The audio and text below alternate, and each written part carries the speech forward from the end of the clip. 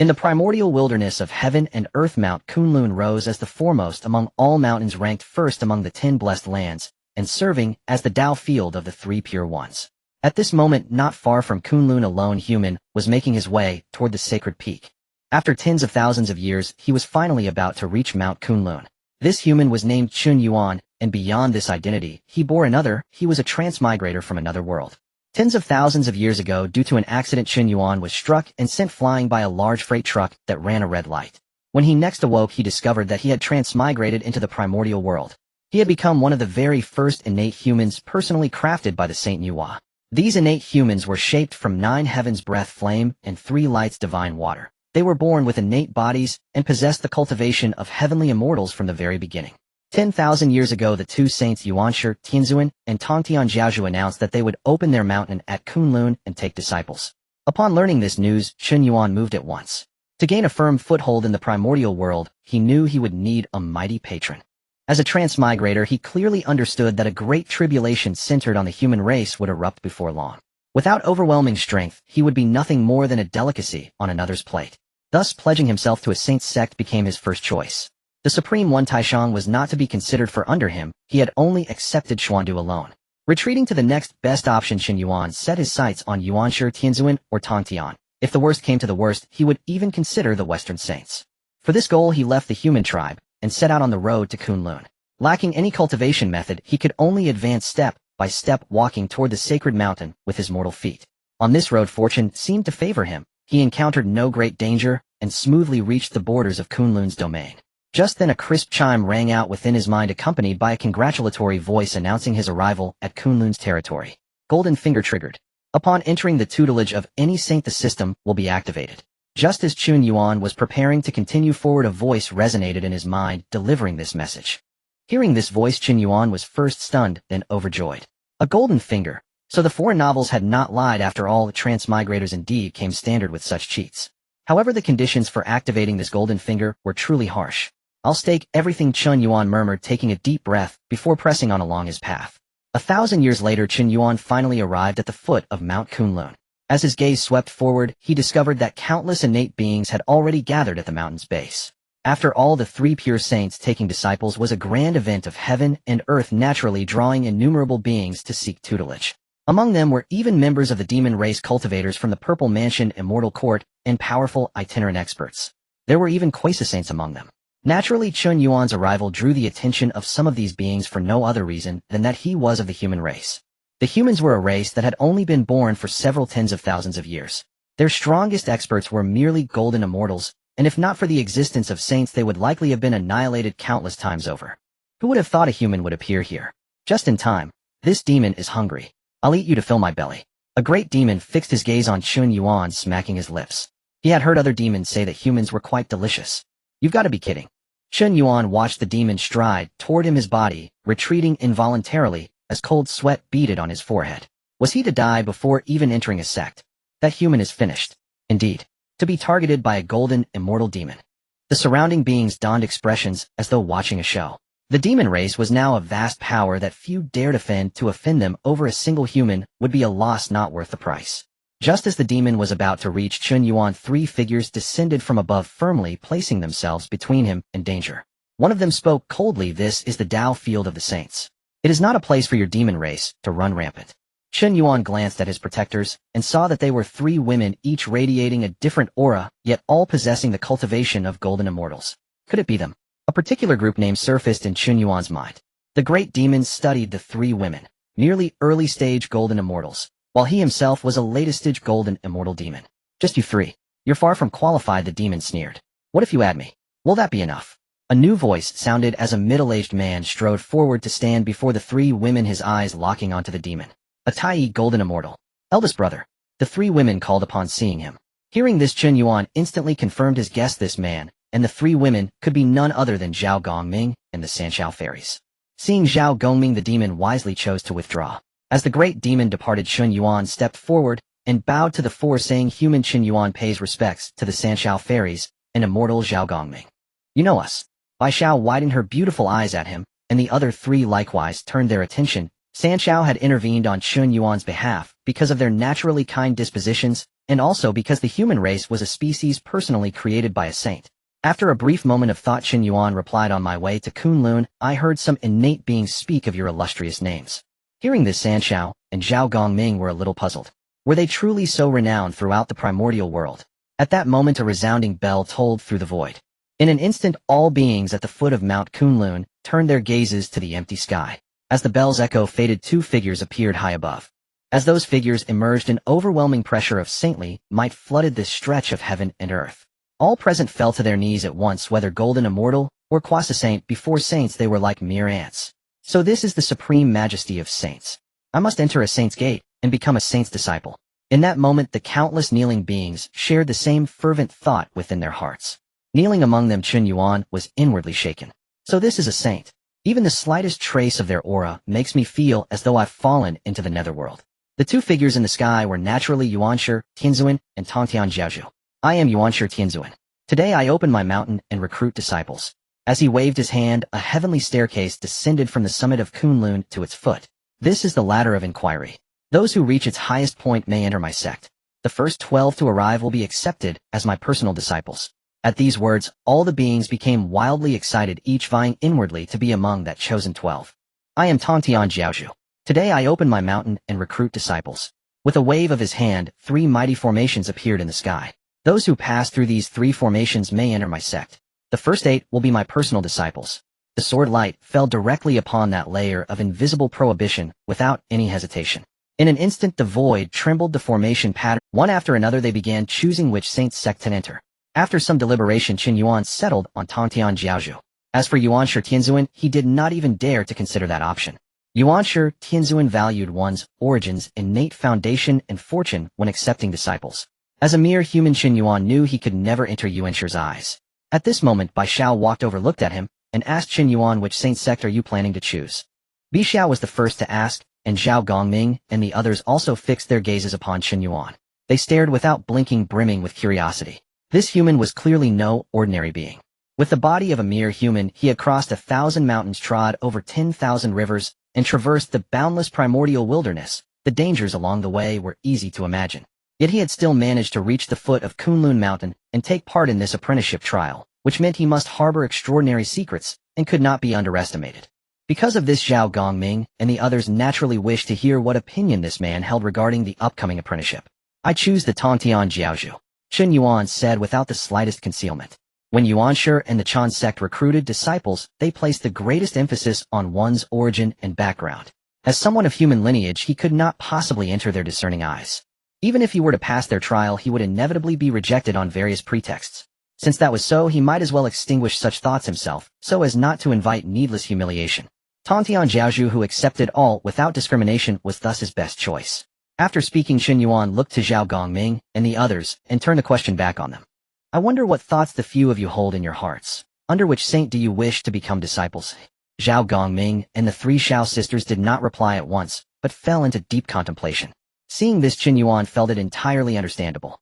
This choice concerned their future path and destiny. It could not be taken lightly, and naturally required careful deliberation. They were not like him, a transmigrator who knew all the workings of the primordial world, able to make a judgment quickly and choose the optimal path. That they found it difficult to decide for the moment was only to be expected. Thus Chen Yuan spoke again. I recommend that you also choose Tongtian Jiaozhu. From what I see, Tongtian Jiaozhu is broad-minded, while Yuanshi Tianzuan is strict. As for how to choose, that still depends on you fellow Taoists. Chen Yuan stopped there and did not say more. If not for the help these 4 had given him earlier, he would not even have offered. Still, by the normal course of events, these 4 were destined to enter under Tongtian's gate anyway, were they not? His words merely helped to strengthen their resolve and hasten their choice. Thinking thus, Chen Yuan said nothing further. After finishing, he strode into the formation laid down by Tongtian without the slightest hesitation. Without looking back. Whether he could enter under a saint's tutelage and defy his fate from this day on would depend entirely on this one attempt. Hearing Chen Yuan's words, and then seeing his unwavering figure, Zhao Gongming and the 3 Shao sisters exchanged glances, and their hearts likewise grew firm. Very well. If he can go, how could we not? You 3 sisters follow your elder brother. Zhao Gongming spoke, swung his great hand, and was the first to stride into the grand formation. The 3 Shao sisters followed closely behind, stepping into the array. The 4 siblings had been together since birth, sharing one breath and one fate. Naturally, they would follow each other through life and death, never to be parted. In the end, Zhao Gongming and the three Xiao sisters like Chen Yuan chose Tongtian Jiaozhu. At this moment, the beings gathered here were also each making their own choices. Each of them chose a particular trial and began their own journey to seek a master. They unleashed all their treasures and displayed their divine abilities, going all out without holding anything back. To enter under a saint and become a disciple of a saint was to soar into the heavens in a single leap with boundless prospects ahead. This was a colossal opportunity that could only be encountered, never sought. Wishing to seize this opportunity, everyone naturally exerted themselves to the utmost. Very soon the foot of Kunlun Mountain, which had just been bustling with noise, grew quiet and desolate. Only a few beings still hesitated, lost in deep thought.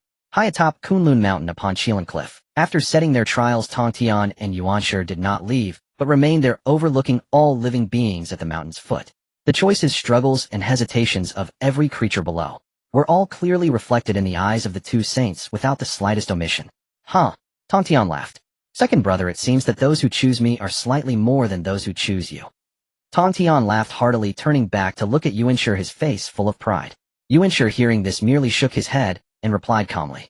Third brother, you place no requirements on taking disciples, so naturally more beings choose you. What is so remarkable about this, and what is there to boast about? Yuanshi's expression did not change. His heart remained tranquil, unaffected by such matters. He had long anticipated all of this. His standards for accepting disciples were strict. Origin and fortune both had to be flawless. Moreover, he chose the best among the best, and would never compromise. Only those with vast destiny were worthy of entering under his Yuanshi gate. Tongtian's way, which accepted both mud and sand, might have the advantage in number, but could hardly conceal its inferiority in quality. Seeing this, Tongtian did not argue further. Though he and Yuanshi shared the same origin, their aspirations diverged. He wished to enlighten all beings, and therefore set no strict limits. The more disciples, the better. And so it was that the two saints stood atop Kunlun Mountain, each harboring his own thoughts, silently waiting. No one knew how much time had passed. Upon the heavenly ladder, there was suddenly a violent trembling as radiance surged skyward, illuminating the surroundings. The gazes of Yuanshi and Tongtian were instantly drawn toward it.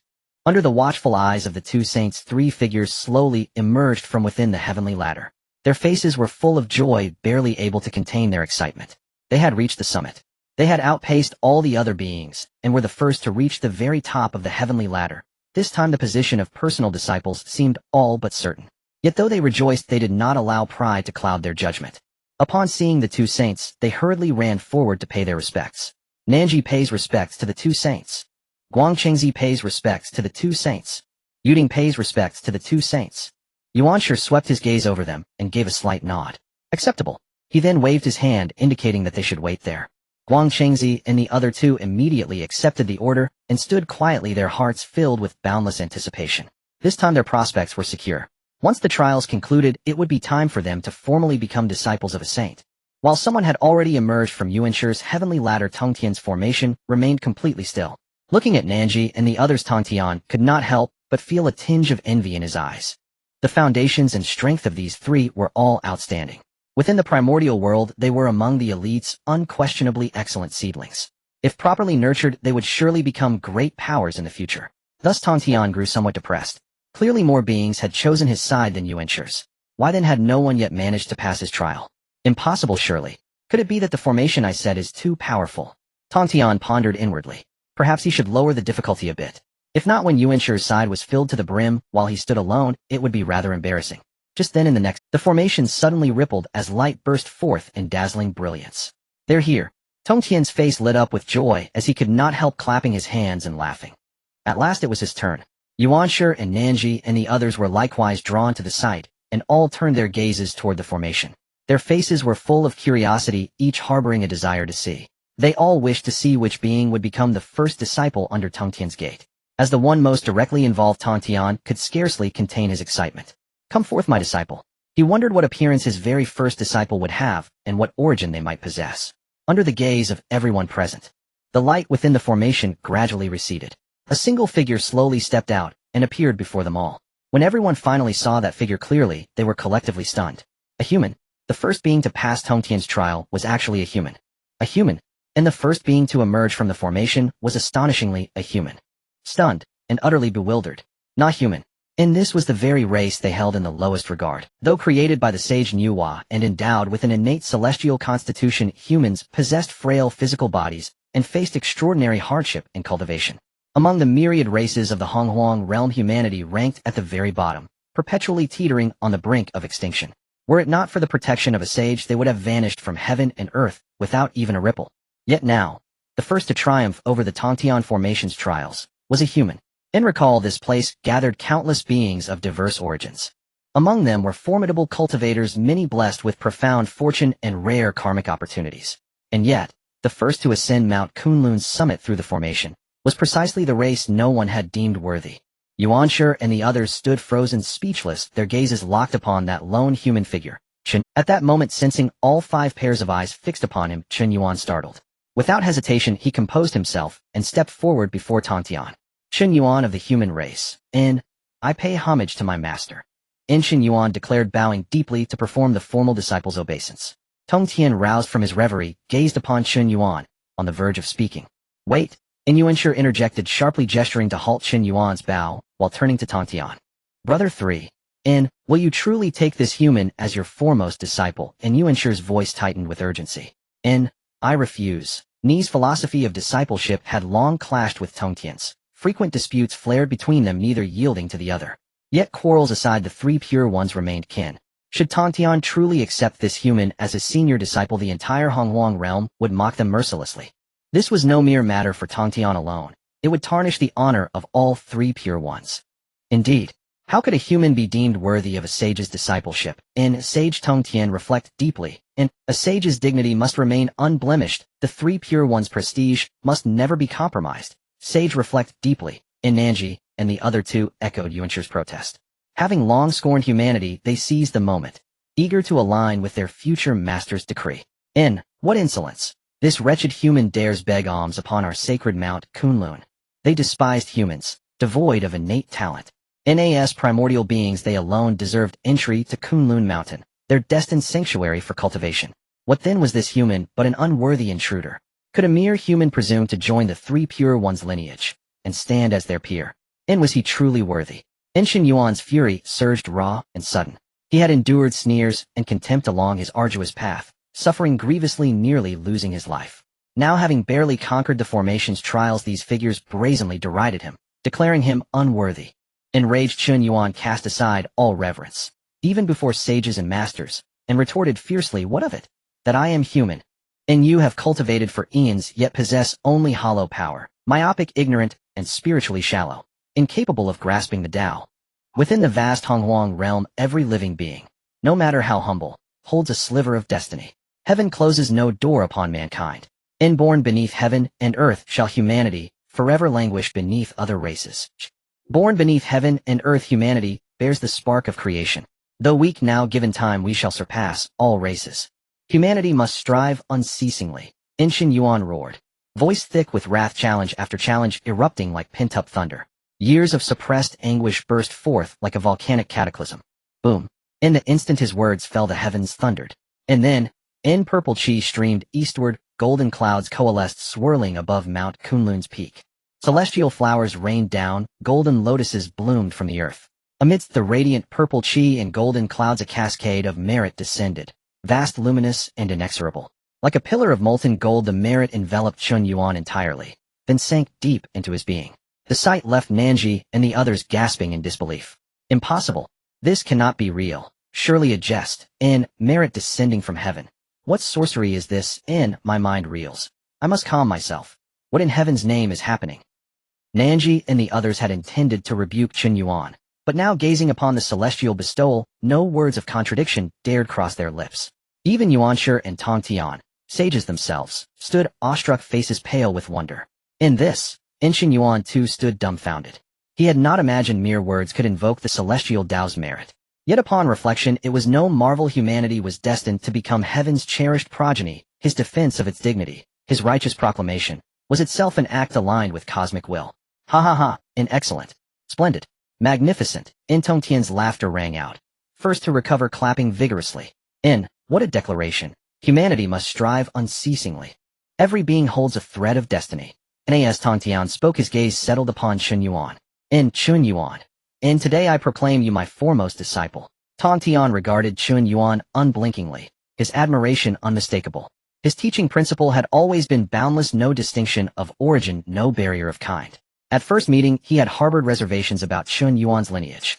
Yet he had sworn before all beings below the mountain whoever passed the trial would be accepted. Oaths were inviolable. And Chen Yuan's words, those defiant soaring words, had struck straight to his heart. And what of it? That he is human. And can fate truly be reshaped? In such thought, such spirit, such awakening, transcended bloodline and birthright. Yuanshi remained silent this time, watching expression inscrutable. Nanji and the others likewise held their tongues, observing in quiet awe. Heaven's bestowal of merit served as implicit affirmation of Chen Yuan's truth. To dispute it would be tantamount to defying heaven itself. And overjoyed, Chen Yuan accepted instantly. Disciple Chen Yuan pays homage to my master. And he bowed deeply, heart's soaring soul unburdened. Years of stifled sorrow and bitterness dissolved in that instant, replaced by pure, unadulterated triumph. At last, after endless suffering, came sweet deliverance. Mean all the world what joy could rival. Ding! And congratulations, master. You have entered the Tongtian sect of the Three Pure Ones, and the divine level sign-in system has been activated. In Ding, in a sign-in location detected Mount Kunlun. Confirm sign-in in. At the precise moment Chen Yuan completed his oath of discipleship, a series of crisp mechanical voices resonated within his mind. Clear, relentless, unwavering. Chen Yuan paused. Then realization dawned. He had nearly forgotten. His system's activation trigger was precisely this, becoming a sage's disciple. In his impassioned speech moments earlier he'd simply overlooked it, until now. Then, ecstasy erupted. Na system. Nan ultimate advantage. The hallmark of every transmigrator, finally fully awakened. And to gain a sage as master and activate the system. Truly a double blessing. In the mind, the system's voice kept ringing. The sign-in system has been bound, and now the master can sign in freely in the primordial world, and signing in will yield rewards. Of course, the rewards gained from signing in are closely related to the level of the sign-in location. The higher the level of the sign-in place, the better the rewards. Please go to famous blessed lands to sign in and reap generous rewards. In summary, signing in can yield rewards, and the higher the sign-in place, the higher the rewards. This means I have to run all over the primordial world. Chen Yuan thought to himself. With this, when would he have time? However, after a moment's thought, he realized that since he could gain rewards just by signing in, why bother with hard training? So what are we waiting for? Immediately sign in at Kunlun Mountain. Chen Yuan responded in his heart. Other blessed lands were temporarily inaccessible, but it was perfect to sign in at Kunlun Mountain first and see what would happen. Ding! Sign in at Kunlun Mountain successful. Congratulations to the master for successfully signing in at Kunlun Mountain and receiving a Dao level technique. Dao level town prison technique. The system's prompt rang out, and Chen Yuan was overjoyed. He never expected that his first sign-in would yield a Dao level technique. This truly was a good start. But what is so powerful about this Dao level town prison technique that it is referred to as a Dao level technique? Chen Yuan wondered. Just then a stream of information suddenly appeared in his mind. Chen Yuan quickly examined it closely. Dao level town prison technique. Use qi to lead the spirit, and the spirit will form images. 840 million particles within the body can all become divine images. By condensing 840 million particles within the body, one can transform into celestial beings, true immortals, and so on until they become 840 million saints. Wow! Chen Yuan exclaimed inwardly upon seeing this. This technique is so outrageous, truly beyond imagination. He was utterly shocked. The fact that 840 million particles within the body can all become divine images is already astonishing. If he accomplishes this step, his physical body and nascent soul would be refined to an unimaginable level. The key point is that these divine images can also upgrade, constantly improving until they finally achieve sainthood. 840 million saintly divine images, 840 million saintly powers. Even if these saintly powers were to be discounted, they would still be an incredibly shocking and extraordinary existence. Who in this primordial world could withstand it? With this technique, how could there be no hope for the Dao? Chen Yuan sighed. One can only say, as expected of a Dao level technique, it is straightforward and directly leads to the Dao without any detours. Just as Chen Yuan was feeling delighted. Ding! Congratulations to the master for successfully signing in at Kunlun Mountain and receiving an increase in physical constitution. Oh, Chen Yuan was taken aback. Was it not over yet? Ding! Congratulations to the master for automatically enhancing his constitution from innate body to innate Dao body. The system's voice continued providing prompts. Upon hearing this, Chen Yuan's joy soared even higher. An enhancement in constitution was undoubtedly a tremendous blessing for him. His biggest problem now was being limited by his human ancestry. Although he did not mind, the human lineage could not help him reach greater heights, and would even hold him back. An enhancement in constitution was simply like a match made in heaven. But is there really no difference between innate body and innate Dao body? Chen Yuan murmured to himself. If he had to pinpoint any difference, it would probably just be the difference of a word. The system's voice did not respond, but an additional piece of information appeared in Chen Yuan's mind. It was precisely about the innate Dao body. Innate Dao body. Those who possess an innate Dao body will attain a 100% comprehension of the laws of heaven and earth, allowing for faster understanding of the Dao. Awesome! Chen Yuan shouted in his heart, wishing he could wave his limbs like Shun Tong in excitement. How difficult is it to comprehend the laws of heaven and earth? Even the great powers are troubled by this. But now with the innate Dao body, he could easily comprehend the laws of heaven and earth. With just a one-word difference, there was a world of difference. This innate Dao body was simply too powerful. Not to mention that the countless primordial races couldn't compare, even those innate beings were no match. Even those born of chaotic demon gods are nothing compared to it. I want to see who dares to say that the human race is incapable in the future. Chen Yuan firmly decided to amaze the world with his abilities. Chen Yuan contemplated the rewards and planned for the future, his expression changing repeatedly. Joy, excitement, ambition, and more flashed across his face. Others watched, all puzzled. Tongtian frowned, wondering if this disciple was truly overjoyed. Just as Tongtian considered whether to ask, suddenly, a burst of light erupted from the array, shaking violently. Everyone's eyes were instantly drawn to it, and Chen Yuan also looked up. They saw a figure emerge from within. A plump figure, but not the kind that was detestable for being greasy. Rather, it was chubby and round with a prosperous look and a charming demeanor. This figure emerged from the grand array, glanced around, and hurriedly ran to Tongtian, bowing deeply. Disciple Duobao pays respects to master. Duobao was overjoyed, but upon seeing Chen Yuan behind Tongtian, his smile instantly froze, filled with surprise. This? How could this be possible? He was not the first being to step out of the array. Instead, it was this frail-looking human. Duobao was even worried he might be blown off the mountain by the wind. Duobao. Tongtian was quite understanding and began to introduce Duobao. This is your senior brother Chen Yuan, why don't you greet him? This? Well, okay. Duobao was shocked and puzzled, but still respectfully paid his respects to Chen Yuan. However, he still could not understand. Why was a human able to surpass him? It shouldn't have been like this. Chen Yuan remained silent, simply standing behind Tongtian, one position ahead of Duobao. Sorry Duobao, I have taken your position as senior brother. Time slowly passed. Again figures emerged. Jinling pays respects to Master Tongtian. Wu Dang pays respects to Master Tongtian. Guiling pays respects to Master Tongtian. This time, 3 women respectfully bowed to Tongtian. Tongtian surveyed them with satisfaction, and then pointed to Chen Yuan, introducing him. The 3 fairies were instantly filled with shock, just like Duobao earlier. A human. The one surpassing them was not the plump Taoist, but this frail human. Chen Yuan looked at them with curiosity. These 3 were destined to be the future 4 great holy mothers of the Intercepting Sect, specifically chosen by Tongtian. Yet at this moment they were filled with confusion instead of joy at successfully finding a master. Thus Duobao's confusion army quickly gained 3 more formidable generals. The 4 of them stood behind Tongtian and Chen Yuan together, staring at Chen Yuan ahead, utterly perplexed. What on earth was going on? How did this human surpass them? Chen Yuan paid no mind. He was more concerned about one thing at the moment. Why haven't Zhao Gongming and the 3 Xiaos arrived yet? Zhao Gongming and the 3 Xiaos were also personally chosen by Tongtian. Now that Tongtian's disciples were mostly here, these 4 were still delaying their arrival. Chen Yuan felt a little worried. Could it be that his presence caused some irreversible changes? Fortunately, after a while the array fluctuated again. 1 man and 3 women slowly walked out from the array. It was none other than Zhao Gongming and the 3 Xiao sisters emerged from the formation, gazing at one another with eyes brimming with joy. What a feat! Countless beings surged forward in fierce competition. Yet they had labored arduously to outpace all others and successfully passed the formation's trial. Still, this was no time for celebration. Scanning the surroundings, they instantly activated their cultivation arts and hurried to stand before Tongtian. We pay homage to our master. Zhao Gongming and the 3 Xiao sisters bowed, deeply, reverence radiating from every gesture. At that very moment they suddenly noticed a figure standing behind Tongtian, strangely familiar. After careful scrutiny, recognition dawned swiftly. Chen Yuan. The very human cultivator they had encountered at the mountain's foot. A human? How could Chen Yuan possibly have passed the formation's trial?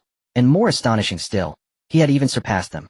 In that instant Zhao Gongming and the 3 Xiao sisters felt their entire Taoist worldview shatter. This defies reason. Was it not said that humans are inherently frail? Chen Yuan's cultivation level was clearly inferior to theirs, yet he had overtaken them. After all, earlier at the mountain's base, when Chen Yuan faced lethal pursuit by a golden immortal demonic clan, it was they who intervened to save him. Moreover, Zhao Gongming and the 3 Xiao sisters soon discerned an even more troubling truth. Standing behind Tongtian were not merely Chen Yuan, but 5 figures in total. This Zhao Gongming and his sisters stood frozen bewildered. All thoughts of Chen Yuan vanished. Their own Taoist destinies now loomed large. Tongtian had declared he would accept only the first 8 to pass the formation as his direct disciples. Yet behind him now stood 5 figures, including Chen Yuan. And their quartet, 4 siblings, meant that one among them would inevitably be excluded from direct discipleship. The 4 siblings bound by unshakable kinship stood paralyzed, hands trembling, hearts adrift, utterly at a loss. Tongtian observed the 4 before him, his gaze sweeping slowly across them, his expression clouded with hesitation. Each possessed impeccable origins and formidable talent. Yet precisely because they were so evenly matched, peerless, indistinguishable, the dilemma deepened. Of these 4, only 3 could be chosen as direct disciples, and abandoning anyone felt like an irreplaceable loss. Chen Yuan sensed their mutual distress and stepped forward, bowing respectfully to Tongtian. Master, these 4 share a profound karmic bond with me. I am well acquainted with their circumstances. They are sworn siblings united in harmony and devotion. Rather than agonize over selection, Master, might you make an exception and accept all 4 as your direct disciples. A family's greatest blessing lies in wholeness and unity. Chen Yuan urged fervently. He knew Zhao Gongming and the 3 Xiao sisters well, righteous, gallant, and unwavering in loyalty. When he had been hunted down by a golden immortal demonic clan at the mountain's base, and none dared intervene, it was these 4 who stepped forth without hesitation. Their virtue, though he had never met them before, spoke volumes. Gratitude demanded reciprocity. He owed them this aid. More crucially, if not for his unexpected arrival, all 4 would have naturally entered Tongtian sect as direct disciples. To deny one of them that destiny, because of his presence, would weigh heavily upon his conscience. After all, they had saved his life. Upon hearing these words, Zhao Gongming and the 3 Xiao sisters turned to Chen Yuan, their eyes shimmering with heartfelt gratitude. Truly righteous, they thought. Their earlier intervention was repaid in full. Karma flows true.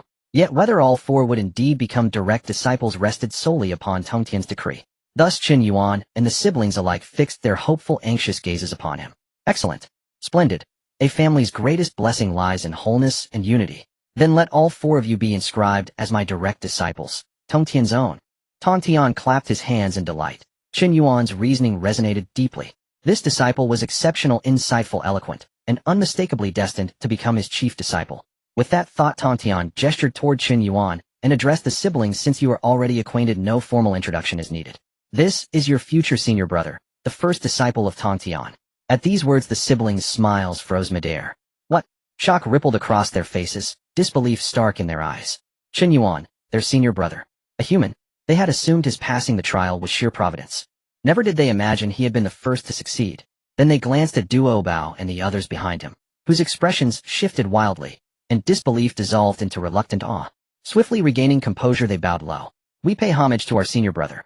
No need for such formality. Rise, please. Chen Yuan inclined his head, gently signaling them to stand. Inwardly he sighed. At the mountain's base he had been a desperate fugitive, hunted helpless. Now atop the peak he stood as Tongtian's chosen disciple, the first brother of the Jie sect. Such dizzying reversal in one lifetime. The siblings too marveled silently. The disciples' election ceremony remained incomplete. No one dared speak aloud. They stood quietly behind Tongtian, waiting in reverent stillness. Yet no further beings arrived. Tongtian and Yuanshi exchanged faint frowns. It seemed a vast chasm had formed between those who ascended the mountain and those still enduring the trial. Time flowed on, unhurried and unbroken. A century later, finally, the silence shattered. One by one beings emerged from the trial, arriving at the summit. Around Yuanshi now stood dozens, each peerless in strength, origin, and celestial fortune. Their auras intertwined like constellations, brilliant, radiant, and boldly assertive. By contrast, Tongtian's side teemed with over 100 disciples, vibrant, boisterous, their collective aura eclipsing Yuanshi's. Alas, their origins varied widely. Unremarkable, their cultivation levels wildly uneven. As for celestial fortune, not only was it feeble in most, some possessed none at all, utterly incomparable to Yuanshi's cohort. Another century passed. Suddenly Yuanshi and the celestial court, having stood motionless all this while, raised their hands. In an instant the celestial ladder and grand formation dissolved into oblivion. Those still undergoing the trial felt the world spin violently, then found themselves standing once more at the mountain's base. As confusion reigned, a thunderous boom echoed. Tongtian and Yuanshi manifested in the void above, their sacred majesty blazing across heaven and earth. The disciples' election ends now. Depart as you will.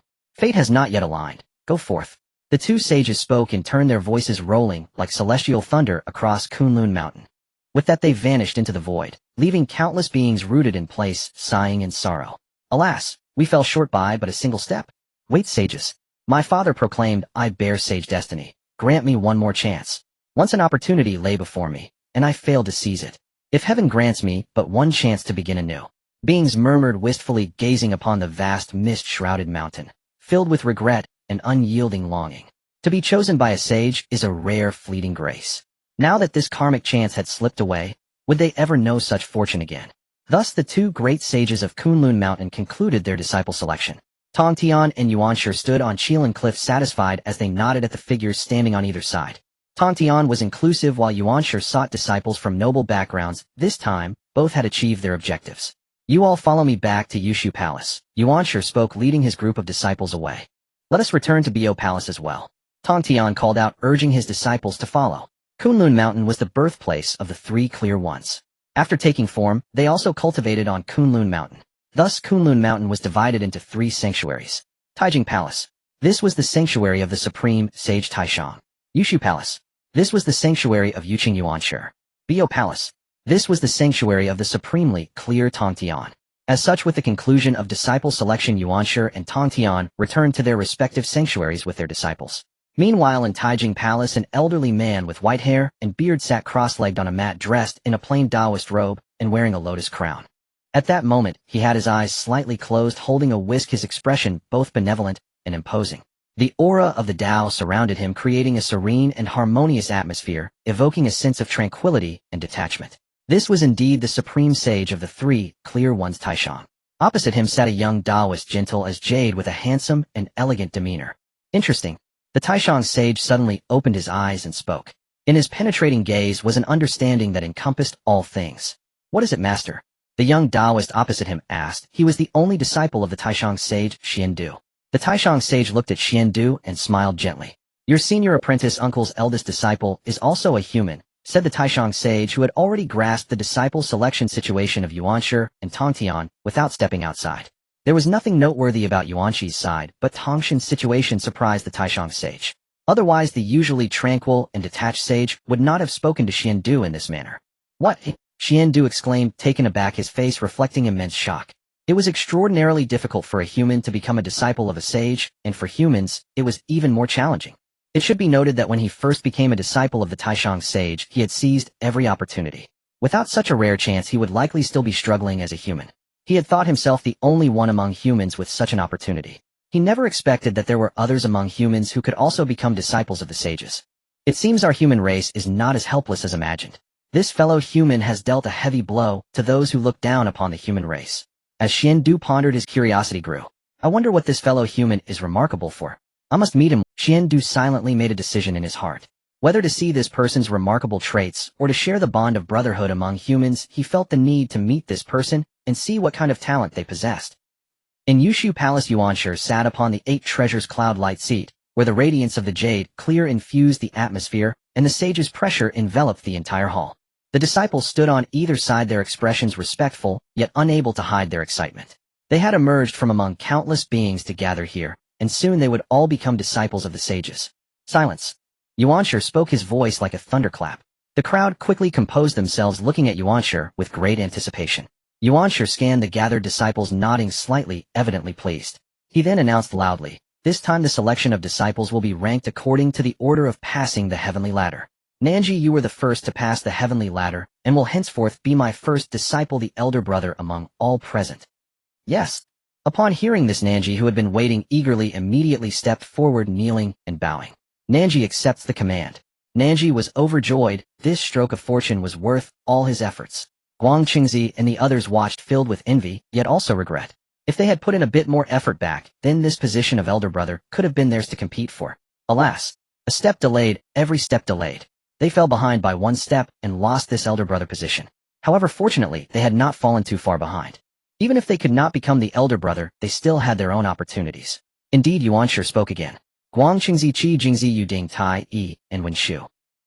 Yuanshi's gaze swept through the crowd, calling out a name every time he landed on a figure. After naming 12 individuals, Yuanshi finally withdrew his gaze and continued. You 12 passed the heavenly ladder after Nanji with excellent backgrounds and great fortune. You are hereby named as my direct disciples, the 12 golden immortals of Yushu. Upon hearing this, Guang Qingzi and the others were overjoyed and knelt in unison to pay their respects. Thus the 12 golden immortals of Yushu were born, and this name would echo throughout the primordial world in the future. After arranging the 12 golden immortals, Yuanshi encouraged the remaining disciples. However, these were not his direct disciples, so they were not of much importance, and he had little to say. In Bio Palace, compared to the coldness of Yushu Palace, Bio Palace was much more lively. At this moment, all the disciples were filled with excitement. They greeted each other, exchanging pleasantries, resulting in a bustling atmosphere. Tongtian looked on with a smile, feeling gratified. Understanding their sentiments, he allowed them to enjoy their joy before speaking with a smile. Alright, that should be enough. There will be plenty of opportunities to talk in the future, no need to rush it now. As his words fell, the disciples immediately fell silent, all looking towards Tongtian. Though they had been lively, the master's words were not to be taken lightly. Very well. Tongtian nodded, satisfied with their performance. He then focused his gaze on the front where Chen Yuan stood, announcing to all the disciples, "This one is named Chen Fan. He passed the array test first, and will henceforth be my first disciple and your elder brother. You must listen to his words and not go against him." Tongtian said, shifting his gaze to one side, sweeping his hand to include Duo Bao and the others. These 8, having passed the test after Chen Fan, are all direct disciples, your senior brothers and sisters. With these words, the position of the eldest disciple and the 8 direct disciples was thus established. The other disciples looked on with complex expressions. They had no objections to Duo Bao and the others becoming direct disciples, after all their cultivation levels were evident, and they all felt inferior. However, looking at Chen Yuan standing at the front, they felt quite dissatisfied. After all, this eldest brother was merely a celestial immortal, and still a human. How could someone so ordinary become the eldest brother? Not to mention the potential ridicule it could attract, they felt embarrassed themselves. Moreover, why should this Chen Yuan, who was so ordinary, be eligible to be the eldest brother and stand above them? Yet no matter how dissatisfied they were, they dared not show it. Even if Tongtian was easy to talk to, he was still a sage. If they questioned the sage at this moment and provoked his anger, the consequences would be unimaginable. Being stripped of their disciple qualifications would be a light punishment. They feared a slap could directly lead to their demise. Thus everyone remained silent, and no one spoke. Seeing this, Tongtian said nothing more. Time would prove everything. Chen Yuan should also be able to prove himself. If he could not prove himself, he would not be worthy of this position as eldest brother. With this thought, Tongtian spoke, "Alright. So it is settled. From now on you all shall be my disciples. You will each find your own places on Kunlun Mountain to establish your sanctuaries for cultivation, and you will be notified if there is anything important. Go on." Tongtian waved his hand, and the disciples prepared to leave with Chen Yuan naturally following. "Wait." Tongtian called out, his gaze falling on Chen Yuan. "Chen Yuan, you stay behind." Hearing a call that echoed to the heavens, Chen Yuan quickly stopped and turned to look back. Confusion filled his heart as he wondered why Tongtian had summoned him. Tongtian did not speak, but waved his hand. The other disciples, seeing this, did not dare to linger, casting a complex glance at Chen Yuan before hastily leaving. In the vast Bayou Palace, only Chen Yuan and Tongtian remained. Tongtian looked at Chen Yuan and spoke. "Chen Yuan, you as a human with celestial cultivation are the first to pass the array's trial. It is evident that we are fated to be together, and you should become my first disciple. Now that you are my senior disciple, your own cultivation must not be lacking. Here, take this," Tongtian said, waving his hand. In the void, a golden core appeared and fell in front of Chen Yuan. In an instant, countless rays of light filled the Bayou Palace, shimmering in purple gold. In the void, a golden core appeared and fell in front of Chen Yuan. In an instant, countless rays of light filled the Bayou Palace, shimmering in purple gold. Such a impressive right, Tongtian teased, introducing the item to Chen Yuan. This is called the 9 turns golden core. It is a supreme treasure refined by your grandmaster uncle. A single pill can lead to golden immortality. The 9 turns golden core. Chen Yuan stared at the pill floating in the void, shocked. He never expected that Tongtian would present such a treasure right away. One must know that the Ta Ching Saint is the most renowned alchemist in the primordial world. He is the pinnacle of the alchemical path, the #1 master of pills. Using the Dao to control pills, merging the Dao into pills. Among the many pills refined by the Ta Ching Saint, the 9 turns golden core is the most famous. Each golden core carries the patterns of the heavenly Dao. For every additional turn, 1 layer of pill patterns is added, and the medicinal power increases geometrically. The effect compared to other pills is a difference between heaven and earth. Thus the 9 turns golden core is naturally sought after by all beings in the primordial world. And the number of 9 turns golden cores in circulation is minimal. Even the lowest grade, the 1 turn golden core, is hard to find in the primordial world. Now with a single gesture, Tongtian presented a 9 turns golden core. Such generosity left Chen Yuan momentarily stunned and at a loss. This is indeed known as the Heavenly Ascension Pill, not inferior to a piece of innate spiritual treasure. Seeing Chen Yuan's reaction, Tongtian said nothing further and waved his hand again. In an instant the Bayou Palace was filled with blinding light. When Chen Yuan focused his gaze, he saw 24 treasure pearls appearing in the void, radiating 5-colored brilliance. Shining brightly, they mirrored each other. At that moment the entire Bayou Palace resembled a starry river, dazzling beyond compare. Chen Yuan found himself amidst it all, feeling as if in a dream. As he gazed at the 24 treasure pearls, Chen Yuan's heart stirred. 5-colored brilliance. 24 of them. Could this possibly be the sea-stabilizing pearls? Chen Yuan speculated, given their characteristics and quantity, this must indeed be the sea-stabilizing pearls. Sure enough, in the next moment Tongtian revealed the name of the treasure. This is something I obtained from the Zishao Palace called the sea-stabilizing pearls. It is of little use to me, but a rare treasure for you at this time. Today I bestow it upon you for your protection. Moreover, since you have received treasures, how can you be without techniques? I will pass on to you the 9 turns mystic art. Tongtian continued, pointing his finger. A beam of golden light shot out, heading straight for Chen Yuan, and instantly entered his body. In Chen Yuan's mind, countless pieces of information flooded in all about this 9 turns mystic art. The 9 turns mystic art, also known as the 9 turns divine art. This technique originates from Pangu, and is the true inheritance of physical refinement. Each turn brings a transformation, with each turn consisting of 9 levels culminating in 81 levels. Isn't the 8-9 mystic art formidable? The Erlang god Yang Jian practiced the 8-9 mystic art, earning great renown in the Fengshan War. In truth, the 8-9 mystic art is merely a simplified version of the 9 turns mystic art. This illustrates the power of the 9 turns mystic art. Chen Yuan thought about this, feeling exhilarated, and hurriedly bowed in gratitude. Thank you, master. He then tucked away the 9 turns golden core and the 24 sea-stabilizing pearls silently, saying to himself, Sorry, junior brother Zhao, but I have snatched your treasure. Chen Yuan was well aware of the power of the sea-stabilizing pearls. According to the original narrative, they were originally meant for Zhao Gongming. Then during the Fengshan era, they were obtained by Randang. In Randang's hands they reached their utmost potential, evolving into the 24 heavens. Randang's ascendance to become the Buddha of Light is crucially tied to this item. Moreover, Chen Yuan knew another fact. The sea-stabilizing pearls are not merely 24 in number. The complete set of sea-stabilizing pearls should consist of 36 pieces. Chen Yuan pondered whether he could find the additional 12 pearls in the future. If he could gather all 36 sea-stabilizing pearls, their grade and power would surely reach new heights. Perhaps they could even be compared to innate spiritual treasures. With this thought, Chen Yuan grew even more excited and bowed once more. Thank you, master, for the treasures. As your disciple, I will not disappoint your expectations. Tongtian was incredibly generous. Having just begun his training, he was already providing so many opportunities. Such generosity. Pills, magical treasures, and techniques were all provided. It was both grand and considerate. Indeed, choosing to join Tongtian was an immensely correct decision. Master, I am committed to you. Not even the Dao ancestor Hongjun could deter that. Good. Tongtian nodded in satisfaction upon hearing this. He waved his hand, signaling that Chen Yuan could leave. Chen Yuan nodded, and then departed from the Bayou Palace, appearing on Kunlun Mountain. After wandering around Kunlun Mountain, he came to a stop at a certain spot.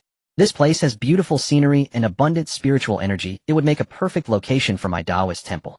Without further ado, Chen Yuan got busy preparing to establish his temple here. Shifting mountains and moving stones, opening up caves, guiding spiritual energy, setting up arrays, and so forth. After a flurry of activity, even though Chen Yuan was an immortal, he felt fatigued. However, looking at the temple taking shape, Chen Yuan smiled. All the hard work was worth it. Just as Chen Yuan was about to enter the temple, suddenly, Senior brother, a voice called out, full of urgency. Chen Yuan turned to see Zhao Gongming rushing towards him, followed closely by the 3 sisters. What is it? Chen Yuan looked at the siblings, puzzled. Did you encounter some difficulty? No. Zhao Gongming hurriedly waved his hand and spoke. We have come specifically to thank our senior brother. Zhao Gongming's tone was sincere, and the 3 sisters nodded in agreement, full of gratitude. After all, if it weren't for Chen Yuan's words back, then the 4 siblings would not have all become direct disciples. Chen Yuan's remark, the most important thing for a family is to be together, allowed them all to become direct disciples of the saint. Such kindness could not go unreturned. It's nothing. When you rescued me back at the mountain, I spoke on your behalf. Consider it, even now. Chen Yuan smiled, waving his hand to indicate they should not take it to heart. Speaking of which, he had taken their plate. Moreover, the sea-stabilizing pearls that should have belonged to Zhao Gongming were now in his possession. Chen Yuan was not one to take advantage and then act innocent, so he would not be greedy for any repayment. However, even if Chen Yuan did not want it, Zhao Gongming insisted on giving. As a direct disciple of the saint, this is a tremendous opportunity. It cannot simply end here. Brother, take this as a small token of our appreciation from us siblings, Zhao Gongming said, presenting the treasure with both hands, solemn and respectful. Chen Yuan, upon hearing this, looked at the treasure in Zhao Gongming's hands. It was a piece of innate spiritual medicine emanating a faint glow. A subtle fragrance of medicine wafted through the air, refreshing and soothing. This item was extremely rare, probably a treasured collection of the Zhao siblings. Chen Yuan thought to himself, feeling reluctant, and spoke up. This item is too precious. It would be of great use to you, my junior brothers and sisters. Before Chen Yuan could finish his sentence, the expression on Zhao Gongming's face immediately fell. At that moment, the three Xiaos behind Zhao Gongming could no longer hold back, and they all spoke up. Senior brother, you should just accept this item. Yes, if you don't accept it, we will feel very guilty. Senior brother, do you think this item is not good enough? Chen Yuan's words were interrupted, and after hearing what the three Xiaos said, he felt quite helpless. He had no choice but to take the spiritual medicine from Zhao Gongming's hands, and said, well then, since Zhao Shidi and the three Xiaos are so sincere, I shall accept this item. Thank you. There was no other way, they had all said so. If he did not accept this item, it would seem somewhat unreasonable. It would imply a certain disdain for others. Alright. Seeing Chen Yuan accept the treasure, Zhao Gongming exclaimed, his furrowed brow relaxing. The three Xiaos also let out a sigh of relief, their smiles blooming like flowers. If Chen Yuan had not accepted this item, they would never have been able to feel at ease. Fortunately, in the end, Chen Yuan still accepted their token of gratitude. After some casual conversation, Zhao Gongming and the others took their leave. Senior brother, you should continue your cultivation. We are leaving now. As Zhao Gongming spoke, he left with the reluctant three Xiaos. They dared not delay their senior brother's affairs, as they also needed to focus on establishing their own training grounds. Chen Yuan watched their departing figures and smiled. At least he still had disciples supporting him under the Tongtian. Even with so many who did not accept him, with Zhao Gongming and his siblings around, there should be no issues. His earlier actions of helping others while benefiting himself surely counted as good deeds deserving of reward, right? However, relying on others was not a long-term strategy. One's own strength is the real capital to stand firm in this world. Chen Yuan thought to himself, immediately stepping into the training ground and entering the cave dwelling. He must seize the time to cultivate and enhance his strength. Only in this way would he truly deserve to be called a senior brother, living up to his master's high hopes. Chen Yuan sat cross-legged and began to cultivate. Let's start with this spiritual medicine as a warm-up. He took out the innate spiritual medicine gifted by Zhao Gongming and his siblings, beginning to refine and absorb it. With his mana unleashed, it landed on the innate spiritual medicine, instantly igniting a surge of innate power. Chen Yuan's mana surged, guiding this innate power into his body. Boom! A loud explosion suddenly rang out. The great Dao's prison suppression technique was activated. In an instant, the innate spiritual medicine withered away completely, drained, not a trace left. What? Chen Yuan was stunned. Was the great Dao's prison suppression technique this ferocious? This innate spiritual medicine was of extremely high age, yet it was instantly absorbed completely. At this moment, the great Dao's prison suppression technique continued to operate, and after absorbing the innate spiritual medicine, began to draw in the surrounding spiritual energy. Endless innate spiritual energy quickly gathered, continuously flowing into Chen Yuan's body. Soon the surrounding spiritual energy was completely swept away. Yet the great Dao's prison suppression technique was still in action, the range of absorption continuously expanding. From Chen Yuan's cave dwelling to outside the cave, and then beyond the training ground. The nearby spiritual energy was drawn and forming a massive vortex of spiritual power above Chen Yuan's head, continuously pouring down into his body. The disciples nearby were all from the Tongtian sect. This was also the reason Chen Yuan chose this place as his training ground. Being from the same sect, they naturally supported each other. However, at this moment, this thought had the opposite effect. The Tongtian disciples nearby were all in shock. What's going on? Where's the spiritual energy? Where's my spiritual energy? Wait, where did the spiritual energy go? The Tongtian disciples had no idea what was happening. They only knew that while they were cultivating, the spiritual energy had suddenly vanished. Indeed, it had vanished, suddenly gone. No matter how they urged their techniques, they still could not draw in a trace of spiritual energy. It was as if in that instant this area had become a spiritual energy forbidden zone, leaving not a single trace behind. After wandering the wilds for many years, this was the first time they encountered such a situation. Instantly, everyone was in a panic, at a loss for what to do. However, their divine senses quickly sensed that the spiritual energy had not vanished, but had all gone to one place. In an instant, countless pairs of eyes gathered and fell upon that location. Senior brother, Chen Yuan, what is he doing? The group of disciples stared blankly at that spot. There was where Chen Yuan's training ground was located. And in everyone's perception, all the spiritual energy in this area was being attracted to this training ground. Moreover, the range of this attraction was continuously expanding, growing farther and farther, extending to places they could not sense. This left everyone dumbfounded. How exactly did Chen Yuan achieve such a feat? In an instant, those who had harbored discontent towards Chen Yuan began to change their minds. It seemed this human race senior brother was not simple. At least he was not as incapable as he seemed. Chen Yuan, however, was unaware of all this. He was currently immersed in his cultivation, oblivious to the world, feeling immensely excited. As the spiritual energy entered his body, countless tiny particles began to condense within him. The great Dao Prison suppression technique was beginning to show results. As the spiritual energy continuously surged in, these particles began to transform. Ultimately, the particles underwent a metamorphosis, turning into divine figures that appeared within Chen Yuan. Chen Yuan was overjoyed at the sight. The first step of this great achievement was complete.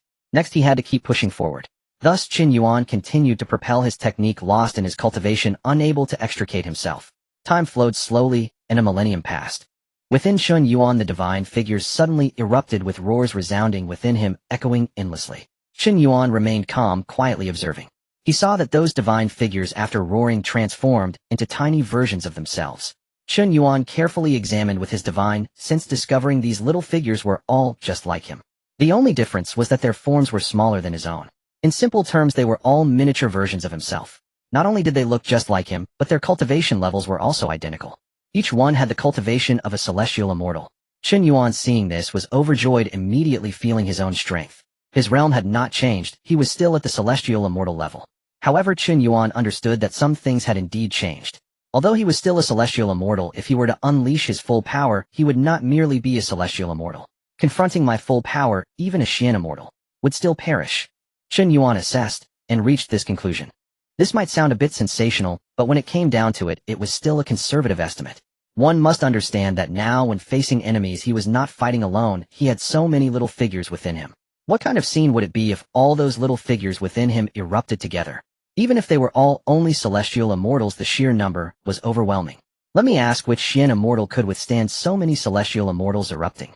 This is the power of quantity. Thus, the great Dao Prison suppression technique was beginning to take shape. Next, as long as he continuously enhanced the little figures within him, he would be able to strengthen himself. This would be Chen Yuan's trump card for the future. Chen Yuan initially wanted to push further to expand the scope of this trump card. However, sensing the surroundings, he found the spiritual energy to be extremely sparse, nearly non-existent. Isn't Kunlun Mountain a blessed land? Chen Yuan wondered, puzzled. The bleakness of the spiritual energy did not resemble what a blessed land should have. At this moment, he had yet to realize that he was the root cause of the spiritual energy depletion. Fortunately, Chen Yuan did not dwell on it, and quickly changed direction. Alright, since it's like this, I should absorb the 9 transformations golden pill now. Speaking of the 9 transformations golden pill, Chen Yuan perked up. He wondered what kind of cultivation breakthrough this 9 transformations golden pill would grant him. Chen Yuan thought to himself. The master had said that one pill could enable one to achieve golden immortal status. Chen Yuan had no doubts. Generally speaking, after absorbing the 9 transformations golden pill, even an ordinary being could become a golden immortal immediately. Moreover, he was currently at the celestial immortal realm. However, this was the usual case. Chen Yuan's circumstances were somewhat special. The resources required for his technique were incredibly vast. After all, while others were cultivating their own bodies, he had so many little figures to nourish. In this regard, Chen Yuan naturally could not judge what kind of effect the 9 transformations golden pill would have. In the primordial chaos, time holds no value. Time passes slowly like a fleeting shadow. On Kunlun Mountain, the 2 great sages Yuan Shi and Tongtian began to accept disciples, filling Kunlun with countless immortals. They established cultivation grounds on Kunlun Mountain, transforming the originally tranquil place into a bustling hub. However, with so many people, conflicts were inevitable. After all, each person has their own heart, and each heart has its own aspirations. Everyone's thoughts differ, making disputes unavoidable. The disciples of the Chen and Jie sects are a prime example. Due to the differing ideologies of the 2 sages, the disciples of the 2 sects possess fundamentally opposed natures and ambitions. The disciples of the Chen sect consider themselves noble and look down upon the mixed group of Jie sect disciples. Such a beautiful place like Kunlun Mountain has been sullied by this ragtag group, which is truly detestable. Meanwhile, the Jie sect disciples view the Chen sect disciples as arrogant and disrespectful. Thus, contempt and ridicule abound between them. Both sides look down on each other, leading to continuous friction. However, these are merely minor skirmishes. No significant commotion arose, and thus the matter did not reach the sages. Nevertheless, the dissatisfaction and resentment between the 2 factions grew day by day. As time accumulated, it was only a matter of time before an explosion occurred. Chen Yuan was completely unaware of this. He was still deeply immersed in his cultivation. He was currently day and night refining a 9-turn golden core. He eagerly anticipated the realm he would reach once he fully refined and absorbed this golden core. So intensely focused on his task, he naturally had no time to concern himself with other matters. Time flew by, and another 10,000 years passed like flowing water. In the place where Chen Yuan was in seclusion, he suddenly opened his eyes filled with joy. It wasn't easy. Finally, I have refined this 9-turn golden core. Chen Yuan sighed with emotion. One could only say that this 9-turn golden core truly deserved its reputation as an unparalleled treasure crafted by the highest sage. The potency of its medicine and the vastness of its energy required a full 10,000 years to completely refine and absorb. What a pity. This is indeed a good item, but it did not achieve the expected effect. Chen Yuan felt his situation and couldn't help but sigh. He had successfully refined the 9-turn golden core, yet he had not stepped into the golden immortal realm. The myth that a single core could achieve the golden immortal did not come to pass. He had merely entered the mystic immortal realm. But it doesn't matter. Chen Yuan smiled slightly and turned his divine sense inward. At this moment he had already condensed numerous mystic immortals within his body. All the minor figures synchronized with his current realm, with 840 million divine elephants, all being mystic immortals. If this power were to erupt, even a golden immortal would be suppressed. With such thoughts, Chen Yuan felt little disappointment. This instead proved the might of the 9-turn golden core. To think that 840 million divine elephants could all become mystic immortals required an unimaginable amount of energy. If he had relied solely on absorbing spiritual energy by himself, it would be hard to say how many years it would take to succeed. This 9-turn golden core was the epitome of its use, maximizing its potential. Thus, while he had not arrived directly at the golden immortal realm, he had nonetheless met his master's expectations. Furthermore, there was good news. That is, the 9-turn mystic art passed down by Tongtian had also reached the second transformation. This meant that Chen Yuan's physical body had completely transformed and reached an unprecedented height. For Chen Yuan, who hailed from the human race, this was a tremendous boon.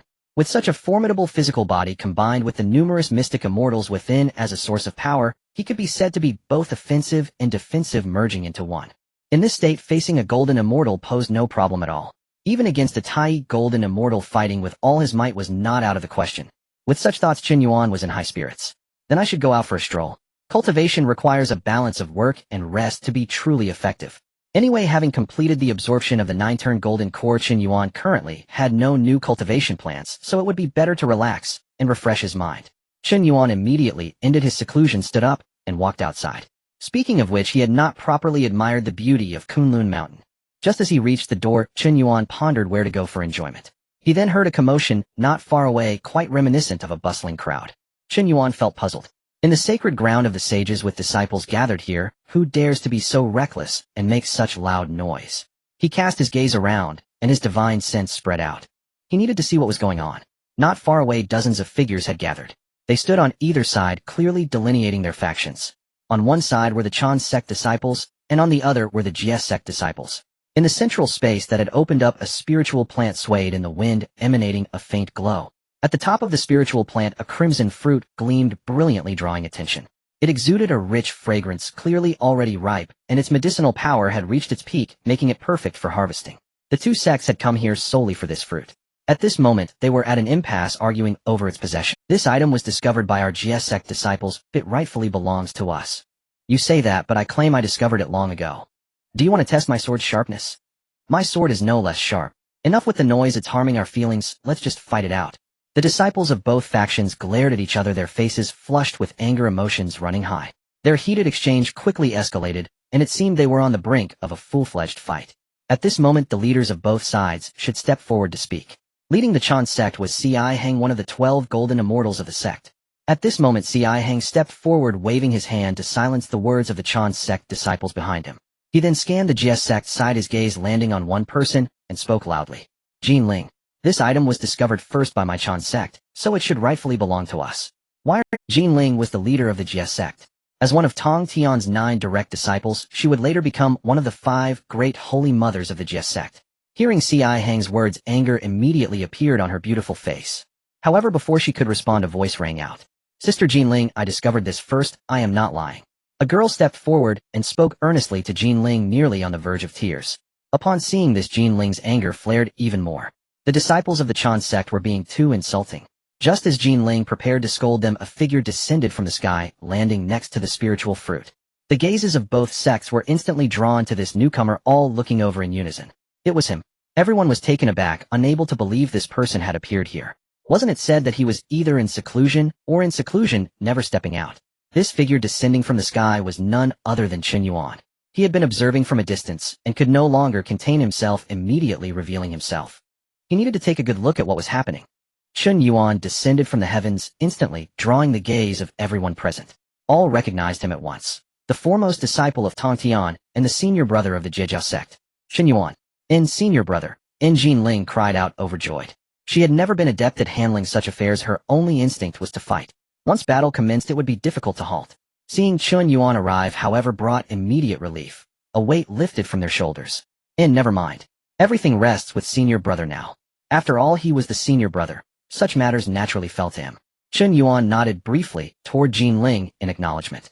Jinling devoted herself solely to cultivation. Navigating disputes like this had placed her in a genuine bind. Other Jiejiao disciples also rejoiced upon seeing Chen Yuan, though deep down many still harbored resentment toward his appointment as senior brother. Yet here and now his arrival anchored them, lending instant clarity and resolve. Toward this senior brother, an unbidden warmth bloomed in their hearts. At least he truly stepped forward when duty called. And never mind whether he succeeded. Did he step up? That alone mattered. And across the way the Changjiao disciples observed Chen Yuan's arrival with utter indifference. Merely a mortal human. And even as first disciple of Saint Tongtian and senior brother of the Jiejiao sect, what difference did that make? Nat root he remained, but an ordinary mortal powerless to alter fate. Just as his ascension to a saint's inner circle could not rewrite his destiny, so too did his presence change nothing. Yet Chen Yuan paid no heed. His gaze settled upon Jinling, and he asked quietly, "What precisely transpired? Tell me plainly." Senior brother, please do not rush. Let me recount it from beginning to end, Jinling replied, then proceeded to narrate the full sequence of events. Senior brother, that spirit fruit beside you was first discovered by Sister Shurji. Oh, take care not to trample it. But, just as it ripened, disciples of the Changjiao sect appeared, insisting they had found it first. Sister Shurji argued with them, and they moved to strike her. Fortunately, several Jiejiao disciples happened to be nearby, and that in essence was how it began. Jiejiao disciples were ever loyal and tightly knit. Learning that Shurji had been bullied, they reacted without hesitation, sending urgent spirit essence messages rallying comrades until disciples gathered swiftly from across the vicinity. The Changjiao disciples were no fools either. Realizing they were surrounded, they immediately dispatched their own urgent summons. Thus two opposing forces soon converged on this spot, standing locked in tense confrontation. As Jinling spoke, Chen Yuan stirred inwardly and murmured, "Shurji, here I am." Na young woman answered. Indeed, the very one who had nearly wept moments before. Now gazing upon her sect's senior brother, she felt as though she'd finally found shelter, her pent-up sorrow surging forth in a trembling, tear-choked voice. "Senior brother, you must uphold justice for me." Shurji. Chen Yuan regarded the delicate, sorrowful figure before him, softly repeating her name, his heart heavy with quiet lament. He knew her well, and she was a tragic soul. Not only she but all under her tutelage bore that same. She had taken two disciples, Biyun Tongzi and Kaiyun Tongzi, and the three cultivated peacefully in the white bone cave of Skull Mountain. Their life was serene, harmonious, master kind disciples, filial joy unbroken. Then while gathering herbs, Biyun Tongzi was struck down by Neza's Chinquan Bao, slain by a single arrow, leaving Kaiyun Tongzi shattered with terror. When Shurji learned her disciple had been killed by Neza, righteous fury ignited within her. She sought vengeance for her student. Yet Neza's master sage Tai intervened, sealing her within the nine-dragon divine fire cauldron until she reverted to her original form. Thus Shurji and her two disciples perished unjustly, 3 lives extinguished without cause. And truly they sat peacefully at home, yet calamity rained down from the heavens. It seems Sister Shurji's misfortune has already begun its cruel descent. Chen Yuan sighed inwardly. And today she cannot even protect a spirit fruit. Tomorrow she will fail to shield her disciples, and ultimately her own life. And this younger sister of his was indeed pitiful. Words failed to capture such profound woe. Yet Chen Yuan would not stand idly by. And after all, she called him senior brother, a title he would not betray. Shurji, Nci Hang spoke, his voice sharp, uncompromising. He would never yield the treasure so easily, and immediately challenged her, "Do not spout baseless claims. You insist you discovered it first. Do you possess proof?" At those words, Changjiao disciples erupted in fervent agreement. "Exactly. Without evidence I could claim I found it first. How would you respond then? Anyone can speak nonsense off the cuff. She's quite lovely, but why does she lie so freely? Unbecoming. Unbecoming." Changjiao disciples unleashed torrents of mockery, merciless, unrestrained. Shurji of course held no tangible proof, So anything could be claimed. And anyone can speak nonsense off the cuff. And I do. Just as Chen Jiao disciples basked in triumph, Shiji declared, firm, unwavering. Her small hand swept upward, and in an instant a luminous image unfurled in midair. The image depicted this very place, the spirit fruit at its center radiant and unmistakable, though still unripe. Clearly this showed the moment Shiji first discovered the fruit. And the image continued, revealing frame by frame its gradual ripening. What a... In Chen Jiao disciples stood stunned, never imagining Shiji actually possessed proof. And how could she have proof? I enjoyed documenting spirit herbs and plants, observing their growth. It's merely a personal habit. Shiji murmured, slightly embarrassed. Behind her, Jiejiao disciples stood in silent, profound reverence. Brilliant Shiji. A splendid habit. Please continue. The Changjiao sect had demanded proof. Now proof had arrived. And let us see how these arrogant Changjiao disciples would extricate themselves. This, Nci Hang himself was momentarily speechless, unprepared for Shiji's irrefutable evidence. And had he in fact dug his own grave? Yet Ci Hang would not retreat. Regaining composure, he declared firmly, treasures born upon Kunlun Mountain are nurtured by heaven and earth, rightfully claimed by the worthy. First come first served holds no weight. In such words reeked of brute dominance. Jiejiao disciples bristled with outrage. This was sheer tyranny. Proof lay exposed. And yet they dared utter such arrogance. Enraged disciples surged forward to protest, only to halt at Chen Yuan's raised hand commanding calm. Turning then toward Ci Hang, whose face remained impassive, he smiled. Is that so? Indeed. Are you quite serious?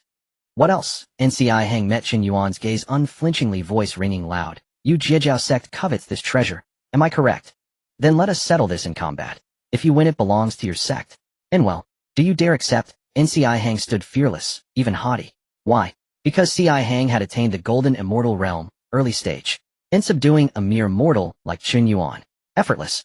Nan, this was the Jiejiao sect's senior brother, a prize beyond measure. If he subdued Chen Yuan here today, the Changjiao sect would eclipse the Jiejiao sect. Ni's master would surely praise him, his prestige magnified. At that thought, Ci Hang's pulse quickened. The spirit fruit. Irrelevant now, and nothing else mattered. His sole purpose crystallized in subdue Chen Yuan, humiliate the Jiejiao sect. Ci Hang was a master schemer. Suppress Chen Yuan, humiliate the Jie sect. She would make a public showing before both Chan and Jie disciples, and in doing so win favor with her master.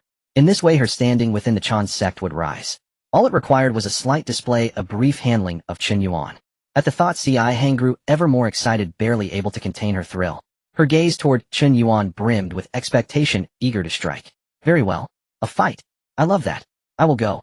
It was not Chen Yuan who answered Ci Hang, but Jinling. She was inept at many things, yet when it came to battle, she could not be restrained. With those words, she stepped forward to stand before Chen Yuan, glancing at Ci Hang as she rubbed her fists, impatient to begin. Ci Hang's expression stalled at the sight of Jinling. She knew that with her current cultivation, she could not possibly defeat Jinling. Ci Hang looked down on all Jie sect disciples, Jinling included. What rank were they to be compared with our Chan disciples? Nonetheless, though scornful, Ci Hang had enough self-knowledge not to be blinded by pride. Jinling excelled in the art of slaughter, her killing power was fierce. Ci Hang reckoned that even if she fought with all her might, she might not be Jinling's match. At this point the matter was no longer about ownership of a treasure, but a contest between the Chan and Jie sects. She could not challenge Jinling and bring shame upon herself. Chen Yuan, however, was the better choice. His status far surpassed Jinling's, yet his cultivation was much lower. Thus Ci Hang's gaze slid from Jinling to Chen Yuan standing behind her. She shook her head, smiled lightly, and then spoke slowly. What is this? Senior brother Chen Yuan, as the Jie sect's eldest senior brother, would you have your junior sister act for you? If that spreads, it would damage the reputation of the Jie sect and of Master Tongtian. An eldest senior brother hiding behind his junior sister. Ci Hang ignored Jinling and fixed her gaze on Chen Yuan. Fearing he might not take the bait, she mocked him, and even invoked the Jie sect and Tongtian. She could scarcely believe it. After her taunts, would he still stand firm? No need for the junior sister to act. Junior sister, step back. Chen Yuan spoke, laying a hand on Jinling's shoulder and drawing her behind him. Meeting Ci Hang's gaze without flinching, he spoke each word with measured weight. I will take this battle. What? Jinling was startled and alarmed. Senior brother. This. Jinling was frantic and at a loss for words, as she understood the predicament her senior brother faced. Even though Chen Yuan had reached the level of a Xian immortal against Ci Hang, he had no hope. After all, Ci Hang was now a golden immortal. A golden immortal defeating a Xian immortal was almost effortless. Yet such remarks could not be uttered here, especially with Chan and Jie disciples gathered. Under so many watchful eyes, to speak thus would neither help her senior brother nor preserve his dignity. But if he lost to Hang, his prestige would be gone all the same. Jin Ling was distraught and bewildered. Chen Yuan perceived her difficulty, turned with a smile, and said it a mere golden immortal. Junior sister, watch, though I shall return shortly.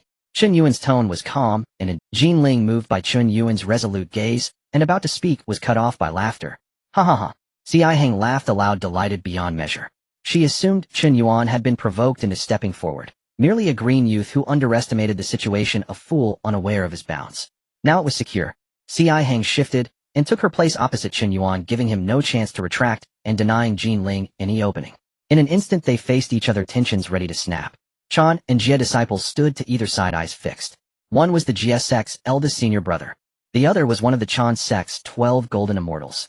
A direct disciple against a direct disciple. Who would prevail? Such a scene naturally drew the attention of the Sanqing. The sages were all-knowing, and Kunlun Mountain was their domain. What happened there was plain to them in every detail. Whether they chose to intervene was another matter. Now that Chen Yuan confronted Hang, and Chan and Jie disciples were at odds, the Sanqing watched closely to see how events would unfold. Everyone's gaze settled upon Chen Yuan and Hang. Taishang's eyes, however, ignored Hang. In them, there was only Chen Yuan. As he looked at Chen Yuan, a strange light flickered in Taishang's calm, fathomless eyes. Oh, a trace of surprise crossed his composed face. This youth is not simple, Taishang murmured with a slight nod. He sensed a presence of power within Chen Yuan. Subtle yet tangible, it resonated with him, bearing within it astonishing energy. Taishang could not imagine the horror it would unleash if fully erupted. And now there seemed an opportunity to investigate. At Yushu Palace, Yuanxi's divine sense swept the place, resting on Chen Yuan before scanning the band of Jie disciples. His expression turned displeased, and he snorted. Humph. Very well, use this chance to teach them a lesson. Yuanshi had long been annoyed.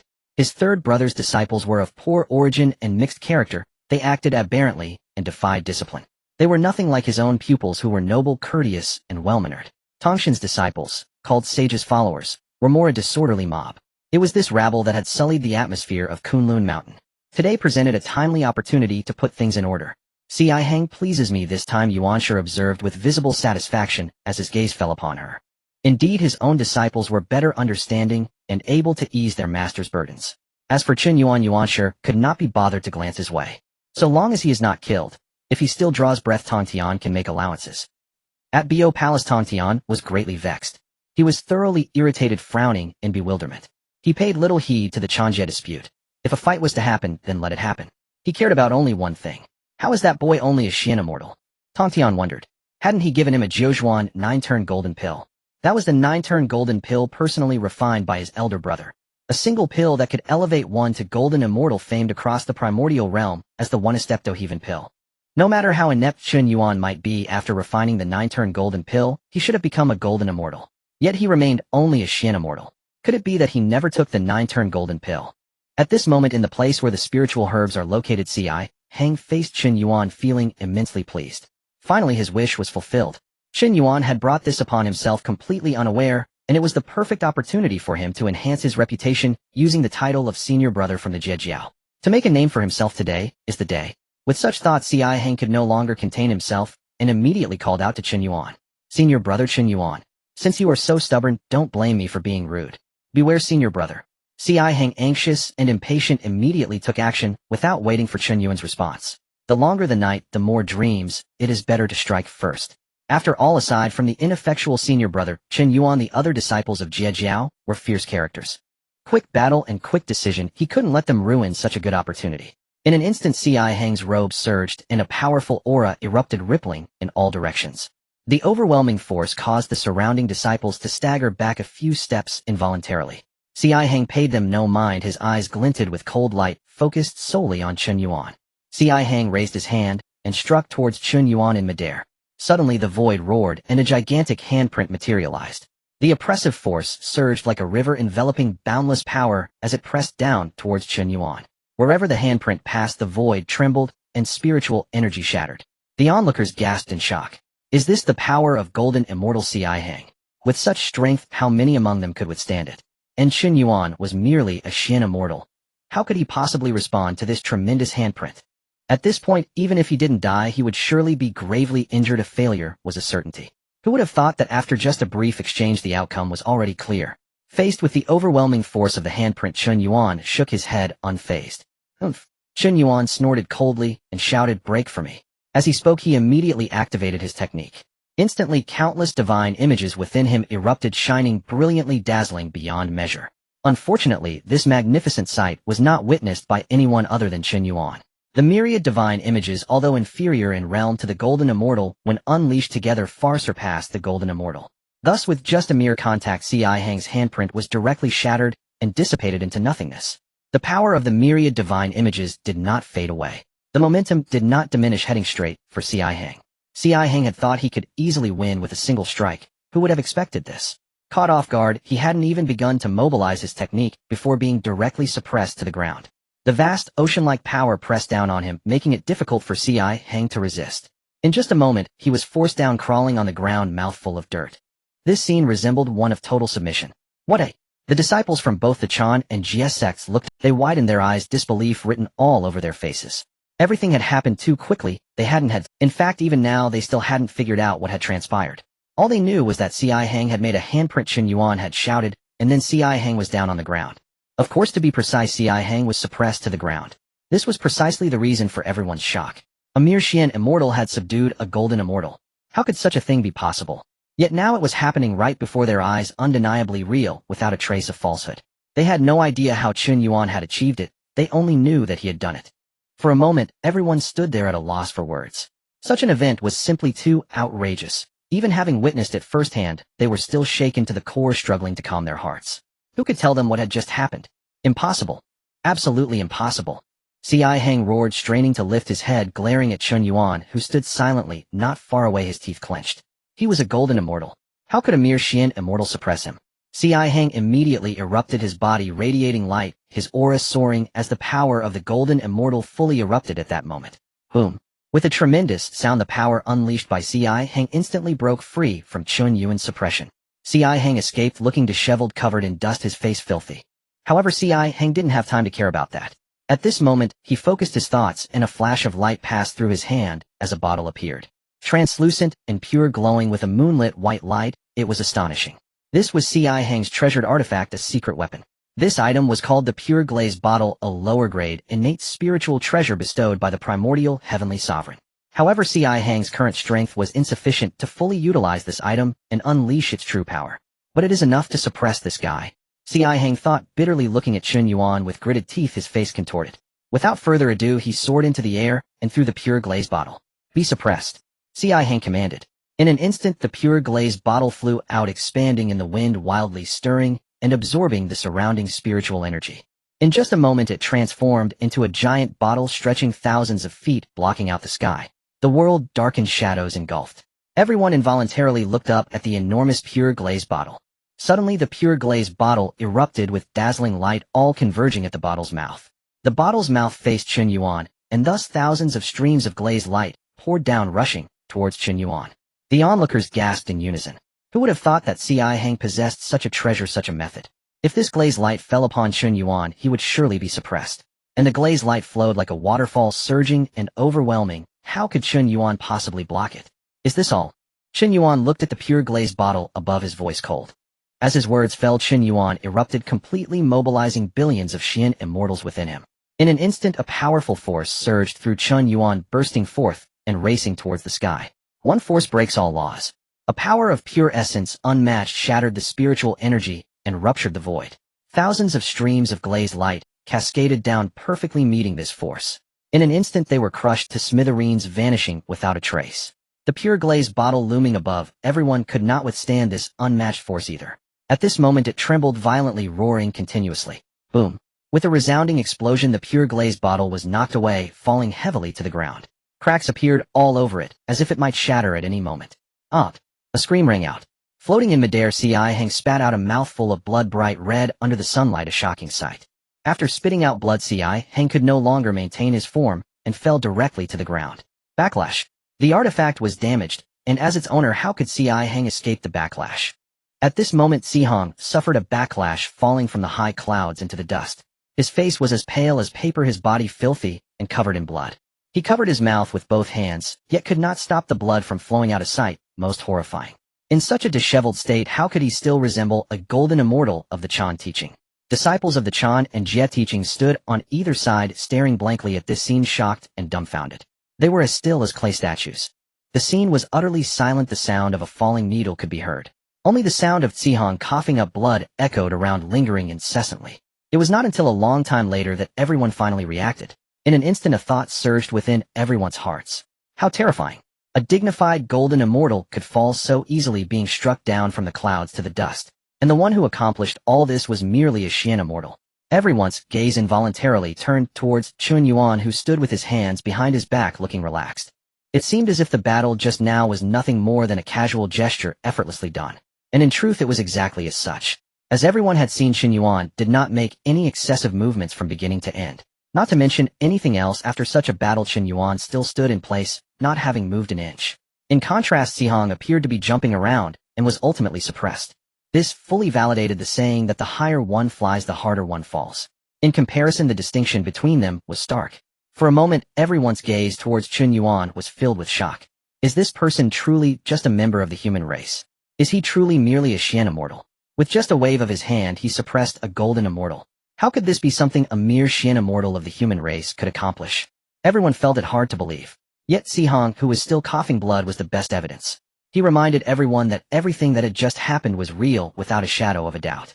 In an instant, everyone felt a mix of emotions. Meanwhile, at the Ta Ching Palace, the usually calm expression of the Supreme One rarely showed signs of shock. His eyes were filled with disbelief.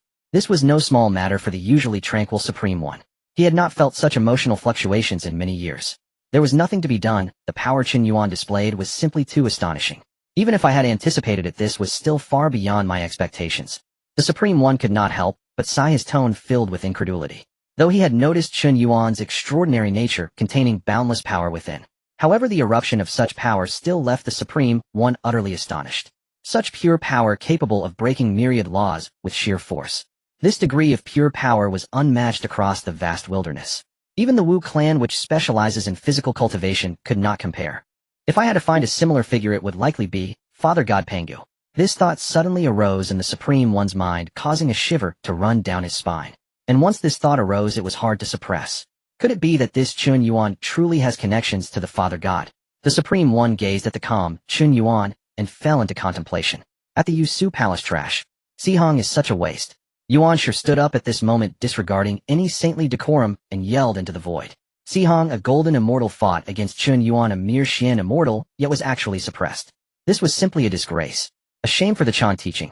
Yuan sure could not understand why this was happening. Clearly, in terms of background and cultivation level, Zihong was vastly superior to Chen Yuan. Why could Zihong not defeat Chen Yuan, constantly being suppressed? Moreover, in the end, when he used a treasure to try to suppress Chen Yuan, he was instead suppressed, his treasure damaged and rebounding. This was very strange. However, Yuan sure could not pinpoint what was wrong. What on earth is going on with Chen Yuan? His gaze finally landed on the Chen Yuan. He looked down upon, probing further. However, to him, everything seemed normal. Chen Yuan was still a member of the human race, and still a Xian immortal. There was no disguise or concealment whatsoever. Then how did he create all of this? This boy is detestable. Yuan sure could not make sense of it, and could not help but curse inwardly. This kid's actions brought immense shame to the Chan teaching. Yet he had fought fairly against Zihong with no grounds to find fault. Even if he wanted to teach him a lesson, he could find. Yuan sure was currently very frustrated. Just very frustrated. What on earth is going on? After being troubled for a long time, Tongtian finally relaxed his furrowed brows at this moment, and cheered. Good. What a great Chen Yuan.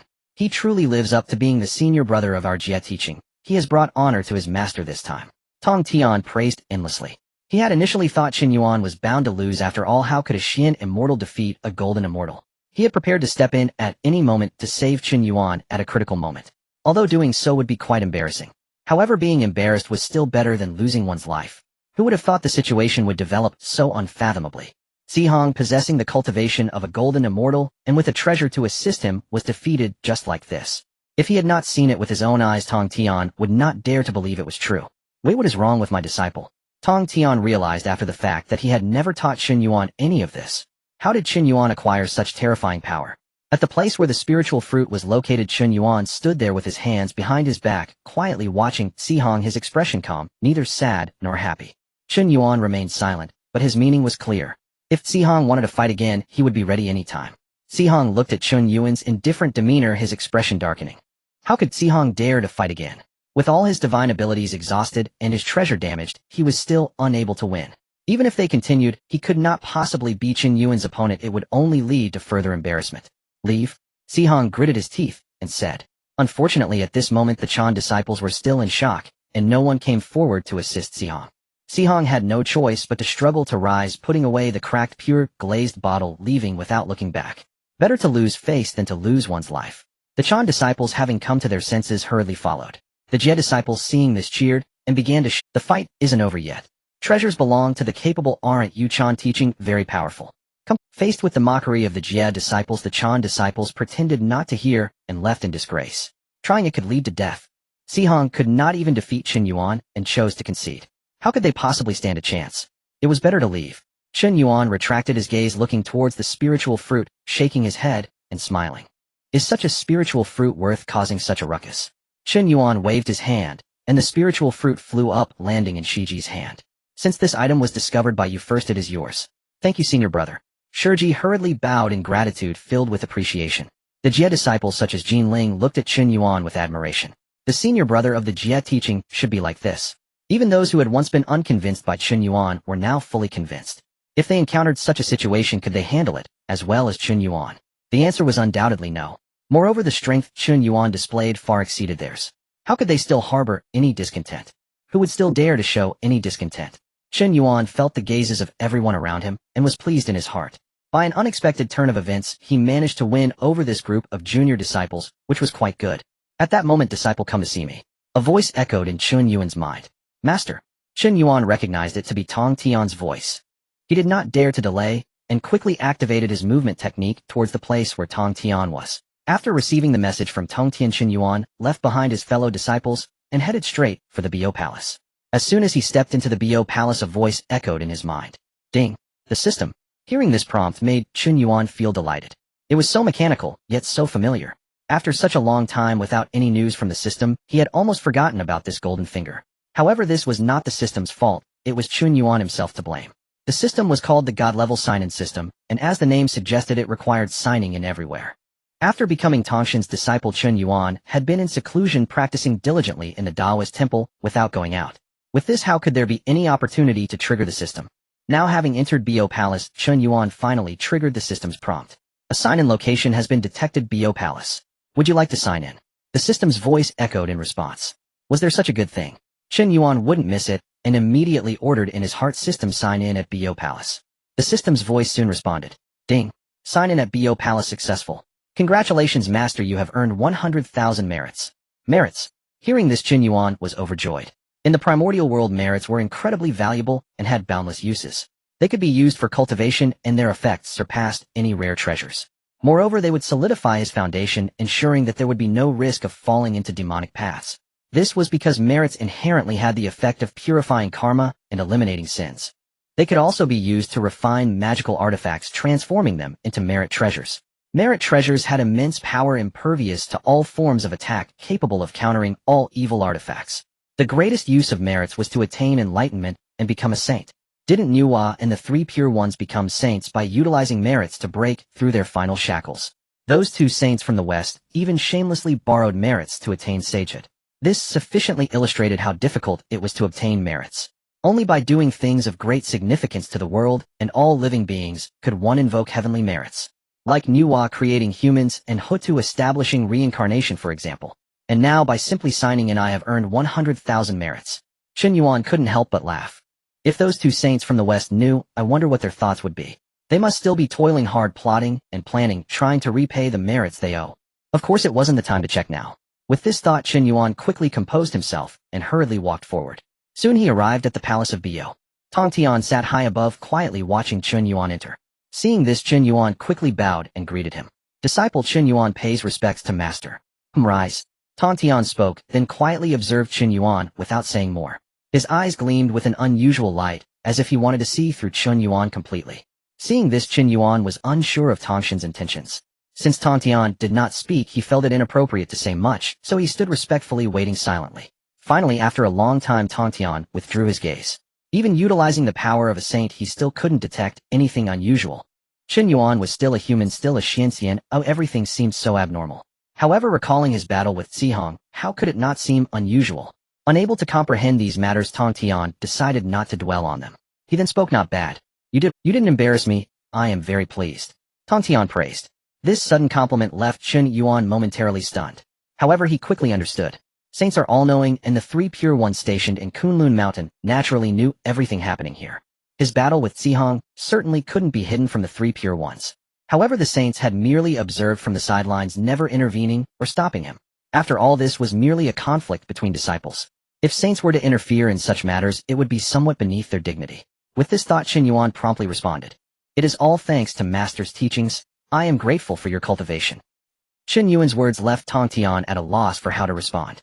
He truly couldn't recall having taught Chen Yuan anything. Tongtian felt a bit awkward and decided to skip over it, saying, "Chen Yuan, now that you have emerged from seclusion, I have something for you to do." "Master, please give your orders, I will obey," Chen Yuan replied. Tongtian nodded repeatedly, quite satisfied, and then began to instruct. "Then this is perfect. Go visit your second senior uncle and grandmaster for me, and tell them I wish to discuss the Tao with them. This also serves to give you disciples a lesson." As he said this, Tongtian breathed a sigh of relief. Now he could finally impart some teachings, otherwise he felt a little guilty hearing the title of master. "I understand." Chen Yuan cheerfully accepted the order, feeling joyous inside. A saint's teachings were rare and precious, a tremendous opportunity. It must be known that a saint's understanding of the rules of heaven and earth far exceeded that of all living beings. Even gleaning a small insight from their comprehension would be immensely beneficial to his own path. "I shall go now, farewell, master." In order to secure this enormous opportunity, Chen Yuan hurriedly took it. Leaving Bo Palace, Chen Yuan discerned the direction and promptly headed towards Yushu Palace. Yushu Palace was the Taoist temple of the primordial beginning, where the disciples of the Chan school naturally centered their practice. Thus this place gathered many disciples of the Chan school. Chen Yuan appeared here, quickly attracting the attention of the Chan disciples. They looked at Chen Yuan with complex expressions, pointing and whispering to each other. Chen Yuan didn't need to think to know they were definitely discussing his encounter with Zihong. After all, he had just visited Bo Palace, Zihong, and the others should have returned by now, right? Ignoring them, Chen Yuan walked straight towards Yushu Palace. Just as he arrived at Yushu Palace, ding. "A sign-in location has been detected, Yushu Palace. Would you like to sign in?"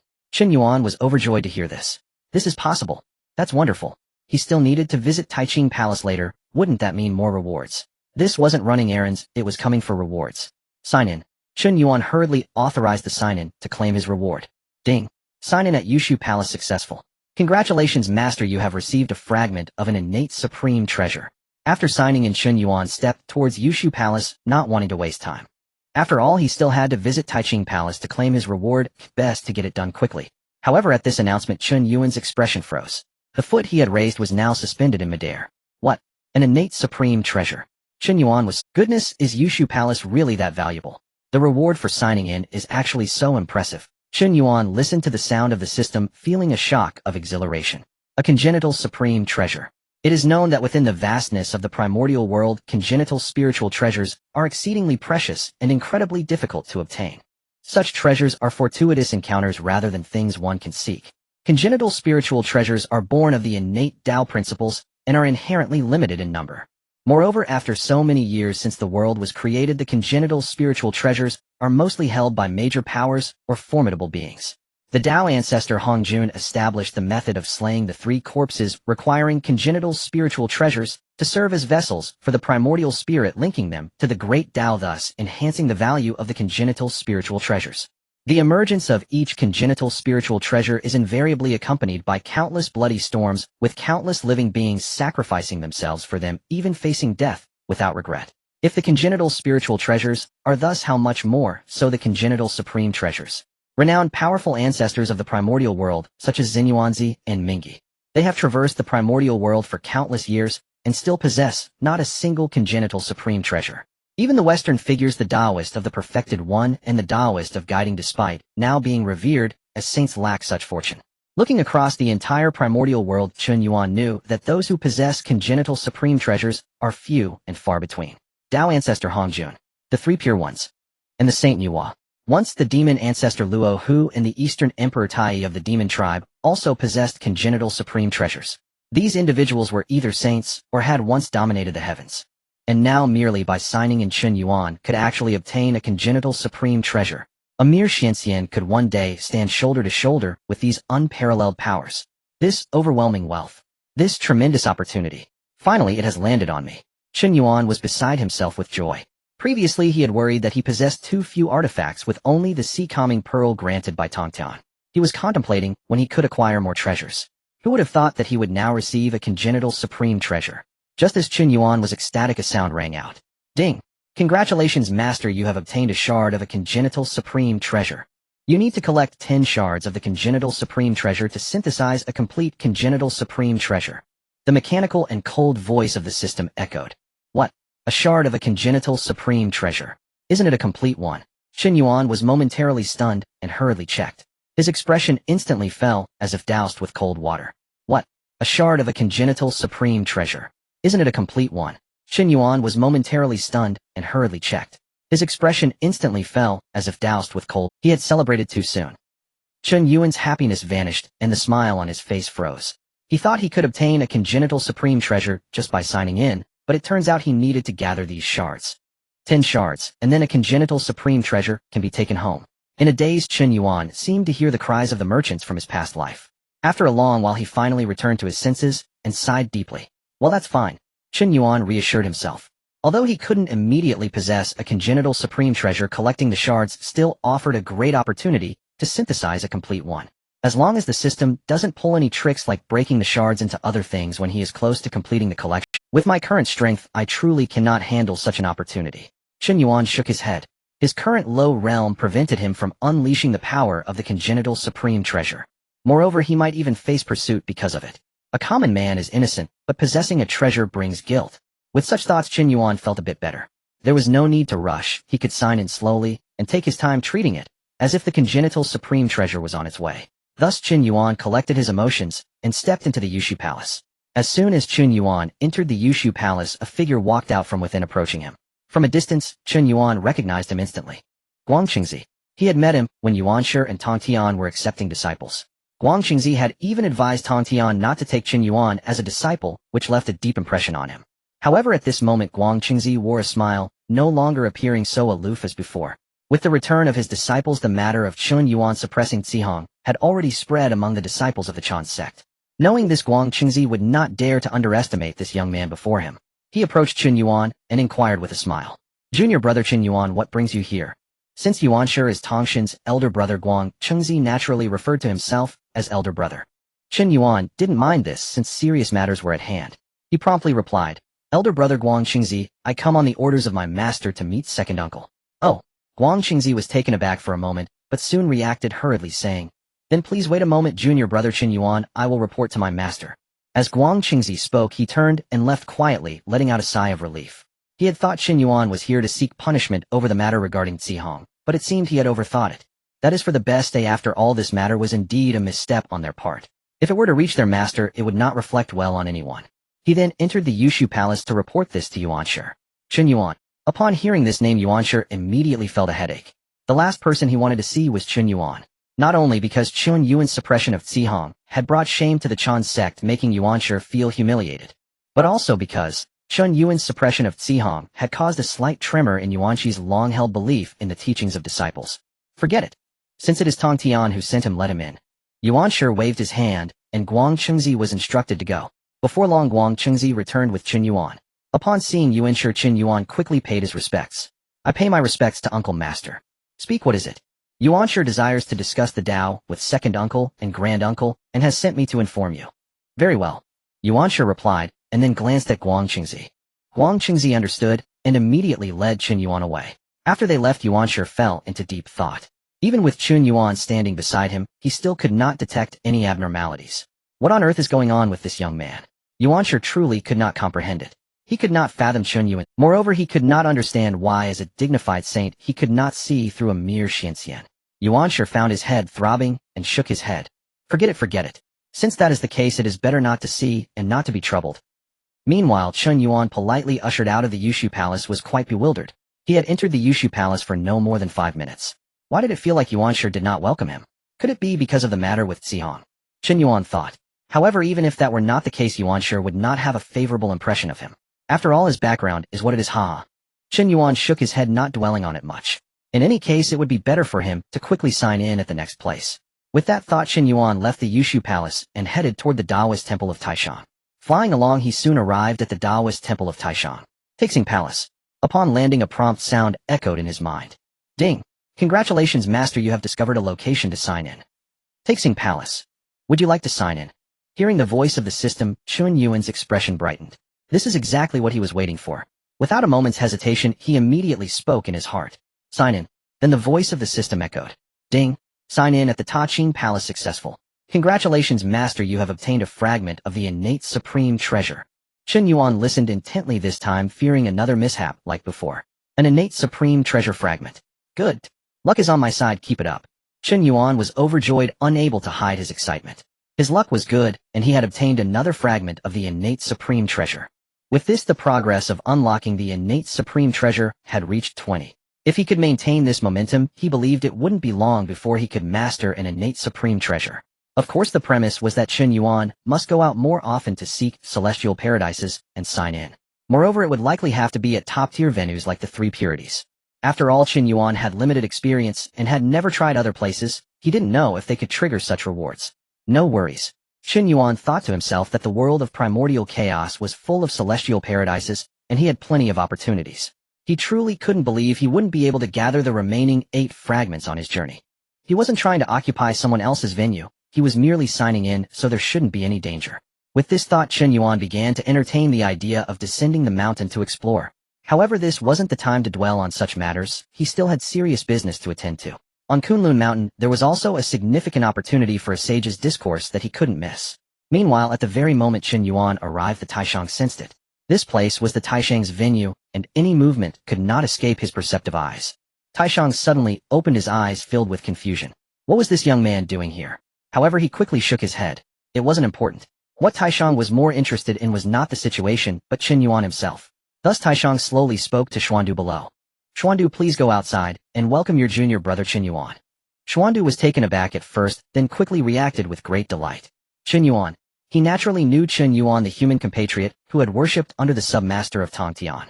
Xuandu was very curious about this person. He had always wondered what was so extraordinary about this individual that allowed him to worship under a sage. He quickly replied, yes, master.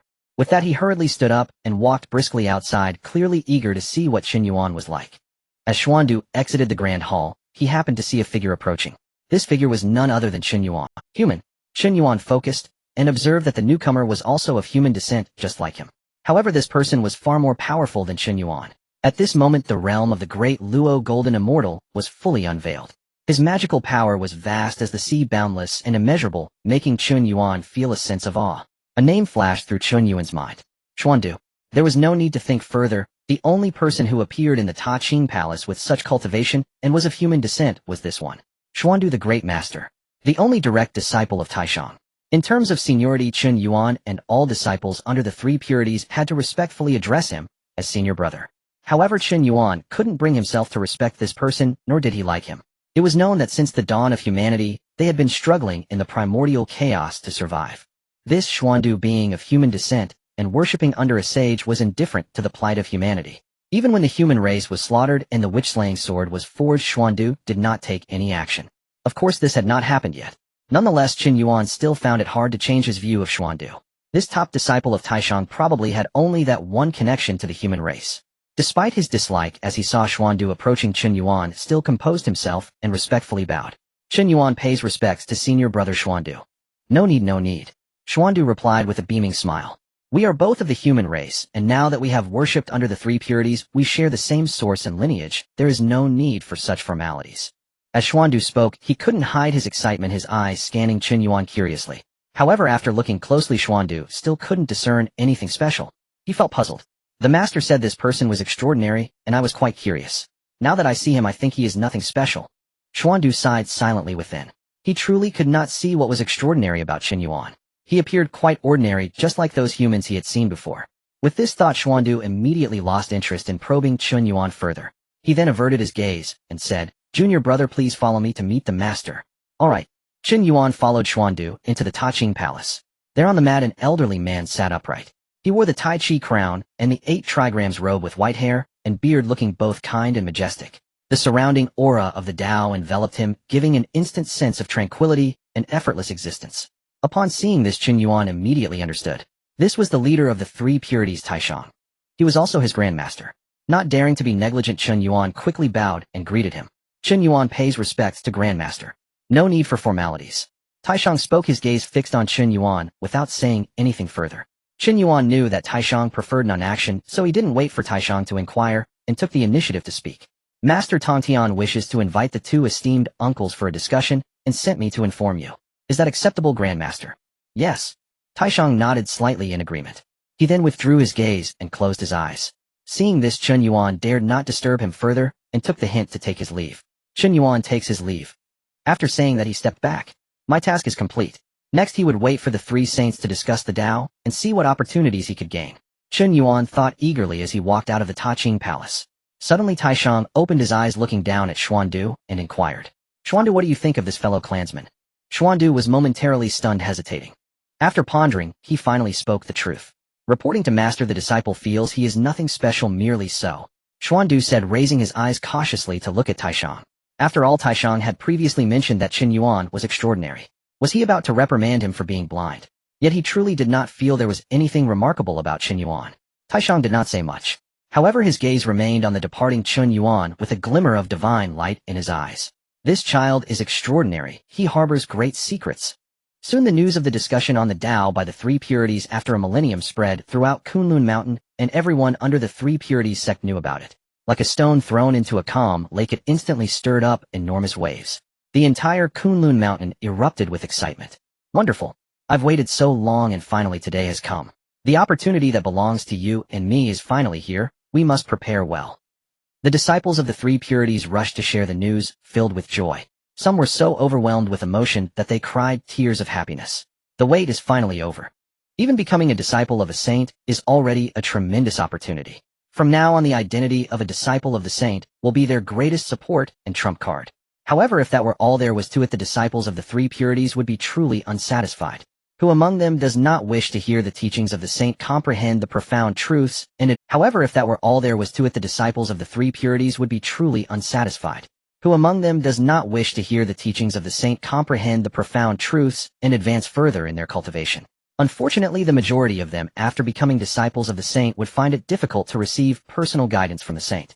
Even seeing the saint again would prove to be a challenge. After all, there are simply too many disciples, and the saint cannot teach each one personally. Moreover, with the saint's esteemed status, would they engage in such laborious tasks? Only a few direct disciples would have the opportunity to receive the saint's direct teachings. Now, with the Three Purities about to commence their discussion on the Dao, all disciples of the Three Purities can participate. When the disciples of the Three Purities heard this news, they were naturally overjoyed and went wild with excitement. Years of aspirations were realized in an instant. The discussion of the Dao by the saint is an incredibly rare opportunity. Moreover, it is three saints. With their understanding of the Dao of heaven and earth, as long as the disciples can grasp even a fraction of it, it will be a tremendous gain, allowing them to be far ahead of the beings of the wilderness. Thus the disciples of the Three Purities were filled with immense anticipation. Cheers echoed across Kunlun Mountain, shaking the clouds. After the wild joy, the disciples of the Three Purities chose to enter seclusion. They focused on calming their minds and adjusting their Dao hearts. They wanted to be in the best state to welcome the imminent discussion by the saints, and seize the fortuitous opportunity that is hard to come by. Thus, after some commotion, Kunlun Mountain soon fell silent. Time flowed like water, never to return. 1,000 years later, on this day, the once silent Kunlun Mountain suddenly became lively. In an instant, numerous figures flashed across the sky like shooting stars. These figures were all disciples of the Three Purities who simultaneously soared from various parts of Kunlun Mountain. In a flash, the sky was filled with shadows, a grand spectacle. Celestial energy surged up like a tide, incredibly magnificent. Everyone had a clear goal, heading straight for the summit of Kunlun Mountain. Soon the summit was crowded with disciples of the Three Purities shoulder to shoulder. Looking out, the multitude of figures stretched endlessly. Despite the crowd, there was no chaos. Everyone stood according to their respective sects, the direct disciples and outer disciples, in orderly fashion. On the side of the Taishang sect, only one disciple of Xuandu stood quietly. Beside him lay a blue ox with horns resting on the ground, oblivious to the surroundings. This sight appeared somewhat desolate and bleak. However, the other two sects' disciples dared not show any concern. Upon meeting Xuandu's gaze, they immediately straightened their expressions, bowing from afar to show respect. The direct disciples of the two sects especially came to Xuandu's side to pay their respects. There was no other reason, it was because of his noble identity and exceptional status. Xuandu is the only direct disciple of Taishang, now the first disciple of the three purities and the master brother of the human sect. On the side of the Changjiao Nanji led the way, followed by the 12 golden immortals, such as Guangchengzi, with a line of Changjiao disciples standing neatly behind them displaying strict order. All the disciples stood tall and proud, and with their impressive backgrounds they appeared incredibly radiant, showcasing the demeanor of the disciples of the saints, the air of immortals. In comparison with the other two sects, the Jiejiao was much more lively. The grandeur of 10,000 immortals coming to pay their respects was vividly displayed, bustling, and lively.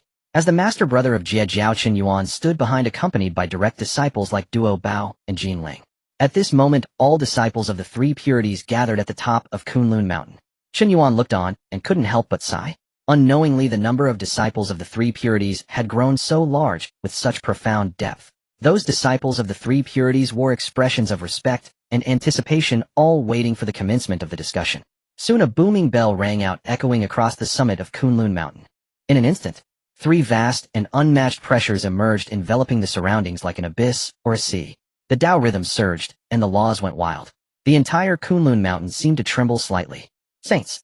The once bustling summit fell silent in an instant, the stillness so profound that one could hear a pin drop. Everyone felt an immense pressure, daring not to breathe, and collectively looked up. The void rumbled and trembled as three towering figures tore through the fabric of reality, slowly descending. It was the three purities. We pay our respects to the three saints. The disciples bowed in unison, filled with utmost respect. Rise, Tongtian spoke while Taishang and Yuanshi nodded slightly. The disciples immediately felt a lightness throughout their bodies as the overwhelming pressure that had weighed upon them instantly dissipated. This is the power of the saints. Thoughts flow governing life and death. All beings are but ants. Everyone felt a sense of reverence in their hearts, gazing at the three purities with ever-increasing admiration and anticipation. Seeing this, Tongtian laughed and spoke. Since the disciples are so eager, let us begin. For this discussion I shall go first. Taishang and Yuanshi nodded in agreement. Sure, all right. Saying this, they sat cross-legged in the void, looking towards Tongtian. Seeing this, Tongtian also sat in the void, beginning to expound on his own Dao. When the saint speaks, the heavens tremble. In an instant, flowers fell from the sky and golden lotuses erupted from the earth. Purple energy rose from the east, and auspicious clouds covered the sky. Countless heavenly sounds began to resonate at this moment, and myriad auspicious lights spread out together. Behind Tongtian, a colossal phantom of the saint appeared, spanning the heavens and earth, reflecting the past and present. Such myriad phenomena were extraordinary and numerous. However, at this moment the disciples of the three purities seemed oblivious to everything. Their gazes were all focused on Tongtian, listening intently, afraid to miss even a fragment. Chen Yuan was the same, his eyes fixed on Tongtian. Just then, ding. Congratulations, Master, for triggering a special sign-in location. The place of the saints' discussion on the Dao. Would you like to sign in? The prompt in his mind suddenly sounded. Chen Yuan, who was seriously listening, was momentarily stunned. Is it not? This is possible. However, he soon felt a surge of joy. This truly is an unexpected delight. Such a splendid opportunity presented itself like a gift handed to him. How could Chen Yuan let it slip by? Sign in. I will sign in to the place of the saints' discussion on the Dao immediately. As Chen Yuan's voice faded, the system's response chimed promptly, ding. Congratulations, Master. You have successfully signed in at a unique location, the Sage's Discourse Ground. Congratulations, Master.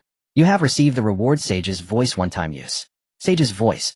Hearing the system's announcement, Chen Yuan's heart swelled with growing delight. Of course, he had no idea what the Sage's Voice truly was. Yet the mere inclusion of the word Sage suggested it could be nothing ordinary. He immediately consulted its description, Sage's Voice. Upon activation, it channels the Sage's discourse directly into the user's mind, inducing a profound state of Dao realization and enabling intuitive comprehension of ultimate cosmic truths. Note, this is a one-time divine ability. Its effect persists until the Sage's discourse concludes. Indeed, Chen Yuan broke into a smile. Anything bearing the title Sage was bound to be extraordinary. This is absolutely perfect. Sage's Voice pairs perfectly with a Sage's discourse. Chen Yuan rejoiced inwardly. It was as if fortune had delivered a pillow just as he drifted into slumber. He was currently immersed in the Sage's discourse. What better moment to employ it? Though Chen Yuan had lived 2 lifetimes, one flaw clung to him like shadow. He grew drowsy the moment a lecture began. Even now, as an immortal deity, even now amidst the discourses of 3 sages. Just moments earlier, gazing upon Tongtian, his focus had begun to waver, his thoughts drifting. Had the system's chime not pierced through, he might well have slipped into unconsciousness and missed this unprecedented Trisage discourse entirely. Now with this Sage's Voice ability in hand, it arrived like timely snow upon barren earth. System. Activate Sage's voice. Chen Yuan issued the command silently within his mind. Even though this ability was consumable, he hesitated. A sage's discourse was rare beyond measure. Yet this was a trisage discourse unparalleled in past or future annals. Such a divine opportunity demanded immediate use. No hesitation, no delay. The instant Chen Yuan spoke, a sudden lightness flooded his being, as if an immense weight had lifted. His spirit soared, crystalline serene, his Dao heart clearer than ever before. In that fleeting instant, he entered an ineffably profound realm. Spiritual energy, Dao resonances, and cosmic laws, all manifested before him as tangible luminous realities. Though ever-flowing, their trajectories now revealed themselves with perfect clarity, and Tongtian's words flowed unimpeded into his consciousness, yielding instantaneous barrierless insight. As Chen Yuan deepened his realization, the surrounding spiritual energy, Dao resonances, and cosmic laws subtly aligned with his rhythm. Overjoyed, he closed his eyes, listening intently while cultivating simultaneously. The disciples nearby noticed nothing. Their eyes remained fixed upon the void, utterly absorbed by the three ears pricked, hearts poised. They dared not miss a single syllable, fearing they might forfeit this ancient eternity chance. Who among them possessed the presence of mind to observe anything else? Soon within the void, I have finished my discourse. How do you two find it? Tongtian suddenly declared. His words ceased abruptly, leaving the entranced disciples yearning for more. Yet their disappointment dissolved instantly. Since our third brother has concluded, it falls to me, Yuansher, to speak. Yuansher's voice resonated, and the disciples instantly straightened, spirits alight. No time for regret. The J-pure Yuansher, Tianzuan, now stepped forth. Yuansher assumed Tongtian's discourse thread and expounded his own Dao with sovereign authority. As Yuansher spoke, myriad celestial phenomena erupted, but none paid them heed. Every disciple listened with rapt, unwavering focus, daring not slacken for an instant. All discourse must end. After delivering his teachings, Yuansher likewise withdrew his gaze, settling upon Taishang.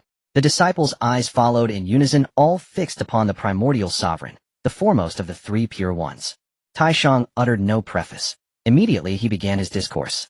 Celestial phenomena surged anew, divine radiance blazed across Kunlun Mountain summit. Meanwhile, at Chen Yuan's side, at first, all proceeded normally, just as with every other disciple attuned to the three pure ones' discourse. Yet, as the three pure ones continued their profound exchange, suddenly, a terrifying aura erupted from Chen Yuan. Spiritual energy convulsed violently across heaven and earth, surging like countless celestial dragons rushing headlong into his body. This abrupt transformation inevitably drew the attention of the disciples. What's happening? Where did the spiritual energy go? Why has it all vanished? The disciples stared in astonishment. They had been listening to the sage's discourse, while simultaneously refining their cultivation techniques, testing their understanding against the sage's profound revelations. Now the spiritual energy had simply disappeared, sparking panic. They hastily probed their surroundings. In that very instant, every pair of eyes snapped toward Chen Yuan. There lay the source. What's occurring? Why has every trace of spiritual energy converged upon this human? How is such a thing possible? The disciples stood frozen in awe, staring dumbfounded at Chen Yuan. The three pure ones, of course, had long sensed the anomaly. Their gazes too now settled upon his location. As every eye converged upon Chen Yuan, a thunderous boom shattered the air. His aura exploded outward, reverberating across the entire expanse. The disciples staggered back, stunned. Those nearest were thrown off balance, stumbling wildly. Yet no one cared for dignity. Every gaze remained riveted upon Chen Yuan. He had broken through. Immediately after that surge, Chen Yuan's cultivation ascended to the golden immortal realm. And astonishingly, the breakthrough showed no sign of halting. Spiritual energy churned violently around him. The void roared incessantly, trembling, as if on the verge of collapse. Vast spiraling vortexes of energy coalesced, deep, primordial, and terrifying. Tongtian spoke without delay. All disciples, retreat immediately. Do not approach. Hearing his command, the disciples snapped out of their stupor. Without hesitation, they launched themselves away, creating an empty circle around Chen Yuan in an instant, while spiritual energy continued flooding toward him ever more intensely. Yet, even then, Chen Yuan still could not complete his breakthrough. The influx of spiritual energy remained insufficient. Let us see just how much you can absorb, Tongtian declared, then swept his hand outward. Instantly, surrounding spiritual energy responded, streaming irresistibly toward Chen Yuan. That torrent surged into his body. As energy poured ceaselessly within, his aura rose steadily, climbing higher and higher. Finally reaching its zenith, it detonated outward in a cataclysmic release. Boom. With that thunderous resonance, Chen Yuan's cultivation stabilized. Golden immortal midstage. A collective gasp tore from the crowd. Even the three pure ones' disciples, and the sages themselves, stood transfixed in disbelief. Two realms transcended in a single day. Such an achievement was unheard of, truly unprecedented in cosmic annals. All rippled through their minds within the vast hallowed realms of chaos what breakthrough could possibly surpass ascending 2 realms in one day. Yet their expressions swiftly shifted. Wait, was there truly nothing greater? Their eyes locked onto Chen Yuan, faces etched with raw, uncomprehending shock. Chen Yuan had not ceased. He surged onward, breaking through yet again. At this moment on the summit of Kunlun, Chen Yuan, having shattered 2 realms in succession, did not see his aura ebb. Instead it swelled, growing ever more intense. Could he shatter 3 realms in a single stretch? That thought passed through every disciple present. Instantly all eyes fixed on Chen Yuan, breaths suddenly quickening. Even the Sanqing turned to look moved. To advance 2 realms in a day was already a defiance of the heavens. To advance 3 would be defiance beyond defiance. This would overturn the established principles of cultivation in the primordial world, an exploit unparalleled in history, perhaps never to be repeated. In an instant every gaze settled upon Chen Yuan, unblinking, lest they miss a single moment. He became the focal point of the entire assembly.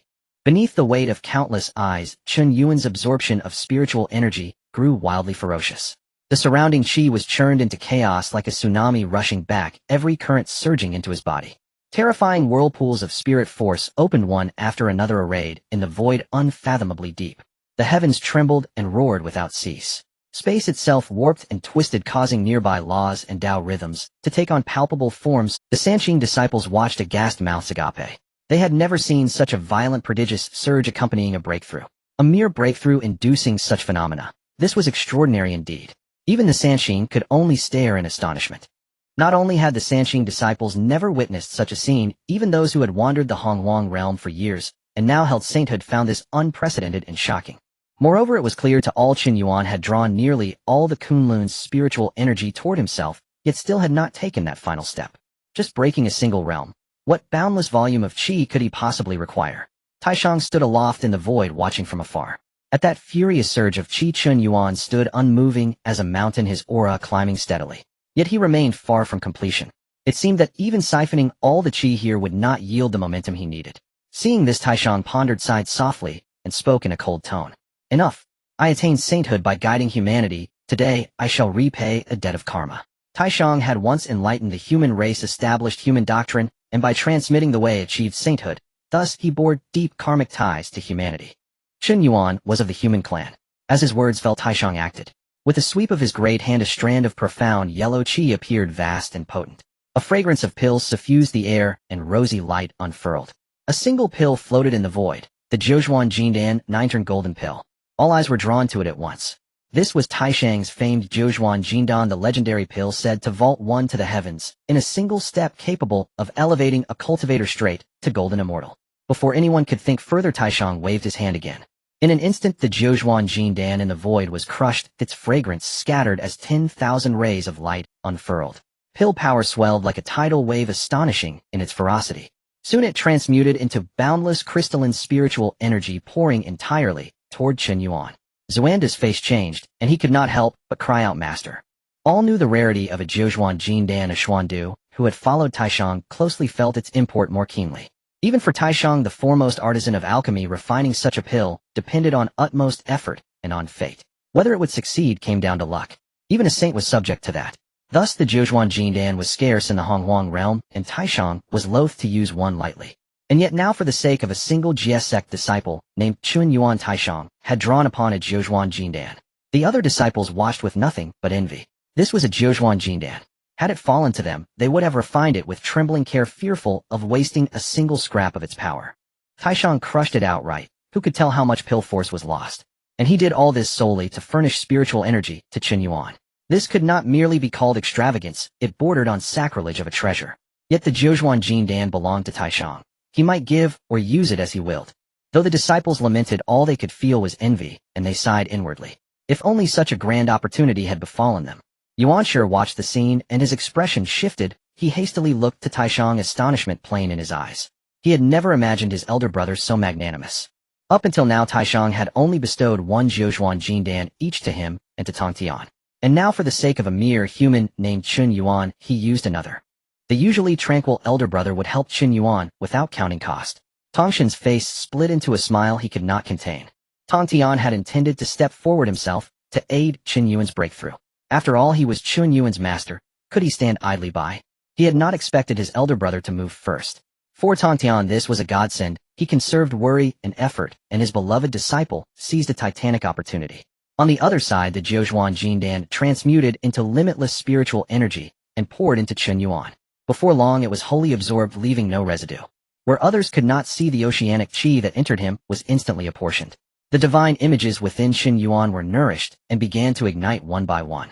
Soon every divine image and miniature figure coalesced into solidity, shimmering with golden light. Each became a golden immortal figure without exception. With the divine figures transformed into golden immortals, Chen Yuan's aura met no further obstruction and rose unabated. At its summit, it suddenly burst forth, shaking the four directions. Golden immortal late stage achieved. Once the realm stabilized completely, Chen Yuan finally awoke and opened his eyes, though bewilderment clouded his features. What has happened? Chen Yuan looked about in confusion. He found himself alone while all the disciples had gathered beneath the three saints. At this moment, every one of them, saints included, watched him unwaveringly. What are you all doing? Weren't you Wait. Chen Yuan was about to speak when he felt a change within and hurriedly probed his cultivation.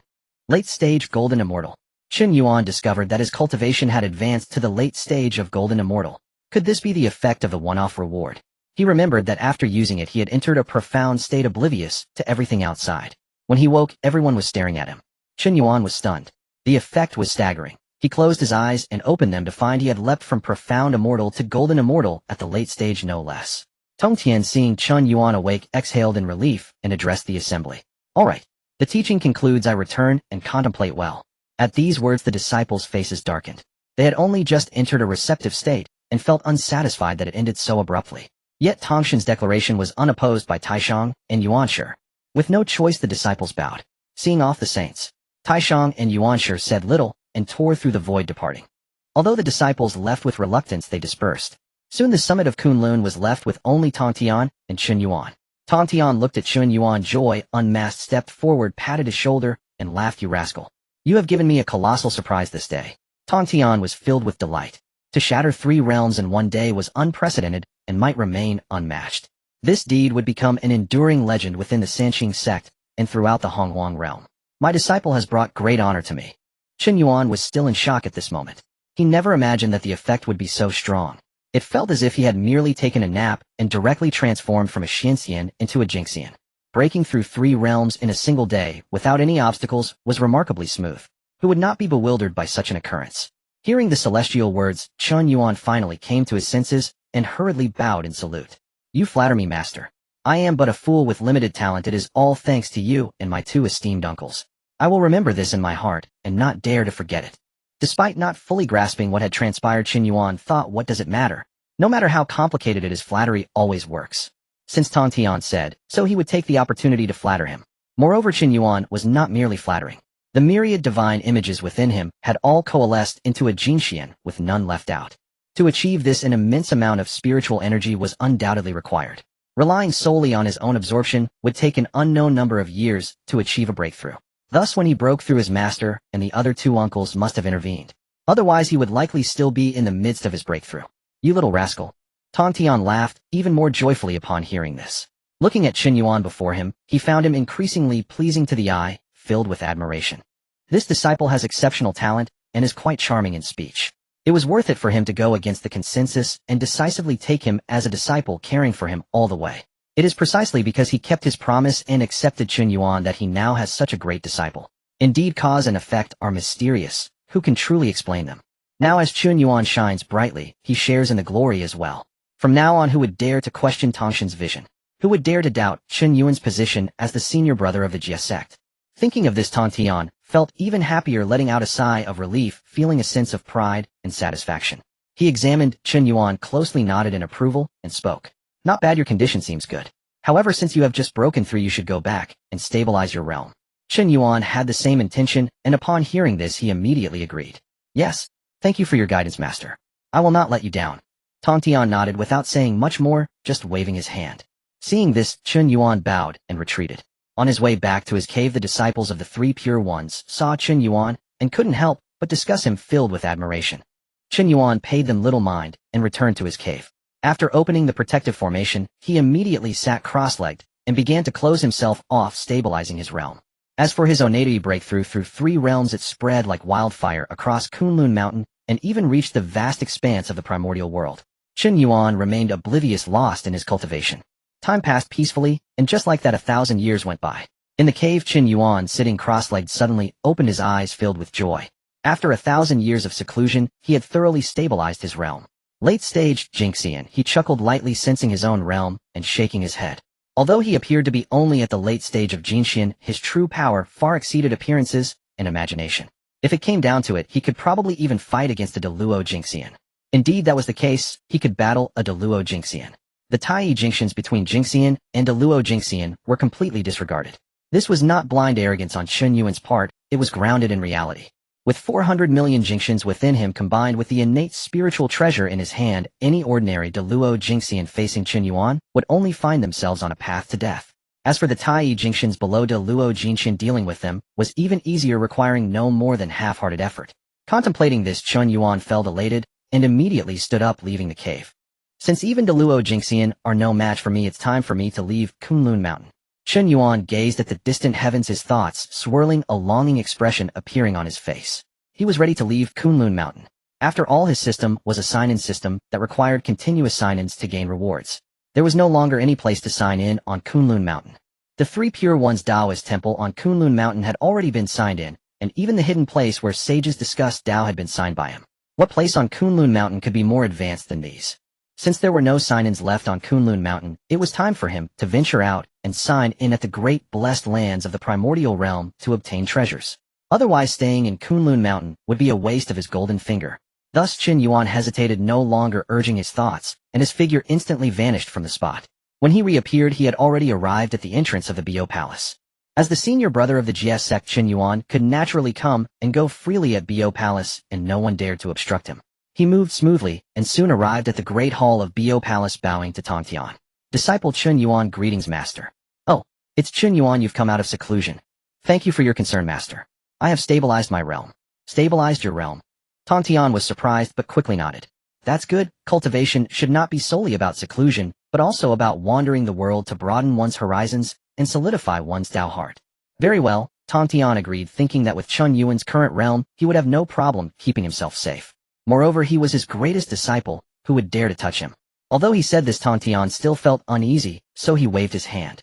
In an instant, a sword aura shot out from his hand, heading towards Chen Yuan, and instantly entered his body. This is a sword aura of mine, meant to be your life-saving card. Below the sages, all can be exterminated. It can also help you block one life and death crisis. I hope you return safely. Upon hearing this, Chen Yuan was overjoyed and quickly bowed in gratitude. Thank you, master. Truly, he was a master. Just this one sword aura could wipe out anyone below the sages. With such a trump card, he felt fearless and had no more worries. Alright, go on. Tongtian said, waving his hand, and then closing his eyes. Chen Yuan said nothing more, performing a deep bow before turning to leave Bio Palace. Once outside, he did not directly leave Kunlun Mountain, but instead went to find Duobao. Chen Yuan got straight to the point without any preamble. Duobao, I am leaving Kunlun Mountain now. Off. Duobao was startled, his expression changing drastically. Senior brother, you are leaving Kunlun Mountain. In the past, Duobao had not cared much for Chen Yuan. To him, this senior brother was dispensable. However, during the sage's discussion of Dao, Chen Yuan had broken through 3 realms in one go, shocking everyone, including Duobao. Duobao was in awe of his terrifying talent, and no longer dared to hold any contempt. Even though Duobao was now a Tai Jingxian standing before Chen Yuan, he felt a sense of fear. Only this person was truly worthy of the title of senior brother of the Jiejiao sect. Thus, hearing that Chen Yuan was leaving, he was naturally quite shocked. There's no need for such concern. I am just going out to wander for a bit. I am entrusting the Jiejiao sect disciples to you while I am away. Can you take on this responsibility? Duobao was taken aback by this sudden responsibility and quickly assured, yes. Senior brother, rest assured, I will certainly follow your orders and take good care of the junior disciples. Chen Yuan nodded in satisfaction. Following the established trajectory, Duobao would indeed become the senior brother of the Jiejiao sect, and it was perfect to leave this matter to him. With that, he could wander with peace of mind. After giving some final instructions, Chen Yuan bid farewell to Duobao and left Kunlun Mountain. Primordial realm, here I come. Chen Yuan descended from Kunlun Mountain and emerged into the primordial world of Honghuang. His journey down the mountain was ostensibly for cultivation travel, but in truth he intended to visit and register at every blessed land and immortal realm across this vast expanse. The Honghuang world abounded with countless blessed lands and immortal realms, so many that choosing one seemed overwhelming at first glance. Yet Chen Yuan felt no confusion. His mind was lucid, his purpose unwavering. He lifted his gaze toward the distant horizon and smiled faintly. There, rising at the very center of heaven and earth, loomed the silhouette of a colossal mountain, majestic, awe-inspiring. Its peak pierced the clouds at tens of millions of zhang, sharp and unyielding as a celestial sword thrust between sky and ground, cleaving the cosmos itself.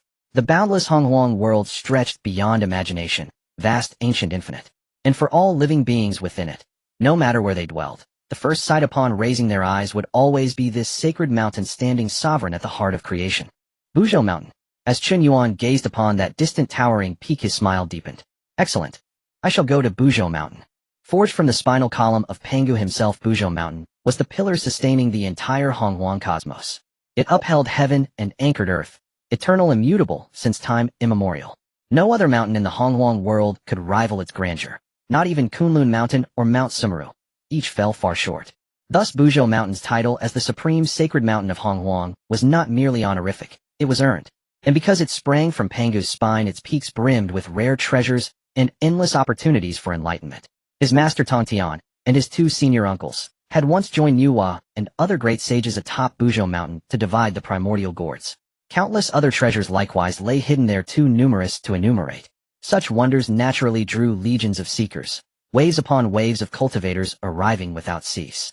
Since the dawn of creation, incalculable numbers had journeyed to Buzhou Mountain in search of destiny-altering fortune. Hence Buzhou Mountain earned twin epithets: the foremost blessed land and the supreme treasure mountain, renowned throughout Honghuang, known to every sage and immortal. For any cultivator undertaking spiritual travel, Buzhou Mountain was the undisputed first destination. One who has never stood beneath Buzhou Mountain dares not call oneself divine, even if crowned with celestial titles. And so for Chen Yuan's quest to register at Blessed Realms, Buzhou Mountain was the natural, inevitable choice. Their registration would surely trigger extraordinary rewards. How could the spinal column of Pangu yield anything less than transcendent blessings? Moreover, he could explore Buzhou Mountain thoroughly while seeking opportunities, a perfect convergence of purpose and providence. With resolve crystallized, Chen Yuan fixed his gaze upon that divine mountain at the world's center and set forth on his journey. Time flowed like mist, gentle, imperceptible. 1,000 years passed in the blink of an eye. I knew the Honghuang world was vast, but never imagined it could be this vast. Chen Yuan gazed again at Buzhou Mountain in the distance, awestruck. He had assumed his golden immortal cultivation would carry him swiftly to its slopes, surely within mere decades. Yet after a full millennium, uninterrupted, unwavering, he still had not arrived. This revealed the sheer staggering immensity of the Honghuang world, and affirmed Buzhou Mountain's rightful title as the cosmic pillar. He was now a golden immortal. 1,000 years of relentless travel had yielded no respite. Yet Buzhou Mountain remained tantalizingly distant, visible yet unreachable. How long truly would it take before he stood upon its hallowed soil? As Chen Yuan reflected, a sudden chime echoed, clear, precise. A registrable location detected. Lingzhou Mountain. Proceed immediately to register. The system's voice, mechanical yet oddly warm, resonated within his mind. Lingzhou Mountain. Chen Yuan blinked in surprise. As a transmigrator, he knew precisely what this mountain signified. It was the Taoist abode of Randeng Daoren, a celestial sage of immense power and profound. His cultivation prowess was extraordinary, his life story unparalleled. First he entered the Changjiao sect, ascending to become its deputy sect master.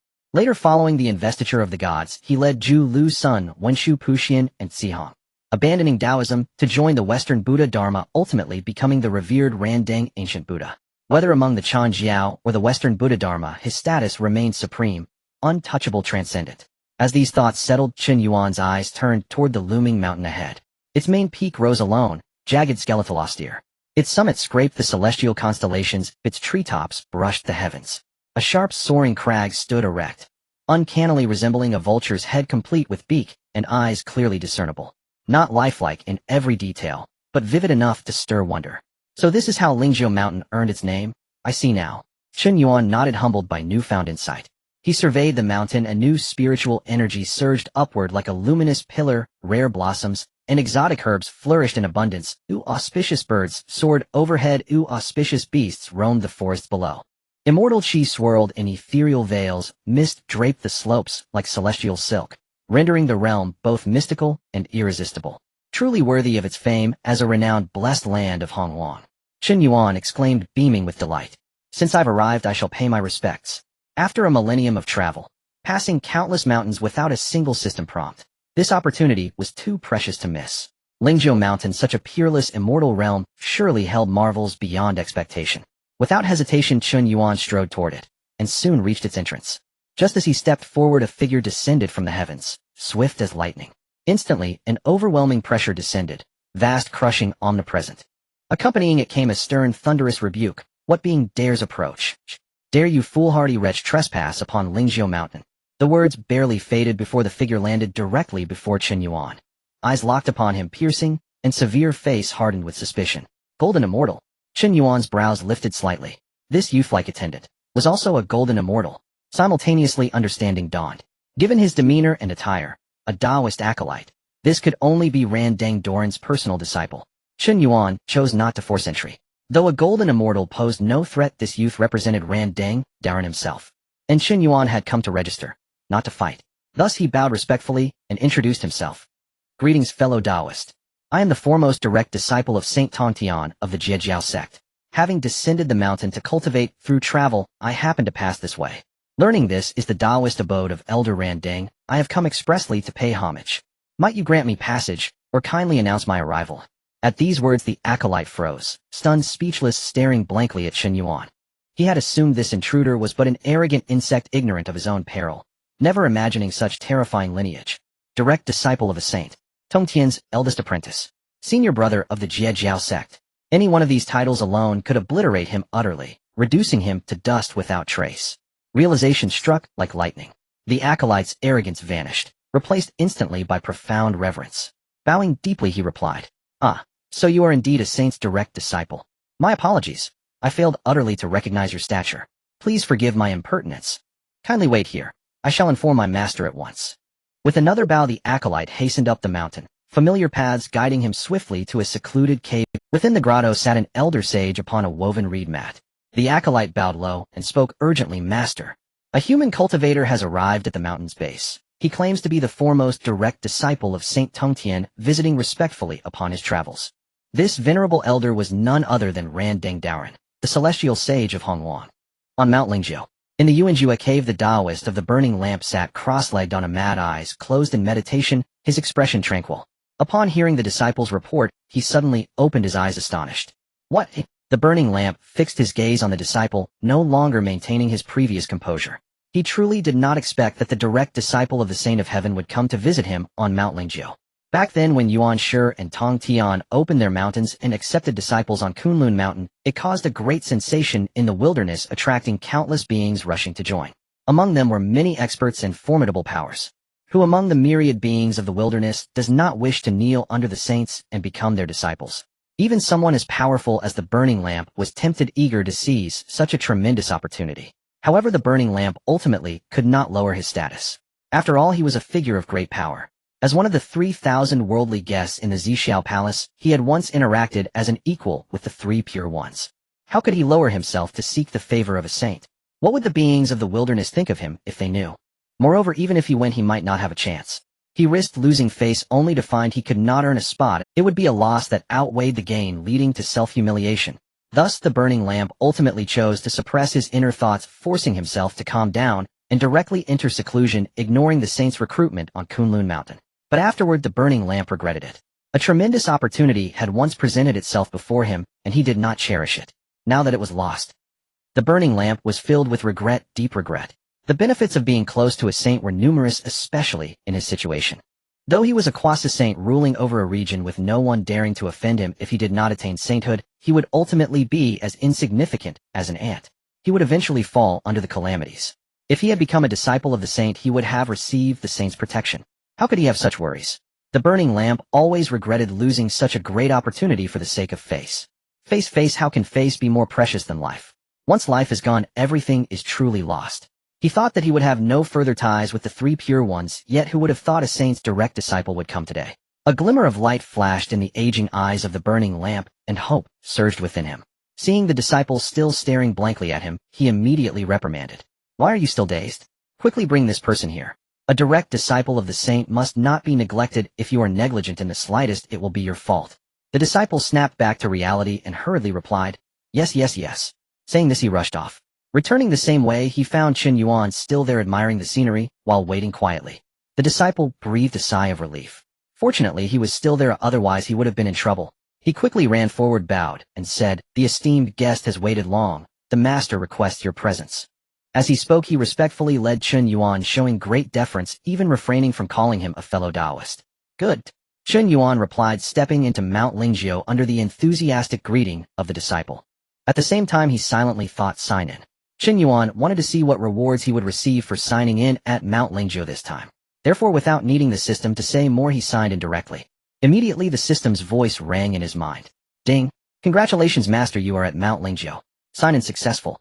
Congratulations, Master, you have received a fragment of an innate treasure. Congratulations, Master, you have gained a lottery opportunity. A fragment of an innate treasure.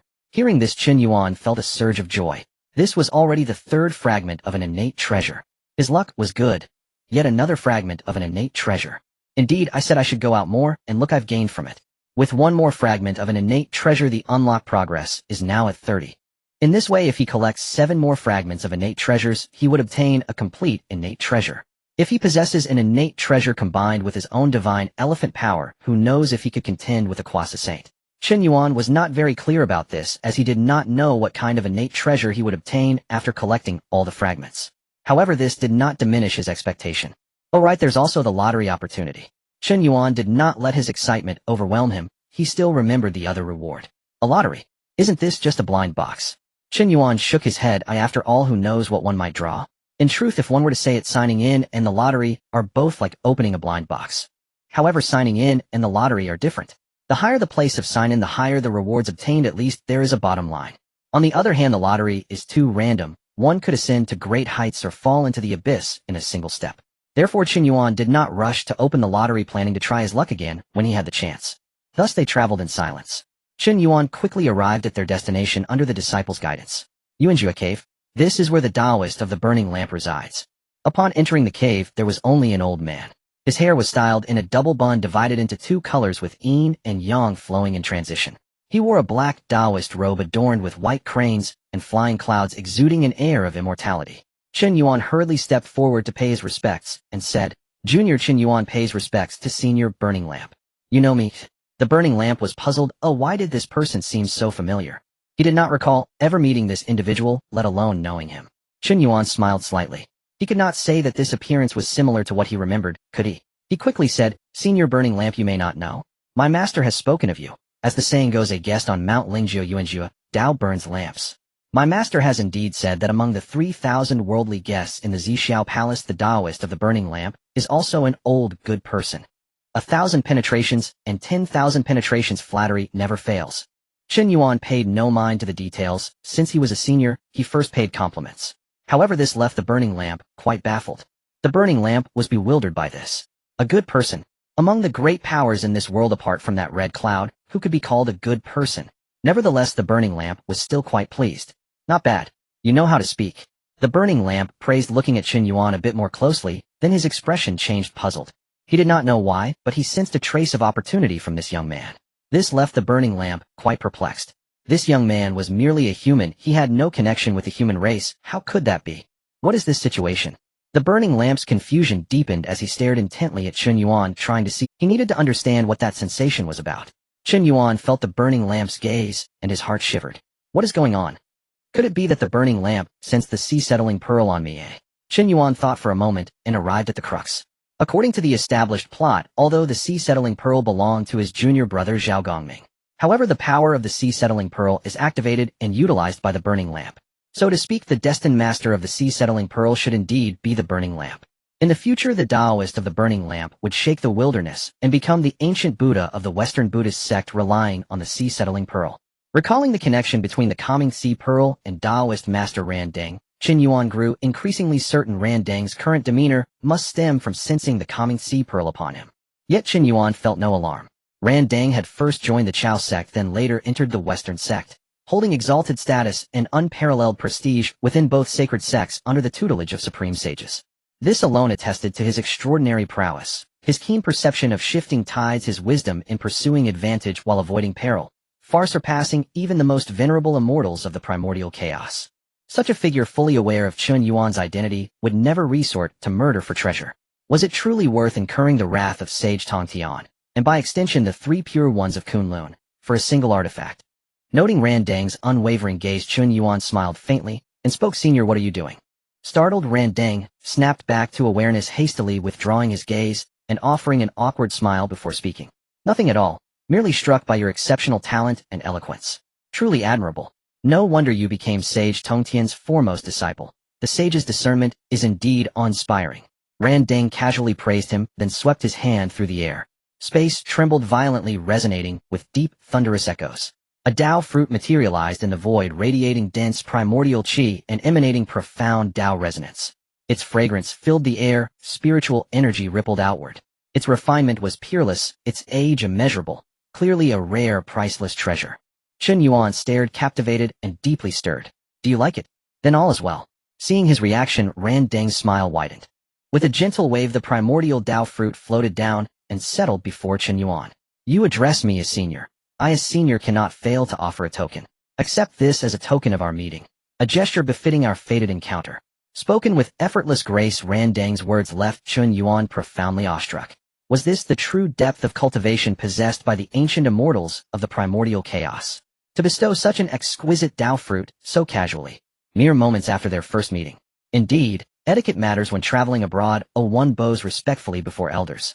These immortal elders, having lived countless eons, could grant life-altering opportunities with but a flick of the wrist.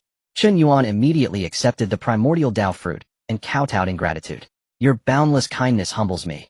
I am deeply honored." Randang nodded, inwardly pleased. To forge auspicious ties with a primordial Dao fruit, and with a disciple of the sage himself, was unquestionably worthwhile. After all, such treasures held little practical value for him now. Having accepted the Dao fruit, Chen Yuan's joy surged. Then suddenly a thought struck him. Randang is soon to join the Chao sect, is he not? His resolve crystallized. Rather than passively watch Randang enter the Chao sect, why not intercept him first? Randang possessed formidable cultivation and commanded renown across heaven and earth. If recruited into the Jie sect, he would become an extraordinary asset, not to be missed. Moreover, his eloquence and generosity resonated deeply with Chen Yuan. Their affinity felt genuine. A silent apology formed in Chen Yuan's heart. "Forgive me, second elder. I claim your deputy sect master." Composing himself, Chen Yuan stowed the Dao fruit and casually inquired, "Senior Randang, a mighty immortal of the primordial chaos, possesses profound cultivation and far-reaching insight. May I with due humility ask your perspective on the current balance of power across the primordial chaos?" Hearing this, Randang frowned slightly, studying Chen Yuan more intently. Was such a cosmic matter truly fit for discussion by a mere golden immortal? Yet recalling Chen Yuan's identity, Randang understood. After all, he was a disciple of the sage's foremost disciple. Without such vision, his title would ring hollow. Thus Randang grew solemn, paused to reflect, and then spoke deliberately. "Currently the Wu and Yao clans stand locked in confrontation, vying for dominion over heaven and earth, as the three primordial clans once did, each aspiring to rule the primordial chaos supreme. Such tension presages the imminent arrival of a cataclysmic calamity. This was Randang's deepest concern. The memory of the primordial clans' fall remained vivid. The Wu and Yao clans mirrored them with uncanny fidelity. Both past precedent and inner intuition warned him unambiguously: the cataclysmic calamity draws near, heaven and earth shall descend into chaos. Indeed. Chen Yuan nodded, continuing smoothly. Beneath the cataclysm, heaven and earth convulse, sentient beings suffer unspeakable devastation. Only the sages remain untouched, and only the sages can shield others from harm. Randang nodded vigorously in agreement. Precisely. How could he possibly misunderstand? This very truth drove his yearning to enter a sage's sect. Though he had survived the Dragon Phoenix calamity, could he endure the Wu Yao cataclysm as well? Countless immortals, far surpassing him, had perished during the Dragon Phoenix calamity, reduced to dust. Observing Randang's expression, Chen Yuan knew the moment had ripened, and seized it without hesitation. "Senior, given all this, would you consider joining our Jie sect? If willing, I shall personally vouch for you and ensure your acceptance." "What?" Randang blinked, utterly bewildered. Moments earlier they discussed cosmic affairs. How had the conversation pivoted so abruptly to his joining the Jie sect? Joining a sage's sect had long been Randang's aspiration. He had already resolved to journey to Kunlun Mountain and seek admission into the Chao sect under Yuanshi Tianzuan. As for the Rin sect and Jie sect, he had never entertained the notion. Among the three pure ones, Yuanshi was the one he knew best, making entry into the Chao sect the most natural path. Now confronted directly by Chen Yuan, he abandoned pretense and replied, "Candidly, young friend, you're unaware. I've indeed considered this. I intend to ascend Kunlun Mountain and petition Yuanshi Tianzuan for admittance into the Chao sect." Hearing this, Chen Yuan inwardly affirmed his suspicion. Randang had already made up his mind. With the matter laid bare, Chen Yuan pressed forward relentlessly determined to secure his prize. He sighed deeply, feigning regret as he spoke. Senior, you may be mistaken. Even if admitted into Yuanshi Tianzuan's sect, you'll likely receive no special favor. My second elder, you see, places great emphasis on innate fortune and ancestral roots. Senior, please don't take this amiss. But though you are a primordial spirit with extraordinary origins, ultimately you remain an outsider. Ran Deng looked surprised, yet after reflection, he reluctantly conceded the point. Knowing Yuanshi's temperament intimately, he recognized the accuracy of Chen Yuan's assessment. Puzzled, Ran Deng asked then, if I joined your Jie sect, would I truly be valued? Absolutely. Sensing the critical juncture, Chen Yuan pressed on without pause. Senior, my master Tongtian embodies the Tao of universal instruction. Before him all are equal, all disciples are family. Moreover, should you join, I shall advocate for you without reservation. I guarantee you, at minimum, the position of deputy sect master. Fearing hesitation, Chen Yuan intensified his appeal, invoking his own example. Senior, consider me a mere human, yet I serve as the Jie sect's eldest disciple. Does that not Ran Deng hesitated, then his heart stirred. A sage's sect.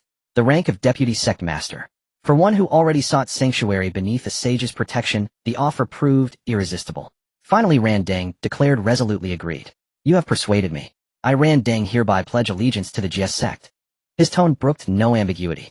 Rather than gamble on uncertain prospects within the Chao sect under Yuanshi, he chose instead to seize the extraordinary opportunity before him, to become deputy sect master of the Jie sect. Excellent. Chen Yuan's delight surged. His patient persuasion had borne fruit. Ran Deng had joined the Jie sect. The Jie sect lived up to its name, Jie meaning interception, and this interception had succeeded perfectly. Fearing second thoughts, Chen Yuan swiftly summoned a wisp of his own spiritual essence, which coalesced into a luminous seal hovering before Ran Deng. Senior, present this token, master will surely consent. Agreed. Ran Deng accepted the seal without hesitation. With that, the matter was sealed beyond doubt.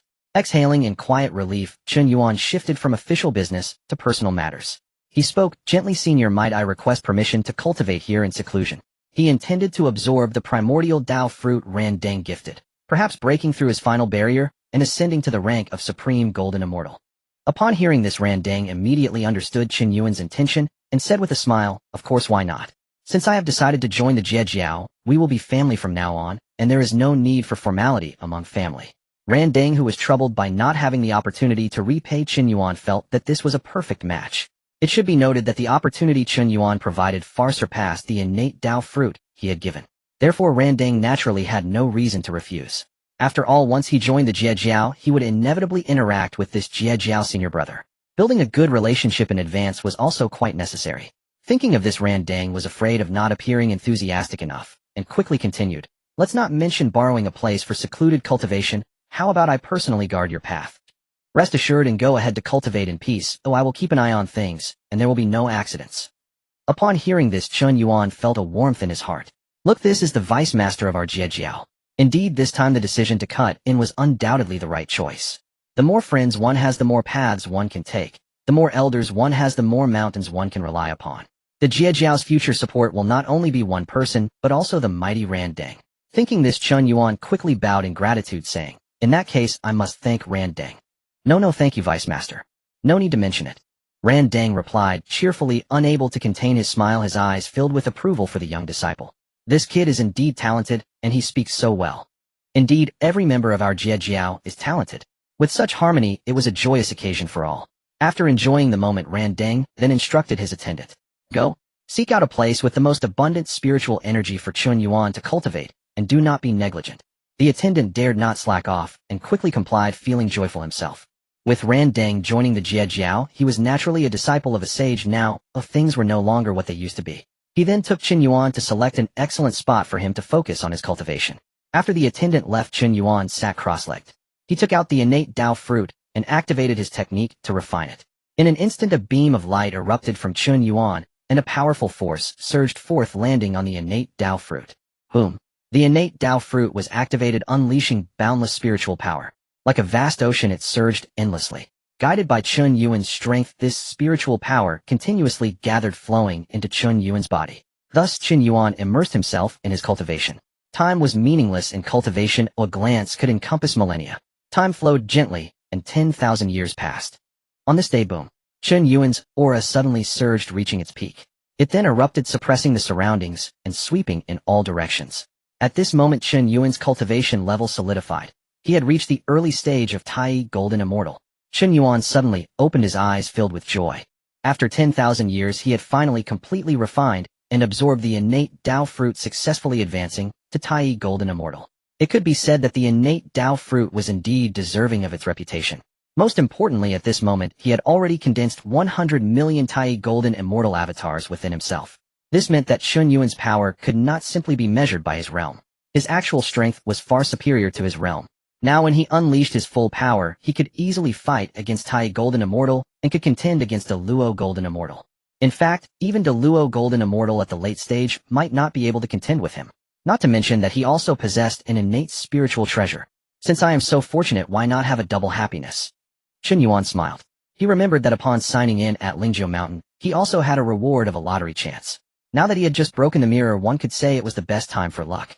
Such an opportunity should not be missed. Oh, why not take a chance at the lottery? Without hesitation, Chen Yuan made his intention known. System, use the lottery chance. As soon as the words fell, the system's voice rang in his mind. Ding! Using lottery chance, please wait. As the voice fell, Chen Yuan felt a flash before his eyes. By the time Chen Yuan regained his composure, an object appeared in the void before him. A slot machine. Chen Yuan was astonished. He never expected to see a slot machine from his past life in this primordial world. The object before him was exactly like the slot machines from his past life. If one were to speak of the differences, they were not non-existent. The symbols on the slot machine were not fruits or luxury cars, but innate treasure fragments. Pangus Essence Blood. Fragments of the God-slaying spear. A treasure of the great Dao. These 4 treasures were displayed around the screen, filling it to the brim and shining brightly. Chen Yuan looked on stunned. Wow, is it really this extravagant? All 4 of these are precious items. No matter which one he drew, he would undoubtedly profit. The innate treasure fragments were exactly what Chen Yuan needed most. If he obtained another fragment, the unlocking progress for the innate treasure would reach 40, bringing him one step closer to the innate treasure. As for Pangus Essence Blood, there was no need to say more. If the system is a standard feature for travelers, then Pangus Essence Blood is the standard for those traversing the primordial era. Absorbing and refining Pangus Essence Blood not only strengthens oneself, but also tempers the physical body, changing one's roots, achieving a complete transformation. Among the countless treasures in the primordial world, it is also among the best, and is a tremendous opportunity. The God-slaying spear was once the possession of the demon ancestor Luo Hu. Holding this spear, demon ancestor Luo Hu killed gods and slayed immortals, spreading terror throughout the primordial realm. Who does not know of it? Lastly, the great Dao technique, though nameless, should not be underestimated. Anything related to the great Dao is certainly not to be taken lightly. Chen Yuan was overjoyed and could not wait any longer, quickly calling out, "Lottery." As soon as he spoke, the cursor on the slot machine in the void began to move at lightning speed. Ding ding ding. The pleasant sound rang out, making Chen Yuan feel as if he were there, causing him to reminisce about his past life. The cursor moved rapidly, and Chen Yuan's heart raced along with it, rising and falling. As the cursor gradually slowed down, Chen Yuan's heart hung in suspense. He watched as the cursor slowly skipped from one slot to another, feeling both nervous and expectant. Finally, the cursor came to a stop, completely fixing on one place. God-slaying spear fragment. Chen Yuan looked on and nodded, feeling very pleased. This can be considered a nice treasure. This God-slaying spear is a formidable treasure of the heavenly Dao, possessing the level of innate treasures. Moreover, it is capable of battling against sages. Sages do not die or perish. Their bodies are invulnerable to all laws existing throughout eternity. The God-slaying spear is perhaps the only treasure in the world that can harm a sage. It's a pity, but is still a fragment. Chen Yuan sighed. Along with obtaining the God-slaying spear fragment, he also received relevant information. He needed to collect 3 God-slaying spear fragments to forge a complete God-slaying spear. Another collection task added. Chen Yuan shook his head, feeling quite helpless. However, compared to the innate treasure, the God-slaying spear only required 3 fragments, which was certainly generous. Overall, this is still quite good. This counts as a double happiness. Thinking this, Chen Yuan felt great joy and immediately stood up, ending his seclusion. At that moment, a figure hurried over. "Congratulations, young friend, on advancing to Tai Golden Immortal. This is truly a joyous occasion." Before the figure arrived, the voice had already reached him. As the voice fell, the figure landed before Chen Yuan, filled with joy. It was the host of this place, Ran Deng Dao Ren. As Chen Yuan concluded his meditation, the Taoist of the lamp immediately rushed over. It was evident that he had been keeping a close watch on Chen Yuan's situation all these years. Moreover, at this moment, the joy on his face surpassed that of Chen Yuan. If one didn't know better, they might think it was he, the Taoist of the lamp, who had advanced in realm. Chen Yuan found this amusing, but in response to the Taoist's congratulations he quickly bowed and said, I was fortunate to break through, and I must sincerely thank you for your assistance, senior. Chen Yuan's words were not mere politeness, but a heartfelt expression of gratitude. Without the innate Dao fruit sent by the Taoist of the lamp, how could he have had the opportunity to break through in seclusion? And during his 10,000 years of seclusion being undisturbed, was also thanks to the Taoist's protection. Such a great favor Chen Yuan naturally remembered, and could not forget. You see you come again. The Taoist of the lamp feigned anger upon hearing this. In a family we don't speak as outsiders. Your politeness makes it seem as if you don't consider me family. Chen Yuan was momentarily taken aback by the Taoist's quick transition into character. Just as he was about to explain, the Taoist had already started laughing and spoke. No worries, after all, I haven't gone to Kunlun Mountain to find the Tongtian teacher yet. At this point the Taoist suddenly fixed his gaze on Chen Yuan with a serious expression. After a long while he finally spoke. Young man, let me ask you something. Are you truly of the human race? The Taoist looked at Chen Yuan with uncertainty, trying to find evidence that he was not human. Unfortunately, no matter how he scanned, and even used quasi-saint divine abilities, he still found no anomalies. Despite his certainty, Chen Yuan's background was undoubtedly human. Yet there was a terrifying power contained within Chen Yuan. It was inscrutable and unfathomable. The Taoist of the lamp felt a vague sensation. If this power were to erupt, it would undoubtedly break through the shackles of his realm, terrifying and beyond imagination. Is this truly something a newborn human can possess? The Taoist was shaken within. He had seen humans before, but which human was like Chen Yuan? Even the esteemed disciple atop Kunlun Mountain could not compare. Senior, I am truly of the human race. Chen Yuan replied, feeling somewhat helpless. It seemed that many people along his journey doubted his background, thinking he wasn't human. However, he was undoubtedly human without a hint of doubt. It could only be said that the Dao's oppressive force was terrifying. This question was truly hard to explain as it related to his hidden cards, and Chen Yuan didn't wish to elaborate. Thus, seizing the moment while the Taoist was still uncertain, Chen Yuan decisively spoke. Senior, if there are no other matters, I shall take my leave now. I've already delayed too much time, I still want to travel the vast wilderness. The Taoist, despite his myriad of doubts, had to suppress them. Forget it. Everyone has their own secrets, especially cultivators, who all possess hidden treasures that should not be spoken of to outsiders. If he were to probe any further, it would seem as if he lacked the demeanor of a senior. Thus the Taoist calmed his thoughts and spoke. Very well. Then you may go travel, do not delay. I too should make my way to Kunlun Mountain. Hearing this, Chen Yuan was naturally delighted. The Taoist was preparing to visit Tongtian and formally join the Jiejiao. This was a significant matter, and Chen Yuan would certainly not be negligent. Senior need not worry, once you find the Tongtian master at Kunlun Mountain, just convey my words to him, and this matter will naturally come to fruition. Understood, then I shall thank you, young friend. Hey senior, you mentioned we are family, yet you are being polite again. It was my mistake, all changed. Then we shall meet again on Kunlun Mountain, Vice Master of Jiejiao. See you on Kunlun Mountain, senior brother of Jiejiao. In the end, after a delightful conversation, the two bid each other farewell. Chen Yuan waved goodbye, riding the clouds, and vanishing into the horizon, continuing his journey through the vast wilderness. The Taoist stood in place watching until Chen Yuan's figure completely vanished before retracting his gaze. Alright, it's time to head to Kunlun Mountain. The Taoist spoke, his face filled with excitement and anticipation. He then tore through the void and stepped into the air, disappearing from Lingzhou Mountain. When the Taoist reappeared, he had already landed in the territory of Kunlun Mountain. Looking at the majestic and towering Kunlun Mountain, the anticipation on his face grew even stronger. His fate would be completely changed here. Meanwhile, at Kunlun Mountain in Yushu Palace. The primordial heavenly sovereign suddenly opened his eyes, filled with confusion. This is indeed a rare guest. The Taoist of the lamp has actually come to Kunlun Mountain. At that very moment, the primordials sensed the Taoist's arrival. They had traveled, cultivated, and discussed the Tao together in the past, maintaining a close relationship. Unfortunately, ever since the primordial achieved sainthood, they had drifted apart.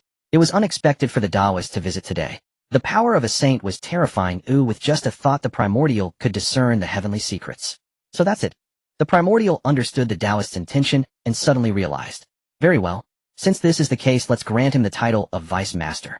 The primordial shook his head and chuckled, not overly concerned. After all, they had once been companions on the path. Granting him a position was not a big deal. He then pointed at the void, and a ray of light flew from his fingertip, disappearing into the emptiness. Before long, Guang Qingzi, having received the message, hurriedly rushed over from outside, saluting respectfully. I wonder why Master has summoned me. What are your instructions? Guang Qingzi, you will go down the mountain to welcome someone, the primordial instructed, and Guang Qingzi immediately complied. Yes, Master. Guang Qingzi did not ask much and hurriedly left.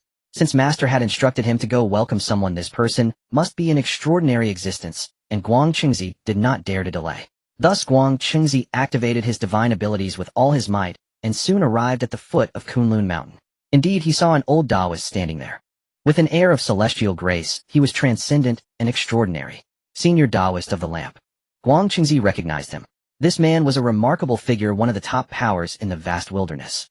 Guang Qingzi was not a fool. How could he not recognize him? He quickly landed beside the Taoist of the Lamp, paying his respects. Greetings, Senior Taoist of the Lamp. I am Guang Qingzi of the Chan School, sent by Master Primordial to welcome you. Primordial? The Taoist was taken aback upon hearing this. To welcome me. However, he quickly understood. After all, the Primordial was now a saint, and it was only natural for him to anticipate his arrival. In that case, please lead the way, the Taoist said. Since the Primordial had sent someone to welcome him, he naturally could not disregard the saint's courtesy. Moreover, they had once been companions, so it was only right to pay a visit.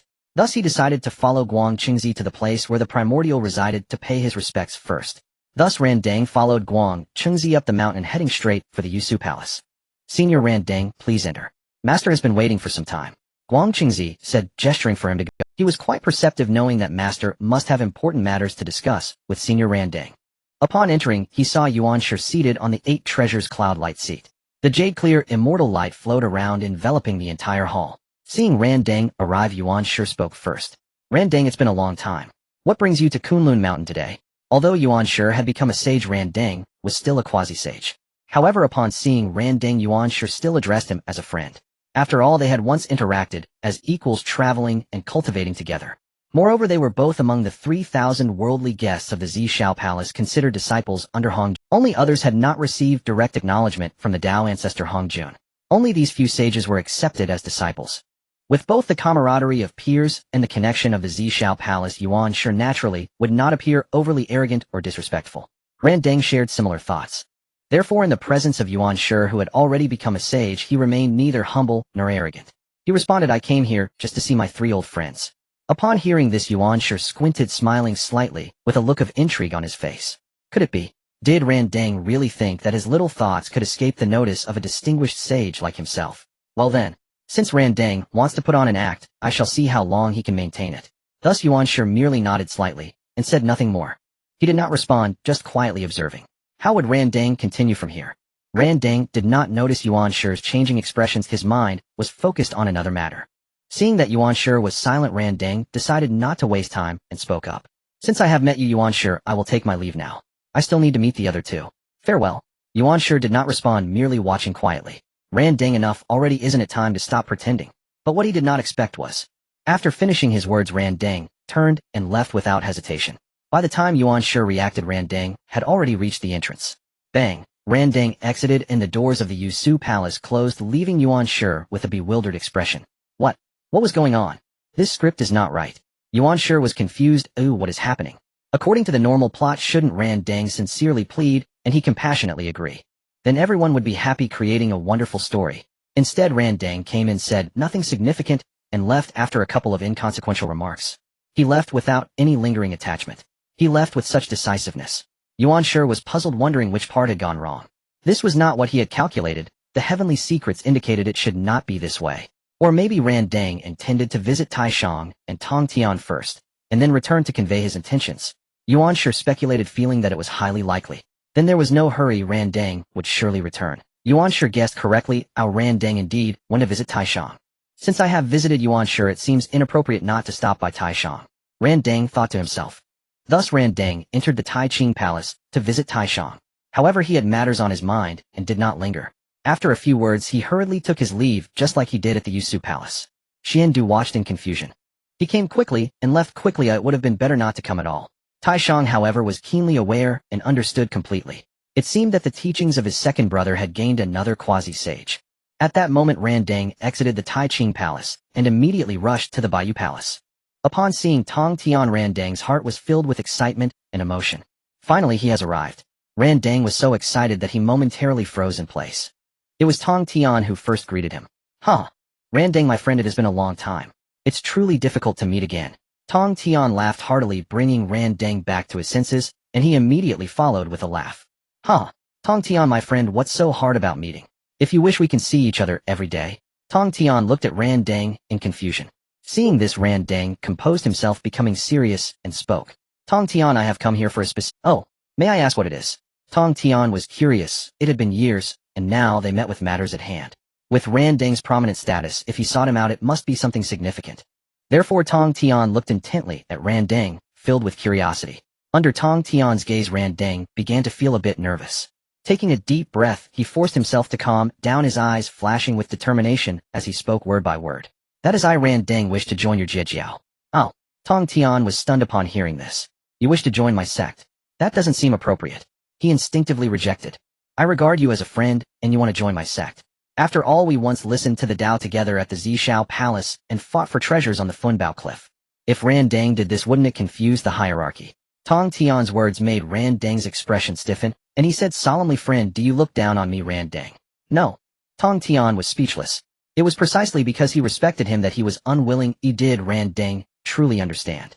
Seeing this, Ran Dang knew that saying more was pointless. He would directly reveal his trump card. By the way, I came here at the recommendation of your top disciple. He insisted that if I came, I could become the vice leader of Jiejiao. Ran Dang said, waving his hand, as Chen Yuan's aura imprint flew out. My top disciple recommended you. Tongtian was astonished, not expecting that this Chen Yuan fellow had actually met Ran Dang. Feeling that aura imprint, it was indeed Chen Yuan. Under the support of the fortune of the Jiejiao, Ran Dang broke through on the spot, successfully achieving the late stage of the quasi-saint. Tongtian reacted quickly and hurriedly spoke up. Congratulations, fellow Daoist. Best wishes, fellow Daoist. Tongtian was immensely pleased, unable to suppress the joy that curved the corners of his mouth. The fact that Ran Dang joined the Jiejiao was indeed a great joy. From this moment on, Jiejiao gained a quasi-saint, alleviating many burdens, and the disciples under him were also granted an additional layer of protection. Now, with Ran Dang's impressive achievement leveraging the fortune of the Jiejiao, he successfully broke the shackles and attained the late stage of the quasi-saint. Jiejiao gained a formidable force, further deepening its foundation, with its fortune directly increasing by 10%. Such a wonderful event made Tongtian, as the leader of Jiejiao, unable to contain his excitement. Indeed, Chen Yuan, this lad, truly lives up to being my top disciple and the senior brother of Jiejiao. Tongtian thought to himself, silently, giving a big thumbs up to his eldest disciple Chen Yuan. Just by descending the mountain for a bit, he managed to persuade Ran Dang to join Jiejiao and facilitate such a grand event. Compared to the deep foresight of his eldest disciple, he felt himself greatly lacking and could not help but admire him. At this moment, Ran Dang was immersed in the joy of his promotion. Feeling the diffusion of his own Dao rhythm, he was lost in it, unable to control his emotions. How many years had it been? He had been stuck here for so many years. No matter how much effort he expended or how many resources he consumed, the shackles remained unmoving. He never expected that just upon entering Jiejiao such a change would occur. With the help of Jiejiao's fortune, he directly broke through the final remnants of his shackles, slaying the last of his stagnation, and achieving the realm he had long desired. Hearing Tongtian's words, Ran Dang came to his senses, quickly retracting his Dao rhythm, cupping his hands in greeting and bowing deeply. There's no need for such formalities, sect leader. Without the fortune of Jiejiao, how could Ran Dang achieve this? Ran Dang's tone was respectful and his attitude humble. He performed a long bow, deeply bending down, almost touching the ground. Without this gesture, he could not express his current feelings. Since Ran Dang has joined Jiejiao, I will surely devote myself to it from now on. I will protect our Jiejiao's Bo Palace and safeguard our Jiejiao's disciples. I would face 9 deaths without regret. Ran Dang spoke with unwavering resolve, as if declaring a heavenly oath filled with solemnity and generosity. All he achieved today was entirely thanks to Jiejiao. From this moment on, he would wholeheartedly commit to Jiejiao, unwavering until death. Hearing such words, Tongtian was deeply moved as he looked at Ran Dang's sincere expression, and he quickly responded. Good. The deputy sect leader speaks well. Oh, let us work together to strengthen Jiejiao in the future. Tongtian replied enthusiastically to Ran Dang's sincerity. At this moment, he could not help but think of his eldest disciple who was traveling outside. Without the efforts of this eldest disciple, would they have such a splendid event today, with everyone rejoicing? Meanwhile, Ran Dang was also unable to calm his emotions, and he couldn't help but think of Chen Yuan. Where was Chen Yuan now? This person was indeed his great benefactor, and he would have to repay him well in the future. As Ran Dang stirred the fortune of Jiejiao, the fortune of Jiejiao fluctuated accordingly. This situation naturally attracted the attention of the other 2 saints on Kunlun Mountain. Oh, Taishan was slightly surprised. Ran Dang actually joined Jiejiao instead of Changjiao. This was somewhat different from his previous deductions. However, Taishan only felt a brief surprise and did not dwell on it. After all, what difference did it make between Honghuang Jiejiao and Rinjiao? The three pure ones are fundamentally one family, and the three teachings share the same origin. There is no need to differentiate. No matter which teaching Ran Deng entered, he remained a disciple under the three pure ones. That was sufficient, and the rest were mere details unworthy of excessive concern. Thus Taishang quickly shifted his divine sense away, no longer paying attention to this matter. In contrast to Taishang's open-mindedness, Yuan Shi in the Yusu Palace currently had a bewildered expression. Wait, what is happening here? Ran Deng actually joined Jiejiao. Wasn't he supposed to join my Chan Jiao? Yuan Shi was filled with questions and confusion. According to the heavenly secrets, shouldn't Ran Deng have joined Chan Jiao? Yuan Shi had even prepared to bestow Ran Deng the position of deputy sect leader of Chan Jiao. Though Ran Deng had come and gone in a hurry just moments ago, Yuan Shi was puzzled for a moment, but quickly accepted it. He thought that Ran Deng did not want to show favoritism and aimed to visit all three pure ones doing the proper courtesies. Yuan Shi silently waited, planning for Ran Deng to finish visiting Taishang and Tongtian before returning to Yusu Palace to discuss serious matters with him. At that time, he would smoothly offer him the position of deputy sect leader of Chan Jiao, and everyone would be happy. Instead, while Yuan Shi was still waiting in Yusu Palace, Ran Deng had directly joined Jiejiao over at Bio Palace. What on earth is going on here? Yuan Shi racked his brain, but could not figure it out. Was it that Tongtian had intercepted him halfway and persuaded Ran Deng to join Jiejiao? Or was it that Ran Deng had already made up his mind to join Jiejiao? Yuan Shi's repeated inquiries met with silence from the void. In the grand hall of Yusu Palace, Yuan Shi's expressions of confusion echoed continuously. Meanwhile, the instigator of everything happening on Kunlun Mountain, Chen Yuan, remained completely unaware. He was still on his journey heading towards the central world, the Unzu Mountain. Unfortunately, since leaving Ran Deng's dojo, there had been no new places to trigger sign-ins along the way. What is that? Suddenly, during the monotonous and tedious journey, Chen Yuan discovered an anomaly. Not far ahead, a beam of light rose, shooting straight into the clouds. Could it be that a congenital treasure is about to appear? Chen Yuan thought to himself, his heart racing as he hurried towards the location of the rising light. Just as he was bored on his journey, he decided to check what was going on. Before long, Chen Yuan followed the light and arrived at the spot. Looking around, he found several beings already waiting there, presumably also drawn by the light. However, these beings had varying levels of cultivation and posed little threat. The one with the highest realm was merely a golden immortal. Therefore, Chen Yuan, descending with the cultivation of a Tai golden immortal, naturally occupied a high position. Tai golden immortal. The other beings saw this and immediately scattered, avoiding his brilliance. Chen Yuan paid them no mind, focusing his gaze on the source of the light.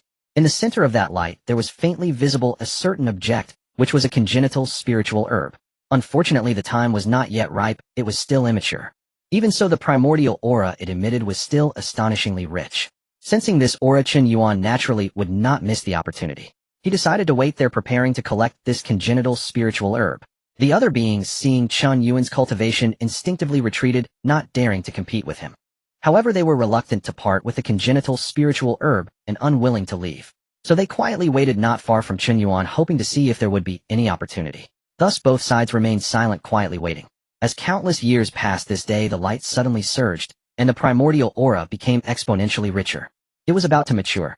Upon seeing this, the surrounding beings collectively had the same thought, looking towards that direction. After 10,000 years, this congenital spiritual herb was finally about to fully manifest. At that moment, suddenly an aura descended from the heavens. The demon race. The beings present felt this aura and instantly fixed their gazes. Immediately afterward, overwhelming pressure rolled down, enveloping the surroundings and suppressing everyone. A great Luo golden immortal. Everyone was shocked. This demon was actually at the level of a great Luo golden immortal. This was no ordinary demon, but a demon king. The innate spiritual herb was about to mature, when suddenly a creature from the demon clan descended from the heavens. Upon its arrival, its aura shocked everyone, casting an overwhelming pressure across the scene. It was the demon king, the great Luo golden immortal. Everyone was stunned. No one could have imagined that the appearance of this innate spiritual herb would attract a demon king to this place. Dark clouds piled in the sky, filling the air with demonic energy. It surged down like a torrent, unstoppable. A towering figure of the demon clan stepped through the void, descending slowly. Demonic energy surged around it, interwoven with killing intent and malevolence, astonishing beyond measure. Its gaze was cold and fierce, sweeping over the living beings present with a lofty demeanor full of disdain. I am of the demon clan, the heavenly demon king. You all should leave at once. This item belongs to my demon clan. The words of the heavenly demon king boomed like a thunderclap, echoing across the land, relentless. These words were filled with arrogance and dominance, incredibly imposing. The crowd felt as if they were struck deaf, their minds shaken. This figure had the backing to be so domineering and the capital to be so arrogant. It should be known that aside from the Saints' lineage, the Witch and Demon clans are currently the two most powerful forces in the primordial world. They vie for supremacy, battling fiercely, neither side giving way. Who among them could contend with the Witch and Demon clans aside from the Saints' forces? Moreover, the Saints' forces never interfere in the matters of the Witch and Demon clans. Under such circumstances, the Heavenly Demon King here, whether in status or power, was an existence that overshadowed all others. Thus, when the crowd heard these words, they were filled with fear and began to entertain thoughts of retreat. But could they really abandon such an opportunity before them? Yet there were always those unwilling to simply leave. The Witch and Demon clans fight for supremacy over the primordial world. It is not solely your Demon clan's domain. A voice of anger rang out. It was a golden immortal who stood up indignantly. Though the Demon clan is strong and has a division of the primordial world with the Witch clan, they cannot rule everything. This treasure was discovered by us first, the principle of first come, first served.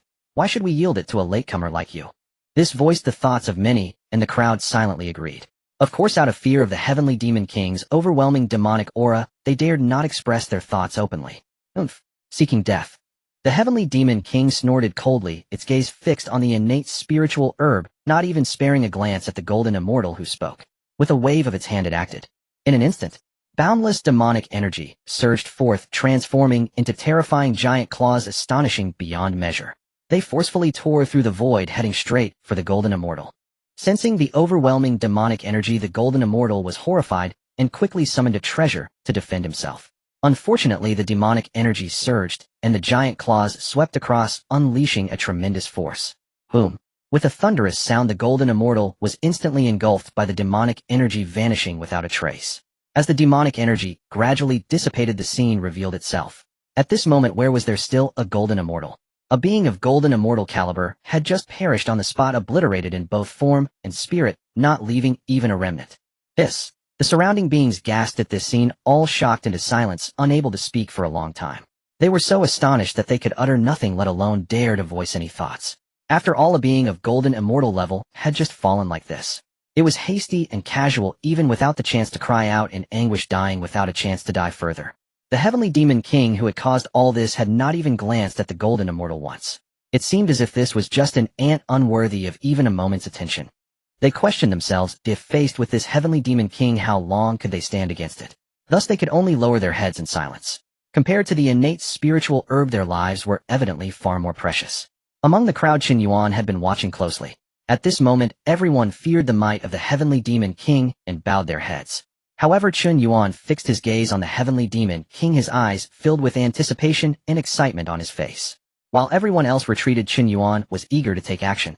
After the tragic death of the golden immortal, no one dared to voice their thoughts. Seeing that no one else dared to oppose him, the Heavenly Demon King also lost interest in the crowd, its gaze focusing entirely on the innate spiritual herb. These ants were not worth even a glance, let alone a conversation. The innate spiritual herb shone ever brighter, its medicinal fragrance growing stronger, enveloping the surroundings and refreshing the senses. Finally, boom! With a thunderous sound, the innate spiritual herb erupted with an overwhelming aura, shaking the air. As this aura exploded forth, the innate energy reached its peak, and the fragrance of the herb became unprecedentedly strong, almost tangible. The innate spiritual herb had completely matured. The crowd quickly looked over, only to see that the innate spiritual herb now exuded spiritual energy and fragrance, vast as an ocean surging like a tide. It radiated 9 colors, layered and orderly. Bright and vivid, it was dazzling beyond compare, appearing quite pleasing to the eye. The crowd, of course, did not know the significance of this, yet it was evidently extraordinary. What? Is that really this item? Among the crowd, Chen Yuan immediately recognized it. It was the 9-color golden lotus. It is said that this item possesses immense medicinal power, allowing a great Luo golden immortal who consumes it to directly advance a realm. Because of its incredible nature, it is rarely seen in the primordial world, and most beings are unaware of it. However, for Chen Yuan, this was not a challenge. After all, he had seen it recorded in the alchemical tome of the Taishang, described in great detail, who told him that his grandmaster was the foremost alchemy master of the primordial world. What is this item? The Heavenly Demon King, like the others, was unaware of its nature. However, sensing the powerful aura emanating from it, the Heavenly Demon King knew it must be a precious item. Whatever it is, I'll secure it first. As the Heavenly Demon King reached out to pluck it, an aura surged forth, sweeping towards the Heavenly Demon King. The Heavenly Demon King erupted with demonic energy, instantly shattering this aura. Such methods naturally posed no threat to him. However, this action interrupted the Heavenly Demon King's gathering of the herb, making him very angry. "Who?" The Heavenly Demon King growled coldly, its gaze sweeping over the crowd, eyes blazing with fury, murderous intent rising. Not having slain all these individuals was already a display of great mercy. These individuals actually dared to oppose him, thinking he was easy to deal with. He would ensure they understood what it meant to be of the Demon Clan, what it meant to be a Demon King. The Demon King cannot be humiliated. The Demon Clan cannot be provoked. The Heavenly Demon King gritted its teeth, glaring at the living beings. Faced with such a predatory gaze, the beings were shocked and terrified, trembling, not daring to speak. Only Chen Yuan, disregarding the gaze of the Heavenly Demon King, broke the silence. Is the Demon King really that impressive? Is the Demon Clan really that significant? Only Chen Yuan, disregarding the gaze of the Heavenly Demon King, broke the silence. Is the Demon King really that impressive? Is the Demon Clan? In an instant, all eyes in the vicinity turned to Chen Yuan. Everyone wanted to see which being was so oblivious to the danger. Upon seeing Chen Yuan's figure clearly, everyone was stunned. A human. It was actually a human. This being who interrupted the Heavenly Demon King while gathering the herb and dared to confront him was a human. Human race. At this moment, all beings present, including the Heavenly Demon King, were stunned and stared blankly at Chen Yuan. Who would have thought? Such a bold and reckless being daring to obstruct the existence of the Heavenly Demon King is merely a member of the human race. This is the race created by the Holy Mother Nuwa tens of thousands of years ago. Although the Nuwa human race was created by a saint and possesses an innate Dao body. However, aside from the original innate human race, the rest of the humans are all postnatal mortals. Their bloodlines are inferior and their combat power is weak. Not only do they lack innate spiritual power, but their lifespans are also extremely short, lasting only a mere 100 years. How could such clay-like mortals compare with the innate beings of the primordial era? Even with an innate Dao body, it is difficult for them to cultivate. An empty Dao body without a Dao foundation is merely a hollow form. Instead, due to this innate Dao body, they have become the blood food slaves of the myriad races such as the demon race. Therefore, the human race has always been looked down upon by the beings of the primordial era, occupying the lowest end of the disdain chain. If it weren't for the consideration of the saint behind the human race, perhaps the human race would have been exterminated long ago. However, among this human race, a Tai Golden Immortal has unexpectedly appeared. Moreover, this Tai Golden Immortal is so bold as to confront the Heavenly Demon King of the demon race. This has shocked all beings present. They were astonished not only by the realm of this human, but also by the audacity of this human. Especially the Heavenly Demon King, who at this moment felt a tremendous insult. The demon race traverses the heavens and earth. How could the human race ever be regarded by them? Today this human actually dares to provoke him. You are indeed impressive. The Heavenly Demon King looked down with narrowed eyes, surveying Chen Yuan from a height, offering him a word of praise. To cultivate to the level of a Tai Golden Immortal as a member of the human race, this one must surely be a genius among them. Even though the Heavenly Demon King has always looked down on the human race, he was still astonished. But, a mere Tai Golden Immortal dares to stand up and disrupt my good fortune. Seeking death. The tone of the Heavenly Demon King turned cold, and his expression darkened instantly. The overwhelming voice echoed as boundless demonic energy gathered, causing the spiritual energy of the heavens and the earth to chill. Seeking death. The tone of the Heavenly Demon King turned cold, and his expression darkened instantly. The overwhelming voice echoed as boundless demonic energy gathered, causing the spiritual energy of the heavens and the earth. Moreover, he is just a mere human race. As the words fell, the Heavenly Demon King waved his hand. In an instant, boundless demonic energy enveloped, swiftly locking onto Chen Yuan. The vast demonic power surged forth, gathering above Chen Yuan's head and crashing down. The absolute oppressive force was now unmistakably revealed. All beings around turned pale and trembled. The strength was so overwhelming that even those not targeted felt as if they were weighed down by a mountain struggling to breathe. If they felt this way, what about the locked-on Chen Yuan? Chen Yuan's figure appeared incredibly thin and helpless under this overwhelming power. Like a small blade of grass in a storm, utterly insignificant, how could one withstand the torrential rain? The surrounding beings sighed in their hearts, mourning for him. The human race had finally produced a talented prodigy, only to meet his end today. Many beings even closed their eyes, unable to bear watching Chen Yuan being ground into pulp. Yet in the next moment, facing the overwhelming threat, Chen Yuan's expression remained calm as he lightly pinched with his hand. Boom! A resounding explosion echoed like thunder. The terrifying demonic power suppression was unexpectedly crushed by Chen Yuan, with his bare hands directly dispersing in all directions. A massive shockwave rippled out, shaking everything around. The demonic energy that filled the sky became scattered and disheveled under the impact of this demonic power, looking miserable. Looking at Chen Yuan, he still stood steadfastly there. Not a single injury, his expression unchanged.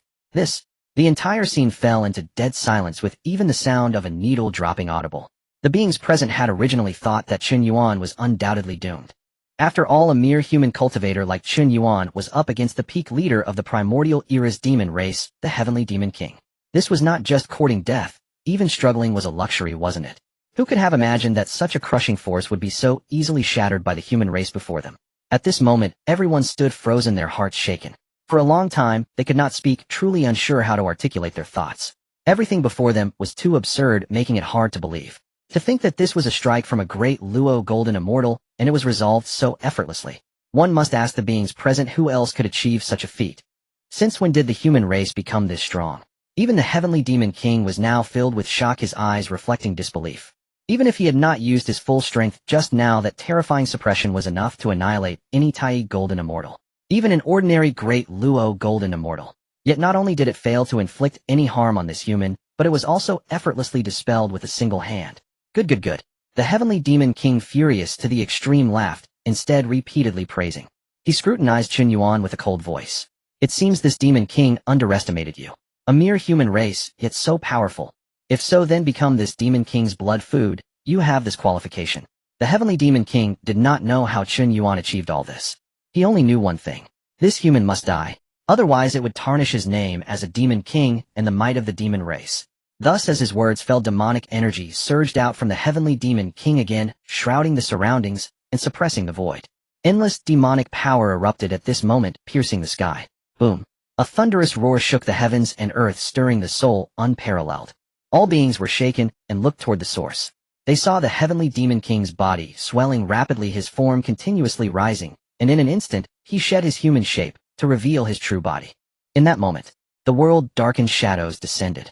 The beings were terrified. Above their heads a giant demon loomed, blocking the sun. The massive body resembled a mountain towering over all beings. The eyes of the demon were blood-red like the sun, and the gaze was chilling, suffused with killing intent. As the might of the demon reverberated, all beings bowed their heads, the world trembled, and mountains crumbled.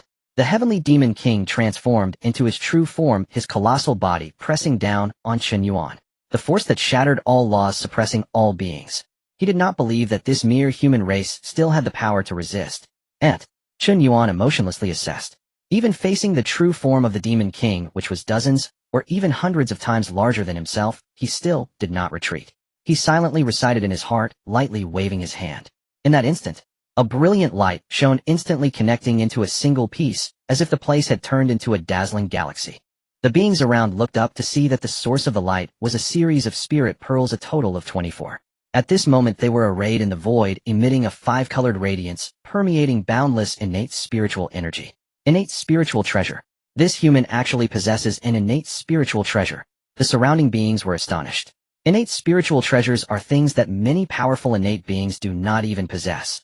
Now the human race, without an ancient legacy, has unexpectedly utilized such an innate spiritual treasure, and it appears to be of extraordinary grade. The Heavenly Demon King was also taken aback, and then became excited. I didn't expect that coming out this time would bring such an opportunity. This treasure is far more precious than innate spiritual medicine. One must know innate spiritual treasures are crucial for advancing to the quasi-saint level. A great Luo golden immortal who has reached perfection must slay the corpse to break through to the quasi-saint level. After slaying the corpse, one needs to rely on innate spiritual treasures. However, innate spiritual treasures are rare, and acquiring one is difficult. Even the Heavenly Demon King has never possessed one. Now unexpectedly encountering an innate spiritual treasure here, and it appears to have a good grade. This is an enormous opportunity. Seal. Chen Yuan uttered a single word lightly. Without paying any attention to the surrounding beings or the Heavenly Demon King, he directly activated the summoned innate spiritual treasure, the Dinghai God Pearl. In an instant, the light of the Dinghai God Pearl instantly surged, connecting into a single piece. A force of space erupted, rolling in like a tide, sealing the void, suppressing all.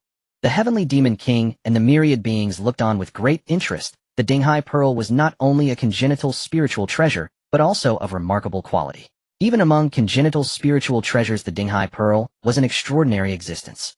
With 24 Dinghai Pearls, each one was a lower grade congenital spiritual treasure. If 36 were combined, they would be no less than a top-grade congenital spiritual treasure. It must be known that this treasure was extraordinarily mysterious, possessing the ability to open up worlds. All this was due to the boundless power of time and space contained within the Dinghai Pearl. One pearl represents one world. With 24 Dinghai Pearls there existed 24 small worlds. In a normal course of events, the enlightened lamp Taoist could use the 24 Dinghai Pearls to open up the 24 heavenly worlds, thereby establishing his position in the Western Buddhism. Now Chen Yuan's strength was insufficient, and his cultivation was shallow, far from such great power. Naturally, he could not use the Dinghai Pearls to open up worlds and create the heavens and earth. However, if he were to solely draw upon the power of time and space within the Dinghai Pearls, that would be more than enough. Therefore, Chen Yuan decisively used the Dinghai Pearls to suppress the true form of the Demon King. In an instant, the five-colored brilliance spread, intertwining with the heavens and earth as boundless congenital spiritual energy surged throughout the area. The 24 Dinghai Pearls were now scattered across the void, their light merging into a radiant circle. In a flash, the void sealed, isolating the heavens and earth. The power of time and space erupted from the 24 Dinghai Pearls, directly creating a closed time-space prison. Even the enormous form of the Heavenly Demon King was firmly sealed within, without any escape. The overwhelming pressure of the Heavenly Demon King suddenly came to a halt, instantly suppressed in the void. Demonic energy was locked, and demonic power was sealed. The boundless might of the demons was instantly swept away and scattered. The massive demonic body could no longer advance a single inch, suspended right before Chen Yuan. No matter how the Heavenly Demon King urged the power within his body, he remained firmly trapped in this time cage. Unable to move, he could neither advance nor retreat. What? How is this possible? The Heavenly Demon King's eyes nearly split from rage, his face filled with terror. In that moment, he had lost all confidence in his ability to control everything. Only boundless fear remained, chilling him to the bone. He knew this congenital spiritual treasure was formidable, but he never imagined it to be this powerful. He was a genuine great Luo Jinxian, a powerful demon king dominating a region and exerting pressure upon all beings. Even against the great shamans of the Witch Clan, he had the strength to fight. Now he was unexpectedly suppressed by a mere human. The most crucial point was that this human was only a time. This made the Heavenly Demon King feel utterly absurd and immensely fearful. What was this human possessing such great power and such a supreme treasure? But before the Heavenly Demon King could comprehend these thoughts, the next moment, Chen Yuan moved, his white robe billowing in the air, spinning and dancing gracefully, directly charging forward. Chen Yuan summoned his power, his aura swelling violently as he tore through the void, creating thunderous roars wherever he passed. With strength breaking through myriad laws, all his power was channeled forward. His aura surged into the heavens, dominating the surroundings and suppressing all directions. Boom. The Heavenly Demon King didn't even have time to speak before Chen Yuan, with an unparalleled, overwhelming momentum, smashed down towards the Heavenly Demon King. In an instant, a thunderous explosion erupted, boundless power burst forth, and the colossal shockwaves swept outward. Ancient trees were uprooted, mountains trembled, and the earth shook. The void shattered directly, the path of Tao collapsed, and spiritual energy exploded. This terrifying strike crashed into the massive body of the Heavenly Demon King, instantly causing flesh and blood to fly, with the sound of bones cracking echoing horrifically. At that moment, the blood and flesh rained down like snow, falling upon the surrounding ground and upon those beings. However, the myriad beings were oblivious to it. They looked up, allowing the blood and flesh to fall upon their faces, yet remained unmoved, their gazes fixed upon Chen Yuan in the void above. The scene was deathly silent.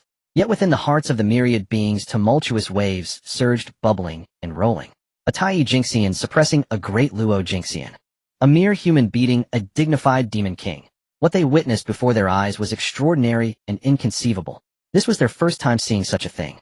One could even say that this was an unprecedented event in the primordial world. Never seen before this day, they never imagined that humans could unleash such power, not only suppressing the demon race, which was feared by all beings, but also beating it brutally. Truly, one did not know whether to say that this human was too heaven-defying, or that the demon race had fallen. However, just as everyone was eagerly anticipating, Chen Yuan continued his assault. Boom. In just a moment, the 24 Dinghai Pearls in the void dimmed simultaneously. Endless power of time and space quickly vanished, instantly disappearing without a trace. The constructed time-space prison naturally dissipated as well, no longer existing. Seeing this, Chen Yuan felt a slight regret. There was no helping it. His current cultivation could only seal for such a duration. If only he had a little more time, he could completely beat this Heavenly Demon King to death. Human race, die for me. The furious roars summoned dark clouds rolling in. Boundless demonic energy rapidly filled the heavens and earth, exuding an unparalleled terror. The Heavenly Demon King glared angrily at Chen Yuan, gritting his teeth in hatred. As a dignified Demon King, how had he ever suffered such humiliation? This human must die. Moreover, the Heavenly Demon King was not merely acting out of anger. This human dared to humiliate him today, out tomorrow he would dare to humiliate the demon race. If this child was not eliminated, he would become a great threat. Thus, in his furious state, the Heavenly Demon King directly unleashed all his strength. In an instant, a powerful force erupted, and the demonic energy transformed into a tangible flame soaring into the sky. Endless demonic power surged forth, sweeping the surroundings and oppressing all. The massive form of the Heavenly Demon King moved, casting a colossal shadow that loomed over Chen Yuan. The myriad beings looked on, trembling in fear, many directly prostrating on the ground, repeatedly bowing. Chen Yuan erupted with a furious roar, clenching his fist, instantly dispersing the demonic energy coalescing in front of him. At that moment, within his body, 400 million Tai Jinxian avatars simultaneously erupted, their boundless brilliance shining forth. A vast power gathered and surged within, ultimately converging upon Chen Yuan's fist. Regardless of your countless divine abilities, I will shatter them with a single punch. Chen Yuan roared, his fist clenched, charging upwards. In an instant, the fist wind howled, tearing through the void. This punch carried the purest, most domineering, and most extreme power, directly crashing into the massive demon body above. Boom! A punch was thrown, creating a tremendous sound that shook the heavens and earth, unparalleled. The massive demon body was directly penetrated. Following that, an explosion occurred in an instant, with flesh and blood flying everywhere. It was obliterated. What great Luo demon body, what demon king pressure! All were shattered beneath this punch. Only a faint remnant soul flew out amidst the flying flesh and blood. At that moment, watching the rain of blood and flesh fall, and seeing Chen Yuan not far away, it couldn't help but tremble, nearly deforming. The surrounding beings were utterly dumbfounded. One punch, and it exploded. A dignified great Luo demon king was blown apart with a single punch. A single punch shattered the great Luo demon king. The entire venue fell into a deathly silence. Shock permeated the air, leaving everyone speechless. All beings present stood frozen in place, staring blankly at the figure in the void. At this moment, there was only an eerie chill, and even breathing felt momentarily halted. The great Luo demon king, as sovereign of his domain, stood tall and imposing. What tremendous majesty! Yet now he was directly obliterated by a mere human. With a single punch, his physical body shattered, leaving no trace behind. This was utterly beyond reason, unfathomable. If it weren't for witnessing it firsthand, who would dare to imagine such a thing? Were it not for the blood and flesh still swirling in the air, all beings would believe it to be nothing more than an illusion. Shock, terror, confusion, and other emotions intertwined. All beings stood dazed, unsure of how to articulate their thoughts. The remnant soul of the Heavenly Demon King trembled before Chen Yuan, filled with dread. He still could not believe it. How could he, the great Luo Golden Immortal Demon King, a being who dominated his realm, be defeated by a mere Tai Golden Immortal? Especially by a mere human regarded as nothing more than food by their demon race. Most importantly, one punch. Just one punch had shattered the formidable demon body that their race prided itself on. How could this human achieve such a feat? Though he couldn't comprehend it, the Heavenly Demon King understood one thing clearly now. Run. Without a moment's hesitation, the remnant soul of the Heavenly Demon King summoned the remaining power within him, tearing apart the void in front of him, seeking to escape. Fear had eclipsed everything. Where was the slightest trace of the pride of a demon king? At this moment, there was only one thought in his mind. Run.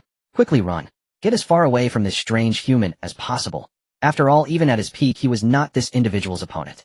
Now, with his body obliterated, leaving only a weak remnant soul, how could he still hope to struggle? Thinking of escaping, Chen Yuan's gaze turned cold, his tone chillingly severe. Having fought to this point, he naturally could not allow this being to flee. If this demon king had attempted to escape from the very beginning, he might not have had a chance to stop him. However, now that only the remnant soul remained, allowing it to escape would be unacceptable. The Heavenly Demon King's remnant soul trembled in shock, his expression changing dramatically as he sensed the impending doom. As expected, the next moment, the stabilizing sea pearl in the void once again coalesced, erupting with a dazzling brilliance that was blinding. In an instant, multicolored rays of light intertwined, forming a brilliant expanse as radiant as the starry river. The treasure's light crisscrossed, and the power of time and space enveloped everything. Within moments, it sealed time and space, suppressing all.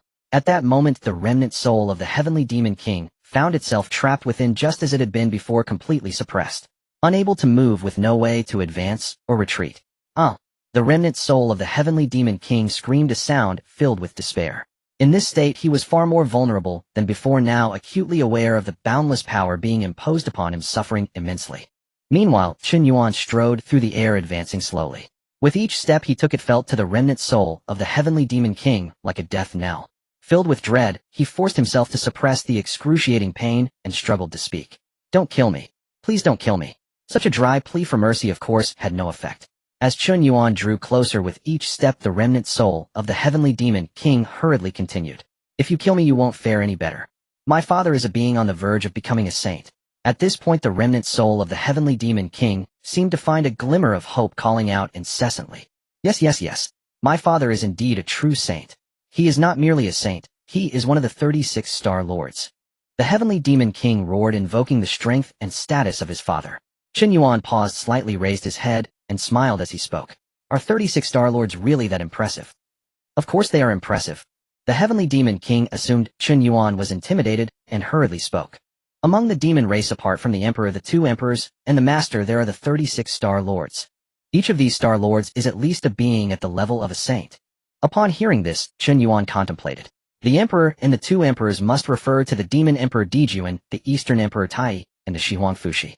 The Master needs no introduction. He is the most treacherous existence of the primordial era. The 10 great demon gods, also known as the 10 great demon saints, are led by Zhe along with 9 other powerful demons.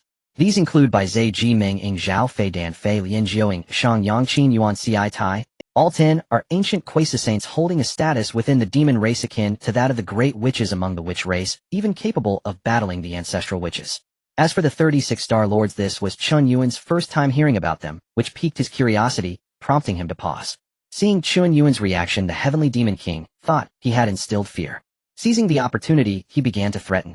"My father ranks among the 36 Star Lords. His status is transcendent, and his strength formidable. How could an ordinary demon warrior compare? Are you really that strong?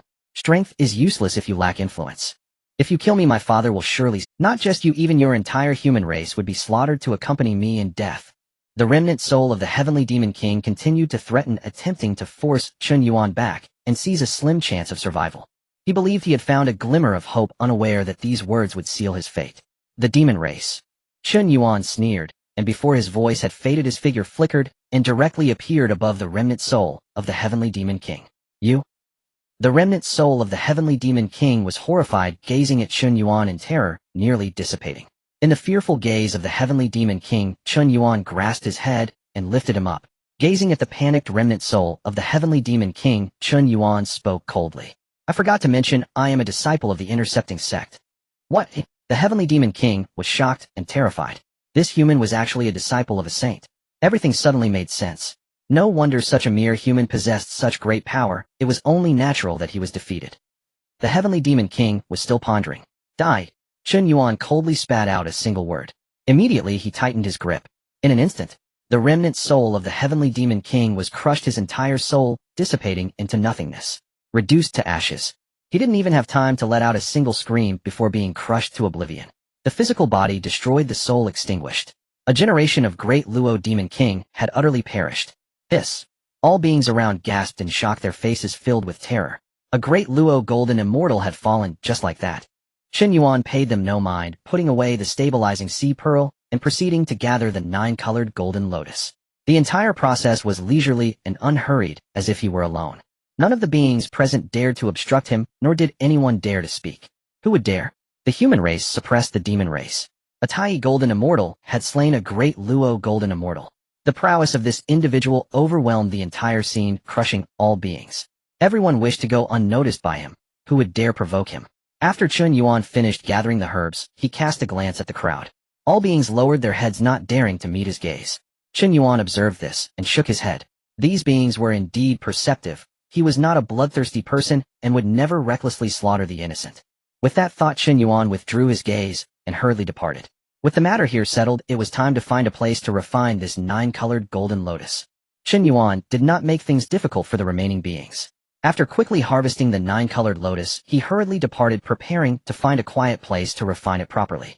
Sensing the disappearance of Chen Yuan's aura, the beings collectively sighed in relief, feeling as if a great weight had been lifted. He finally left. Just moments ago, when that gaze swept over them, they felt as if they had already stepped into the gates of the underworld. In that brief moment, it was a life and death moment.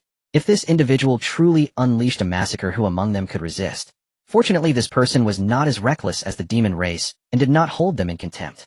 At this moment, with Chen Yuan's departure, everyone naturally felt as if they had survived a calamity. They raised their heads to look at each other, their eyes filled with joy. It's great to be alive. However, just at that moment, the world suddenly darkened. Boundless dark clouds piled up in layers and thunder rumbled down. In an instant, the void trembled, roaring incessantly, and the spiritual energy became wildly chaotic, as if it would explode at any moment. What is this? A shock ran through the beings witnessing this. Unbeknownst to them, such a phenomenon had suddenly occurred. Just as the beings were puzzled, an unmatched powerful pressure descended, enveloping the surroundings and suppressing all. The beings were immediately forced to the ground, unable to move. They strained to lift their heads, only to see a terrifying figure tearing through the void, descending towards them. Looking at its appearance, it bore a slight resemblance to the deceased Heavenly Demon King from earlier. Could it be? Who dares to kill my son? The figure bellowed, enraged, its demonic aura shaking the surroundings, filled with boundless killing intent. This was none other than the father of the Heavenly Demon King, Tian Yaoxingjun. As a prominent offspring of the demon race's Star Lord, how could there be no protective restrictions placed on the Heavenly Demon King by Tian Yaoxingjun? Just moments ago, far away in the demon realm, Tian Yaoxingjun sensed that the restrictions he had set on the Heavenly Demon King had been triggered. He had a premonition that something had happened and hurriedly rushed over. Unfortunately, he was still a step too late. By the time he arrived, there was no trace of the Heavenly Demon King left, only the scattered blood and flesh still swirling in the air. The bond of blood that once connected him was now completely severed. This meant that the Heavenly Demon King had indeed perished, and even the soul had not been left behind. As a proud Star Lord of the demon race, a mighty true saint having rushed thousands of miles, he was unable to save his own offspring. Yet in this primal world, someone dared to lay hands on the child of Tian Yaoxingjun. In an instant, the Heavenly Demon King was engulfed in shock and rage, his demonic aura soaring into the sky. His gaze swept over the surrounding beings, who trembled uncontrollably, wanting to speak, but finding themselves unable to. However, Tian Yaoxingjun was too furious to engage in conversation with him, directly waving his hand. In an instant, thunder rumbled down, and the beings were powerless to resist, instantly reduced to nothing but dust. Their lingering souls burst forth in fear and unease. With a wave of Tian Yaoxingjun's hand, these residual souls were grasped, crushed instantly. As the souls were crushed, the memories of the beings were read completely. Humans. Tian Yaoxingjun was taken aback.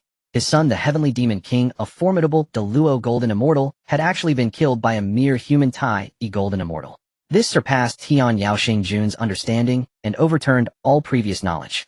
Aren't humans just the mere blood and food slaves of the demon race? When did they become so powerful that they could turn the tables and subdue the demons? Yet no matter how unbelievable it was, this was the truth. After all, facts speak louder than words, and the memories of the beings were all consistent. How could they be false? Tian Yaoxingjun racked his brain, but could not comprehend. Why can a weak race like humans counterattack against the demons? But whether he understood or not didn't matter. He was certain that the one who killed his son was indeed a human. Good. Humans is it. This account will be remembered by me. Tian Yaoxingjun gritted his teeth, looking in a certain direction, his eyes filled with hatred. That direction was where the beings remembered the human had left. However, at this moment, the aura had dissipated, leaving no opportunity to pursue. No matter how furious Tian Yaoxingjun was, he could only rage helplessly. He shook his head in resignation, tearing through the void, leaving with his heart full of hatred and anger. Regardless, this account is etched in my heart. I will never let this human go for such deeds. One day I will make him experience the taste of having his soul scattered. Meanwhile, Chen Yuan was blissfully unaware that he had already caught the attention of a true saint. After leaving that place, he flew for quite a distance before finally stopping. Having just acquired a treasure, he still needed to be cautious. Although he did not fear combat, the immediate priority was to refine the treasure. Chen Yuan did not want any unforeseen complications. Once he confirmed it was safe, Chen Yuan found a secluded cave and immediately set up restrictions. He then entered, crossed his legs, and began to refine the 9-colored lotus. Uncertain whether the 9-colored lotus was truly as described in the alchemy texts, consuming it could directly elevate a Deluo Golden Immortal by one realm. Chen Yuan was very much looking forward to it, and focused on the refinement. Thus days turned into weeks, and soon 10,000 years slipped by in the blink of an eye. During these 10,000 years, the primal world was relatively calm. The Wu and Yao races had not engaged in major battles, allowing the beings to catch their breath. The world was like a stagnant pool, with no significant events unfolding. However, while tranquility was rare in the primal world, Kunlun Mountain was far from peaceful. The disciples of the Chen and Jie sects were at odds, a conflict destined to arise since the establishment of the two sects. Now with the disciples of the two sects cohabiting Kunlun Mountain, their interactions were constant, leading to persistent friction. This accumulation of tension would eventually erupt, becoming unstoppable. On this day at long last, the long-standing conflict fully erupted. Initially over a trivial matter, two disciples from Chan and Jie began to argue, and then immediately engaged in a brawl. The moment they struck, it was nothing short of catastrophic. The other disciples nearby saw this, and disregarding the consequences, rushed over to help. Many other disciples, sensing the impending chaos, rushed back to report and seek assistance. Damn it. I've had enough of these Jie disciples. Today I must settle the score with them. Damn it. With senior brother absent, they dare to bully us like this. I Duo Bao will not stand for this. As the conflict escalated between the Chan and Jie factions, two furious roars erupted. Soon after a call to arms, the disciples of the Chan and Jie sects poured out, rushing to the battlefield. In an instant, all disciples from both sects mobilized, confronting one another. A grand and overwhelming presence. The battle was on the verge of breaking out. Naturally, such events stirred the saints behind the Chan and Jie sects. Seeing the disciples from both sects about to clash, Tongtian and Yuan Shi could no longer remain seated. They could not afford to ignore it any longer, and immediately activated their saint powers to manifest in the void. Third brother, look at your disciples. They're a mixed bag, utterly chaotic and disorderly. How can such lowly beings, those with fur and horns, qualify to be my three pure ones' disciples? Here we are, the esteemed three pure ones' sacred land, Kunlun Mountain, and yet they have turned it into such a mess. This is intolerable. As soon as Yuan Shi appeared and saw Tongtian, anger surged within him. He immediately launched into a furious reprimand of Tongtian, questioning him without holding back. On Kunlun Mountain, Yuan Shi stood aloft and unleashed a scathing reprimand. The disciples of Jiejiao heard him and knit their brows, their faces betraying displeasure and resentment. They felt the weight of immutable origins, birth and station that could not be altered, and were helpless before Yuan Shi's contempt. Yet his words not only demeaned them personally, but denigrated Jiejiao as worthless. Such humiliation was intolerable and provoked visible anger. Still, the disciples of Jiejiao forced themselves to hold it down. They had no choice. Yuan Shi was their senior uncle, and more importantly, a saint. How could they dare to question him? The Chanjiao disciples meanwhile nodded in agreement, hearts buoyant, chests high with pride. To them, Yuan Shi's words epitomized orthodox conformity to the great Tao, an expression of incontrovertible truth. Their gazes upon the Jiejiao disciples grew colder, laced with undisguised contempt. The Jiejiao immortals had been restraining themselves, but now their patience snapped, indignation swept through them. Teeth were clenched and surging auras trembled. If not for the presence of saints, they would have erupted forth and fought the Chanjiao disciples outright to settle rank and life and death. Ronding, seeing this, hurried to soothe the Jiejiao disciples while casting his gaze toward Tongtian. Tongtian's face had gone utterly dark, his eyes cold as a wintry pool. His disciples humiliated, Jiejiao insulted. How could the leader of Jiejiao stand silent? He spoke up in rebuttal. Second brother, you are mistaken. Your view is far too narrow and biased. Our Jiejiao was founded to accept all. Any sentient being who harbors a heart toward the Tao may enter Jiejiao and pursue the great Tao. To intercept is to intercept a lifeline for the myriad beings. Though births differ, there is no true ranking of worth. The great Tao may be difficult or easy, but it admits no greater or lesser path. Tongtian's words rang through the 9 heavens and reverberated across Kunlun, each phrase struck with weight, every sentence resounding with conviction. Instantly, countless Jiejiao disciples turned their faces toward him with worshipful eyes stirred beyond restraint. Randang listened and felt the truth of it. Indeed, following Chen Yuan into Jiejiao had been an exceptionally wise choice. Had they joined Chanjiao, would Yuan Shi have treated them with the same impartiality that Tongtian now displayed?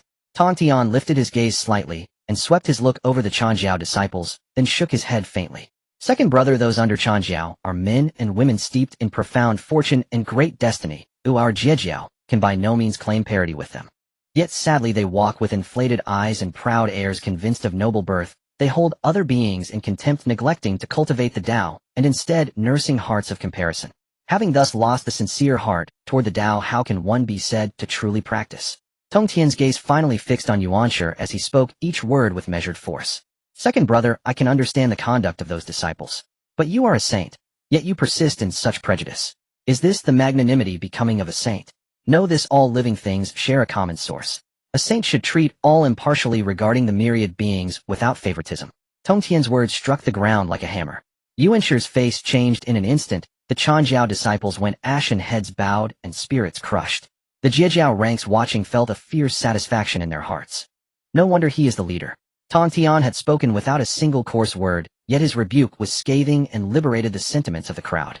From the high seat of Changjiao down to the lowly fire-tending novices, to Changjiao itself, as an institution all were lambasted and drenched in rebuke. Yuanshi's brow tightened, he flicked his sleeve and rose in anger. Coldly regarding Tongtian, he retorted that his younger brother should not peddle sophistry in this place. We saints of the heavenly Dao must follow celestial will. Changjiao elucidates the great Dao in accordance with heaven's principle. This is precisely in harmony with the way. Your Jiejiao mixes the good with the bad, a medley of fish and dragons. To claim acceptance of all is nothing but an excuse. Yuanshi pointed directly at the doctrine of Jiejiao. Tongtian would not yield. The doctrinal dispute between Changjiao and Jiejiao had long roots. Its seeds were apparent even before the two schools were formally established. Even then Yuanshi and Tongtian quarreled over their attitudes towards sentient beings, neither able to sway the other. When they founded their schools and became saints, that divergence crystallized into opposing doctrines. At first they could scarcely determine superiority, now with those doctrines affixed to them the rift only deepened. After a round of debate, neither convinced the other, and tempers soon flared into genuine wrath. In an instant the saints' might surged, rising straight to the heavens. The two saints' oppressive auras cast off all restraint and blasted outward with majestic force. Each saint carried a different vision for the salvation of beings, and the power they displayed differed accordingly. One upheld heavens while clarifying the Tao with solemn orthodoxy, as crushing and solitary as a mountain. The other sought to intercept a thread of hope for all living things, accepting all, without distinction, vast as the seas that embrace 100 rivers.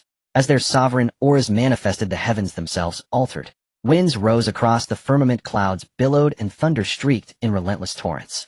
The star streams swayed, and sun and moon slipped from their order. The void thundered and opened with fissures. Countless patterns of law and rhythm materialized as if they were tangible. Over Kunlun black clouds heaved, gales tore across the slopes, sand and stone flew like an omen of the end times. Disciples of both Changjiao and Jiejiao felt an overwhelming pressure that staggered their forms, making it hard to remain upright. Their minds were tossed and nearly undone. Those of lower cultivation fell prostrate and could not rise. In that moment no one cared for quarrels. All forced themselves to lift their heads and stare up at the two figures suspended in the void. Faces were stricken with horror and awe. Is this what a saint is? So formidable. Merely the clash of their auras was enough to inspire terror. If they truly came to blows, it would be cataclysmic, unmaking heaven and earth. Those nearest would be the first to be reduced to ash beneath the storm of a saintly war. Most desperate of all was that the saints' majesty enveloped the land and pinned them in place. They could not flee and had to watch helplessly as events unfolded. In the void, Yuanshi and Tongtian glared at one another, their saintly visages twisted as though the next instant would see them truly strike. At that perilous juncture, a mysterious ochre chi descended slowly from the depths of the 9 heavens. Immediately after, purple chi arrived from the east, and myriad iridescent rays blossomed. In an instant, earth, water, fire, and wind stilled, storms and thunder fell silent. The clashing saintly auras of Yuanshi and Tongtian were likewise suppressed. Everyone felt an enormous relief and turned their eyes to see an old figure emerging from the purple chi, walking through the void as if on level ground. His aura was unassuming and tranquil, embodying calm non-action. He was the foremost of the 3 pure ones, Taishang. He descended and spoke. His voice was mild and unadorned, neither loud nor faint, yet it echoed through the place and stirred the hearts of all who heard. Yuanshi and Tongtian both felt a chill in their chests. They hastened to withdraw their saintly might and turned to Taiching. Seeing him, Yuanshi's face brightened, and he implored, "Elder brother, please judge this matter for me." Tongtian was momentarily taken aback and glanced sideways in displeasure.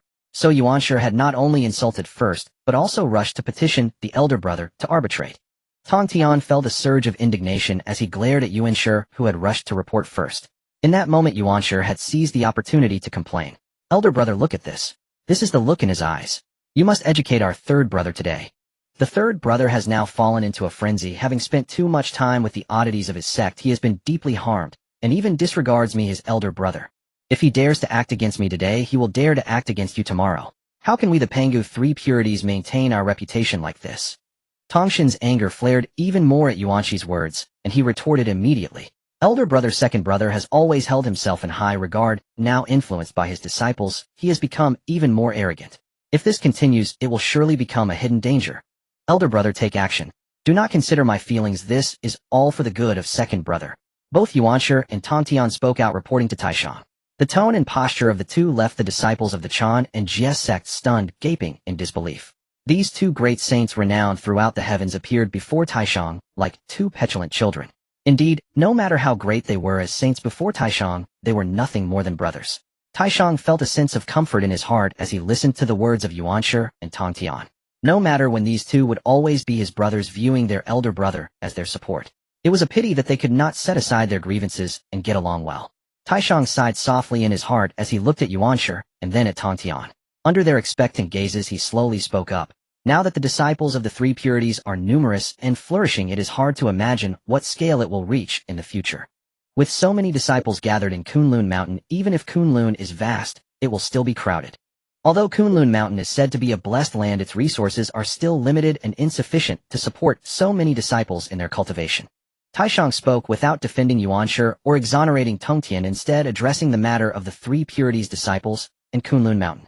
This left both Yuanshi and Tongtian puzzled, while their disciples were even more confused. Taishang paused here, his gaze falling on Yuanshi and then shifting to Tongtian. He nodded slightly, as if having made a certain resolution, and spoke again.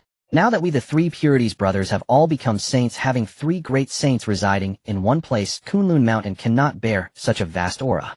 If this continues, not only will Kunlun Mountain be unable to enjoy the blessings of the saints, but the mountains and rivers will also suffer damage, eventually becoming a wasteland barren as the West. Therefore it is better for us three purities to part ways. Let each of us seek new blessed lands, establish our own sanctuaries, and separate our paths, thus reducing disputes and allowing each to find their place. After Taishang finished speaking, he closed his eyes. The truth was just as he said. Kunlun Mountain was too small to accommodate three saints, and parting ways was the best choice. More importantly, the second and third brothers were constantly at odds, and their disciples were like water and fire, unable to mediate, which would only escalate. If this continued, it was inevitable that they would turn against each other, brothers at odds. Thus it was better to separate early.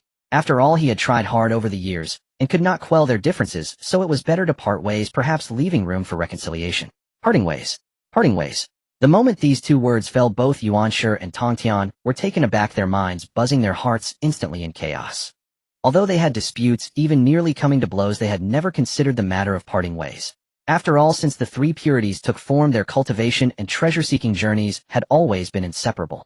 Now the eldest of the three purities, Taishang, suddenly announced the separation, which naturally caught them off guard, leaving them at a loss.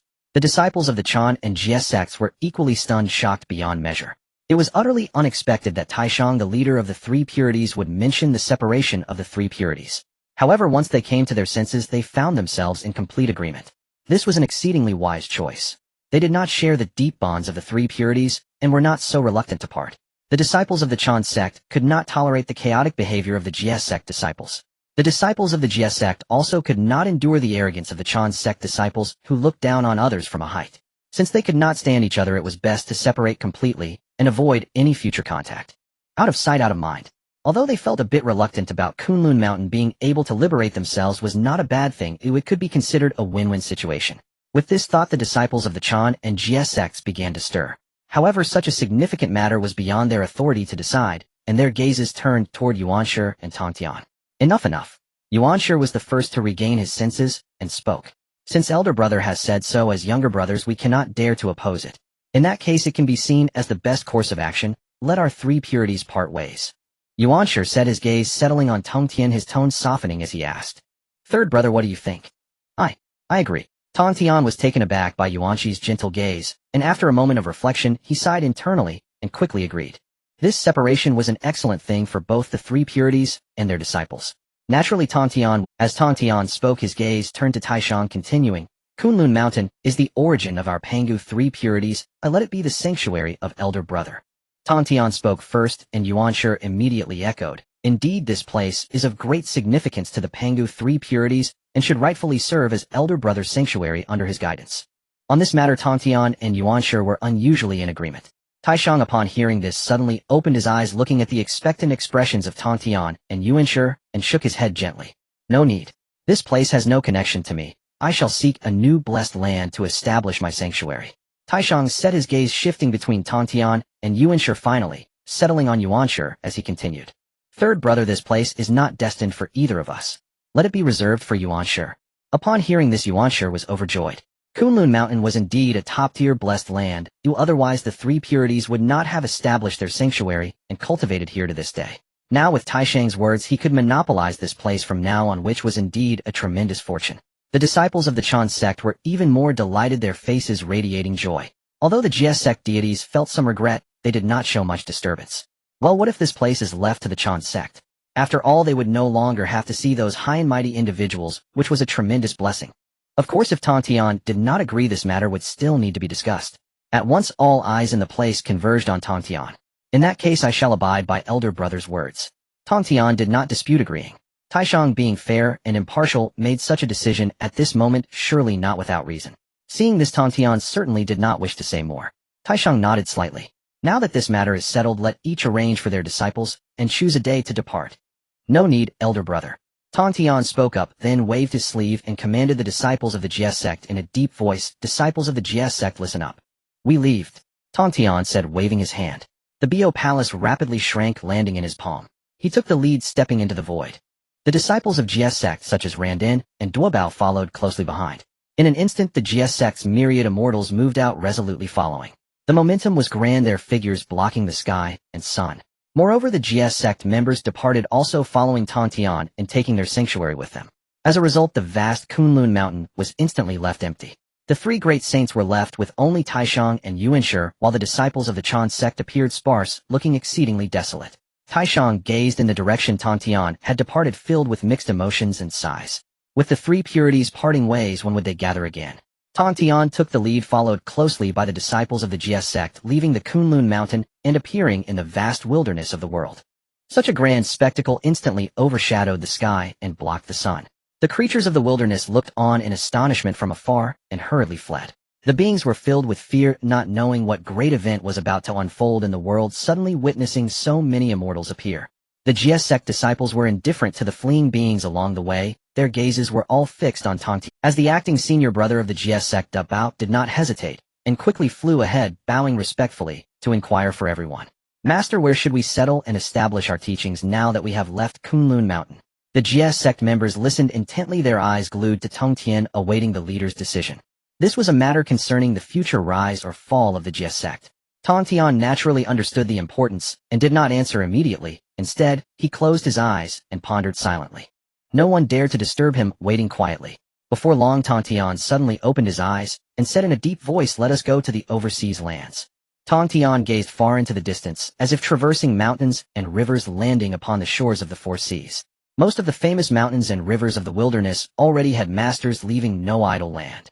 Perhaps finding a cave paradise for himself wouldn't be difficult. However, accommodating such a large Jie sect and arranging for so many disciples would indeed be a challenge. Thus, Tongtian directly ignored the vast wilderness and set his sights on the four seas.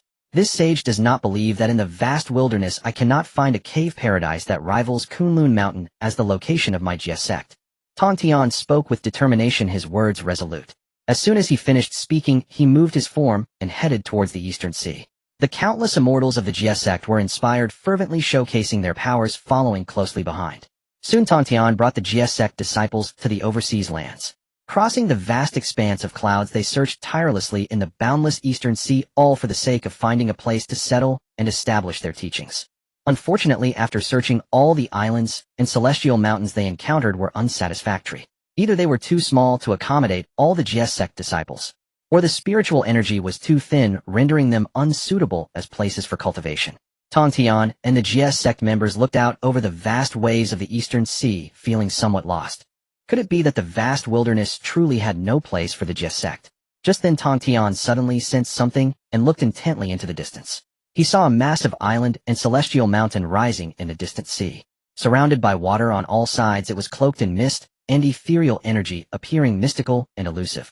On it were abundant spiritual veins, rich in spiritual energy, with exotic flowers and herbs everywhere, cranes flying, and auspicious beasts roaming. Tongtian was delighted upon seeing it. In a flash of thought, he vanished from his original position and appeared on this island. On the island stood a huge stone tablet towering high. Upon it were three powerful characters imbued with a strong aura, their Dao rhythm wafting away. Golden Ao Island. What a magnificent Golden Ao Island! Tongtian praised, feeling overjoyed. At this moment, the disciples of the Jie sect all followed and landed on Golden Ao Island. Upon seeing this, Tongtian immediately announced loudly, "Disciples of the Jie sect, listen. From now on, this Golden Ao Island shall be the place of our Jie sect." With his words, he waved his hand. In an instant, the ground shook and the waves rose. A colossal Dao palace descended from the sky, landing in the very center of Golden Ao Island, magnificent and imposing. It was the Bayou Palace. After settling the Bayou Palace, Tongtian looked at the Jie Sect disciples and said, "Since you are my Jie Sect disciples, you may search the vicinity of Golden Ao Island to establish your own Dao venues. From now on, this shall be the foundation of our Jie Sect." Upon hearing this, the Jie Sect disciples were naturally overjoyed and hurriedly bowed in acceptance. Their anxious hearts, which had been unsettled all the way, could finally find peace. They promptly followed Tongtian's instructions, beginning to search for suitable places to establish their venues. Although they had been on the move for a long time, everyone remained enthusiastic and energetic. They found a place to settle and no longer had to consider the expressions of the Chen sect. A beautiful immortal life was about to begin here. Meanwhile, on Kunlun Mountain, as Tongtian led the Jie sect away, Kunlun Mountain instantly fell into silence, becoming exceedingly desolate. The disciples of the Chen sect felt no discomfort at all. Instead, they were filled with excitement. The annoying fellows of the Jie sect had finally left. Yuan Shi felt a mix of emotions upon seeing this. He was relieved that he no longer had to witness the chaos caused by the Jie sect disciples, yet saddened by the separation of the three clear ones, making it difficult to gather again. He then composed himself and reminded them, now that the three clear ones have separated, each shall establish their own venues and stand for their own Dao lineage. There are no longer those chaotic fellows to disturb Kunlun Mountain. You must focus on your cultivation and not disappoint the expectations of your master, nor tarnish the reputation of our Kunlun Orthodox. This warning was extremely serious, and the Chen sect disciples dared not be negligent. They immediately composed their expressions and bowed, saying, "We will remember master's teachings." Previously, when the Jie sect was here, they had difficulty in their cultivation, which they could attribute to the influence of the Jie sect disciples. Now that the Jie sect had left, if they still made no progress, they would have no excuses. Yuan Shi said nothing more, gazing at one place and then another. Those places were where the Bayou Palace and the Taiqing Palace once stood. Both Tongtian and Taishang had taken their respective venues with them upon leaving. Among the three clear ones, only Yuan Shi remained. Among the three clear Dao venues, only the Yusu Palace was left. Yuan Shi looked at those two empty places, feeling a surge of emotions and not knowing what to say. After Tongtian left, Taishang took Xiandu away from Kunlun Mountain to search for their own Dao venue. His divination skills were supremely advanced, and with the assistance of the Taiji diagram, he was in his element. Thus, unlike Tongtian, who led the Jie sect disciples in a chaotic search, Taishang had a clear objective and directly arrived at a certain place. This location was exceptionally serene, surrounded by purple qi rich in spiritual energy, and was a rare paradise. "This place is called Shouyang Mountain. It shall be our new Dao venue," Taishang said to Xiandu. Xiandu nodded in response, ready to start working. Just then, Taishang exclaimed lightly, somewhat surprised. His gaze flickered as he looked at the vast mountains. "There are actually two innate beings here."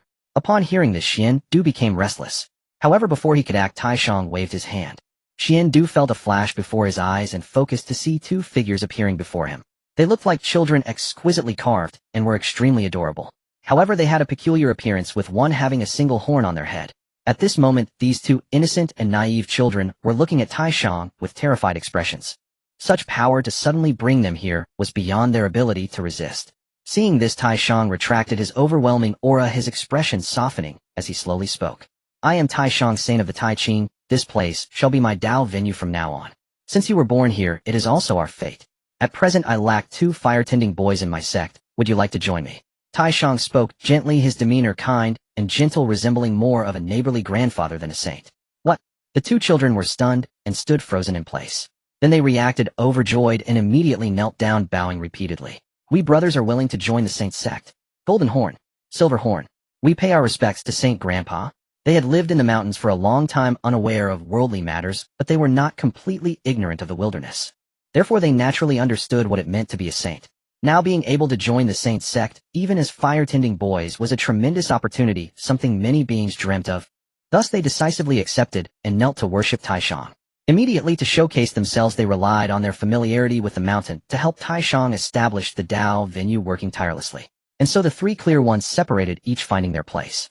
Yuan Shi remained at the Yusu Palace on Kunlun Mountain. Taishang secluded himself at Shouyang Mountain, transforming the Taiqing Palace into the Bajing Palace. Tongtian ventured far to the eastern sea, establishing the Bayou Palace on Golden Ao Island, where countless immortals came to pay their respects, living freely and leisurely. From then on, Pangu and the three clear ones divided the Dao lineage. This was not merely a matter for the three clear ones, it would also affect the entire pattern of the wilderness in the future. Meanwhile, on the other side, Chen Yuan, the senior brother of the Jie sect, was still unaware of all this. At this moment, he was completely focused, having entered the most critical stage. Within a cave in a remote corner of the primordial world. This place is secluded, devoid of life. Chen Yuan sits cross-legged in the center of the cave, his eyes tightly shut, his mind focused. Surrounded by colorful light swirling around him, Chen Yuan has swallowed the 9-colored lotus, and at this moment, the innate spiritual power of the lotus surges vigorously within him, flowing through his limbs and bones. Chen Yuan activates his technique, guiding this boundless spiritual power while absorbing and refining it into his own strength. With each absorption, Chen Yuan's aura continually rises, increasing steadily. Chen Yuan knows that this is a critical moment. Whether he can succeed hinges on this attempt. He no longer holds back and intensifies his efforts. In an instant, the 9-colored light suddenly ripples out, then retracts abruptly, pouring wildly into Chen Yuan's body. The surrounding spiritual energy is also drawn and surging like a tide into Chen Yuan. Immediately the void shakes and a deafening roar erupts. Terrifying whirlpools of spiritual power materialize, swirling above Chen Yuan's head. With the power of the 9-colored lotus within him combined with the boundless external spiritual energy, the internal and external forces work in concert. Chen Yuan's aura climbs to its peak in an instant. Finally, the power of the 9-colored lotus is completely refined. With the 9-colored lotus fully refined, boom! With a tremendous sound, Chen Yuan's aura suddenly erupts, shaking the surroundings. At this moment, the shackles of his realm shatter, and his cultivation progresses smoothly. Midstage Tai Golden Immortal. It worked. Chen Yuan suddenly opens his eyes, filled with joy. While advancing to midstage Tai Golden Immortal, he has successfully condensed 2 billion Tai Golden Immortals within him. The Grand Master did not deceive me. Indeed, the 9-colored lotus can directly elevate even a great Luo Golden Immortal by a realm. Chen Yuan's face is filled with delight. If it weren't for the overwhelmingly powerful technique he practiced, the energy required would have exceeded expectations. Perhaps had he fully absorbed and refined this 9-colored lotus, he would have directly advanced to Great Luo Golden Immortal. However, given the current circumstances, Chen Yuan is quite satisfied. This is already sufficient. As a beginner Tai Golden Immortal, he can slay Great Luo Golden Immortals across realms. Now at midstage Tai Golden Immortal, unleashing the power of 2 billion Tai Golden Immortal Divine Elephants is simply unimaginable. To Chen Yuan, now realm is merely a reference. Alright, it's time to set out. Chen Yuan calms his emotions, rises, and walks outside. Chen Yuan gazes at the divine mountain in the center of the world, momentarily lost in thought. He intended to go to Buzhou Mountain, yet he does not know how long it has been since leaving Kunlun Mountain, and he still has not arrived. If this delay continues, he wonders how many years it will take to reach Buzhou Mountain. Thinking this, Chen Yuan dares not linger, moving swiftly onward. Time flows gently by, and in the blink of an eye 1,000 years pass. 1,000 years later, Chen Yuan appears at the foot of a mountain range. This mountain range stretches endlessly as far as the eye can see, boundless and vast. This place is not Buzhou Mountain. Buzhou Mountain remains ever elusive. After 1,000 years of traveling, Buzhou Mountain is still out of reach. As Chen Yuan stands at the foot of the mountain collecting his thoughts. Ding! Congratulations, Master, you have discovered a sign-in location. Shall we proceed immediately? The system's mechanical yet friendly voice suddenly resonates in his mind. Oh! Upon hearing this, Chen Yuan's eyes light up, his spirit is invigorated. A sign-in location. What a rare find. Since leaving Lingzhou Mountain, he has waited countless years, and finally hears such a voice again. He quickly focuses his gaze ahead toward the mountain range. He sees majestic mountains rising high, ancient trees standing tall, rich in spiritual energy and misty with celestial aura. This indeed is a blessed land. No wonder it triggered the system sign-in. Since there's a sign-in location, Chen Yuan naturally must go for the sign-in. He can obtain treasures again. Buzhou Mountain is far away. If it weren't for such random rewards along the way, Chen Yuan truly could not continue. He collects his thoughts and follows the system's guidance. Under the system's direction, Chen Yuan proceeds, traversing mountains and valleys, soon entering deeper into the mountain range. After trekking through countless winding paths and crossing numerous perilous peaks and ravines, finally Chen Yuan comes to a stop in one location. The system's guidance comes to an end here. He has arrived. Chen Yuan quickly looks up, only to see ahead among the clouds and mist a cave intermittently appearing ethereal and elusive. On it are 3 large characters inscribed in Dao script, vigorous and ancient with a lingering aura of the Dao. Firecloud Cave. What a... Chen Yuan is astonished. He never expected that after all his trekking he would end up here. Firecloud Cave. As a member of the human race, Chen Yuan is naturally very familiar with this place. This is the dojo of the renowned primordial powerhouse ancestor Hongjun. In the future, it will also be the place where the 3 emperors and 5 emperors of humanity secluded themselves to teach governing the fate of the human race. Firecloud Cave holds immense significance for humanity, calling it a sacred land is not an exaggeration. As Chen Yuan marvels at this, he hears a notification. Ding! Detected that the master has arrived at the sign-in location Firecloud Cave. Sign-in at Firecloud Cave successful. Congratulations, Master, you have obtained a fusion scroll for innate treasures. Fusion scroll for innate treasures? What is this? Chen Yuan wonders, thinking he would receive another fragment to increase his progress. Instead, a new and intriguing item has surfaced. He quickly begins to investigate. Information unfolds in his mind, and Chen Yuan focuses on it. However, just after a glance, Chen Yuan is utterly shocked. What? So powerful. It is no wonder Chen Yuan is so flustered. The freshly revealed treasure is simply astonishing. Innate Treasure Fusion Scroll can merge treasures of the same attribute, elevating them to innate treasures. Good heavens. Treasure fusion can also upgrade their grade, directly transforming them into innate treasures. The power of innate treasures needs no elaboration. This fusion scroll for innate treasures is simply extraordinary. So terrifying. However, it does have limitations. Same attribute. As Chen Yuan looks at this information, thoughts race through his mind, instantly conjuring countless primordial treasures. Not to mention, just the Sea Calming Divine Pearl in his possession. Currently, Chen Yuan possesses 24 Sea Calming Divine Pearls, needing just 12 more. Once he gathers 36 Sea Calming Divine Pearls, he can use this fusion scroll to complete the origin, allowing the Sea Calming Divine Pearl to fully transform into an innate treasure. There are also the innate 5-element flags, the 5 spirit pearls of heaven and earth, and other treasures. These treasures are abundant and share the same origin, allowing for fusion into innate treasures using this scroll. Even the 7 innate gourds atop Buzhou Mountain can fall into this category. This piques Chen Yuan's curiosity. He wonders if fusing the 7 innate gourds will yield something like a golden gourd. As Chen Yuan is lost in thought, a figure slowly emerges from within Firecloud Cave, dressed in a red cloud Dao robe, vibrant and striking, surrounded by purple chi exuding profound and enduring fortune. It is none other than the renowned primordial powerhouse, the master of Firecloud Cave, Ancestor Hongjun. Inside the Huiyun Cave, Hongjun Patriarch had already prepared to depart for Wuzhuang Temple to discuss the Dao and renew old ties with his dear friend Jin Yuanzi. Yet, suddenly, Hongjun sensed an unfamiliar presence that had appeared unbidden within his cultivation domain. Likely but a passing immortal, no need to trouble oneself. He paid it no mind. The hallowed wilderness teemed with countless immortals. Wandering across his domain was commonplace. Besides, his cave was sealed by formidable prohibitions, and none could breach them. The wanderer would surely depart once his curiosity waned. But at that very moment, Hongjun noticed a subtle ripple in the violet chi coiling around his body, stirred by the intruder's arrival. His heart jolted. Since acquiring the primordial violet chi, he had exhausted every method, yet remained utterly unable to refine or assimilate it. Every technique had been attempted, the primordial violet chi remained unmoved, neither refinable nor comprehensible. And now, a mere passerby had stirred it. That compelled Hongjun to emerge without delay. Stepping forth from Huiyun Cave, he beheld the stranger, standing motionless, murmuring softly to himself. Hongjun dismissed the muttering, but something else seized his attention. A human. His gaze sharpened with quiet wonder as he studied the unexpected guest. Indeed, a human cultivator. As a celestial sovereign, Hongjun well knew of humanity's origin. Yuan molded mortals from clay, attaining sainthood through that act of creation, the first among violet chi recipients to ascend. Later, Taishang journeyed to humanity, establishing the human teaching and ascending to sainthood through its civilizing grace. Thus, humanity proved extraordinary, directly birthing 2 sages. Could it be humanity's sacred bond with the sages that stirred his violet chi? Hongjun speculated. Yet even more compelling was the stranger before him. He halted and called out firmly. Esteemed human cultivator, what brings you to my Huiyun Cave? He was puzzled. He held no ties to humanity whatsoever. That voice snapped Chen Yuan back to awareness. Before him stood a crimson-robed Taoist, observing him intently. Noting the serene countenance, Chen Yuan instantly understood.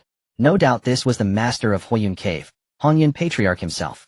Only this paragon of benevolence among the hallowed wilderness would greet an intruder with such gentle composure.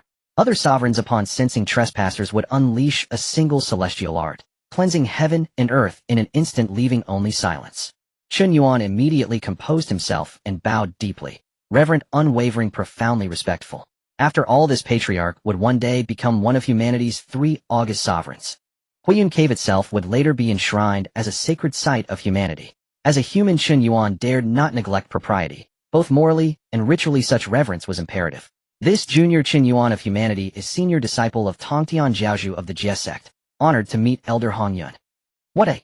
Hongjun recoiled, inwardly stunned. This human was Tongtian's senior disciple of a sage. Had he been an ordinary human, Hongyun would have merely inquired and dismissed him. But Chen Yuan's claim carried immense weight. As for imposture, Hongyun harbored no such suspicion. In the hallowed wilderness, feigning a sage's discipleship equaled suicide. Sages were eternal, their cultivation boundless, transcending all realms. With a single thought, they spanned the cosmos and subdued all existence. To impersonate a sage's disciple was to entangle oneself in karmic threads, and a sage's awareness of causality would annihilate the deceiver instantly. Thus no being in the hallowed wilderness dared court such doom. Hongyun was certain before him stood Tongtian's senior disciple, the eldest brother of the Jie sect. His demeanor softened instantly, no longer casual, but reverent. Smiling warmly he said, "Ah, so you are the esteemed senior disciple of Daoist Tongtian. This humble cultivator failed to recognize your stature. My deepest apologies." No, I beg your pardon. It was I who intruded uninvited and disturbed your eminence." Chen Yuan hastened to reply. This was a celestial sovereign. His courtesy stemmed solely from respect for his master. Arrogance would betray all decorum. Think nothing of it. Waving gently, Hongyun continued. Encounter is destiny. Since fate has brought you here, pray, enter my cave. I shall honor you as my honored guest. Your words command obedience. How dare I refuse? I humbly accept your kindness. Chen Yuan bowed again, accepting the invitation. To pass the gate without entering, to bow and depart, would have been a grave affront to hospitality. Thus Chen Yuan accepted and followed Hongyun into Hongyun cave. Seated fragrant tea served, Hongyun could no longer contain his curiosity and asked eagerly, "Young friend, you should be cultivating at the Jie sect's mountain abode under your master's guidance. Why journey here? Alas, this tale is long indeed." Chen Yuan sighed deeply. "Elder, I intended to travel to Buzhou Mountain. Yet after departing Kunlun Mountain long ago, and wandering for countless years, I remain impossibly distant. As for your domain, I arrived here quite by accident. Please forgive this unintended intrusion." He bowed once more, sincere in his apology. Having disturbed a sovereign's tranquil abode, he felt genuine remorse. "Buzhou Mountain. You speak." Hongyun stared astonished. Chen Yuan frowned. What peril lay in seeking Buzhou Mountain? It had yet to be shattered by Gonggong's rage. Surely now was the perfect time to go. If he waited until Gonggong struck the mountain down, what reward could a sign-in possibly yield? "So you truly mean it?" Haha. Seeing Chen Yuan's earnestness, Hongyun burst into hearty laughter. "Young man, you've taken the wrong path." His booming laughter struck Chen Yuan like thunder, body trembling, spirit shaken. "I knew it. I walked and walked ever onward, yet never reached Buzhou Mountain." So he'd been a fool, blundering blindly along a mistaken route. A flood of emotions overwhelmed him, chagrin, disbelief, wry amusement. He'd assumed simply fixing his eyes on the mountain would suffice. How could navigation fail so utterly? Moved by compassion, Hongyun quickly stifled his mirth and spoke soothingly. "No harm done, no need for concern. Very well. Your meeting me today is pure fortune. Since you seek Buzhou Mountain, I shall escort you there myself. I happen to be journeying to Wuzhuang Temple. Our paths align." Wuzhuang Temple. Chen Yuan's pulse quickened. Wuzhuang Temple on Wanshou Mountain, the abode of Chen Yuan's ancestor of Earth Immortals. Among the hallowed wilderness, it ranked among the supreme, blessed lands. A visit there would surely trigger a sign-in event, yielding magnificent rewards. And since Hongyun offered passage, why not seize the opportunity? Chen Yuan promptly replied. "It would be this junior's greatest honor to accompany your eminence. Might I also, dare I ask, accompany you to pay respects to Sage Chen Yuan at Wuzhuang Temple?" Fearing refusal, he added swiftly, "My master and others have often spoken of how you and Sage Chen Yuan share a bond forged in life and death. A friendship profound and unshakable, not unlike that among the three pure ones of Kunlun." Hongyun's spirit soared. He cherished Chen Yuan as his truest confidant, and affirmation from another filled him with deep joy. Especially when Chen Yuan declared their bond equal to that of the three pure ones. It resonated perfectly with his heart. Haha. As an elder, how could I deny a junior's earnest request? Let us go together, let us go together. Hongyun beamed with delight. Tongtian's disciple was truly exceptional, eloquent, and perceptive. No wonder, though merely human, he had been chosen as senior disciple. In an instant, two streaks of light shot forth from Hongyun Cave, blazing toward Wuzhuang Temple. With the venerable Hongyun personally leading the way, the celestial light surged forth, and the sky was filled with crimson clouds. As the surrounding scenery rapidly retreated, Chen Yuan was amazed, marveling at Hongyun's power. Although he too was an immortal compared to a seasoned quasi-saint like Hongyun, his meager cultivation was true. Not to mention in terms of speed, he would be utterly outclassed. The mountains and rivers they passed through would have taken him an eternity to traverse. Thus it was not long before Hongyun brought Chen Yuan to the peak of a continuous mountain range, and came to a halt. The celestial aura soared into the sky, and spiritual energy filled the valleys. Immortal cranes circled in the air and spirit monkeys frolicked in the woods, presenting a picturesque scene of a blessed, immortal mountain. Just as Chen Yuan was about to fully appreciate the view, Hongjun reached out and directly tore through the void. Chen Yuan felt a flash before his eyes, and when he regained his senses, he found himself standing before a Taoist temple. Looking up, he saw the towering stone gate before him. The gate was ancient and unadorned, yet wreathed in clouds and mist, exuding an aura of immortality. Chen Yuan's heart stirred as he quickly looked up. Indeed, at the top of the gate, 3 large characters danced like dragons and phoenixes, catching the eye. Honghuang Temple. To the left of the gate stood an inscription with 10 gilded characters shining brilliantly. The land of longevity, Honghuang Temple's cave heaven. On either side of the gate, the pillars were engraved with couplets strong and vigorous, resembling entwined dragons and snakes vividly alive. The phrases proclaimed eternal life and the celestial abode, a dwelling that matched the heavens in longevity. All of these were remarkably ancient, with an ever-flowing Taoist rhythm signifying that the master of this place possessed extraordinary skills, roaming freely between heaven and earth. Chen Yuan couldn't help but exclaim, truly worthy of being the ancestor of earth immortals, Xinyuanzi, what a magnificent display. At that moment a chime rang out in his mind. Congratulations, Master, you have triggered the sign-in location, Honghuang Temple, at Mount Longevity. Would you like to sign in now? The system's prompt echoed in his mind. Chen Yuan had come for this purpose, how could he? He quickly responded, silently sign in. As soon as he spoke, the system's prompt sounded. Ding. Congratulations, Master, you have successfully signed in at Honghuang Temple, Mount Longevity. Congratulations, Master, you have received a sign-in reward, 1 Quasi-Saint Dao Fruit. Quasi-Saint Dao Fruit. Chen Yuan was filled with joy upon hearing this. The system had refreshed the rewards again. What a novel item, he wondered what its effects might be. As his curiosity grew, he focused his mind and began to examine it within the system space. A golden spiritual fruit appeared, its Dao rhythm flowing without end. Under Chen Yuan's gaze, a line of information was displayed. Quasi-Saint Dao Fruit. A rare treasure of primordial chaos containing a trace of the primordial source Dao law, endowed with a complete foundation of Quasi-Saint Dao rhythm. No need for arduous meditation or wandering for insights. Consuming it can instantly achieve quasi-sainthood. Note, due to its extraordinarily powerful effects, it is not tolerated by heaven. Achieving quasi-sainthood through it will be bound by heavenly rules, locking the realm permanently, thus one will never advance further in this lifetime. So terrifying. After reading the description, Chen Yuan was greatly shaken, astonished. To achieve quasi-sainthood instantly. This quasi-saint Dao fruit was even more horrifying than the 9 Revolutions Golden Pill. 9 Revolutions Golden Pill could achieve golden immortal status, while this quasi-saint Dao fruit directly led to quasi-sainthood. The difference was akin to that between heaven and earth. After all, it was a primordial rare treasure inherently containing the primordial source Dao law. With such attributes, breaking through the great constraints of the Dao and instantly condensing the quasi-saint foundation was only natural. Unfortunately, this item had great benefits, but even greater side effects. Achieving quasi-sainthood through it would mean one could never advance further in life. There was no other way, for it was not recognized by the heavenly Dao. It was like the Chaos Pearl, whose inner chaos world was also not recognized by the heavenly Dao.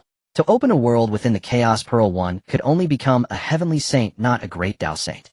Similarly, achieving quasi-sainthood with the quasi-saint Dao fruit would also be rejected by heaven and earth, leaving one forever unable to progress beyond quasi-sainthood. However, even so, it was a flaw that could not overshadow its brilliance.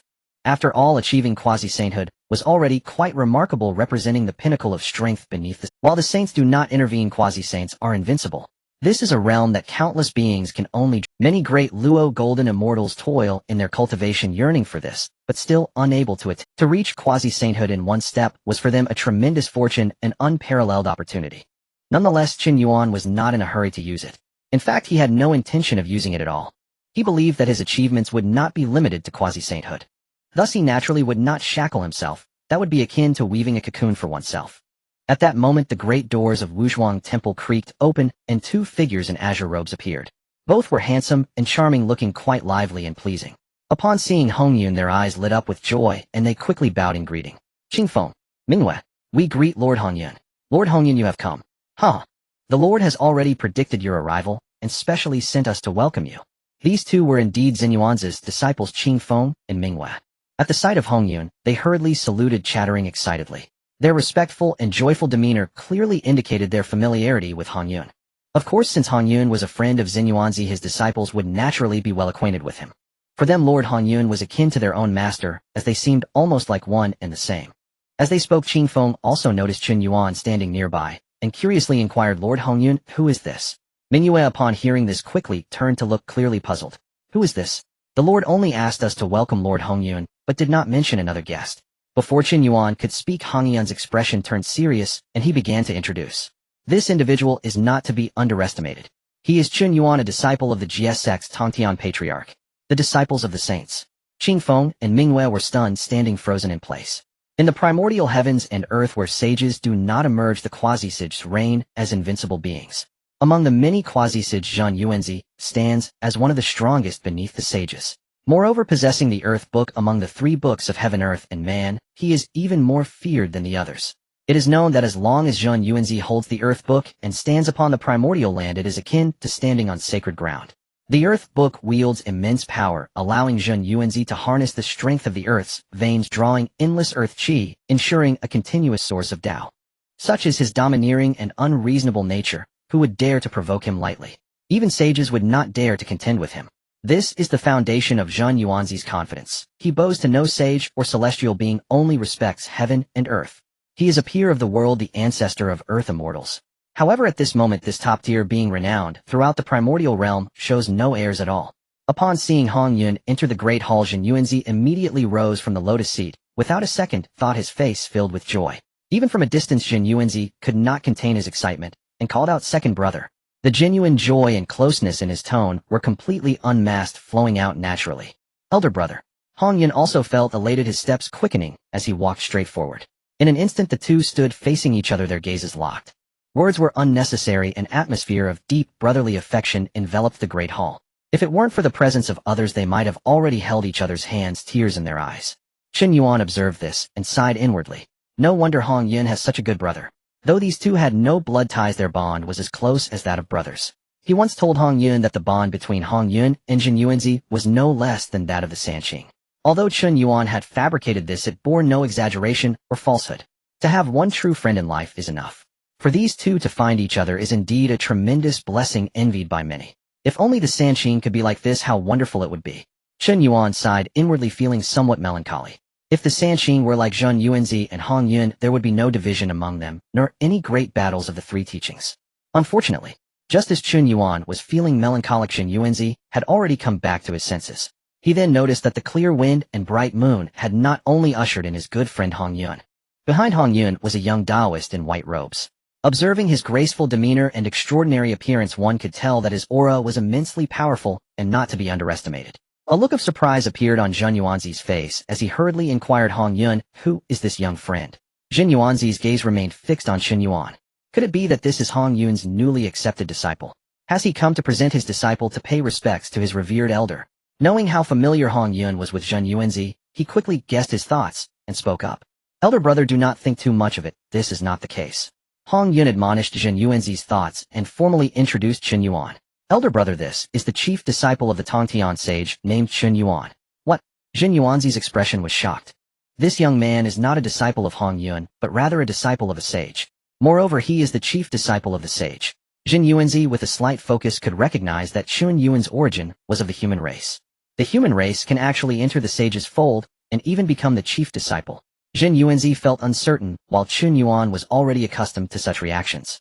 At this moment, regardless of Zhen Yuanzi's thoughts, he proceeded with the formalities. Junior Chen Yuan pays respects to the great Zhen Yuanzi. Good. Zhen Yuanzi regained his composure and hurriedly responded. Then looking at Chen Yuan, he felt even more emotional, praising him. "Good lad. Indeed, he is the sage's chief disciple. This level of cultivation may not be considered particularly high among his peers. However, he exuded an astonishing energy unmatched in strength. Among all beings in the primordial realm, it was Zhen Yuanzi's first time encountering such a presence. Indeed, this individual who could become the sage's chief disciple certainly possesses unique qualities and cannot be judged by ordinary standards." With this thought, Zhen Yuanzi immediately composed his expression and spoke to the clear wind and bright moon standing aside. "Why are you just standing there? With esteemed guests arriving, the humble abode is graced. You two go fetch 3 ginseng fruits." Ginseng fruits. Chen Yuan heard this and felt utmost delight. This is indeed a precious item. It is a rare treasure of the primordial realm, ranking among the top 10 spiritual roots of heaven and earth. Chen Yuan had heard of its name like thunder, yet had never seen it before, only having glimpsed it in a television drama in his past life. It is said that the ginseng fruit blooms once every 3,000 years, bears fruit in another 3,000 years, and takes 3,000 years to mature, thus yielding only 30 fruits in 10,000 years, making it incredibly precious. The ginseng fruit possesses powerful effects, the most notable being its ability to extend one's lifespan. Just by inhaling its aroma, one can increase their lifespan by 360 years. Consuming it directly adds 47,000 years to one's lifespan. In addition, it can nourish the soul and stabilize one's realm. A mortal who consumes it can avoid the hardships of meditation and directly ascend to become an earth immortal. Even those who have already become immortals or deities can use the ginseng fruit to extend their lifespan, while also stabilizing their Dao foundation and elevating their realm. Such a wondrous item is rare and sought after. Naturally, Chen Yuan yearned for it immensely. At this moment, his gaze unconsciously followed the clear wind and bright moon, filled with anticipation. If it weren't for his initial awkwardness in this place, he would have followed them to see what the ginseng fruit looked like. Chen Yuan smiled upon seeing this, and then turned to inquire of Hongjun. Second brother, after comprehending the primordial purple energy for many years, what insights have you gained? Do you have any opportunities to attain sanctity? Chen Yuan appeared somewhat impatient, filled with concern. This matter was related to Hongjun's Dao. As his close friend, he naturally regarded it as his own affair. To speak truly, this was even more important and urgent than his own matters. Upon hearing this, Hongjun sighed with a hint of melancholy and replied, "None." Hongjun's face was filled with disappointment. He too felt helpless, as he had already exerted all his effort. Why had he been unable to make any progress? He watched others who had also received the primordial purple energy attain the Dao and achieve sanctity, yet for him there was not even a hint of response. Chen Yuan, listening nearby, felt a sudden stir in his heart. He naturally understood Hongjun's fate.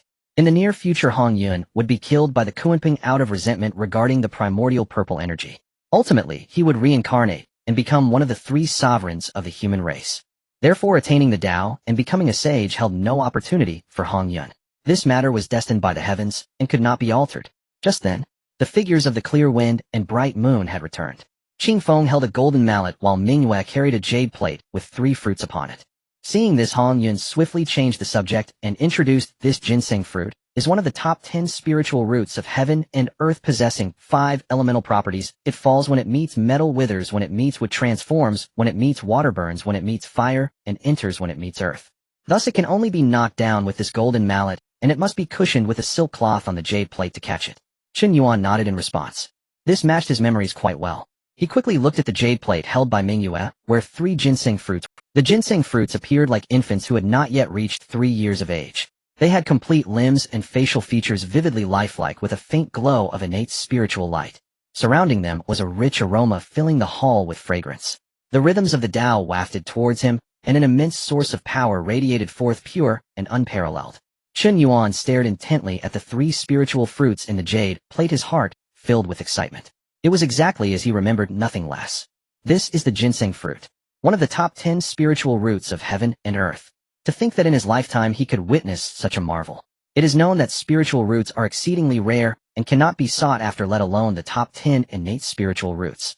Chen Yuan's gaze swept lightly, taking in Chen Yuan's posture, and a faint smile appeared at the corner of his mouth, filled with self-satisfaction. He held one of the top 10 spiritual roots, the ginseng fruit, and many came to seek it, including formidable beings from heaven and earth. No matter how powerful you are, or how many treasures you possess, regardless of your status, upon seeing this ginseng fruit, everyone is like Chen Yuan. This was a matter of pride for Chen Yuan. Seeing Chen Yuan like this, he waved his hand. As his sleeve lightly lifted, the mysterious Dao rhythm flowed, and the 3 spiritual fruits flew out from the jade plate, landing in front of him, Hongjun and Chen Yuan.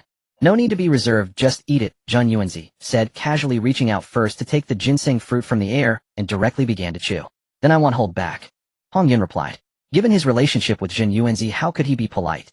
He promptly reached out to take a fruit and swallowed it whole.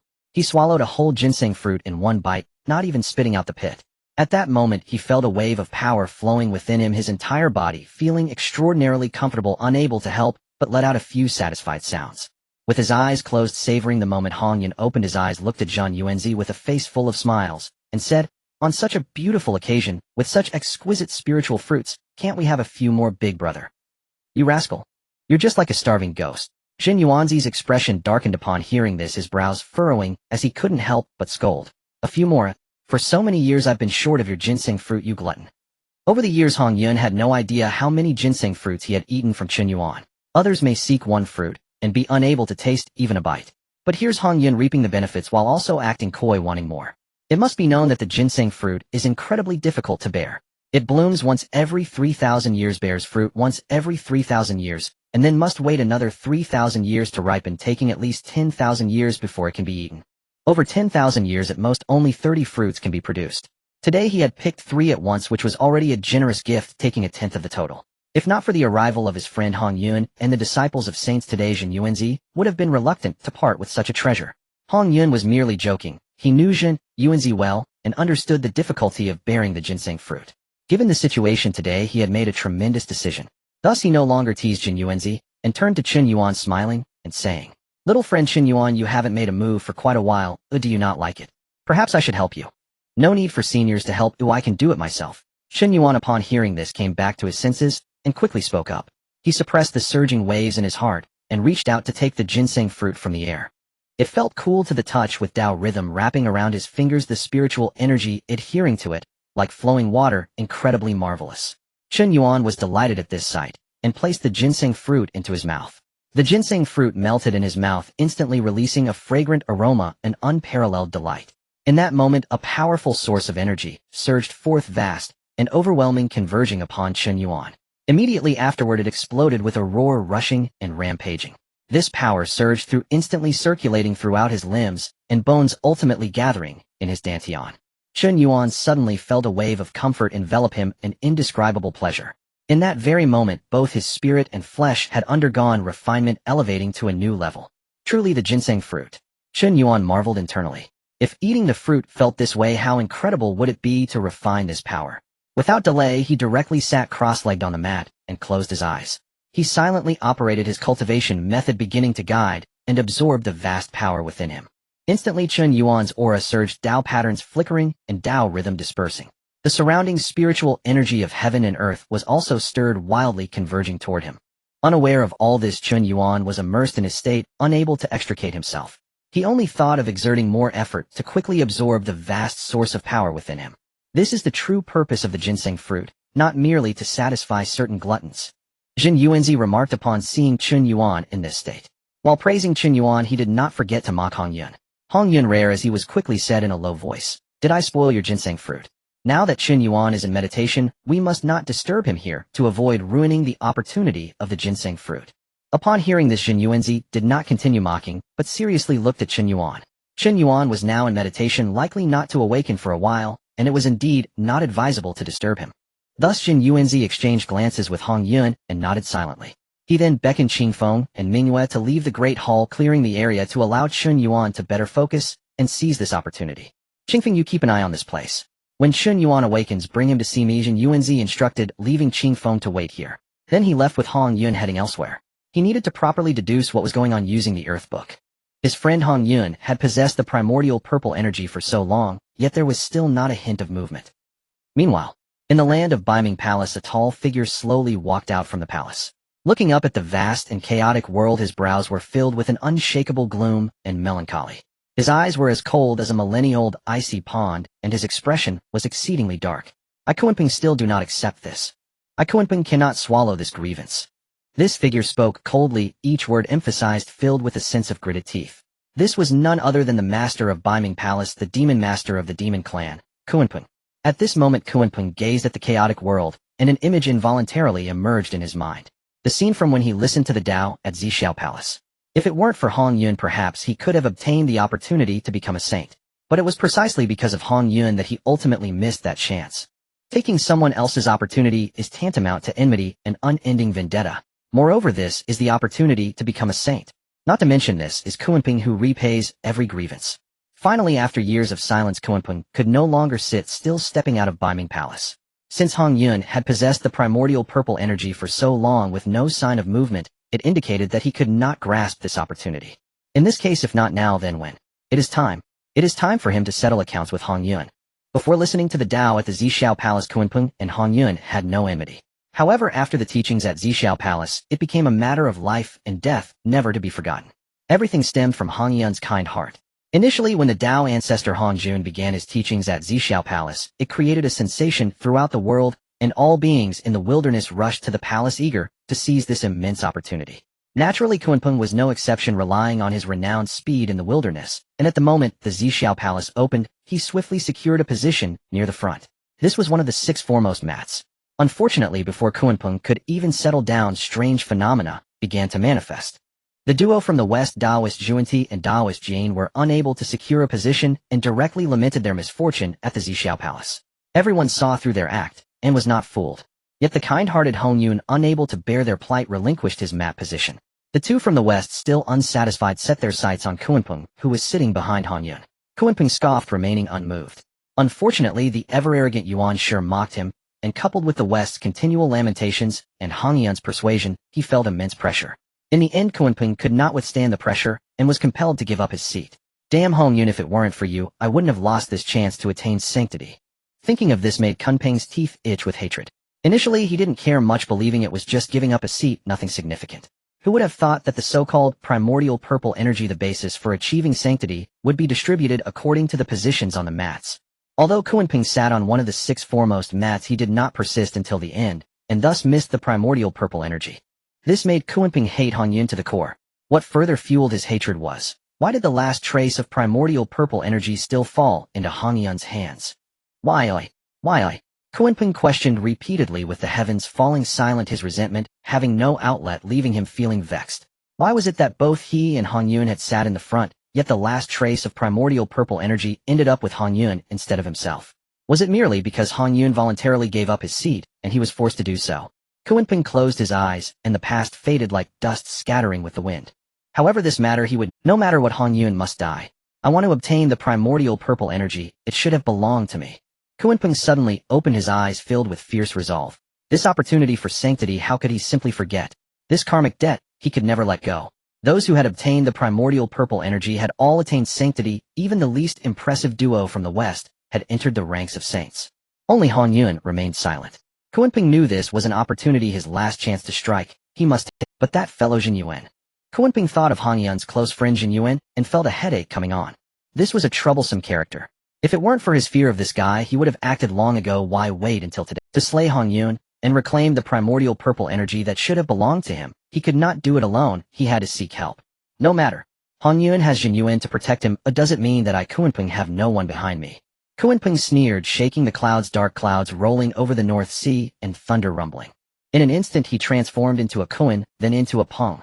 His form was vast as a mountain, his presence overwhelming as the sea, instantly blotting out the sun and covering the stars.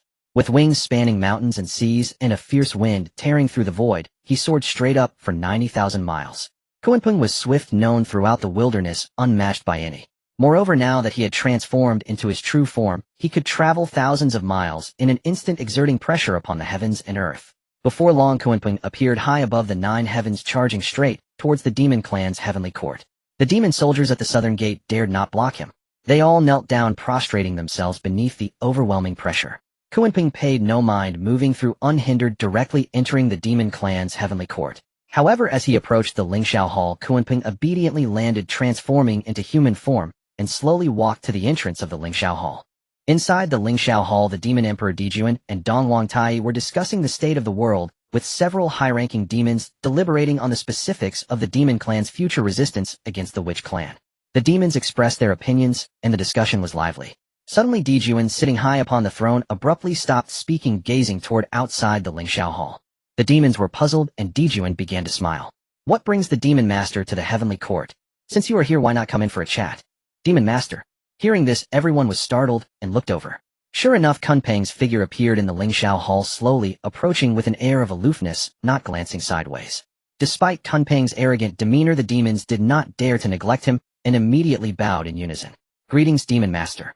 The high-ranking demons present respectfully saluted without exception. Although they were all high-ranking demons, they still felt inadequate in front of this Demon Master. It should be noted that within the Demon Clan, the position of Demon Master was extremely high. The position of Demon Master ranked just below Dijuan and Donghuang Tai. How could the demons dare to be careless? Kunpeng passed by without looking sideways, his gaze fixed sharply on Dijuan and Donghuang Tai, paying no attention to the other high-ranking demons present. What were the top 10 demon gods, or the 36 star lords? What rubbish were they? What status did they have to warrant Kunpeng's attention? With countless demons in the heavens, they had to bow their heads upon seeing their demon master. Although the demons felt humiliated, they had no choice. However, they became curious. Why had this demon master who usually did not appear in the heavenly court come here this time? Dijuan and Dongwang Tai were also puzzled. Although Kunpeng was the demon master, he had always stayed in the North Sea Palace, uninterested in the affairs of the demon clan. It was difficult to even catch a glimpse of him. Now he had taken the initiative to come to their door. I wonder what brings the demon master here this time. Overthinking was futile, so Dijuan directly inquired. His gaze remained fixed on Kunpeng, not leaving for a moment, as if trying to discern something. Hearing this, Kunpeng clasped his hands in greeting, acknowledging them, before slowly speaking. I have come this time specifically to seek the demon emperor. I have matters to discuss with his majesty. Discuss with me, eh? Dijuan's confusion deepened. What could possibly make someone as proud as Kunpeng become so humble and agreeable? What is the matter? Dijuan quickly asked, his thoughts racing. Kunpeng, named the demon master of the demon clan, had always distanced himself from the clan, which had been a lingering concern for Dijuan. After all, Kunpeng was notoriously fickle, and this was no secret in the wilderness. If he could take this opportunity to rein Kunpeng in, it wouldn't be a bad thing. The demons present did not think much of this. They were simply curious. What could have brought this esteemed demon master here? Thus in an instant all eyes were fixed on Kunpeng. Kunpeng felt the gazes of the demons, and spoke coldly. I want to kill Hongjun. Hongjun must die. Under the watchful gaze of the crowd, Kunpeng spoke, coldly, his words enunciated with gritted teeth. Once he finished speaking, the entire venue fell into silence. Emperor Jun's gaze fixated on Kunpeng as he inquired, has the demon master made up his mind to thoroughly understand this cause and effect? Kunpeng, upon hearing this, immediately clenched his teeth, and replied with a chilling tone. Unless this cause and effect is resolved, my Dao heart will be tainted, making it difficult for me to progress. As long as Hongjun remains unscathed, my heart will be restless. At this point, the hatred on Kunpeng's face intensified, his visage almost contorting as his voice turned even colder. I will reclaim what belongs to me. That should have been mine. As Kunpeng spoke, a sudden surge of power erupted from him, shaking the surroundings. A chilling wind swept through, bone-chillingly cold. The demon clans fell silent, standing respectfully. Kunpeng's hatred towards Hongjun had reached such an extent. Even the usually reticent Kunpeng could not contain himself when it came to mentioning Hongjun. Upon reflection, it was understandable. The primordial purple energy is the foundation for sanctification. Kunpeng originally had the opportunity to become a sage, but due to Hongjun's momentary kindness, he missed the chance to seize the primordial purple energy. This would be an unbearable burden for anyone. If this grudge goes unavenged, my Dao heart will be damaged. How can one discuss the great Dao? Upon hearing this, Emperor Jun nodded. It seems Kunpeng has truly made up his mind. This is nearly Kunpeng's last chance. If he does not act soon, once Hongjun comprehends the primordial purple energy and attains sagehood, there will be no opportunities left. Instead, it would be wise to strike now, eliminate Hongjun, seize the primordial purple energy, and thus inherit the opportunity for sanctification. Thinking of this, Emperor Jun quickly inquired. So, Demon Master, how do you plan to act? How should we assist you? Emperor Jun understood that since Kunpeng had come to speak of this matter, he must be seeking the demon clan's support. Having reached this point, Kunpeng naturally did not conceal anything and revealed his plan. I wish to borrow 4 demon gods from the demon emperor to assist me in killing Hongjun, seizing the primordial purple energy, and thoroughly resolving this cause and effect. Good. Emperor Jun responded without hesitation, then smiled and added, however, Demon Master, I will not lend you the 4 major demon gods. I will directly give you 10 demon gods to aid you. With this, Emperor Jun stood up from his throne and spoke loud. 10 demon gods heed my command. Here, I in the name of the demon emperor command you to follow the demon master on this expedition and assist him with all your strength without error. Yes. The 10 demon gods replied in unison, their voices resonating like thunder within the Lingxiao Palace. Upon hearing this, Kunpeng felt a surge of joy. If the 10 demon gods were to take action, even Hongjun and Xinyuanzi working together would likely kneel before them. Thus a grand achievement could be realized. Then I thank your majesty. I shall return to prepare right away. Filled with joy, Kunpeng quickly expressed his gratitude and hurriedly took his leave. Since this matter was already settled, there was no time to lose. He needed to keep a close watch on Hongjun and find the opportunity to strike. Kunpeng's presence completely vanished from the heavenly court. At this point, Dongwang Tai, who had been silent all along, finally spoke up. Elder brother, how can you allow this? Kunpeng is clearly treating our demon clan as mere laborers while he exploits all the benefits. Dongwang Tai, puzzled, wondered why his elder brother would help Kunpeng, knowing full well that Kunpeng was not aligned with the demon clan. Moreover, that was the primordial purple energy, the foundation for sanctification. Tai, it's fine. Emperor Jun patted Dongwang Tai's shoulder, smiling as he spoke. This primordial purple energy does not belong to Kunpeng. However, this cause and effect surely belongs to him. Emperor Jun smiled knowingly. Everything was understood without words. The primordial purple energy, the foundation for sanctification. Who in the vast wilderness would not desire it? As the emperor of the demon clan, Emperor Jun could not miss this opportunity. This was a chance for him and the demon clan to transcend. However, he had not taken action all this time, simply waiting for Kunpeng's response. After all, the burden of cause and effect must ultimately fall on Kunpeng. Dong Wangtai pondered for a moment before quickly understanding and smiled. Huh, elder brother, what a clever scheme. I cannot compare. The demon clan members exchanged knowing looks and laughter, the atmosphere filled with camaraderie. The laughter of the demon clan resonated, filling the Lingxiao palace with a joyous atmosphere. Inside the Wuzhuang temple, in the blink of an eye, a millennium had passed. Within the main hall of the Wuzhuang temple, Chen Yuan suddenly opened his eyes. After a millennium, he had completely refined the ginseng fruit and absorbed its primal power for himself. Unfortunately, Chen Yuan finished his closed-door training, yet his cultivation showed no signs of change. However, this is of no concern. Chen Yuan was accustomed to his situation. While his realm did not break through, he had condensed over 100 million golden immortal avatars within himself using the primal power of the ginseng fruit. Most importantly, I have awakened a divine ability. The Spear of the Great Dao. By burning over 100 million primal sources, I can condense a spear capable of breaking myriad laws and slaying saints. Slaying saints. How terrifying. Chen Yuan, not having had the time to examine it in detail during his closed-door training, was now shocked as he took a closer look. Saints are connected to the heavenly path, so as long as the heavens exist, saints are undying and immortal. Now this divine ability of his can directly contend against saints. What a terrifying divine ability this is. Chen Yuan took quite a while to calm himself down. Very good. This can be considered a trump card for survival. This is not just a survival trump card, it is an ultimate weapon. It is incredibly powerful. If it can slay saints, what about those below saints? It is simply unimaginable. Just as Chen Yuan's mind was once again stirred, a voice rang out. You are awake. Chen Yuan returned to his senses and saw Qin Feng standing before him, filled with joy. Great. You are finally awake. Hurry, I will take you to see the master. All right. Chen Yuan agreed, quickly following behind. Soon Qi Feng brought Chen Yuan to Xinyuanzi and Hongyun. Oh. Upon seeing Chen Yuan, Xinyuanzi and Hongyun were both filled with surprise. They exchanged glances, both bewildered. What was going on? This kid actually did not break through. That shouldn't be the case. After all, logically speaking, a single ginseng fruit should be enough for a Tai Golden Immortal to break through to a new level. Not to mention the Daoyuo Golden Immortal. At the very least, the Tai Golden Immortal should have made some progress, right? Otherwise, wouldn't that tarnish the reputation of the ginseng fruit as one of the top 10 spiritual roots of heaven and earth? And yet, after consuming a ginseng fruit and a millennium of closed-door training, Chen Yuan's cultivation still showed no changes. It was as if that ginseng fruit had no effect whatsoever. However, cultivation is a personal matter. Chen Yuan did not ask voluntarily, and they naturally did not pry. After all, who doesn't have a few secrets? Seeing them silent, Chen Yuan had no choice but to break the silence. Esteemed elders, I apologize for the intrusion. I am preparing to set out and continue my journey to Buzhou Mountain, so I wanted to take my leave. Upon hearing this, Xinyuanzi and Hongyun exchanged knowing smiles, their expressions saying, I understand. Seeing this, Chen Yuan's face darkened. No need to think, it was definitely about how he had gotten lost, which Hongyun had told Xinyuanzi about. This is not about my journey here, this is my dark history. Alright, Xinyuanzi agreed, and Hongyun also spoke with a smile. No need to be so dejected, this time I will guide you in the right direction. Then thank you. Chen Yuan expressed his gratitude. At that moment, Xinyuanzi and Hongyun personally saw him off, accompanying him all the way to the mountain gate. Hongyun kept his promise and pointed Chen Yuan in the right direction. Chen Yuan turned to leave, but soon glanced back.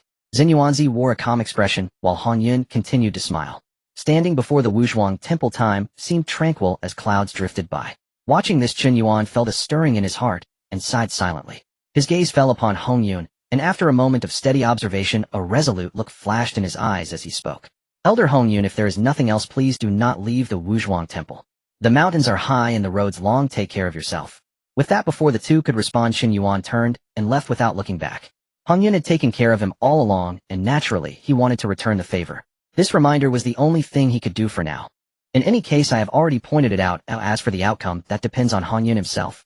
At the entrance of Wuzhuang Temple, Chen Yuan finished advising Hongyun and left, without looking back, quickly disappearing down the mountain path. Zhen Yuanzi and Hongyun stood in front of Wuzhuang Temple, exchanging bewildered glances. Do not leave Wuzhuang Temple. What does this mean? Hongyun pondered for a long time, still unable to grasp its meaning, so he opened his mouth to ask Zhen Yuanzi. Big brother, what does this kid mean by saying that?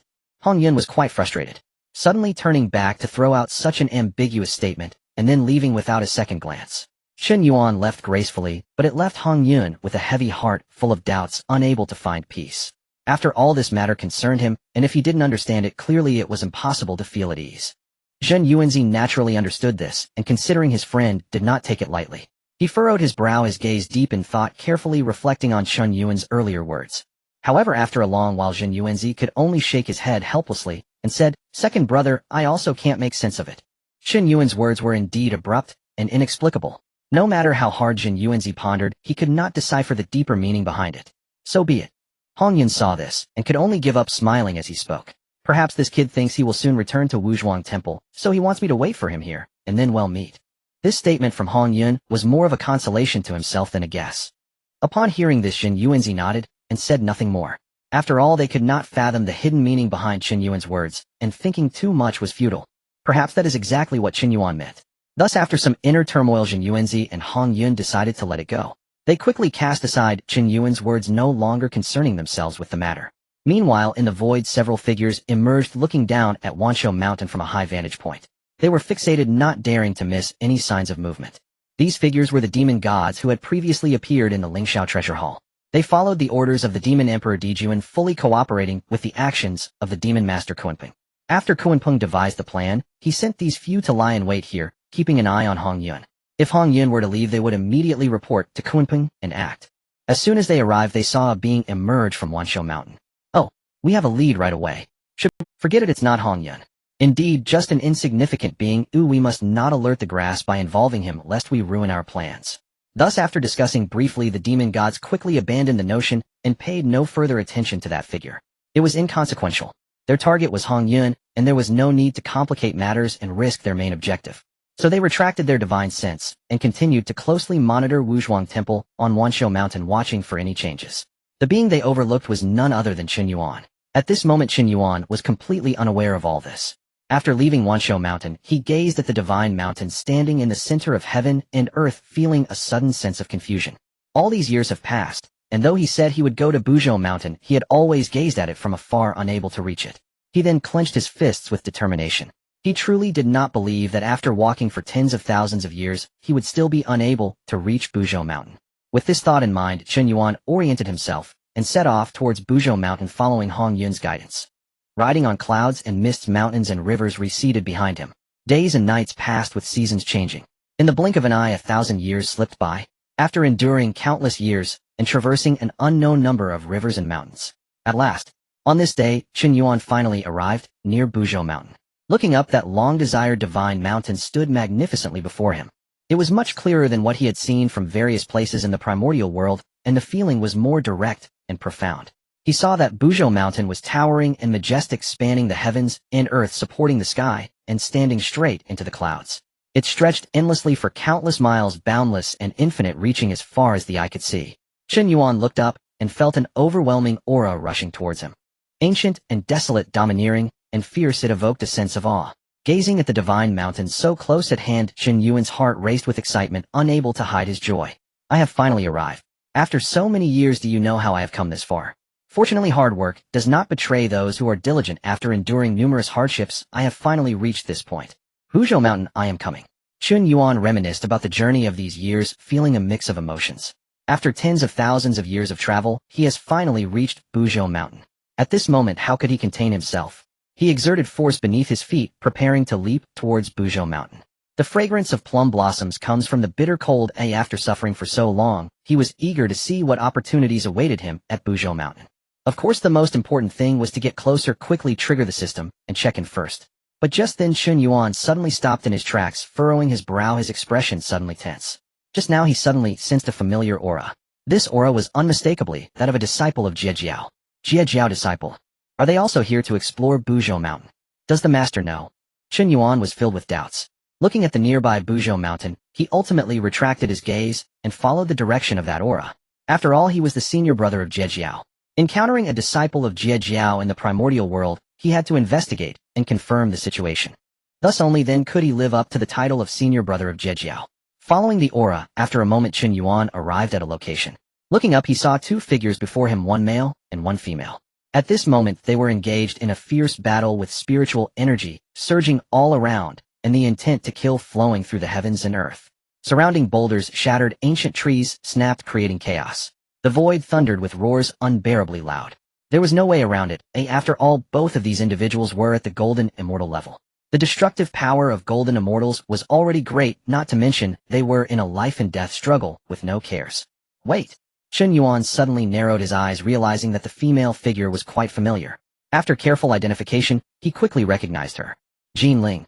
The woman was none other than Jin Ling, one of the 9 direct disciples of Jiejiao, who had once fought on Kunlun Mountain during the contest over the Ling fruit, even wanting to fight for Chen Yuan against Xi Hang. However, at this moment Jin Ling no longer possessed the spirited demeanor she had on Kunlun Mountain. In the midst of her battle, she was at a disadvantage, steadily retreating. Her body was covered in wounds, her spiritual light dimmed like a candle in the wind about to extinguish at any moment. This was not Jin Ling's fault, as the being she was battling was at the late stage of Golden Immortal, and Jin Ling was merely at the mid-stage of Golden Immortal. Nevertheless, even so, it was already quite remarkable that Jin Ling had managed to hold on until now. However, Jin Ling was now at her last gasp, precarious and vulnerable. A slight misstep could lead to her doom, with no place left for her to be buried. At this critical moment, a booming voice rang out. "You beings audacious and reckless, do you not know the meaning of death? Daring to kill my Jiejiao disciple, you are simply seeking death." With a thunderous roar, it echoed through the void, shaking the surroundings. Pressure and anger accompanied it, vast and boundless like the sea. The two who were engaged in a fierce battle heard the words and instinctively froze their actions, coming to an abrupt halt. The roar erupted, accompanied by an overwhelming pressure and rolling fury, leaving both sides of the conflict. Immediately her eyes sparkled with joy. That familiar and warm voice belonged to her senior brother Chen Yuan. She could hardly believe that he would appear in such a critical moment. The golden immortal being fighting against Jin Ling was now dumbfounded. He stared fixedly at the ecstatic Jin Ling, as if frozen like a wooden sculpture. Within, a storm surged, difficult to quell. This person who had been battling him all along was actually a disciple of... This is not good. The being thought, anxiously, filled with regret. The Holy Sect. Had he known she was a disciple of Jiejiao, he would never have dared to fight her, let alone attempt to take her life. After all, Jiejiao was a sect of saints, immensely glorious and powerful. He couldn't even think of killing her. Even injuring her slightly would be a crime too grave to atone for, with no escape. Thinking of this, the being's face turned devoid of expression. No way, he thought. I'm so unlucky, finally encountering a soft target, and yet she is a disciple of the Holy Sect. Could it be because I didn't check the almanac before going out? In the next moment, a figure suddenly appeared, descending from the sky, his robes fluttering as he landed steadily beside Jin Ling. "Senior brother," Jin Ling called out upon seeing the figure, filled with surprise and warmth. Indeed, she had not mistaken, this was their Jiejiao senior brother, Chen Yuan. Looking at Chen Yuan, Jin Ling instantly forgot everything, feeling an overwhelming sense of stability and reassurance. Chen Yuan looked at Jin Ling, nodded slightly, and smiled in response. "Junior sister." However, in just an instant, Chen Yuan's smile turned cold. He had not seen clearly from a distance, but now that he was close, he realized Jin Ling was in far worse shape than he had imagined. Her small face was covered in dirt, her clothes were disheveled, her hair was unkempt, and she bore numerous wounds that were shocking to behold. Seeing this, Chen Yuan felt a pang of heartache, and his anger surged, unable to be suppressed any longer. His gaze suddenly shifted to the being. "You seek death," he bellowed. "Dare to bully a disciple of Jiejiao." Chen Yuan's fury ignited and murderous intent enveloped him. As his words fell, he waved his hand lightly. In an instant, the void trembled and a booming sound echoed. A sea-stabilizing pearl appeared, its power expanding as 5-colored radiant light enveloped the area. As Chen Yuan's mind flowed, the sea-stabilizing pearl crashed down.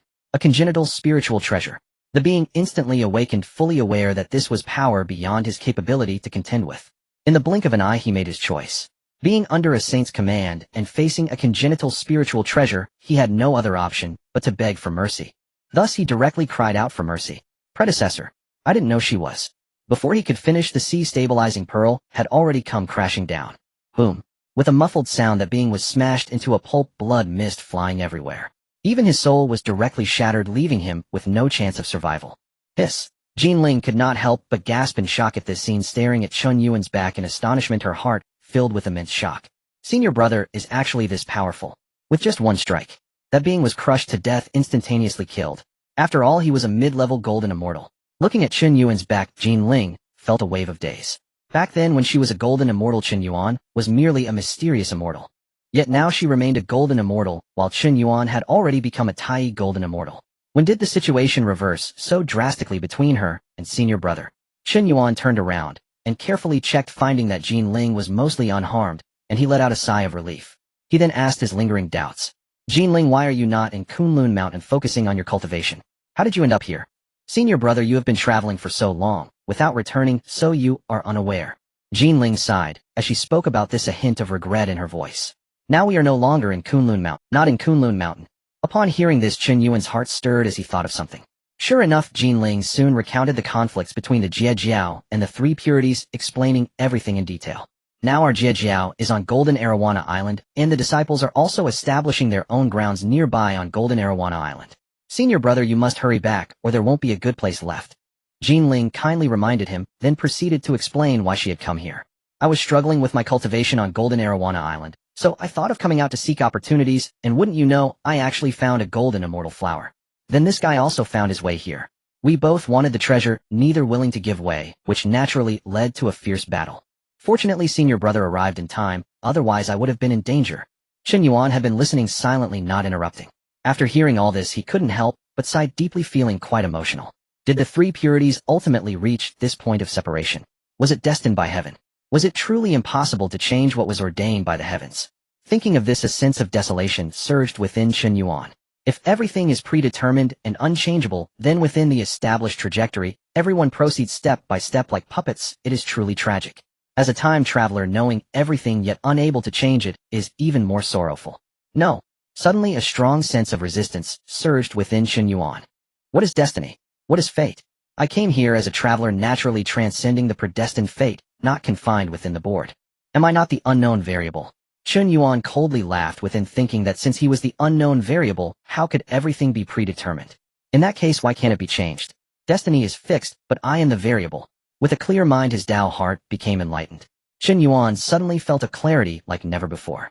As the dreadful news from Mount Buzhou arrived, he realized today that he was indeed himself.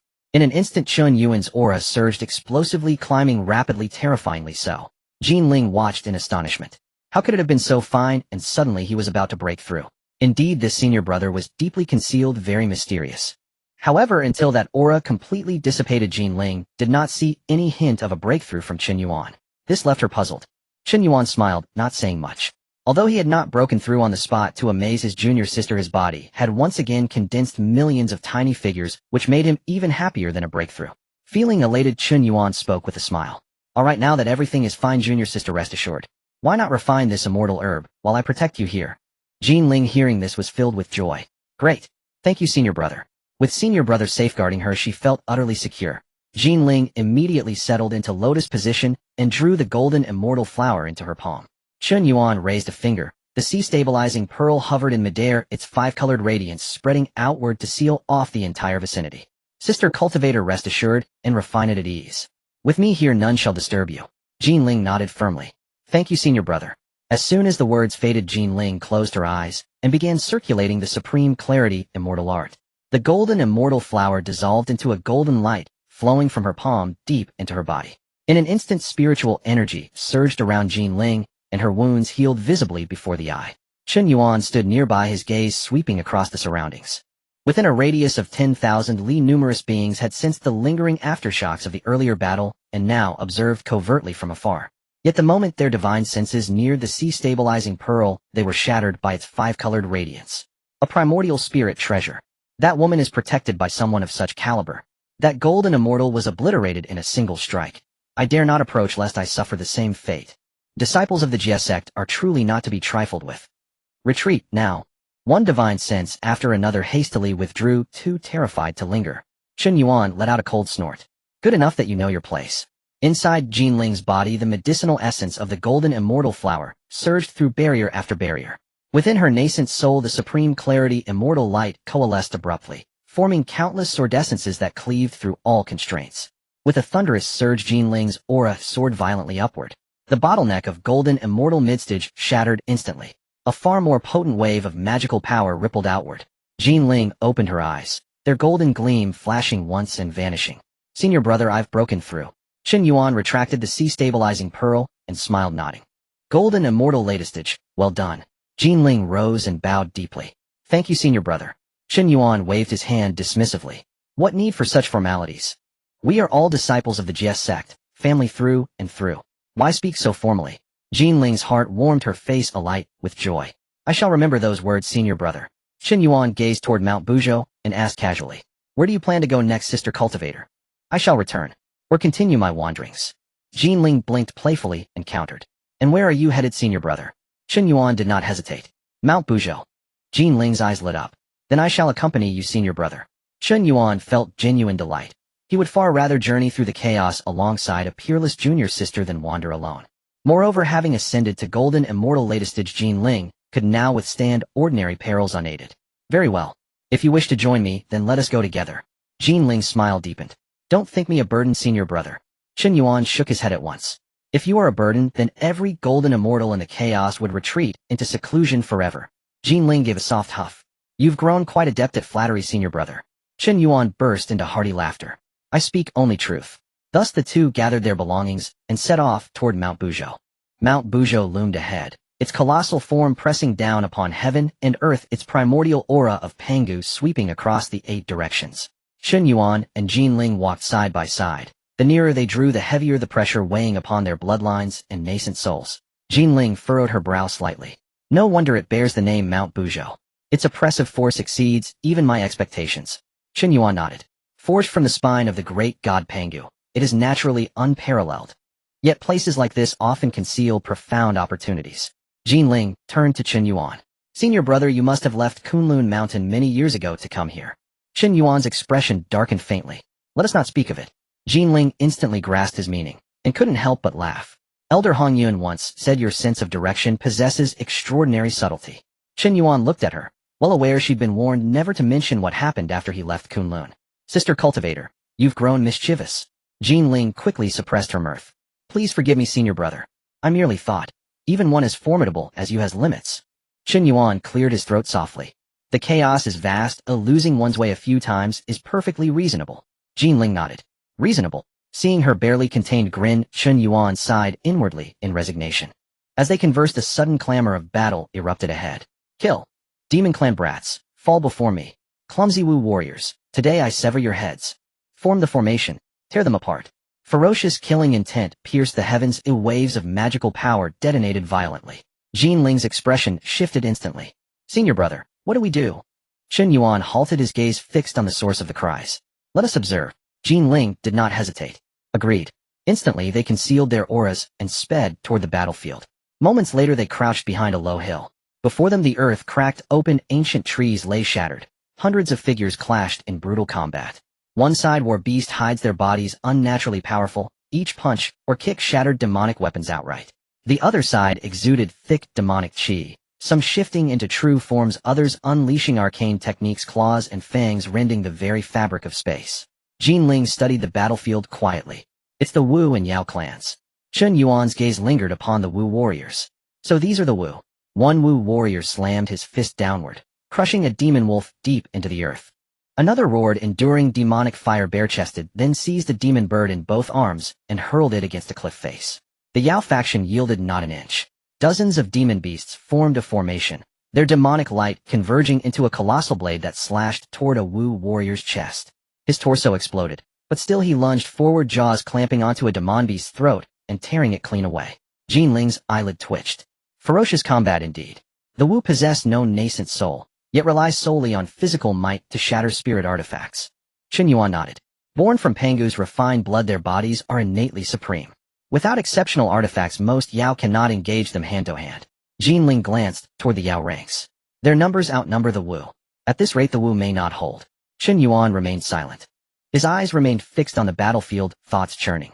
The Wu owed humanity no great debt, but neither had they stained themselves with the Yao's bloodshed.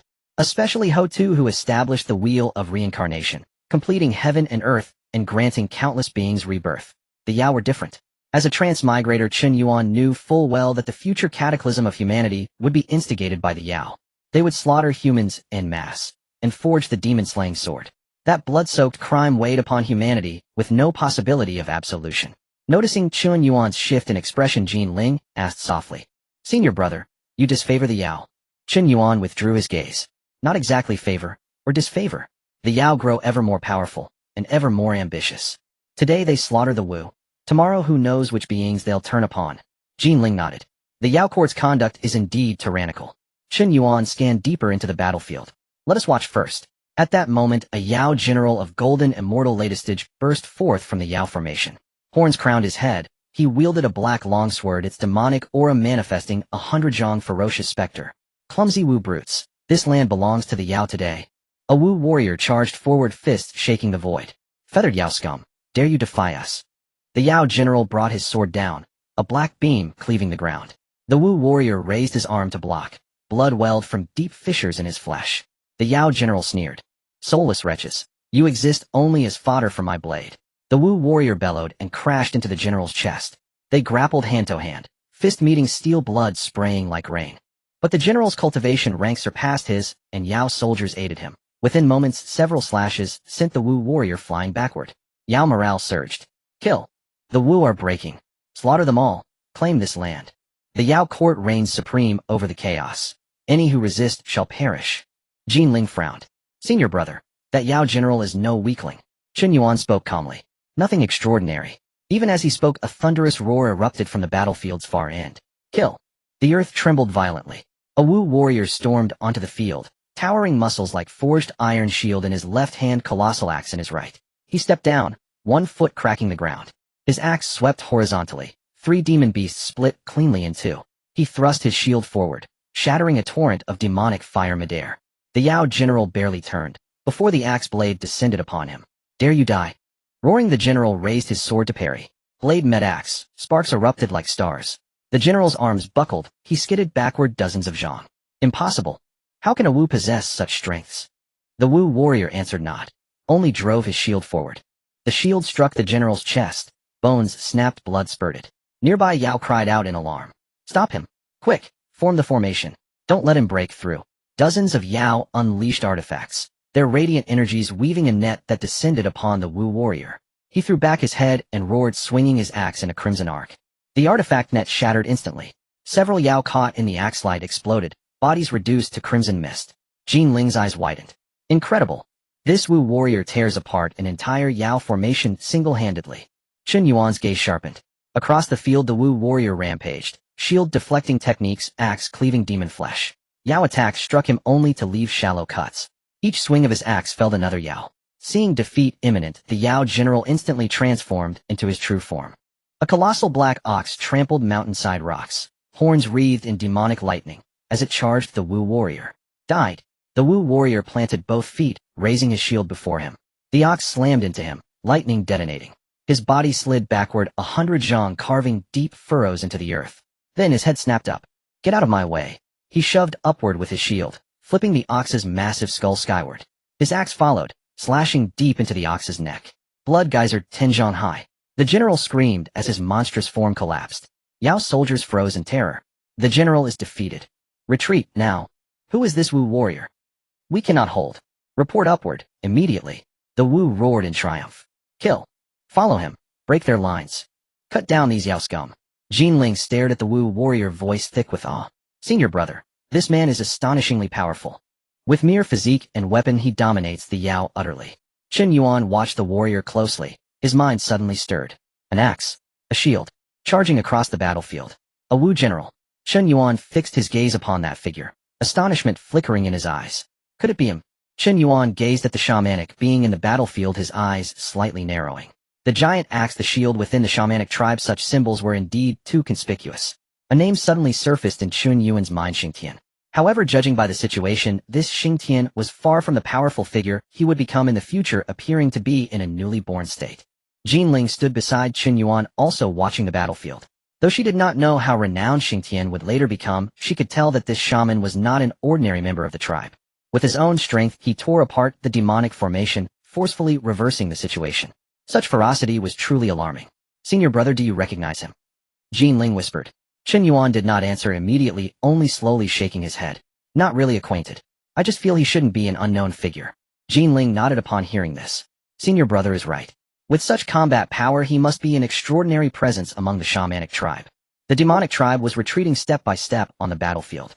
The Black Bull demon was struck down by Xingtian's axe, blood splattering across the earth. Seeing their commander defeated, the remaining demons felt a chill in their hearts, and their formation suddenly fell apart. However, the shaman warriors became increasingly ferocious in their attacks. They had no spirit essence and did not fear death. Now witnessing Xingtian charge forward, they were all filled with fervor, roaring to the heavens. Kill! Charge with the great shaman Xingtian. Tear apart these demonic vermin. Xingtian stomped down, crushing the skull of a demon beast, and his giant axe swept through the air. The axe, light wrapped in blood energy, directly cleaved several demons in front of him in half. Chen Yuan nodded quietly to himself.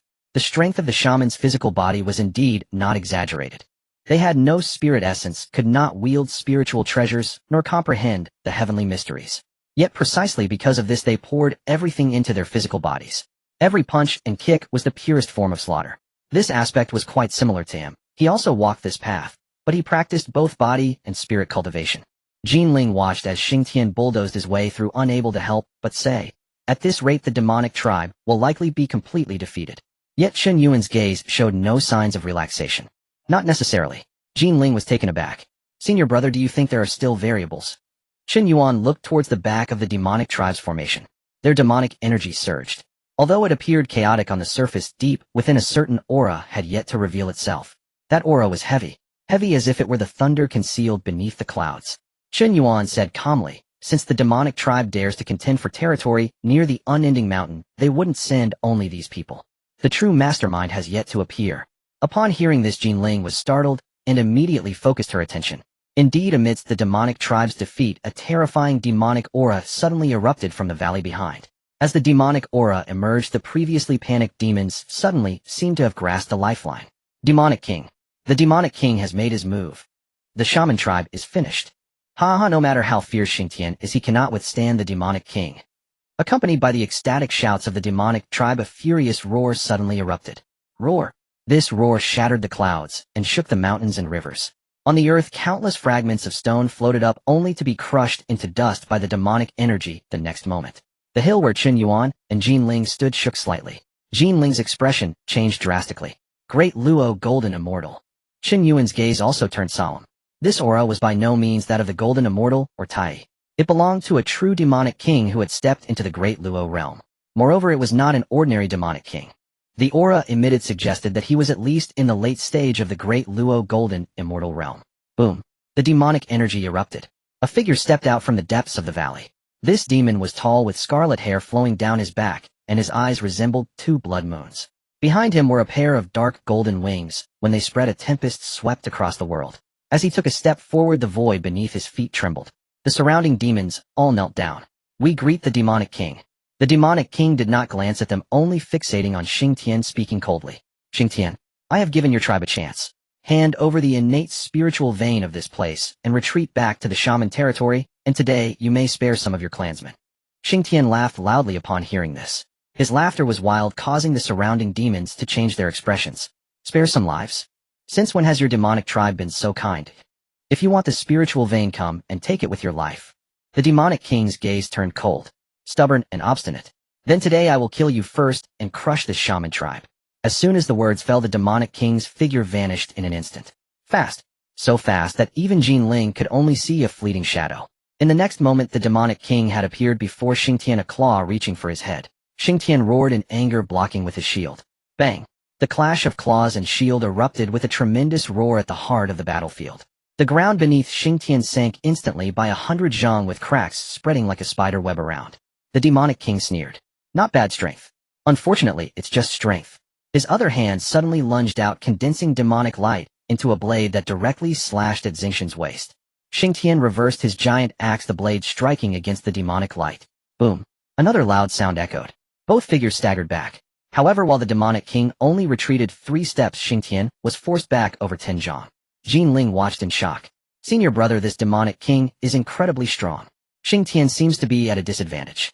Chen Yuan spoke in a deep voice. "The Great Luo is ultimately the Great Luo. Xingtian's physical body is terrifying and his combat power astonishing, yet the gap in realms is evident. Unless something unexpected happens, it's hard for him to win." Jinling looked at Chen Yuan. "Senior brother, what should we do?" Chen Yuan did not respond. His gaze remained fixed on the battlefield.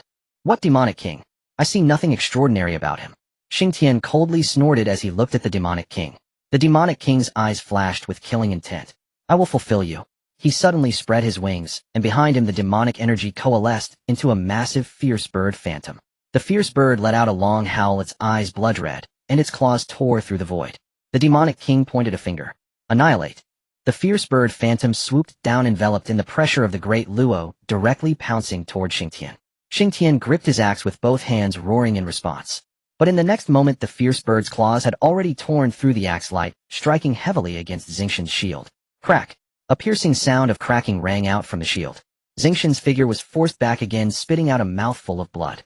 The demonic king stepped down, instantly arriving before Xingtian. It's over. With 5 fingers transformed into claws, he aimed directly at Xingtian's brow. If this strike connected, no matter how strong Xingtian's physical body was, he would suffer severe injuries. Chen Yuan's eyes darkened. He could no longer bear to watch.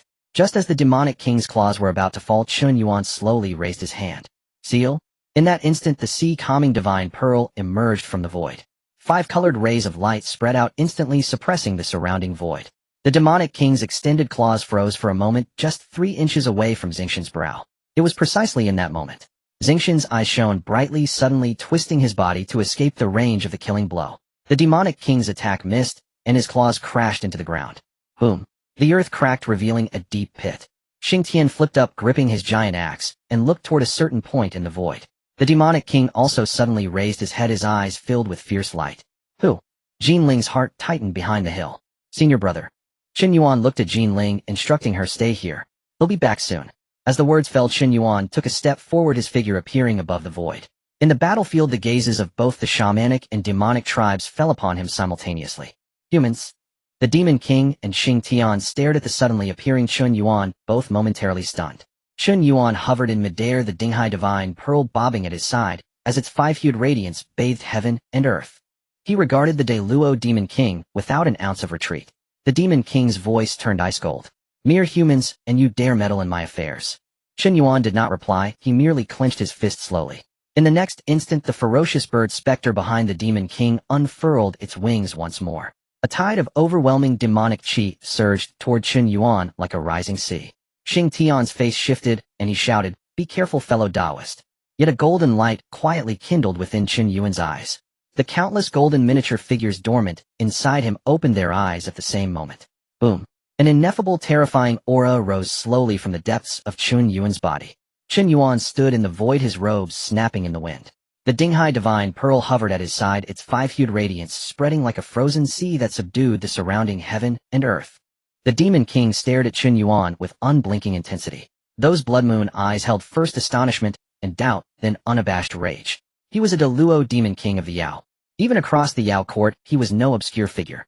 Leading the Yao to seize this place, he had assumed that apart from Xingtian, there would be no barrier. Yet who could have foreseen that at the crucial moment a human would intervene and ruin his killing move? Humans. In the demon king's eyes, they were a ladderizing weak race of the primordial age. Numerous though they were, their roots were shallow. Were it not for the providence of Nuwa the sage, humans might never have taken hold in the primordial age. Such a people dare meddle in the battlefield between Wu and Yao. Ridiculous. The demon king furious laughed.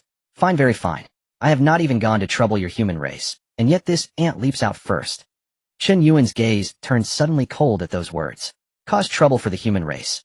To these Yao, all the myriad beings of the primordial age were food soldiers, tools to be used for the ambitions of the Yao court. The weak have no right to speak. The weak are only to be devoured. Chen Yuan spoke slowly. The Yao are always so arrogant in their tone. The demon king's eyes sharpened with cold. He took a step, and ripples spread through the void beneath his feet. The Luo oppressive aura bore down on Chen Yuan without reserve. Boom. The void around Chen Yuan emitted a groan under the burden. Feeling that Luo pressure, his body dipped slightly. One could not deny that a Luo golden immortal was formidable. Its mere pressure was far beyond that of a Tai golden immortal. Had it been an ordinary Tai, he would not even have qualified to stand before this demon king. But Chen Yuan was no ordinary Tai. Within his flesh, countless golden figures drifted and hovered. They sat cross-legged in every inch of his body like miniature deities. At a thought from Chen Yuan, one golden figure after another began to awaken. Tens of millions. Hundreds of millions.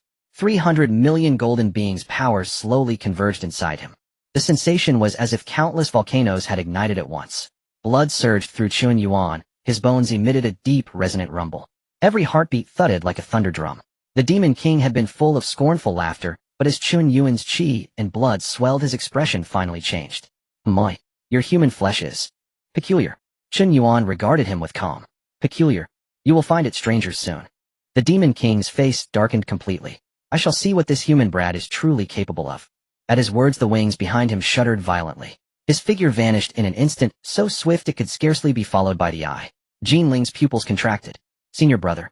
Xing Tian gripped his great axe hard. In the next instant, the Demon King reappeared before Chen Yuan and slashed at his chest with a claw. The Luo power condensed in that strike. The demonic light was piercingly sharp. Chen Yuan did not dodge. He raised his hand and made a fist. The Dinghai Divine Pearl's five-hued radiance flared fiercely, suppressing the void once more. The Demon King's motion hesitated only slightly. Shorter than before.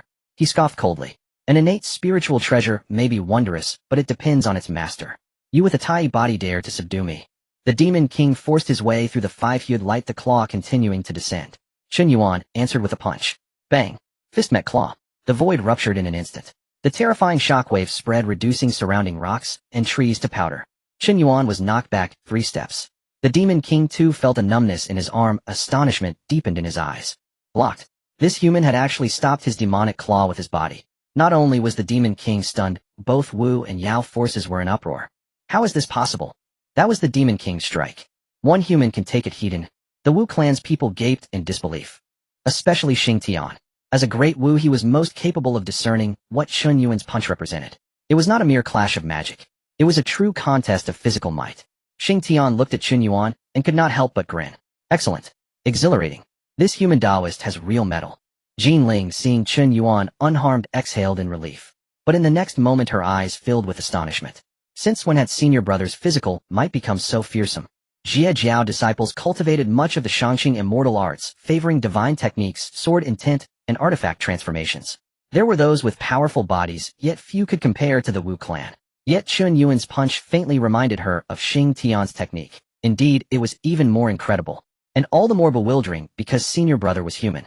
When had human flesh and foundation ever stood toe-a-toe with the Luo Demon King? The Demon King glanced at his slightly trembling palm, his fury mounting.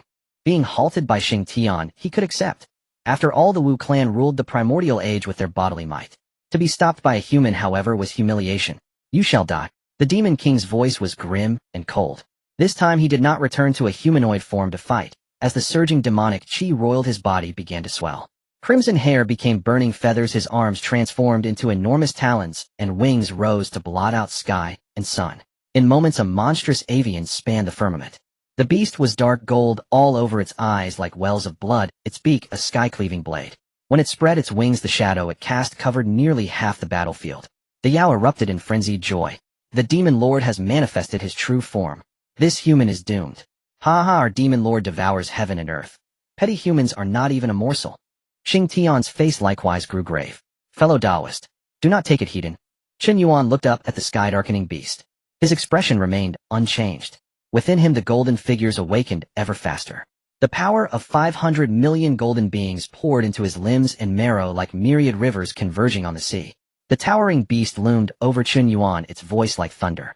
Human ants, watch as I eat you. With that it opened its enormous maw. A horrifying devouring force suddenly erupted. The world's spiritual energy recoiled, stones were torn from the earth. The Yao on the ground were prepared and scattered to avoid it. The Wu warriors staggered one by one, pulled forward by that devouring force. Xing Tian roared, drove his shield into the ground, and stood before the many Wu clan fighters as a bulwark. Chen Yuan stood at the center of the devouring storm, his clothes fluttering wildly. His figure appeared almost insignificant when compared to the towering ferocious bird. Yet that diminutive figure did not retreat, even a step. Chen Yuan lifted his head, and a cold smile suddenly crept across his lips. Eat me. Can you withstand my bite? In an instant he stepped forward. Instead of retreating, he advanced.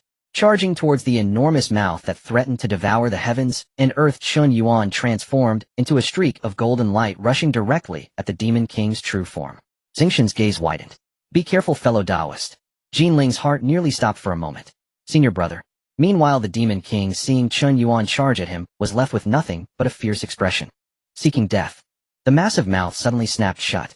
The devouring storm roared as it closed in. Just as that giant mouth was about to swallow Chen Yuan, the power of 500 million golden men within him finally erupted completely. Boom! A dazzling golden light surged into the sky from in front of the Demon King's enormous mouth. Chen Yuan clenched his fist. Upon his fist the five-colored light of the Dinghai Divine Pearl intertwined, as the power of 500 million golden men roared and converged. Die! With one punch he struck out. At the moment Chen Yuan unleashed this punch, the world seemed to fall silent for an instant. There were no excess magical transformations, no complex incantations, just the purest, most fierce, and most domineering punch. 800 million golden men roared simultaneously within his body. Every golden little man was like a furnace spewing forth boundless power. This power, after being gathered by Chen Yuan's physical body, merged with the suppressive force of the Dinghai Divine Pearl. In an instant, the void before the punch collapsed layer by layer. The Demon King's towering form opened its mouth to devour the heavens, initially believing it could swallow Chen Yuan whole. However, when that punch descended, he finally sensed something was amiss. That was not a power a Tai golden immortal should possess.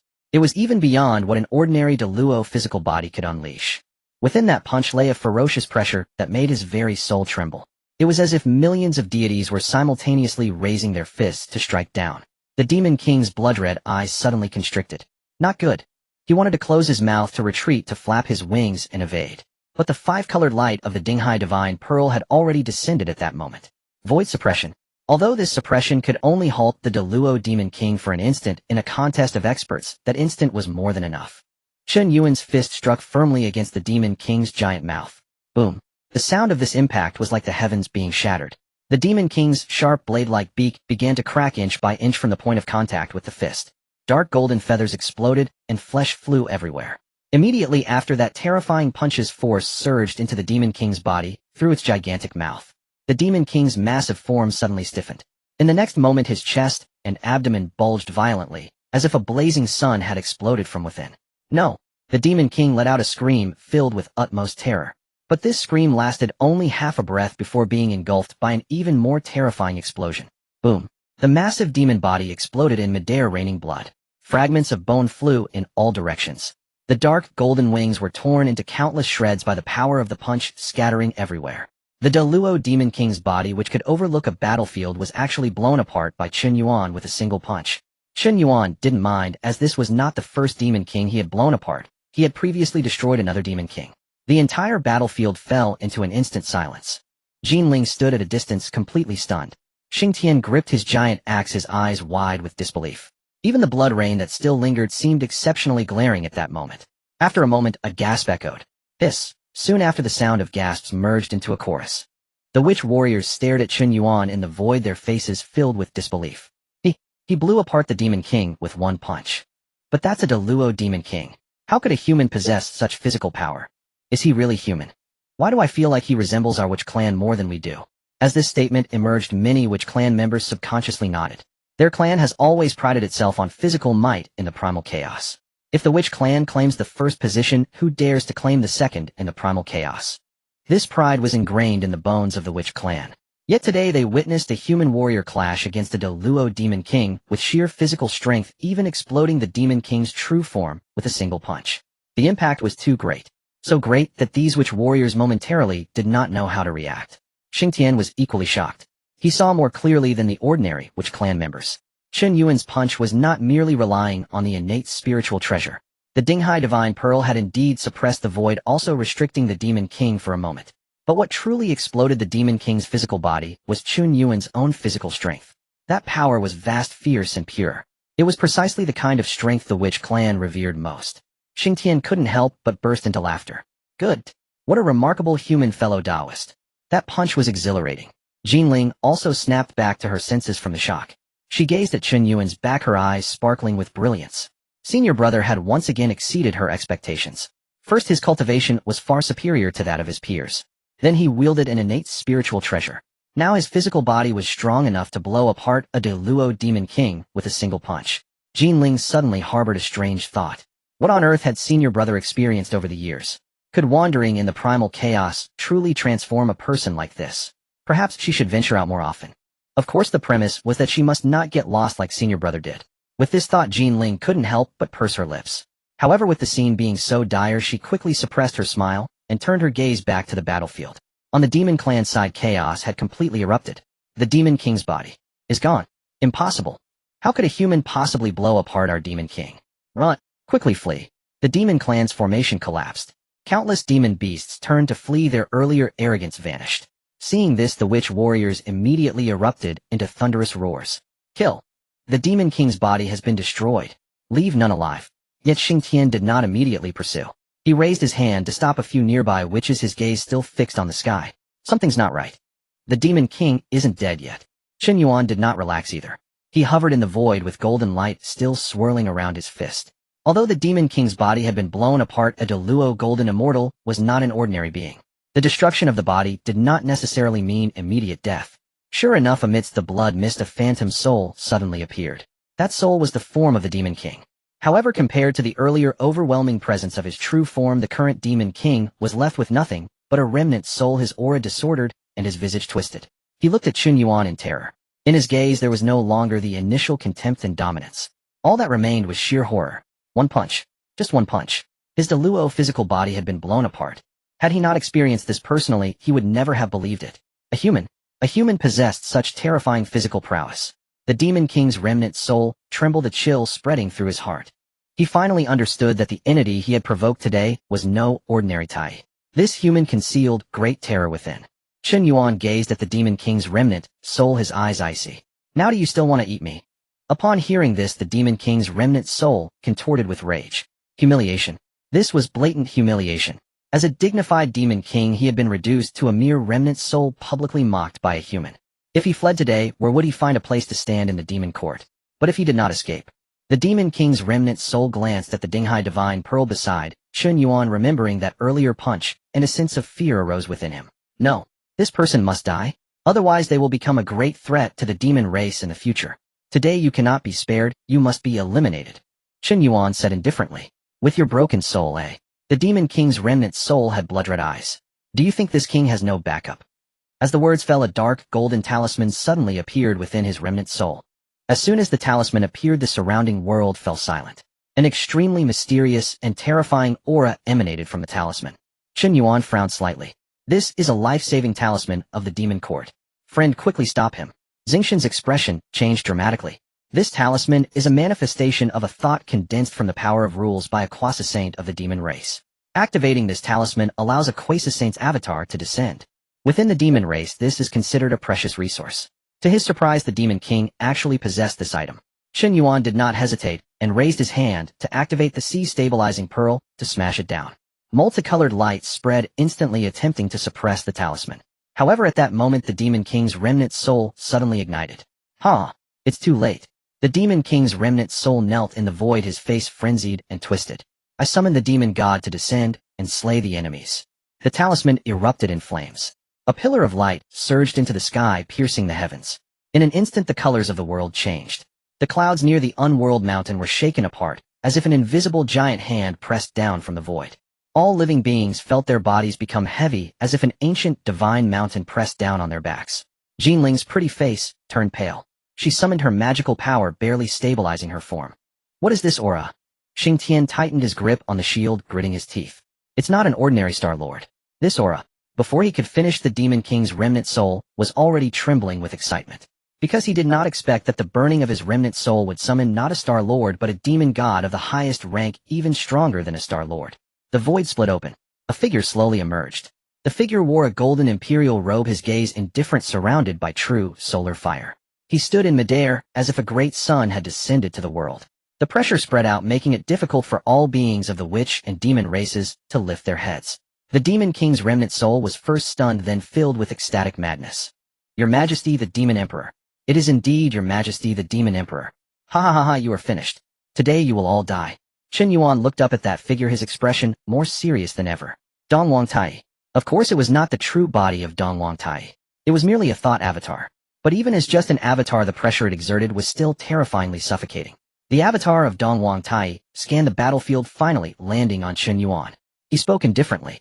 Ant, do you dare to offend my demon race? The avatar of Donghuang Tai stood in the void, surrounded by true solar fire. That flame was not an ordinary flame. As the golden red color flowed, it seemed capable of burning mountains and boiling seas, refining all things. Just his presence caused the temperature of the world to rise wildly. The ancient trees surrounding the battlefield ignited spontaneously. The earth cracked, and the spiritual energy seemed to be evaporated into mist. The witch race's strong bodies still felt a stinging pain on their skin. The demon race knelt down one after another, their faces filled with fervor. The Demon King's remnant soul knelt in the void, his face filled with the madness of having survived a calamity. He burned his soul power originally intending to summon a demon god avatar for protection and to kill enemies. To his surprise, the one who descended was merely a thought avatar of Honghuang Jiejiao. What a glory! What fortune! In the Demon King's eyes, no matter how strange Chen Yuan was, he could never block the avatar of Donghuang. Even if it was just an avatar, it represented the supreme dignity of the demon race. The might of a Kwasa saint cannot be resisted by a Tai. The gaze of the avatar of Donghuang Tai was extremely indifferent. He did not pay attention to the kneeling demon race, nor did he care about the state of the Demon King's remnant soul, as if the lives and deaths of these beings were insignificant matters to him. He looked at Chen Yuan, his voice not loud, yet it resonated with the heavens. Human race, you destroyed the body of my Demon King. Chen Yuan faced that pressure standing firm. So what? As these words fell, the scene fell silent once again. The members of the demon race could hardly believe their ears. Facing the avatar of your majesty Donghuang, this human dared to speak like this. Is he truly unafraid of death? Jinling felt extremely anxious. Her senior brother's courage was true, but for some reason, looking at Chen Yuan's tranquil back, she felt an inexplicable trust arise in her heart. As if as long as her senior brother stood there, nothing could truly overwhelm him. Xingtian laughed heartily. Ha! Well said. If the demon race kills others, then others will naturally kill the demon race. What Donghuang Tai, do you think the death of a demon king calls for such a dramatic response? The avatar of Donghuang turned his gaze towards Xingtian. With just a glance, Xingtian felt the pressure around him surge. His feet sank into the earth and the stone layers beneath him cracked inch by inch. Yet Xingtian still raised his head, glaring at the avatar of Donghuang without fear. If you have the ability, come yourself and battle with my witch race's ancestor. The avatar of Donghuang's expression did not change. Which race? You disrespect the heavenly order, lacking awe. Xingtian sneered. Don't use the heavenly order to pressure me. My witch race only respects the Pangu Father God. You Donghuang Tai are not qualified. The members of the witch race roared in unison. We only respect the Pangu Father God. What does Donghuang matter? Fight! This bold and fearless momentum even stirred something in Chen Yuan's heart. The witch race may be reckless or perhaps not understand the heavenly mysteries, but deep down they indeed possessed a kind of unyielding bloodiness. The avatar of Donghuang raised his hand. Noisy. In an instant, the true solar fire transformed into a golden red river of flames pouring down from the heavens. The target was not just Xingtian. Instead, it aimed to engulf Chen Yuan, Xingtian, and all the surrounding witch race within. This was to obliterate all enemies in one strike. Chen Yuan's gaze turned cold. This is the demon race's monarch. To regard all beings as mere weeds.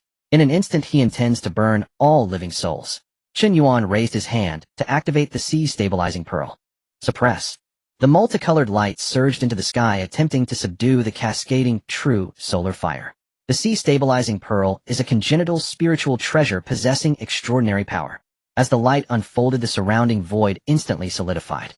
The river of fire was indeed held back for a moment, but it was only for a moment. The avatar of Donghuang glanced indifferently at the sea stabilizing pearl. A good treasure, but unfortunately you are too weak. He gently pressed down with his palm. Boom. The sun's true fire surged violently. The five-colored radiance was forcefully torn apart by the flames. The Dinghai pearl emitted a buzzing sound, unexpectedly being knocked back. Chen Yuan felt a tightness in his chest and slightly retreated. Jinling's expression changed drastically. Xingtian let out a furious roar and soared into the sky. Dao friend, I am here to assist you. Chen Yuan had just saved his life. Now that the Eastern Emperor had made his move, Xingtian naturally could not stand idly by. The Witch Clan was not one to engage in any convoluted tactics. Repaying a favor is only right. Fighting side by side makes them one of their own. Xingtian raised his shield, his flesh and blood erupting with overwhelming power. He stood in front of Chen Yuan, bracing himself against the sun's true fire. Boom. The river of fire collided with the shield.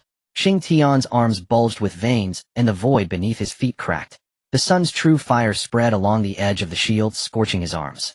The sound of sizzling constantly echoed. Xingtian's flesh was charred black, yet he still gritted his teeth and did not yield. So what if it's the Demon Emperor? Today while I Xingtian am here, you shall not kill it well.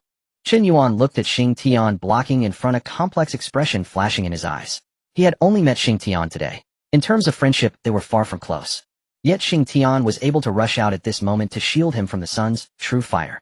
This bravery was a mere great which dares to obstruct this emperor. He pressed down with his palm again. The sun's true fire intensified. Xingtian grunted, the cracks on the shield widened, and he was continuously pushed down by the river of fire. The members of the Witch Clan were watching, their eyes nearly popping out. Great Witch Xingtian, we are here to assist you. Several dozen Witch Clan warriors roared and charged in, wanting to share the burden of the river of fire with their bodies. But before they could get close, they were incinerated by the sun's true fire. Xing Tian roared, "Everyone retreat. This is something you cannot withstand." The members of the Lich Clan were unwilling, yet the terrifying true fire pressed down, making it hard for them to advance. Chen Yuan reached out to retrieve the Dinghai Pearl, feeling a slight tingling in his palm. Indeed powerful. Donghuang Tai, he was truly the monarch of the Demon Clan, a quasi-saint powerhouse. Even if it was just an incarnation of will, it was not something an average Deluo could compare to. If Donghuang's true body were here, Chen Yuan would have no second thoughts, and would immediately escape, as far as possible with Jinling. But before him was only an incarnation. An incarnation relying on the remnant soul of the Demon King and talismans.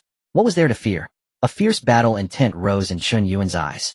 If he did not dare to fight, even an incarnation, how could he talk of defying heaven and changing fate? What Demon Emperor's majesty? What quasi-saint incarnation? Today he was determined to give it a try. He knew that his strongest divine ability had yet to be used. Moreover, he still had treasures given by his master that he hadn't utilized.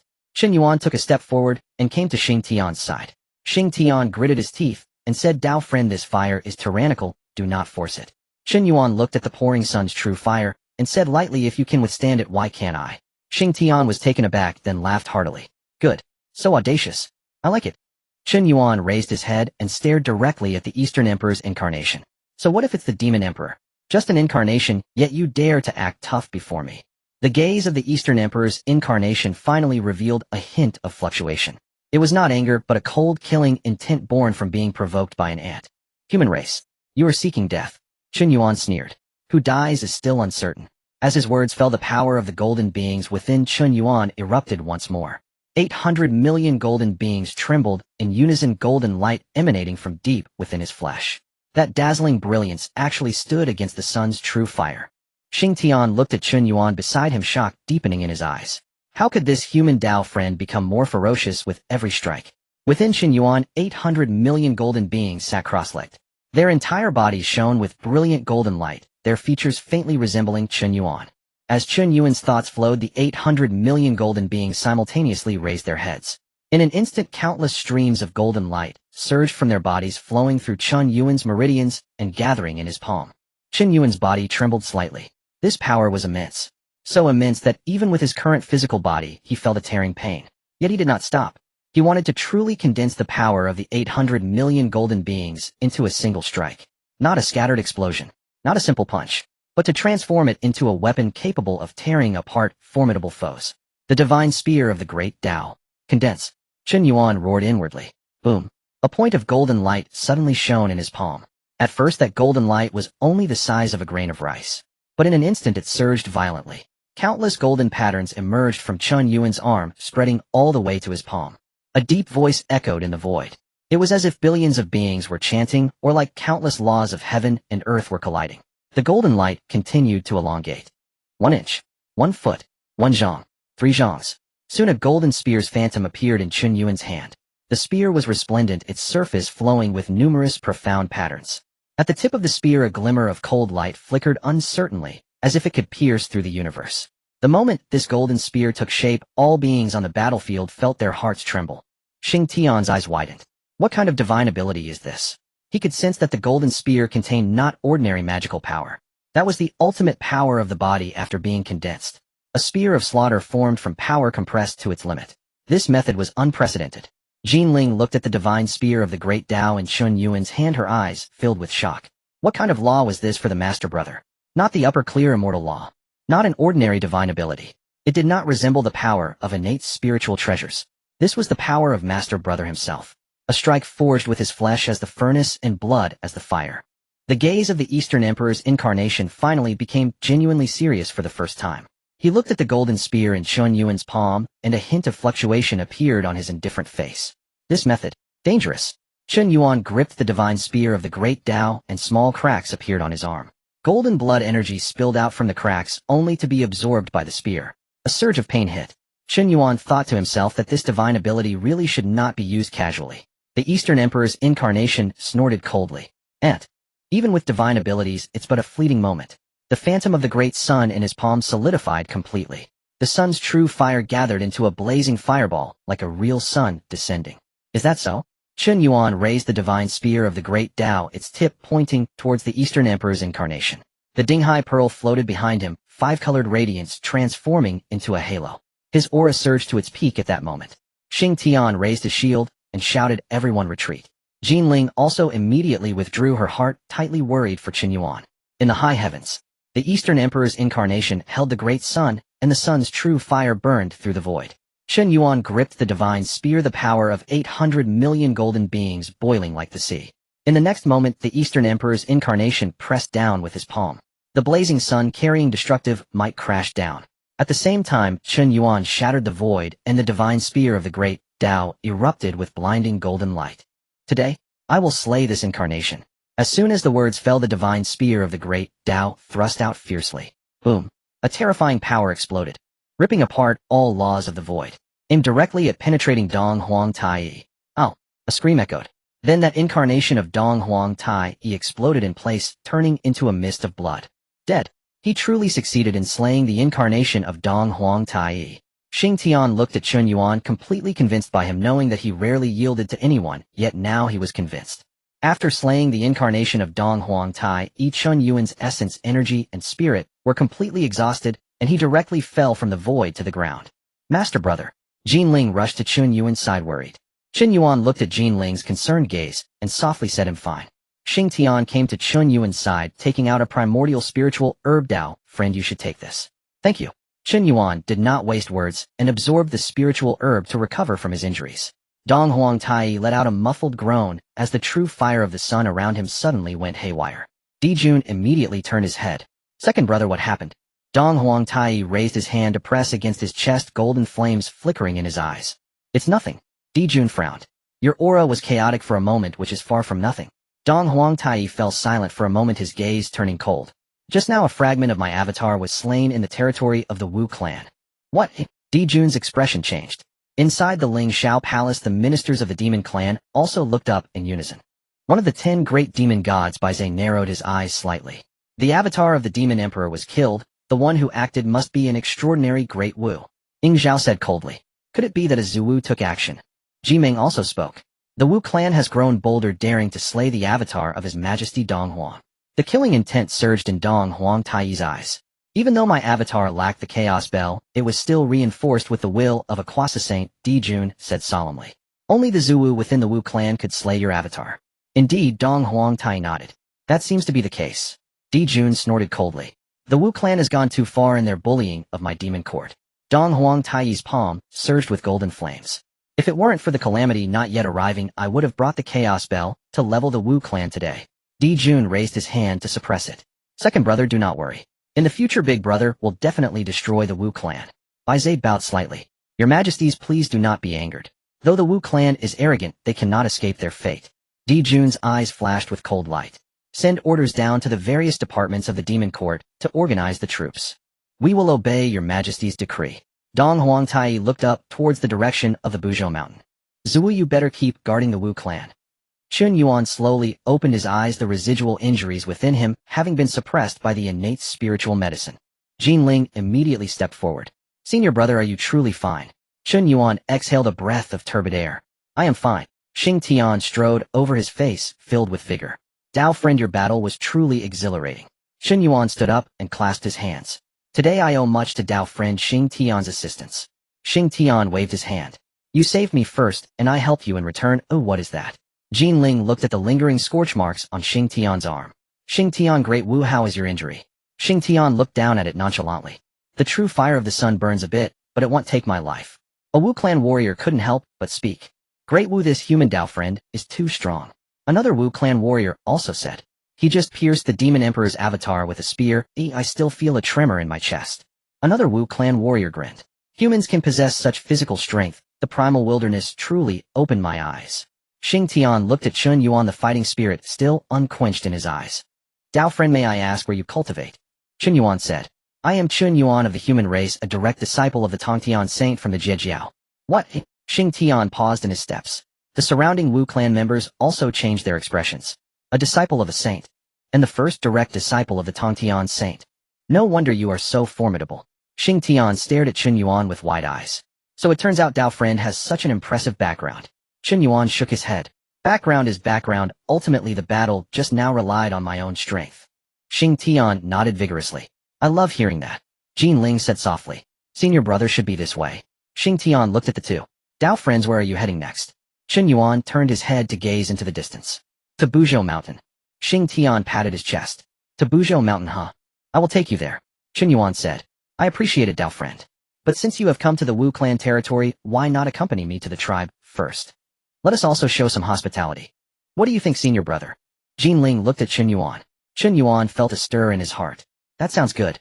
Xing Tian laughed heartily. Let's go. The Wu clan members parted the way, their gazes all falling on Chen Yuan. Someone whispered, this human Dao friend looks small, yet he dared to confront the demon emperor's avatar Hedon. In the future, whoever says humans are weak, I will be the first to disagree. Xing Tian turned and shouted. Stop mumbling.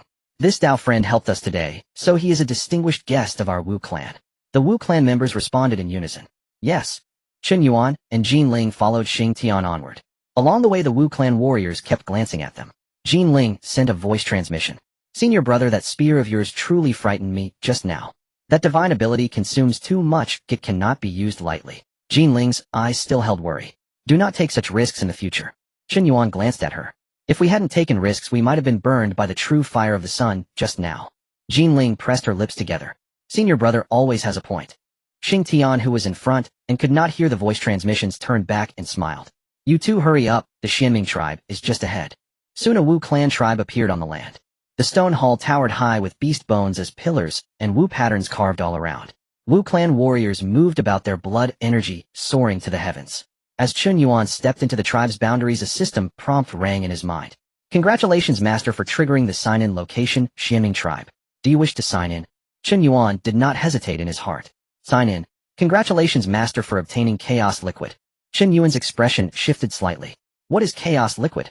The system replied, chaos liquid can help restore vitality to spiritual roots and can also enhance the grade of spiritual roots. Chen Yuan felt delighted in his heart. A good thing. It will come in handy later. Xing Tian turned back and asked, Dao friend, what is it? Chen Yuan's expression returned to normal. It's nothing, just that the atmosphere of the Wu clan here is majestic, which surprised me. Xing Tian grinned. That is natural. This place is the ancestral tribe of Xianming. Jin Ling said softly. Is Xianming Zhuwu also here? Xing Tian nodded. Indeed. Chen Yuan gazed towards the depths of the tribe. Since we are here, we should pay our respects to the Zhuwu. Xing Tian said, I had this intention as well. You will follow me to the Zhuwu hall. The three of them arrived at the front of the Zhuwu hall. The grand hall was ancient and heavy with the Pangu divine pattern engraved on the door. Xing Tian stopped. You two wait outside for a moment, I will go in to report. Chen Yuan nodded. Thank you. Xing Tian stepped into the hall. Inside the hall, a cold aura permeated with Wu patterns flowing on the stone walls. A figure sat within. This person had the body of a bird with a blue snake hanging from her ears and stepping on a green snake. She exuded a chilling and profound aura, suppressing the void into stillness. This person was one of the 12 ancestral Wu Xianming. Xing Tian stepped forward to pay his respects. I pay my respects to the ancestral Wu Xianming. Xianming looked at Xing Tian. The two outside, are they the disciples of Jiejiao you mentioned? Xing Tian nodded. Indeed. That human Chen Yuan saved my life and also slew the demon king of the demon race. Xuanming's gaze shifted. He also slayed the avatar of Dong Huang Tai. Xing Tian's expression was excited. Indeed. That spear was ruthless, directly severing one of Dong Huang Tai's avatars. Xianming pondered for a moment. The body of a Tai Jin Xian capable of slaying an incarnation of Dong Huang.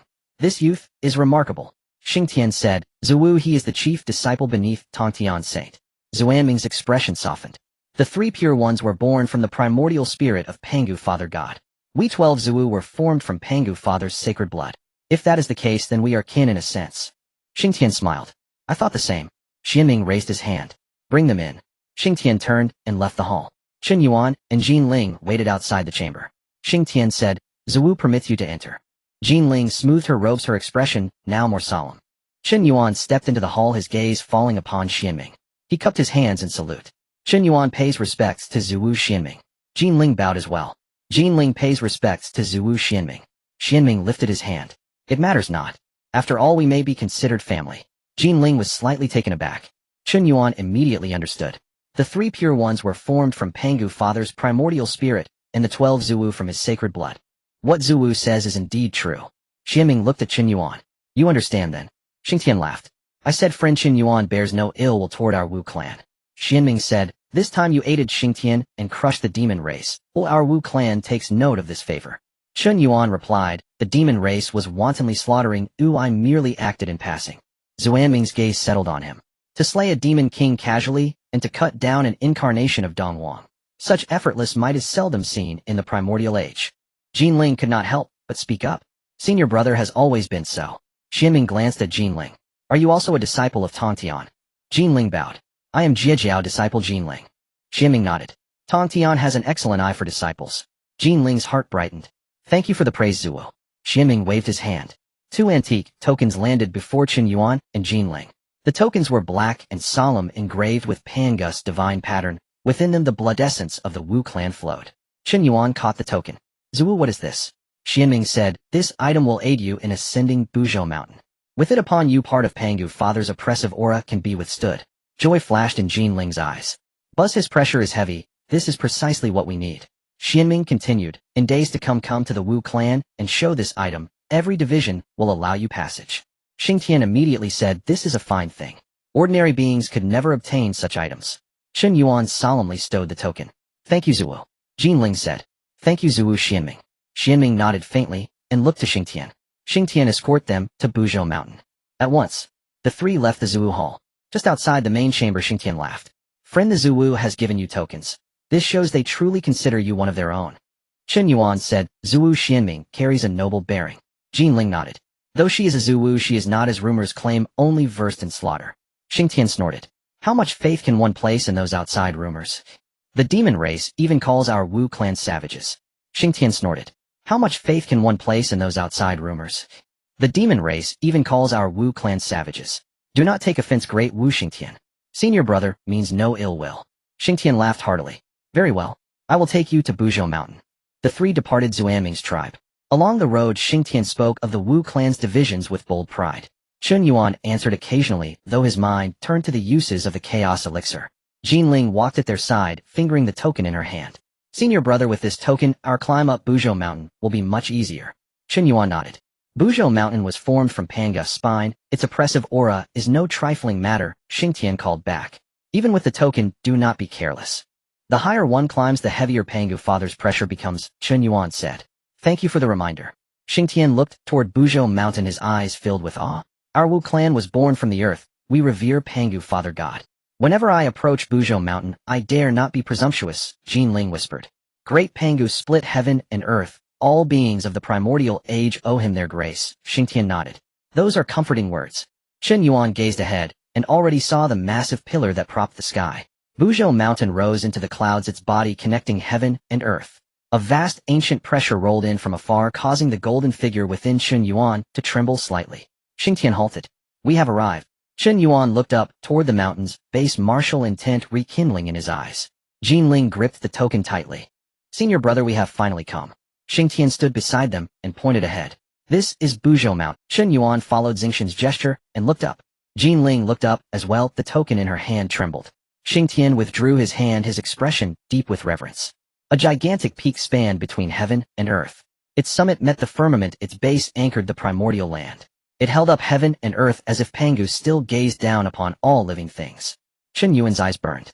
After great Pangus fall, his spine became this mountain. Xingtian nodded. Indeed. He placed his hand on his chest and bowed toward Buzhou Mountain. The father's spine stands here. Whenever the Wu clan comes to this mountain, we must pay homage. Jinling followed with a salute. Great Pangu fashioned heaven and earth. All primordial beings receive his grace. Chen Yuan cupped his hands and bowed. Chen Yuan of the human race pays respects to the legacy of great Pangu. Xingtian looked at Chen Yuan with increased approval in his eyes. Friend, those words sit well with me. Jinling said, clutching Xuanming's token. Great Wu. Xingtian, will you not ascend with us? Xingtian shook his head. No.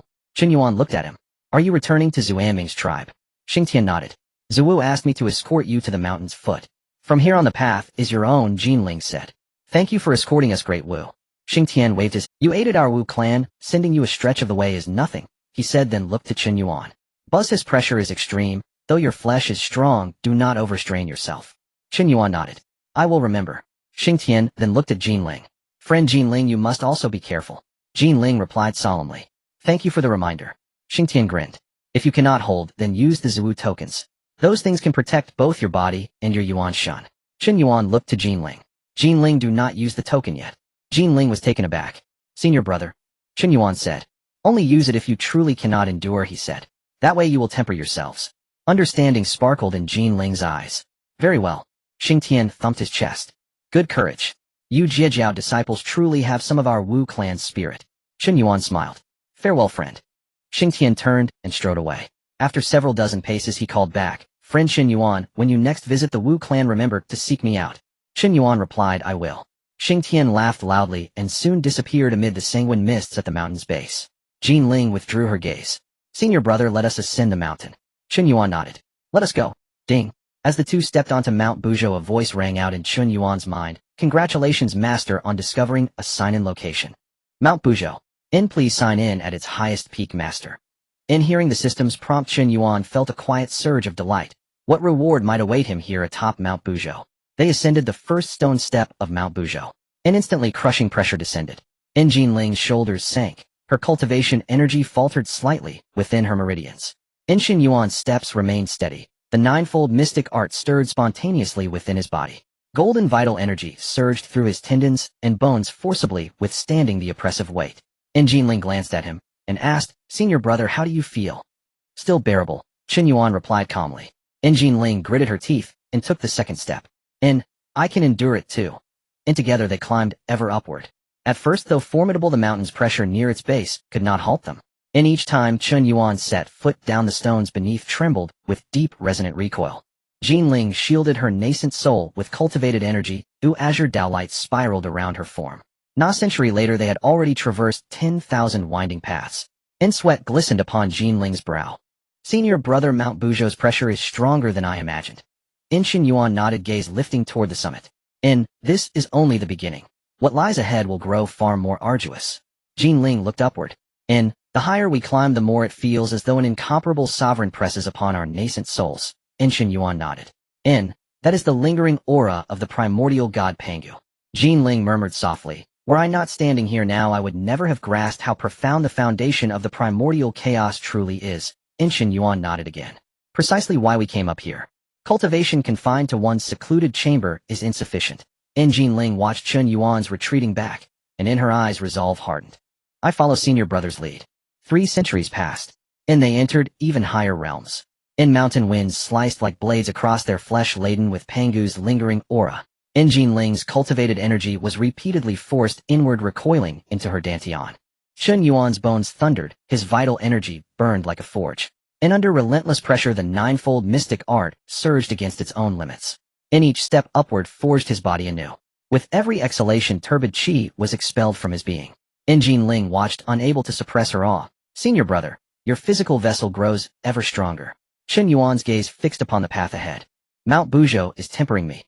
Jin Ling smiled wryly. It is tempering me as well. Chen Yuan turned back. Speak if you can no longer endure. Jin Ling shook her head. Not yet. I'll use the talisman only when I truly cannot hold on. Chen Yuan nodded. Very well. Time flowed like a river. 5 centuries later, they had scaled countless ridges. No one could count the peaks they crossed. Jin Ling's pace slowed. Each step demanded the full invocation of the supreme clarity immortal art. The Xianming talisman in her sleeve vibrated repeatedly, yet she suppressed each pulse. Chen Yuan observed in silence, offering no urging. He simply slowed his stride, waiting patiently for her to catch up. Jin Ling lifted her head. Senior brother, you need not wait for me. Chen Yuan replied. We ascended together, so we shall descend, or ascend, side by side.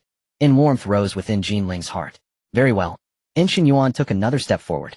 A thunderous detonation erupted within him. His tendons, muscles, viscera, and nascent soul all pierced through by that immense, suffocating pressure.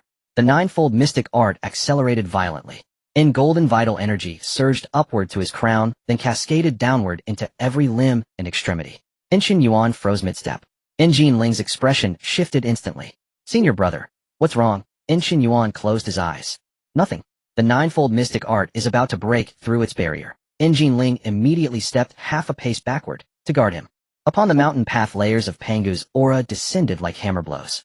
Chen Yuan did not retreat. He braced both feet upon the stone and let the pressure crash into his core.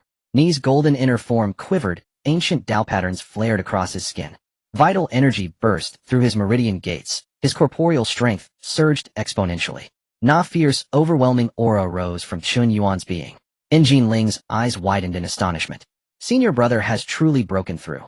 Using Mount Buzhou's pressure as crucible, she sensed the reverberations of his physical power, and her heart trembled involuntarily. Is this the ninefold mystic art, within the same realm, who among cultivators could rival senior brother in sheer bodily might? Chen Yuan's eyes snapped open, and golden light flashed across his irises, then vanished. Ni's aura retracted inward, the mountain path settled once more into stillness. Jin Ling hurried forward. Senior brother, did it succeed? Chen Yuan nodded. Ninefold mystic art, third transformation. Jin Ling's face brightened with genuine joy. Congratulations, senior brother. Chen Yuan clenched his fist. Mount Buzhou is indeed a sacred ground for body refinement. Jin Ling gave a soft, wry hum. For you it is sacred ground. For me it is pure trial. Chen Yuan looked at her.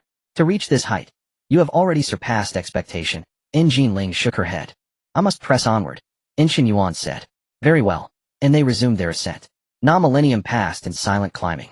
Null early ease had long since dissolved.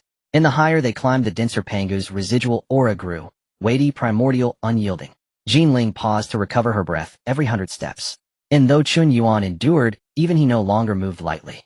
Ni's third transformation art churned ceaselessly, his flesh groaned with low, thunderous resonance under the strain. Jin Ling's lips paled, but still she withheld the talisman. Chen Yuan halted. Jin Ling, enough? Rest a while. Jin Ling raised her head, forcing words through gritted teeth. Senior brother, I can still walk. Chen Yuan held her gaze. Cultivation demands perseverance, but also wisdom and restraint. At last Jin Ling nodded. Very well. Senior brother, we shall rest a while. Chen Yuan said very well. And they seated themselves beside a cliff face. Chen Yuan withdrew a primordial spirit herb and offered it to Jin Ling. Refine it. And she accepted without hesitation. Thank you, senior brother. In taking the herb, she activated the supreme clarity immortal art. Azure light rose, shielding her nascent soul. Chen Yuan sat nearby, regulating his vital energy. In moments later his eyes flew open. His gaze locked onto a section of cliff face nearby. Jin Ling sensed the shift and ceased her cultivation instantly. What is it, senior brother? Chen Yuan rose, eyes fixed on the cliff. Something precious lies concealed there. Jin Ling followed his gaze. An ancient Dao patterns crisscrossed the rock. Faint spiritual radiance seeped from fissures like living breath. Her eyes lit with sudden brilliance. Only an artifact of extraordinary origin could conceal its radiance even within Mount Buzhou's aura. Chen Yuan strode forward. Let us see. Chen Yuan stepped toward the cliff face. Jin Ling followed instantly. Senior brother, caution. And he raised his palm, pressing it against the void before the stone. A pale azure barrier shimmered into existence. Primordial Dao patterns coursed across its surface, stopping his hand cold. Jin Ling's eyes narrowed sharply. An array. Chen Yuan nodded. One capable of enduring beneath Mount Buzhou's pressure. Its origin must be profound. Jin Ling stared at the spiritual light bleeding from the cracks. There must be a supreme treasure within. Chen Yuan exhaled golden light from his palm. The barrier shuddered violently, then hurled a counterforce up his arm. The stone beneath Chen Yuan's feet sank slightly. Jin Ling's expression tightened. Senior brother. He withdrew his hand. No harm done. Across the barrier Dao patterns began twisting wildly. Tendrils of azure light coalesced into vine-like shadows, lashing toward Chen Yuan. Cultivated energy surged from Jin Ling's sleeves. Let me assist. Chen Yuan raised a hand, halting her. Step back first. Jin Ling frowned. Senior brother, any array surviving here cannot be ordinary. Chen Yuan's gaze remained locked upon the azure vine shadows. Precisely because it is extraordinary, must it be shattered in one decisive strike. The azure vine shadows struck down like whips. Chen Yuan stepped forward, throwing a punch. The golden blood energy struck against the vine shadow. The vine shadow shattered, yet was reborn within the light screen. The golden spirit in his eyes flickered with surprise, and he exclaimed, Senior brother, this formation can self-heal, using the spirit mechanism of the not-so-perfect mountain. Chen Yuan naturally noticed this and coldly replied, Then let's hit it before it can heal itself. He waved his hand. 24C stabilizing pearls flew out simultaneously. One by one the pearls hovered in midair, their blue light pressing down on the mountain path. Chen Yuan formed a hand seal. Stabilize. The 24C stabilizing pearls fell together. The first pearl crashed against the light screen. Blue light exploded. The second pearl followed closely behind, and a corner of the formation immediately cracked open. The third pearl. The fourth pearl. The fifth pearl. The light screen trembled violently. Within the mountain wall, spiritual light surged as if a treasure had been awakened. This formation is resisting, Jin Ling couldn't help but say. Chen Yuan's golden eyes flashed. Resistance is futile. The blue light formation condensed into a giant hand reaching for the sea's stabilizing pearls. Senior brother, it wants to seal the spiritual treasure, Jin Ling said in surprise upon seeing the giant hand. Chen Yuan snorted coldly. It doesn't deserve to. He stepped forward, activating the 9 turns mystic art. Golden blood energy surged from within him. Chen Yuan punched towards the blue light giant hand. His fist collided with the giant hand, shattering it instantly. Jin Ling was internally shocked. Senior brother's physical body has reached such strength after breaking through the 3rd turn. She then looked towards the sea stabilizing pearls. With the magical treasure suppressing it, and the physical body breaking the formation, such methods are too domineering. Chen Yuan did not stop. The 24 sea stabilizing pearls ascended into the air together. The phantom sea realm within the pearls emerged. The power of heavy water suppressed the entire formation. Above the light screen, all the Dao patterns were slowed down. Chen Yuan raised his hand and pressed down. Break. The 24 sea stabilizing pearls fell simultaneously. The formation couldn't withstand it, and cracks spread across the light screen. Jin Ling gripped her magic sword tightly. Senior brother, one more strike, and it will surely break. Chen Yuan urged his magical power. The sea stabilizing pearls crashed down once again, and the light screen shattered with a loud bang. On the mountain wall, the Dao patterns vanished inch by inch. The spiritual light hidden within was completely released. Jin Ling exclaimed in delight, it broke. Chen Yuan retrieved the sea stabilizing pearls. Let's go in and take a look. The two of them passed through the shattered formation patterns. A recessed stone platform appeared behind the mountain wall.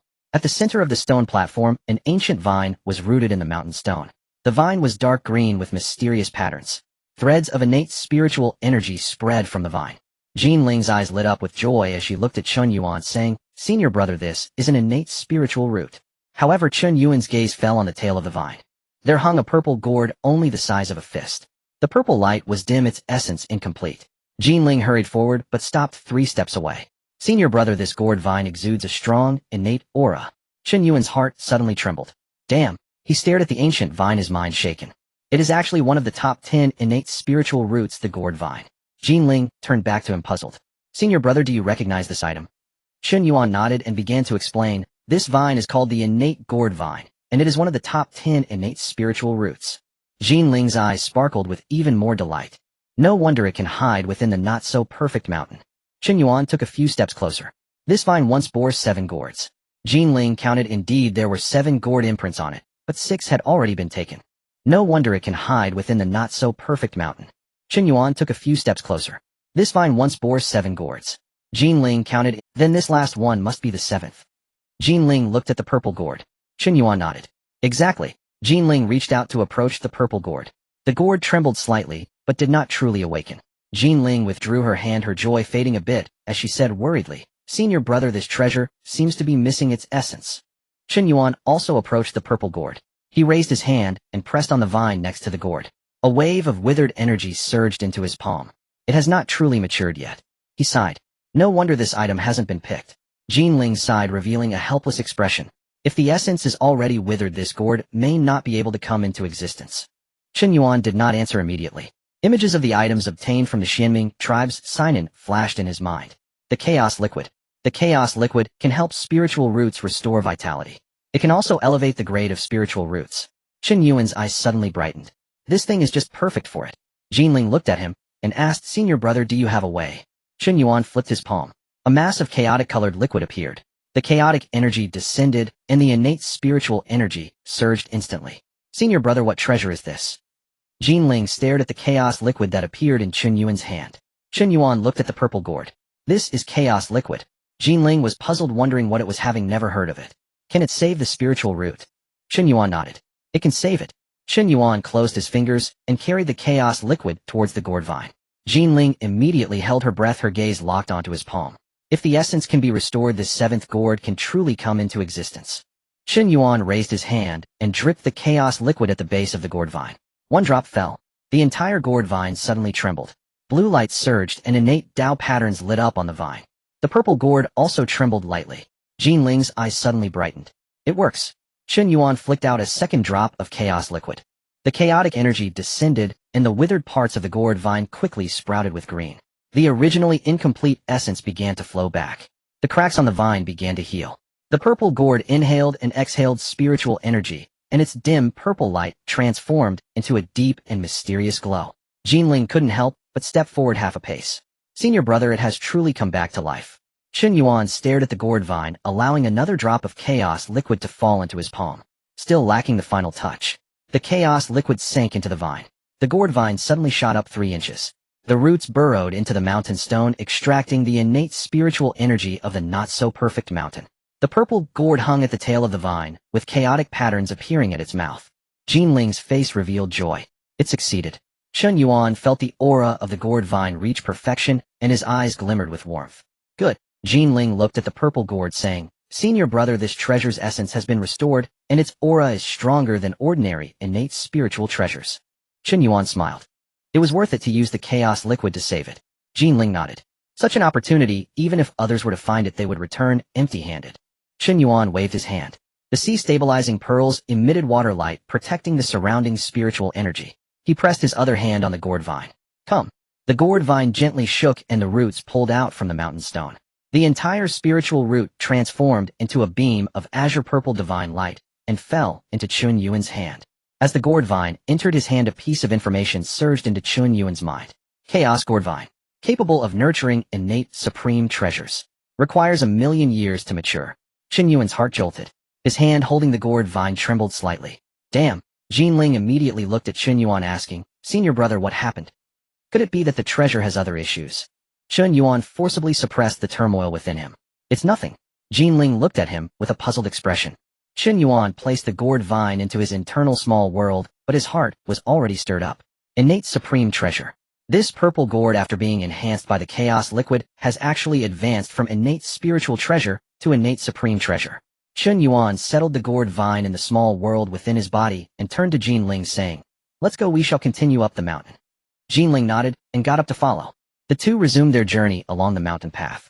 The pressure from Pangu grew increasingly intense, weighing down on their primordial spirits. Jinling operated the Heavenly Immortal method, enveloping herself in a blue light. Chen Yuan activated the 9 turns mystic art, shaking his bones and muscles within. The golden blood energy resisted the heavy pressure. Day after day, year after year, 100 years quietly passed. With every 100 steps Jinling took, she would pause for a moment. Chen Yuan had grown accustomed to this rhythm. He did not urge her on, maintaining a distance of 3 steps behind her at all times. Another day passed. Jinling stepped onto a boulder and suddenly halted. A surge of power erupted within her.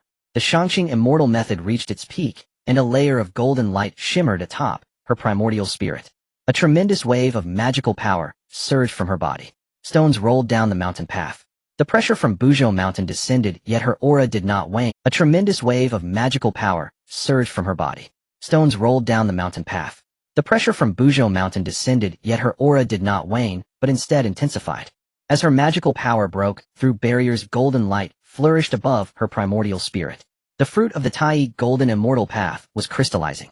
Jinling suddenly opened her eyes and exclaimed excitedly, Senior brother, I have broken through. Tai golden immortal. Chen Yuan watched the golden Dao light swirling around her, a faint smile gracing his lips. Good. Jinling stood on the mountain path, circulating her magical power to stabilize the waves within her body. Senior brother, thanks to you bringing me to Buzhou Mountain. If I had only practiced in the Bio Palace, I wouldn't know when I could reach this realm. This was Jinling's true inner thought.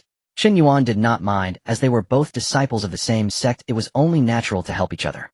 The pressure of Buzhou Mountain sharpens the primordial spirit, and the residual power of Pangu compresses magical power. Practicing here for 100 years is equivalent to 1,000 years in a cave abode. Jinling took a deep breath, feeling the abundant magical power within her. Tai golden immortal. She whispered, her eyes brimming with undeniable excitement. I have finally caught up to your pace, senior brother. Chen Yuan looked at her and gently said, You already had this foundation, you only needed an opportunity. Jinling shook her head and replied, The opportunity was given by you, senior brother. If I hadn't met you, I fear it would have taken me much longer to advance to Tai golden immortal. Jinling shook her head and replied, The opportunity was given by you, senior brother. If I hadn't met you, I fear it would have taken me much longer to Chen Yuan's expression turned serious. Jinling responded, Senior brother. Chen Yuan said, You stay here to cultivate and stabilize your Tai golden immortal fruit. Jinling asked, Senior brother, are you going up alone? Understanding his intention, Chen Yuan nodded. He warned, The pressure above far exceeds what a Tai golden immortal can bear. If you force yourself to follow, it will hinder your cultivation and harm your foundation. Jinling looked up towards the mountain peak. She could feel that pressure. Even though she had just broken through to Tai golden immortal, that sense of oppression still made her primordial spirit tremble. Senior brother is right. With my current strength, I can only reach this point. Jinling pondered for a moment before responding. Chen Yuan said, no need to push yourself, cultivation paths vary for everyone. You stabilize your realm here, and wait for my return. Jinling replied, Senior brother, please be careful. Chen Yuan smiled slightly. Don't worry. Jinling sat cross-legged by the mountainside. She took out the Xianming token, positioning it in front of her to protect her surroundings. Senior brother, I will wait for you here. Chen Yuan glanced at her, and turned to face upward. He took a step forward. The pressure suddenly intensified. Jinling sat below, watching his figure gradually disappear into the dense fog. She softly said, Senior brother, be careful on your way. Alone, Chen Yuan continued along the mountain path. The sound of his footsteps echoed across the desolate ridge. Layer upon layer of pressure bore down on his physical body. The 9 turns mystic art operated at full power. The golden blood energy surged through his limbs and bones. With each step, his bones emitted a muffled crack. With every step, the tendons were compressed tightly. Chen Yuan gritted his teeth, not stopping. 10 years. 30 years. 50 years. The mountain path grew steeper. Ancient Dao patterns faintly appeared in the mist. They were remnants left by Pangu when he opened the heavens. The weight of the pressure had surpassed the limits a Doluo golden immortal could withstand. Chen Yuan's bones creaked faintly. The 9 turns mystic art continued to strike against the mounting pressure. Blood energy surged, golden light seeping through the cracks in his skin. He let out a low shout, and suddenly stomped his foot. The mountain stone shattered. His body was propelled upward by 1 step. Another 100 years passed. Chen Yuan was drenched in blood. It was not an injury, but rather the physical body undergoing extreme pressure, causing capillaries to continuously rupture and regenerate. The 9 turns mystic art became increasingly refined through this tempering. The golden blood energy transformed from dull to intense. He looked up. The mist dispersed. A stone peak loomed before him. The peak's summit was flat like a platform. Chen Yuan stepped onto it. The residual power of Pangu pressed in from all directions. He stabilized his footing, and the 9 turns mystic art protected his entire body. The golden blood energy surged skyward. He opened his eyes and beheld the view from the highest point of Buzhou Mountain. The vast land spread out beneath him. The primordial realms unfolded at his feet. Chen Yuan took a deep breath. I've arrived. Ding! A familiar voice exploded in his mind. Congratulations, Master, for reaching the highest point of Buzhou Mountain. Sign in successful. Chen Yuan's heart skipped a beat. He had waited far too long for this moment. Let's see what good rewards I have received. Ding! Congratulations, Master, you have obtained a trace of Pangus essence blood. Chen Yuan's body stiffened. His mind went blank. After 3 breaths, that message reappeared in his consciousness. Pangu. Essence blood. Pangus essence blood. He stood there in a daze. The essence blood of the great god Pangu. To sign in at the highest point of Buzhou Mountain and obtain such a heavenly treasure. Chen Yuan's heart surged with waves of astonishment. He was naturally very familiar with this essence blood. Pangu was the first supreme deity who opened the heavens and the earth. His essence blood was the source of creation. Even saints would be moved by it.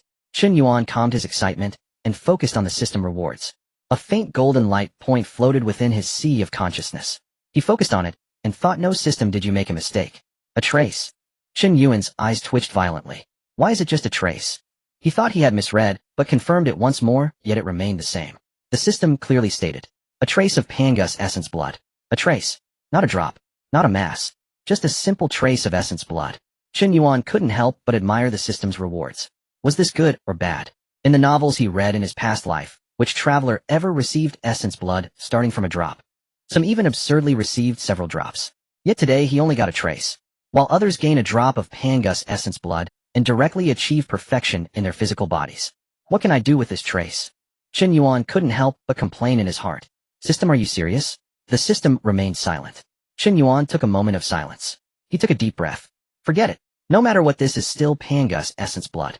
Even a trace is still essence blood. Even a mosquito's leg is meat. He steadied his mind, then fixed his gaze on the golden light point in his sea of consciousness.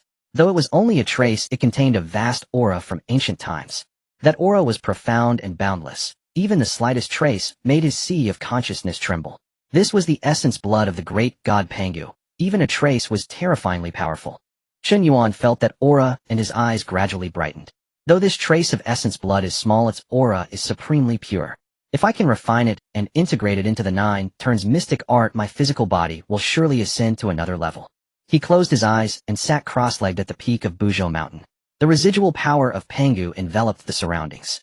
A trace of golden essence blood slowly sank in his sea of consciousness, then merged deep within his physical body. Boom. The strand of golden blood from Pangu fell into Chen Yuan's physical body, erupting violently within him. The terrifying power contained in the blood surged into his limbs and bones. Chen Yuan trembled all over as his body seated at the peak of Buzhou Mountain suddenly sank. The rocks could not withstand it, and cracks spread outwards. Such domineering power, it truly is the blood of the great god Pangu. Chen Yuan gritted his teeth and spoke, just a strand of Pangus blood, yet it possesses such might. Golden blood energy burst forth from within him only to be suppressed back into his body by Pangus' residual might. The power of the blood swept through his meridians, impacting his organs, and pouring into his bone marrow. At the same time within Chen Yuan numerous tiny figures opened their eyes. They sat deep within the flesh and blood with Dao patterns swirling around them. As the power of Pangus blood descended, those tiny figures immediately opened their mouths to absorb it. Strands of golden light were drawn into their bodies. Ancient patterns appeared on the surface of the tiny figures. Chen Yuan's mind jolted. These tiny figures are also absorbing the power of Pangus blood to enhance themselves. Good. If they can absorb it, then let them absorb it all. He activated the 9 turns mystic art. The golden blood energy within him transformed into a torrent, pushing that strand of Pangus blood to flow through his entire body. With each passing point the flesh was torn apart. With each passing point the muscles and bones were reforged. Sweat oozed from Chen Yuan's forehead. He did not retreat. If he couldn't withstand this, how could he prove the Dao of the primordial golden immortal in the future? He pressed his hands on his knees and stubbornly bore this force of creation. Come, stronger. If I cannot refine you today, then what can I say about the great Dao? The Panga blood trembled slightly. An even more terrifying power erupted. Chen Yuan's bones resonated in unison. The 9 turns mystic art operated wildly. The power of the 3rd turn was instantly pushed to its limit. Inside his body barriers were shattered one after another. The tiny figures within him simultaneously expelled golden light. 1, 10, 100, 1,000, 10,000. More and more tiny figures coalesced. They established themselves in the microcosm of flesh and blood like Dao furnaces refining the power of Pangus blood. Chen Yuan let out a low roar. Refine for me. The golden light sank into the flesh. The flesh erupted with thunderous sounds. Pangus residual might pressed from the outside, while Pangus blood surged from within. The two forces attacked Chen Yuan's physical body. Chen Yuan did not crumble. He bore it all with the 9 turns mystic art. His body was crushed by an inch, yet instantly reborn by an inch. When his bones were shattered by a fraction, they immediately healed by a fraction. His aura continuously ascended. At the peak of Buzhou Mountain, golden blood energy soared into the sky. Chen Yuan's eyes were tightly shut, his primordial spirit steadfast in his sea of consciousness. The Tai golden immortal is still not enough. The great Luo golden immortal is my next step. Now that the opportunity is right before me, how can I give up? The Panga blood continued to merge into his body. The number of tiny figures surged explosively. They absorbed the blood, exhaling magical power, and then fed the energy back to Chen Yuan's main body. Inside, Chen Yuan's small worlds began to blossom. Each tiny figure was refining the flesh. Time passed. 100 years.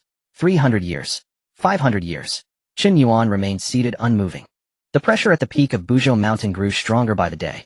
His internal aura also grew stronger day by day. The 9 turns mystic art surged into the 4th turn. The power of his physical body soared. Chen Yuan did not open his eyes. Not enough yet. The Panga blood has not been completely refined. Continue. The tiny figures within him trembled in unison. The 4th turn of the mystic art continued to impact.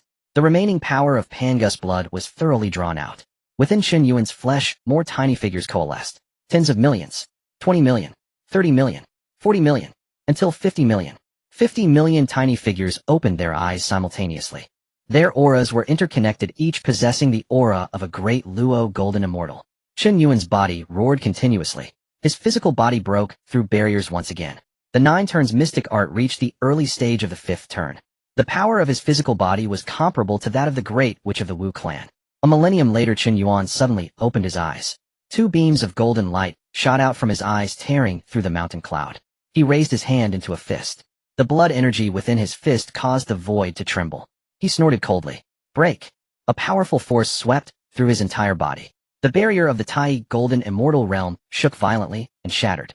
Above Chen Yuan's primordial spirit, a lock burst open with a force. His magical power ascended to a higher level.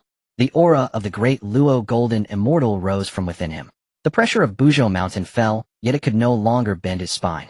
A strand of Dao light coalesced at Chen Yuan's shoulder. The Dao light transformed into a flower bud. The flower bud trembled lightly. The first petal opened. The second petal opened. The third petal opened. Chen Yuan's gaze fixed sharply. Continue. The fourth petal opened. The fifth petal opened. The sixth petal opened. The flower exhaled innate spiritual energy, its aura becoming increasingly complete. Within Chen Yuan, 50 million tiny figures simultaneously operated their magical power. The residual power of Pangus blood was entirely pushed into the flower bud. The seventh petal opened. The eighth petal opened. The ninth petal opened. The human flower reached 9 petals completed. Chen Yuan looked at the Dao flower on his shoulder, his eyes shining brightly. The mark of the great Luo golden immortal. 3 flowers have opened. 3 petals at the least. 6 petals are acceptable. 9 petals are the strongest. Now that I Chen Yuan have entered the great Luo, I shall open the strongest flower. The human flower hovers over my shoulder, shedding golden Dao light. The magical power around Chen Yuan completely metamorphosed. The boundary between the Tai golden immortal and the great Luo golden immortal was crossed in one fell swoop. He slowly stood up. The stones beneath his feet trembled. The residual might of Pangu at the peak of Buzhou Mountain pressed down once more. Chen Yuan looked up, his body steady as divine iron. This pressure is much weaker than before.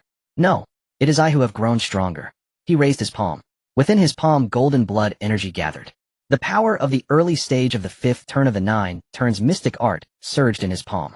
Chen Yuan gently clenched it. The void emitted a muffled sound.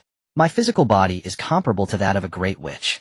50 million tiny figures at the level of the great Luo golden immortal reside within me. If I encounter the Eastern Emperor's avatar, I can shatter it with a single punch. He retracted the human flower. The human flower transformed into Dao light and merged into his body. Chen Yuan exhaled a breath of turbid air. He slowly stood up, then walked to the edge of Buzhou Mountain, looking down at the world below with changes in his heart. When he first arrived at Buzhou Mountain, he was merely a Tai, but now he had stepped into the great Luo golden immortal. Although a great Luo golden immortal is not much in this era, it still provides some self-defense power. Moreover, with his own divine abilities and treasures, even a Kwasa saint would find it difficult to deal with him. This journey to Buzhou Mountain has yielded tremendous gains. It is time to descend the mountain. Yu Junior sister Jin Ling must be waiting anxiously. Chen Yuan turned around, preparing to descend the mountain. However, as he took a step, he sensed a trace of aura coming from the other side of Buzhou Mountain. The aura was very light, yet it directly stirred the residual power of Pangus blood within him. Chen Yuan could not help but halt his descent. Moi. He looked toward the source of the aura. What is there? A glimmer of sharp light appeared in Chen Yuan's eyes. Something that can stir the fluctuations of my bloodline is surely not ordinary. While Chen Yuan was contemplating, that strand of mysterious aura transmitted again, seemingly guiding him. Chen Yuan stared at that wisp of aura, his steps hesitating to descend. What exactly is it? He frowned, sensing the lingering power of the Pangu blood within him stirring once more. He pondered, if it can resonate with the strand of Pangu blood in my body, it must be extraordinary. Chen Yuan raised his hand to press against his chest, as the 9 turns mystic art automatically activated. That wisp of aura manifested again, directing towards the other side of the Buzhou Mountain. Chen Yuan narrowed his eyes. Let's go take a look. He took a step forward, his figure gliding along the mountainside. The oppressive force of Buzhou Mountain bore down, yet his physical body radiated golden light, sustaining the pressure. Soon Chen Yuan arrived before a mountain wall. The wall was adorned with intricate Dao patterns. An ancient formation was embedded deep within the rocks. The formation emitted no light, but a heavy aura lingered within. Chen Yuan halted, his gaze fixed intently upon the formation. Could it be a treasure? He raised his hand, summoning 24 sea-stabilizing pearls. The pearls hovered in midair, blue light descending. Just as Chen Yuan prepared to channel his power into the pearls to attack, the formation suddenly trembled. Boom!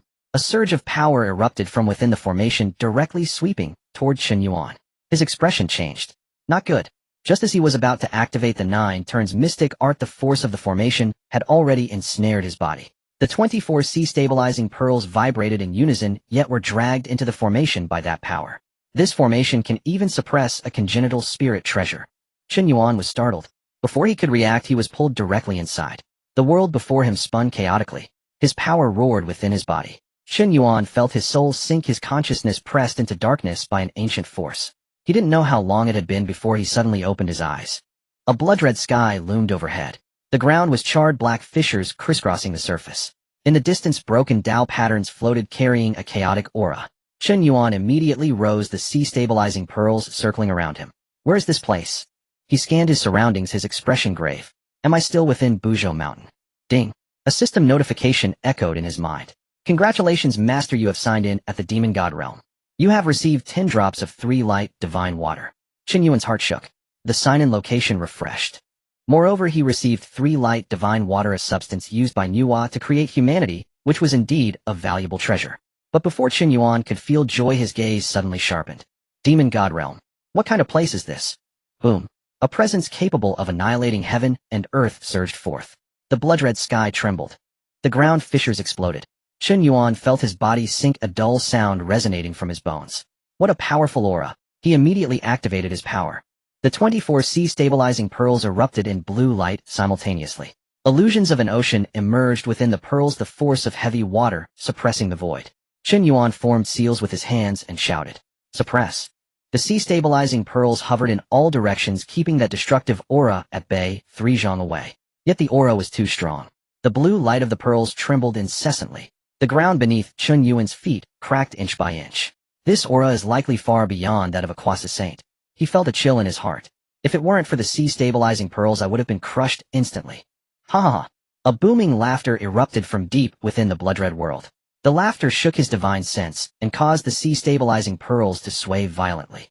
Chen Yuan's eyes turned cold. Who? Blood mist surged. A massive figure approached from afar with wings on its back and 2 horns atop its head. Its body was enormous, chaotic patterns entwining its form. A black iron chain pierced through its chest, binding its limbs with the other end, disappearing into the depths of the void. With each step it took, the chain vibrated once. With each vibration, the blood-red earth cracked open further. Chen Yuan gazed at the being, his mind shaken intensely. What kind of existence is this? The being looked down at Chen Yuan, its eyes filled with fierce light. Ant. Chen Yuan tightened his seal, the sea-stabilizing pearls protecting his form. Who are you? The being's wings flared open and chaotic energy transformed into a storm bearing down upon him.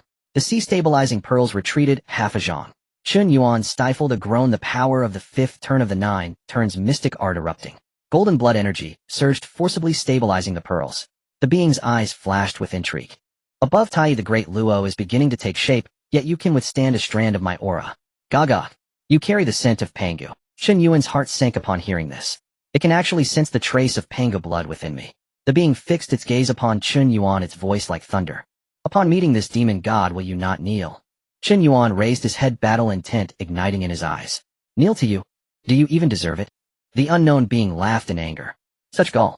A mere great Luo golden immortal dares to be arrogant before me. Chen Yuan activated the 24 sea stabilizing pearls, the blue light pressing down layer by layer. Locked by chains, do you still dare to claim superiority before me? The being's wings suddenly spread wide. The black iron chains erupted with countless runes forcibly pushing it back to its original position. It roared, the blood-red sky shattering from the sound. Chen Yuan's eyes sparkled. Just as I thought. You can't escape. The being glared at Chen Yuan, murderous intent surging. Without these Panga chains, I could crush you with a single thought. Chen Yuan was once again shaken. Panga chains. To be suppressed by chains left by Pangu, this being's origins are surely not simple. The being looked down upon Chen Yuan, speaking coldly. Can't remember my name. I am the chaotic demon god. Upon seeing my true form, will you not kneel? Chen Yuan's pupils contracted. Chaotic demon god. The 4 words echoed in his ears, shaking his mind. Before the Great Desolation, it was the era of chaos. 3,000 chaotic demon gods dominated the chaos, each wielding their own Dao. Their inherent strength was immensely powerful, each one being a chaotic-level existence. However, in the end, they faced the great calamity of creation. Pangu, to prove the supreme, Dao opened up the chaotic world, and these chaotic demon gods naturally fell one by one at his hands. Were all these existences slain by Pangu? Since they were all slain by the great Pangu, this being before me is certainly not its complete true form. A flash of golden light flickered in Chen Yuan's eyes. Humph. He stepped forward, the power of the 5th turn of the mystic art erupting. Golden blood energy surged through the blood mist, and the 24 sea stabilizing pearls vibrated behind him. Chen Yuan stared at the chaotic demon god, coldly stating, this is no longer the era of chaos. The chaotic demon god's eyes glowed with rage. Chen Yuan continued, you are left with only a remnant soul. The iron chains around the chaotic demon god's chest tightened suddenly. Chen Yuan pointed at it, his voice sharp as a sword. In the past, the great Pangu could slay you when he opened the heavens. Today I can do the same. The chaotic demon god was momentarily stunned. A mere great Luo golden immortal ant dares to speak such bold words. It then howled at the sky. Good. Good. A young one from the Great Desolation dares to use Pangu to pressure me. The blood-red world trembled violently. The black iron chains erupted with runes firmly locking its limbs and torso. The chaotic demon god roared. If my true form were still here, you wouldn't even have the right to glance at me. Chen Yuan said coldly, is your true form still here? If you had a true form, how could you be trapped here devoured by ants and barely surviving? The chaotic demon's eyes glinted with murderous intent, directly piercing Chen Yuan's primordial spirit. Chen Yuan's sea of consciousness trembled, and the flower of humanity radiated light, forcefully blocking that killing thought. The chaotic demon was shaken within. At the same time, it felt particularly pleased, for after countless ages it had found the most suitable vessel. This child has just entered the great Luo, yet his primordial spirit can withstand my killing intent. The primordial aura within him is extremely pure. If I consume him, I can be reborn through this shell. The ancient world is already formed. If I am reborn, I can seize a path of my own. Pengu, you have restrained me for endless years, yet today you send me a fine shell. The chaotic demon looked down at Chen Yuan, its laughter shattering large swathes of blood clouds. "Ant, today I shall kill you and devour your flesh and blood to be reborn in the primal chaos." Chen Yuan formed seals with his hands, and the pearl of the sea stabilized around him. Having stepped into the great Luo golden immortal realm, he naturally wanted to test his current strength. Just as this chaotic demon had come knocking, he would try out his current capabilities. "You want to devour me? Then we shall see if you have the ability to do so." The chaotic demon roared, "Die."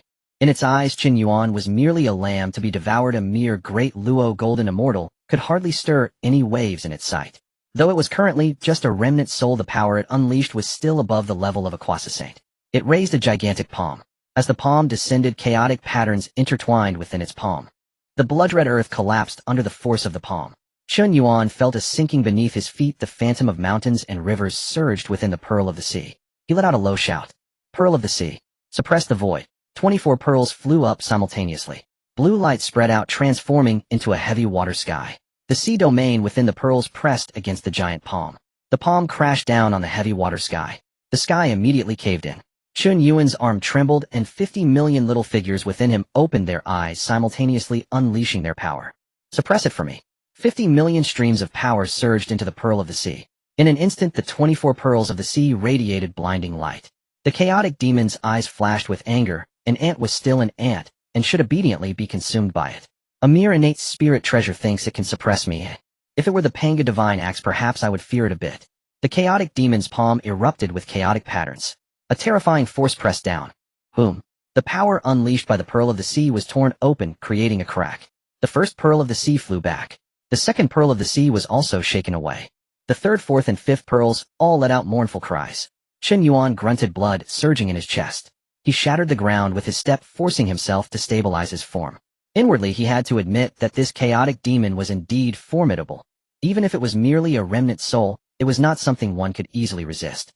However, Chen Yuan did not give up. Instead, he was filled with endless fighting spirit. The chaotic demon sneered. "Your treasure is not bad, but if you could reach the quasi-saint level, perhaps I would fear you. Unfortunately, you are too weak now to unleash the true power of this treasure." Chen Yuan raised his hand to summon the pearl of the sea back. "Come again." He leapt forward, unleashing the full power of the 5 transformations of the 9 turns mystic art. His golden fist struck towards the chaotic demon's chest. The chaotic demon watched him charge, in greed flashing in its eyes. Panga bloodline. And this fleshly body method as well. A fine shell. Truly a fine shell. It opened its mouth and spat out a mass of black chaotic air. The chaotic air transformed into a spear, piercing directly towards Chen Yuan's brow. Chen Yuan raised his fist to smash down. The fist collided with the spear. Golden blood energy exploded. The spear shattered inch by inch. Chen Yuan's body was also forced back 100 jong. His feet sank into the scorched earth, leaving 2 deep grooves. The chaotic demon was once again shaken. This child's fleshly body is already comparable to a great witch. To have such combat power right after achieving the great Luo. If he is allowed to grow, he will surely become a great threat in the future. He cannot be kept alive. Must consume him immediately. The chaotic demon suddenly spread its wings wide. Countless chaotic wind blades sliced through the void. Chen Yuan activated the pearl of the sea to protect himself. As the blue light flickered, the wind blade struck the pearl. The 24 pearls trembled violently. Chen Yuan's power surged wildly, yet he was still forced to retreat continuously. Gritting his teeth, he said, "Is this the power of the remnant soul of the chaotic demon?" The chaotic demon laughed heartily. "A remnant soul is enough to crush you." It raised its hand to grasp. In the blood-colored world, a chaotic giant hand coalesced into form. The giant hand descended directly, gripping the 24 pearls of the sea. Chen Yuan's expression darkened. "Release them." He changed his technique, and the heavy water within the pearls erupted. However, the chaotic giant hand remained unmoved. The chaotic demon said coldly, "Suppress." The hand suddenly contracted. The 24 pearls of the sea were pressed down, their brilliance dimming. Chen Yuan's internal power was momentarily stalled. The chaotic demon's other hand reached out, grasping towards Chen Yuan's flesh. Chen Yuan met it with a punch. The two collided. Chen Yuan was sent flying, crashing through several blood-colored stone peaks. He rose from the rubble, golden blood spilling from his mouth. The chaotic demon saw the blood, and its eyes went completely mad. Pangu essence blood. It truly is Pangu essence blood. Huh. Pangu, you have ultimately given me a path to life. Chen Yuan wiped the golden blood from the corner of his lips, his gaze icy. You are too early to rejoice. The chaotic demon reached out to grasp. The black iron chains trembled as it forcibly dragged them forward a half step. The blood-colored world suddenly erupted with large cracks. The pressure around Chen Yuan surged. His shoulders' human flower manifested, and 9 petals scattered radiant light. The chaotic demon stared at the human flower, its voice deep. 9-petal human flower. This shell of yours is better than I imagined. Obediently transform into my new body. Once more the chaotic giant hand descended. This time, ancient symbols of the great path appeared in its palm. The pearl of the sea was pressed in midair, unable to return. Chen Yuan crossed his arms, pushing the 5 transformations of the mystic art to the limit. Golden blood energy formed into armor, enveloping his entire body. The giant hand pressed down. The golden armor shattered. Chen Yuan's legs sank into the ground. A muffled sound echoed from his bones. 50 million little figures within him simultaneously operated their mystic arts, yet they could not withstand the chaotic pressure. The chaotic demon looked down at Chen Yuan, its eyes filled with certainty of victory. Ant, what do you have to fight me with? Chen Yuan raised his head, his eyes devoid of fear. You are suppressed by Pangu's chains, unable to take a single step. The chaotic demon roared angrily. Shut up. Chen Yuan smirked coldly. Is that so? The chaotic demon's heart jolted. He still has means. The pearl of the sea has been suppressed by me. His flesh has also been pinned down. What right does he have to speak so boldly? Chen Yuan slowly raised his right hand. Within his palm a wisp of profound sword intent quietly awakened. Seeing what appeared in Chen Yuan's hand, the chaotic demon's expression changed drastically, as if sensing something terrifying. This aura. Chen Yuan waved his hand. A sword energy emerged. The sword energy hovered in Chen Yuan's palm, its edge unmoving, yet it sliced through the heavy chaos pressing down upon him. Chen Yuan lowered his head, gazing at the sword energy in his hand. The sword energy was as fine as a silk thread, yet it possessed the might to sever the heavens and break the Tao. It was the life-saving card bestowed upon him by his master, the Tongtian teacher, when he left Kunlun Mountain. Within it contained a strand of saints' sword energy. The Tongtian teacher had once said that if he encountered an unbeatable foe, he could strike them down. Chen Yuan had kept it until today. Today the time had come to use it. The chaos demon's pupils suddenly constricted, its massive form swiftly retreating. Impossible. You? This power. It is the power of a saint. The black chains on the chaos demon's chest trembled violently. It stared at the sword energy in Chen Yuan's palm, its previous greed, now completely transformed into fear. The chaos demon unwillingly asked, how can a mere Deluo golden immortal like you possess such a treasure? Who are you really? Which saint stands behind you? Chen Yuan raised his eyes to look at it, the sword energy in his hand slowly rotating. Jiejiao, under the Tongtian teacher. The eldest disciple, the human Chen Yuan. The chaos demon's expression changed drastically. Tongtian, a saint has actually been born in the desolate times. After Pangu opened the heavens, this world has actually nurtured such an existence. A storm surged with, isolated from all external information. It had originally thought that the desolate times had not developed for long, yet unexpectedly a saint had already appeared. Damn it. I have been suppressed for too long, unaware of the changes in the desolate times. This child carries the blood of Pangu, and is protected by the saint's sword energy. This is not an ordinary Deluo at all. Had I known earlier, I would never have forced him to this extent. The chaos demon suppressed its fear, folding its wings as chaotic energy formed a myriad of barriers before it. Kid, stop. I can teach you supreme divine powers. I am the chaos demon mastering the source laws of a great Tao. If you spare my life, I can pass on to you the chaos Tao methods. Chen Yuan looked at the chaos demon, naturally unable to take its words to heart. After all, who wasn't a 1,000-year-old cunning fox? Are you trying to deceive me? Just now you wanted to devour my flesh and blood. Now you plead for mercy. The chaos demon hastily said, that was merely a test. I can swear a great oath. I can help you step into the realm of the Honghuang Deluo Golden Immortal. Even under the heavenly Tao, I can make you roam freely in the desolate times. The sword energy in Chen Yuan's palm glowed. I do not trust demons. The chaos demon roared, youngster. Do not force me. Though I am broken, I once contended with Pangu. At my peak, saints were like ants in my eyes. Chen Yuan coldly replied, but now you are left with nothing but a remnant soul. The chaos demon's expression froze. The black chains on its chest burst forth with dark light, its limbs bound tighter by runes. Chen Yuan took a step forward, his golden blood energy reigniting. You have devoured countless beings, prolonging your existence for endless years. Today it is time for you to perish. The Chaos Demon was completely panicked. Kid, do not kill me. I can acknowledge you as my master. I can help you suppress your enemies. Whatever divine powers you desire, I can give to you as long as you do not kill me today. The moment you wanted to swallow my flesh and blood. Now you plead for mercy. The Chaos Demon exclaimed urgently. That was merely a test. I can swear a great oath. The sword energy was released from his hand. Die. The sword energy surged. The blood-colored sky suddenly trembled. The 24 ceiling sea pearls suppressed in midair emitted a clear ringing sound simultaneously. The chaotic hand that held the pearls shattered in an instant. The myriad barriers before the Chaos Demon crumbled layer by layer. The sword energy cut through the blood clouds, sliced through the chaotic energy, and severed the symbols of the great Tao. A strand of saintly might erupted, sweeping across the entire land of gods and demons. Chen Yuan's body sank, and the 50 million tiny beings within him trembled in unison. He focused on the sword energy, his spirit rising and falling violently. Is this the power of a saint? With just a strand of sword energy, it can cause the great Tao to lament in this place. If my master truly intervened, how terrifying would that be? The Chaos Demon suddenly clapped its hands together, forcefully grasping at the sword energy.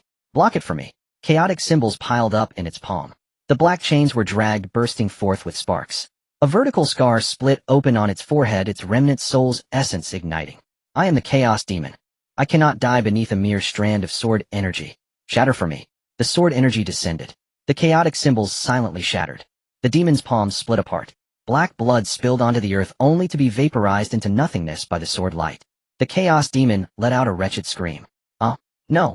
I am unwilling. Pangu struck me once, and today I must perish by the hands of the future. I am unwilling. The sword energy continued forward. The black chains on its chest were illuminated by the sword light. One Pangu rune after another awakened on the chains. The Chaos Demon's remnant soul was locked in place, unable to retreat. Only fear remained in its eyes. Kid, spare me. I am willing to offer my essence. I am willing to present you with chaos divine powers. I am willing to pave a road directly to the great Tao for you. The Chaos Demon was still unwilling and tried to deceive him. Chen Yuan raised his hand and summoned the 24 ceiling sea pearls back behind him. He looked at the Chaos Demon, his expression cold and unyielding. It is too late. The sword energy sliced into the demon's forehead. The Chaos Demon's massive form stiffened. In the next moment, its colossal body split from forehead to chest. The saint's sword intent detonated within it, annihilating the remnant soul, extinguishing its essence, erasing all chaotic marks. No, I am the Chaos Demon. I should not fall like this. Pangu, I hate. The final roar had not yet faded when it was completely consumed by the sword light. The demon's body disintegrated inch by inch. The black flesh turned to ashes. The chaotic energy was obliterated by the sword intent. Those once mighty eyes that gazed down upon the world lost their brilliance in the sword light. Moments later, the Chaos Demon completely turned to nothingness, vanishing between heaven and earth. Chen Yuan stood in place, his chest heaving. He watched everything that had unfolded before him, his eyes unable to hide their shock. The remnant soul beyond the quasi-saint level has just vanished like that. A strand of sword energy from a saint can be so powerful. The item bestowed by my master truly saved my life.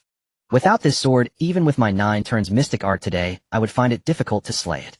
The Chaos Demon is ultimately still a Chaos Demon. What a pity it encountered the saint's sword energy. The blood-colored sky began to crack. The black chains suppressing the demon lost their target, transforming into ancient runes that scattered into the void. Chen Yuan looked up. This place was born from the Chaos Demon. Now that the Chaos Demon is exterminated, this place should also disperse. As his words fell, suddenly a roar echoed from the depths of the void. Chen Yuan's gaze sharpened. What is this? Golden light descended from the heavens. That golden light was untainted by dust, untouched by violence, carrying the might of the great Tao of the desolate times. The human flower upon Chen Yuan's body automatically manifested, its 9 petals gently swaying. Merit. A force of merit thundered down from above. After everyone watched, could you please take a moment to click for updates? Thank you, Yao Yao. Chen Yuan stared at the golden light, cascading down, his pupils contracting suddenly. This merit is not the merit of the Heavenly Tao. He had once signed in at Kunlun Mountain and received 100,000 merits. The merit was warm and nourishing, entering his body to refine his divine spirit and enhance his magical power. Yet the golden light before him felt heavier, more ancient, as if it descended from beyond the heavens, causing even the primordial blood within him to tremble. What exactly is this merit? Could it be that slaying the chaos demon god has attracted a response from beyond the heavenly Dao? Boom. The golden light descended directly rushing into Chen Yuan's body. Chen Yuan's body shook.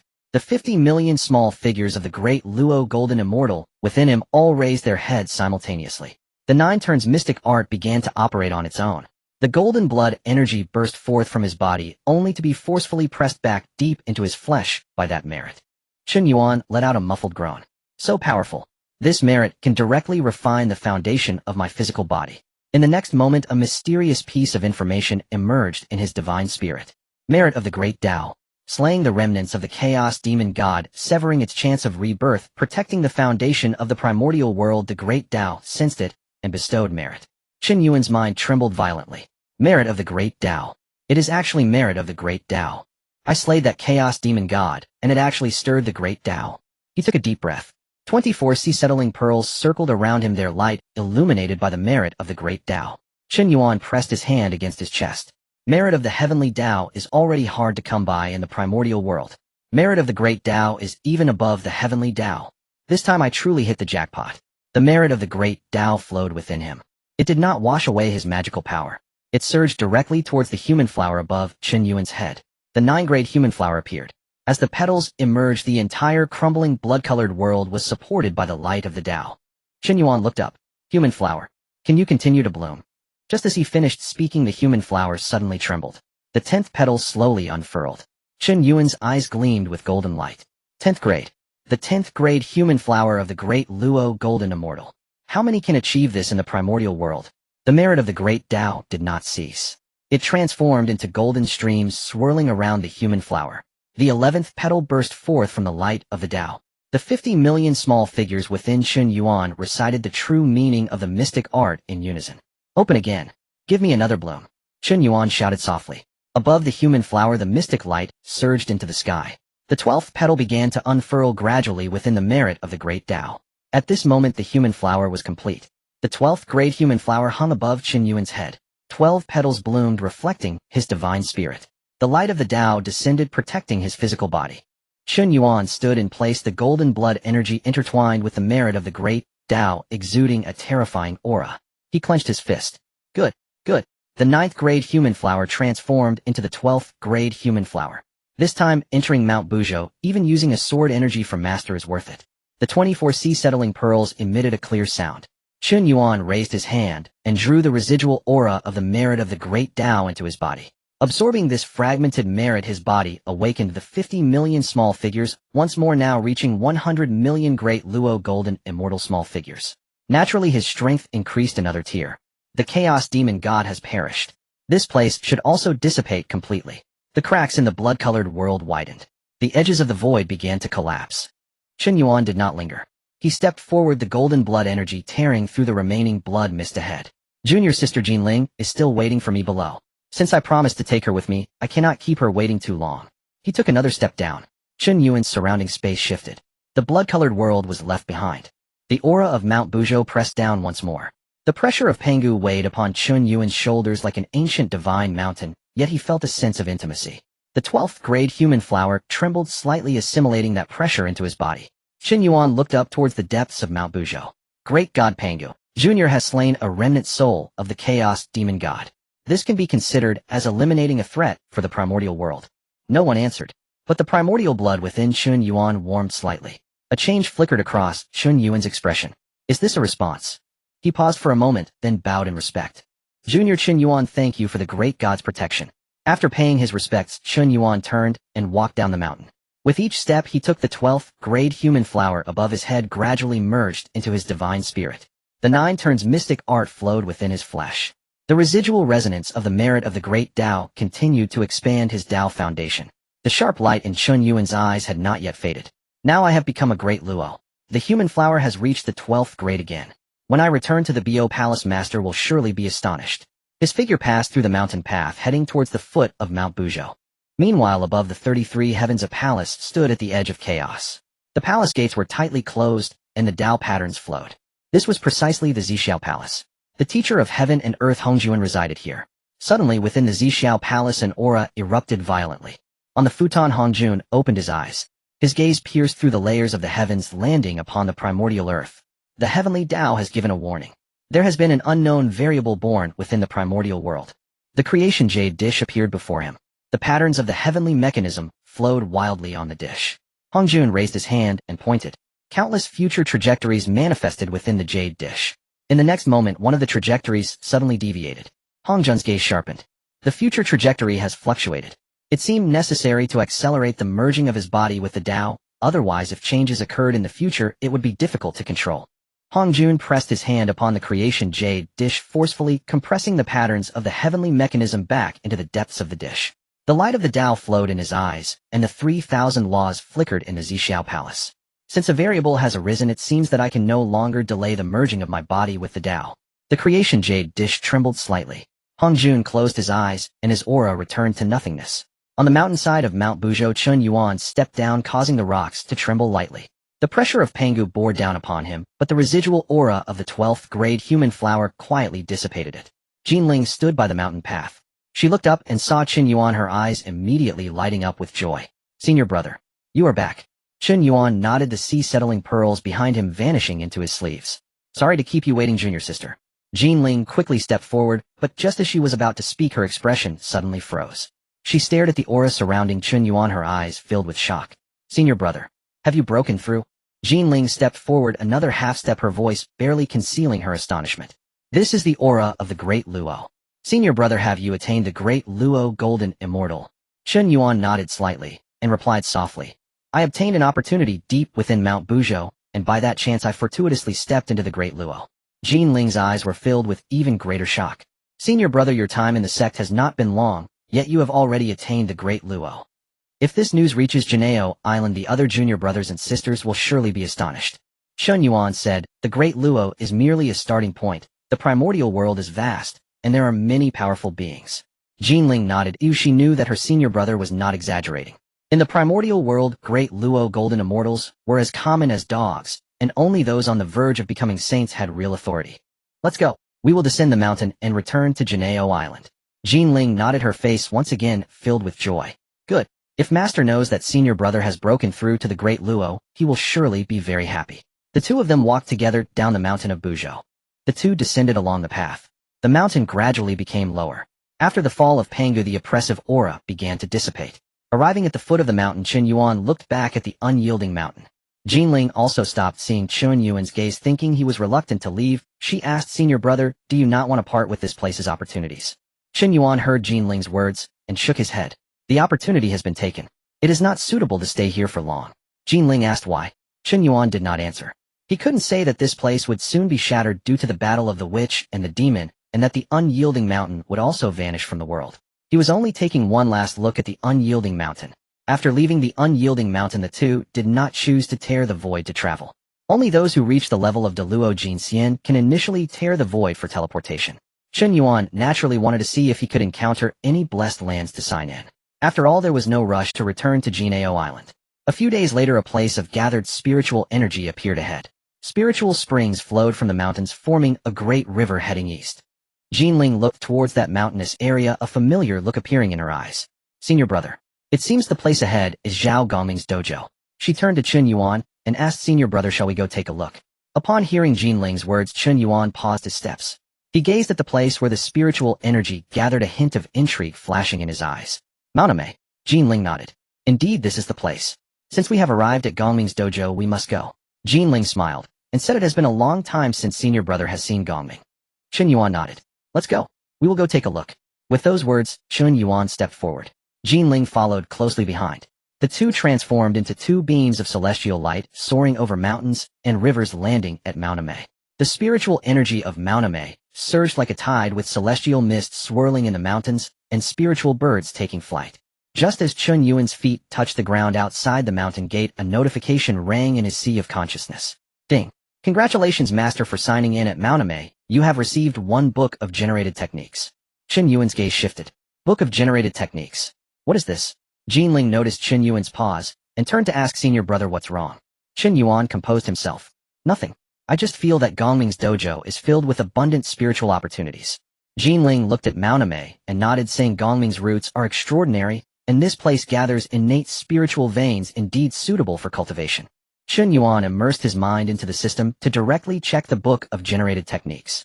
A piece of information appeared in his sea of consciousness. The Book of Generated Techniques can generate a specific technique according to the master's needs. A glimmer of brilliance flashed in Chen Yuan's eyes. This thing is quite impressive. Whatever I lack it can generate. If in the future I have many disciples, or if I have other needs, this item will be of great use. However, I currently have the Great Dao Suppressing Prison Technique and the 9 Turns Mystic Art, so I do not need it for now. I will keep it for the time being. With this thought, Chen Yuan stored the Book of Generated Techniques in the system space. Jinling looked at him and asked, Senior Brother, should we go directly into the mountain? Chen Yuan looked up at the depths of Mount Ame. No need to intrude recklessly. Gongming is practicing here, I can just call out to him. Jinling nodded. That's fine. Chen Yuan took a step forward, the aura of Deluo subtly shifting around him. He spoke aloud, his voice echoing through every peak of Mount Ame. Gongming. As the call echoed, the spiritual springs in the mountain trembled, and the clouds parted to the sides. In the depths of Mount Ame, within a cave, Zhao Gongming was sitting cross-legged on a mat, black and white energies flowing around him, with the Dao rhythm rising and falling before his chest. Hearing that voice, he suddenly opened his eyes. Senior Brother. Zhao Gongming's eyes revealed shock. I must be hearing things right. Senior Brother actually came to Mount Ame. He immediately stood up, waving his sleeves, and the stone door of the cave opened with a loud crash. Zhao Gongming's heart surged with emotions. When I and my 3 sisters went to Kunlun Mountain to pay respects, it was Senior Brother who helped us. Without Senior Brother's assistance, we might not have entered the teachings so smoothly. Later, when Senior Brother left Kunlun Mountain to travel, it has been a long time since we last met. I didn't expect that today he actually came to my Mount Ame personally. Zhao Gongming stepped out of the cave, transforming into a stream of light rushing towards the mountain gate. The boys in the mountain saw him come out and bowed. Master. Zhao Gongming waved his hand. All of you withdraw. Senior Brother has come. The boys were taken aback. The Master Brother of the teachings. Indeed. Do not be disrespectful.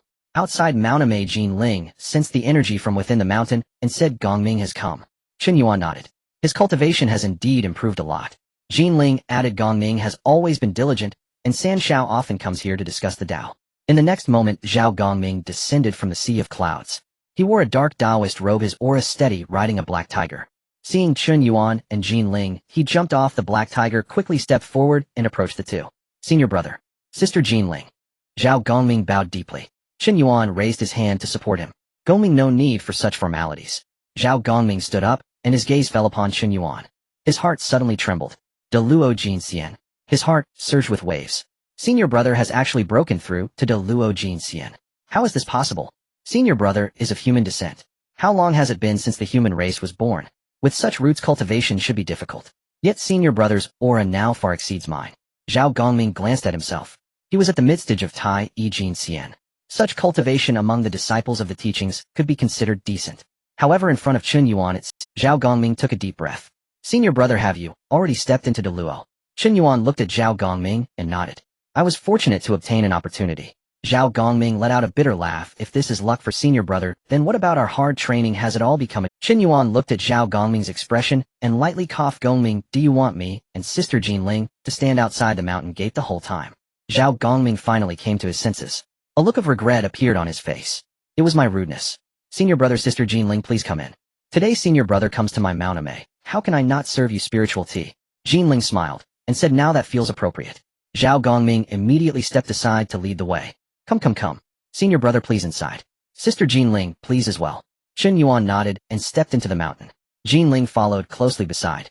Zhao Gongming waved his sleeve and cast a spell. The clouds and mist of Mount Ame parted to the sides.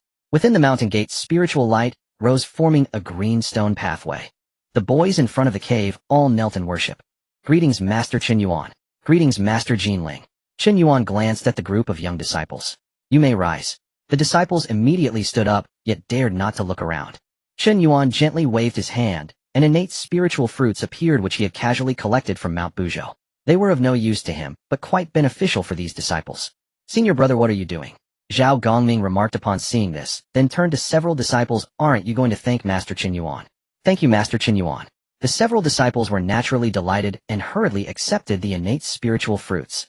Zhao Gongming shot them a glare. Go fetch some top-grade spiritual tea. Also open the spiritual spring. Today Senior Brother has entered the mountain, do not be negligent. The disciples quickly responded. As per your Lord's order. The 3 entered the cave dwelling. Inside the cave, spiritual energy was abundant, and the stone walls were engraved with Dao patterns. Zhao Gongming invited Chen Yuan to sit at the head. Chen Yuan did not decline. Jinling sat to one side. Zhao Gongming personally served tea. Senior brother, please. Chen Yuan took the jade cup and gently sipped. This Amei mountain of yours is quite peaceful, Zhao Gongming said with a smile. It cannot be compared to Kunlun Mountain or Jiejiao Island. However, this place has innate spiritual veins sufficient for my cultivation. Chen Yuan looked at Zhao Gongming. You have reached the midstage of Tai Golden Immortal. Your foundation is solid and your Dao rhythm is profound. You have not been idle these years. Zhao Gongming, hearing Chen Yuan's praise, wore a solemn expression. Senior brother helped me and my 3 sisters join Master's sect back then. This grace Gongming has always— After joining the Jie sect, I have not dared to be negligent. I fear to tarnish Master's legacy, and I also fear to disappoint senior brother's assistance back then. Chen Yuan set down the jade cup. It is good that you have such a heart. Jinling nodded. Gongming has indeed been diligent in his cultivation within the Jie sect. Zhao Gongming looked at Chen Yuan, unable to suppress his curiosity, and asked senior brother, after leaving Kunlun Mountain, it seems you have gained great fortune. Otherwise, how could you directly attain to Luo in such a short period? Chen Yuan did not respond immediately. Jinling interjected, Gongming, you have not seen it with your own eyes, which is why you ask this. Zhao Gongming's expression shifted. Puzzled, sister, have you seen senior brother make a move? Jinling glanced at Chen Yuan, seeing that he did not speak, continued, that's certain. I encountered danger on my journey, and it was senior brother who saved me, then I followed him all the way. Senior brother stood firm before Mount Buzhou, decisively killing as the demon army surrounded us, standing alone at the forefront. He summoned 24 sea calming pearls. The light from the pearls suppressed them, and the demon soldiers were obliterated in waves. Zhao Gongming was astonished to hear this. 24 sea calming pearls. Senior brother actually obtained this treasure. May I see? Upon hearing Zhao Gongming's request, Chen Yuan raised his hand. The 24 sea calming pearls flashed in his palm, and then disappeared again. Zhao Gongming gazed at the pearls, feeling inexplicably connected to them, which puzzled him greatly. Chen Yuan noticed Zhao Gongming's gaze, and smiled inwardly. Originally these were Zhao Gongming's treasures, but he had seized them first. Zhao Gongming, brother, you have discovered it. Your senior brother will compensate you in the future. Jinling continued. After defeating the demon soldiers, a demon king appeared, who was ultimately slain by senior brother. That demon king had summoned the manifestation of Donghuang Tai shortly before. What, the manifestation of Donghuang Tai? Zhao Gongming was shocked upon hearing this. Who is Donghuang Tai? He is one of the 2 supreme emperors of the demon race. There is no need to mention his cultivation level. Even though it was just a manifestation, it must be incredibly powerful. Jinling replied, exactly. The manifestation of Donghuang Tai descended with the might of the demon race, demanding senior brother to surrender the spiritual treasure. That manifestation, relying on its status as a quasi-saint, openly demanded surrender. Anger rose in Zhao Gongming's eyes. The demon race is too arrogant. Senior brother is the first disciple of the Jie sect. How dare Donghuang Tai act like this? Jinling sneered. Of course he dares. But senior brother dares to kill. Zhao Gongming's body trembled again. Jinling waved her hand, and a surge of magical power manifested the scene from that day. In the void, the manifestation of Donghuang Tai appeared. Chen Yuan stood at the foot of the mountain with 24 sea calming pearls circling around him. Zhao Gongming stared at the magical projection, his breath becoming heavier. In the projection, the manifestation of Donghuang Tai raised its hand to press down. The demon fire transformed into a golden wheel tearing through the void. Chen Yuan stepped forward, and golden blood energy surged into the sky as a spear appeared in his hand. In the end, a spear pierced through the manifestation's body. The projection stopped here. Hiss! Zhao Gongming gasped in awe, looking at Chen Yuan, realizing that his senior brother was terrifyingly strong. However, Chen Yuan was unconcerned, saying it was just a manifestation of Donghuang Tai, nothing to worry about. Zhao Gongming, upon hearing this, felt his scalp tingle. What do you mean, just a manifestation? Donghuang Tai is the Eastern Emperor of the demon race. He wields the Chaos Bell and ranks among quasi-saints. Even if it is only a manifestation, it is certainly not something an ordinary Tai can contend with. By the way, Sister Jinling, what was senior brother's cultivation level at that time? Jinling replied, Tai Golden Immortal. Zhao Gongming was instantly dumbfounded. Tai Golden Immortal. Jinling nodded. Indeed. At that time, senior brother had not yet attained to Luo. Zhao Gongming's lips moved, but he couldn't speak. He looked at Chen Yuan, his heart shaken layer after layer. A Tai Golden Immortal defeating a quasi-saint's manifestation. Such a feat, if spread out, would surely shake the wilderness. What kind of person is the Eastern Emperor of the demon race, yet he suffers losses at senior brother's hands? No wonder senior brother's aura is so astonishing now. What does it matter that he is of human descent? Senior brother along this path has already surpassed many innate beings. Chen Yuan looked at Zhao Gongming's expression and lightly coughed.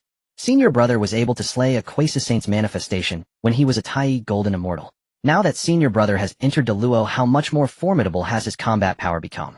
He looked at Chen Yuan, his eyes filled with admiration. I Zhao Gongming consider myself not weak and my cultivation is not slow. Today seeing senior brother, I realized the vastness of the world.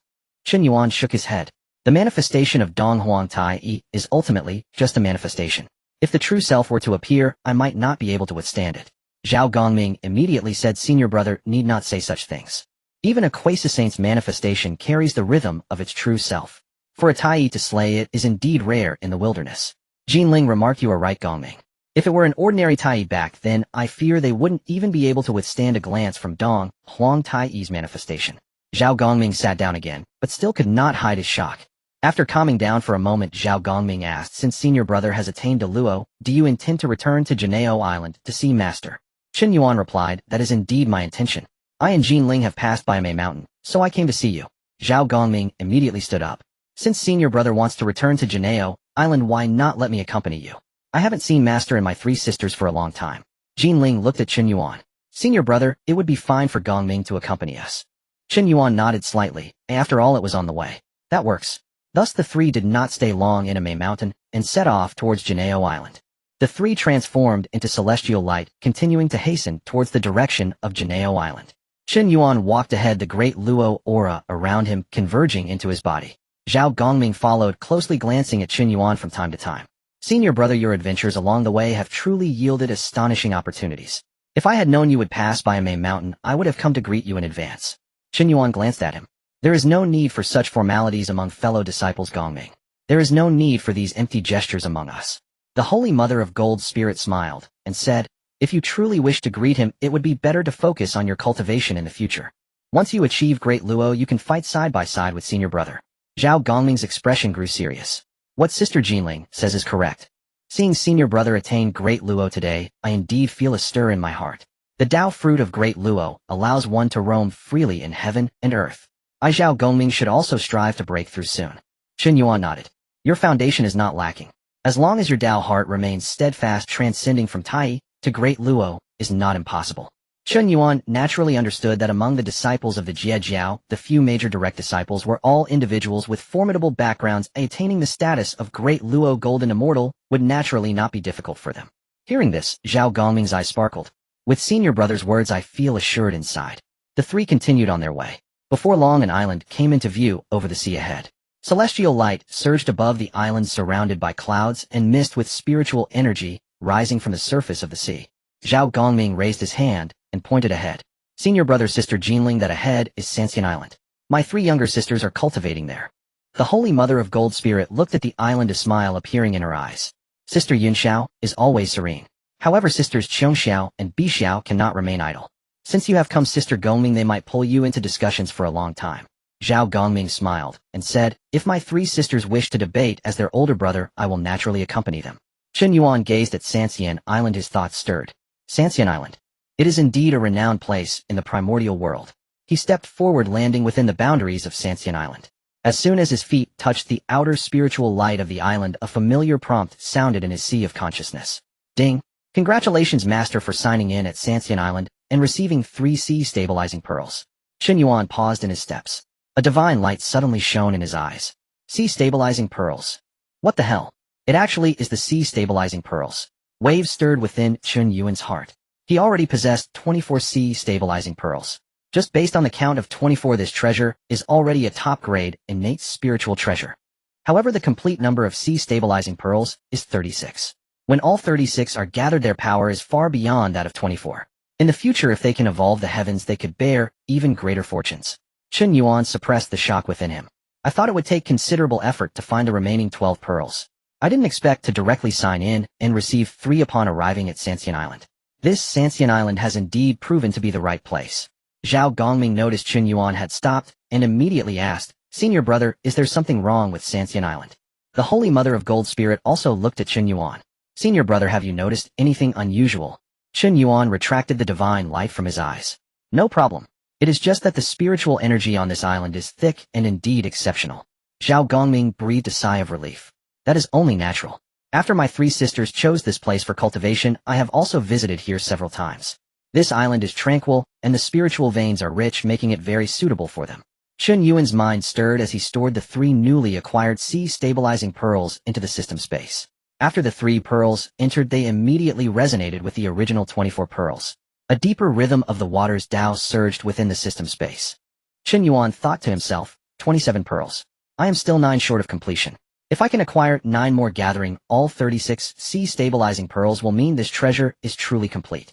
The Holy Mother of Gold Spirit looked towards the depths of Sanxian Island. Gongming, your 3 sisters must have already sensed your arrival. Zhao Gongming nodded.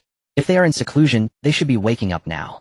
In the depths of Sanxian Island, within a celestial mansion, Yunxiao sat on a mat surrounded by a flow of clear light. Xiao was comprehending a treasure, the spiritual light in her palm fluctuating. Bixiao rested her chin on her hand, staring blankly at a restriction before her. Suddenly all 3 opened their eyes simultaneously. Bixiao was the first to stand up. Big Brother is here. Qiangxiu's eyes lit up with joy. It truly is Big Brother's aura. How could he suddenly come to Sanxian Island? Yunxiao did not speak immediately. She focused and sensed for a moment her gaze narrowing slightly. Something's not right. There is more than just Big Brother coming. Qiangxiu's expression changed. Who else is there? Bixiao blinked. I don't know. Yunxiao felt the auras of the other 2 were somewhat familiar, but she couldn't recall which disciple of Jiejiao they belonged to. At that moment, a voice from outside the island reached them. 3 sisters. Why aren't you coming out? Just as his voice fell, 3 beams of celestial light shot up from the depths of Sanxian Island. Yunxiao led the way with Qiangxiao and Bixiao closely following. The 3 landed in front of Zhao Gongming, first glancing at him, then shifting their gaze to Chen Yuan and the Holy Mother of Gold Spirit. Bixio's eyes widened. Senior Brother. Sister Jinling. Qiangxiao was also stunned. It turns out to be Senior Brother and Sister Jinling. Yunxiao reacted the fastest, immediately stepping forward to bow. Yunxiao pays respects to Senior Brother, pays respects to Sister Jinling. Qiangxiao and Bixiao hurriedly followed suit. Qiangxiao pays respects to Senior Brother, Sister Jinling. Chen Yuan raised a hand to support them. There is no need for excessive courtesy, my dear sisters. The Holy Mother of Gold Spirit looked at the 3 sisters with a smile in her eyes. It has been a long time since we last met. My 3 sisters have indeed made progress in their cultivation. Yunxiao softly replied, Sister Jinling flatters us. Qiangxiao looked at Chen Yuan, surprise still evident in her eyes. How could Senior Brother come to Sanxian Island together with Big Brother? Zhao Gongming smiled and said, Senior Brother is returning to Jiejiao Island to meet Master. I met Senior Brother and Sister Jinling at a mountain, so I came along. Bixiao blinked, just about to speak, when she suddenly sensed the deep rhythm of the Dao radiating from Chen Yuan. Her body trembled. Senior Brother, you. Bixio's words trailed off as she momentarily lost her train of thought. Yunxiao looked at her. Bixiao, what is it? Qiangxiao followed Bixio's gaze to Chen Yuan. In the next moment, their expressions changed simultaneously. Yunxiao's gaze sharpened. Great Luo Golden Immortal. Qiangxiao inhaled sharply. How is this possible? Bixiao finally completed her thought.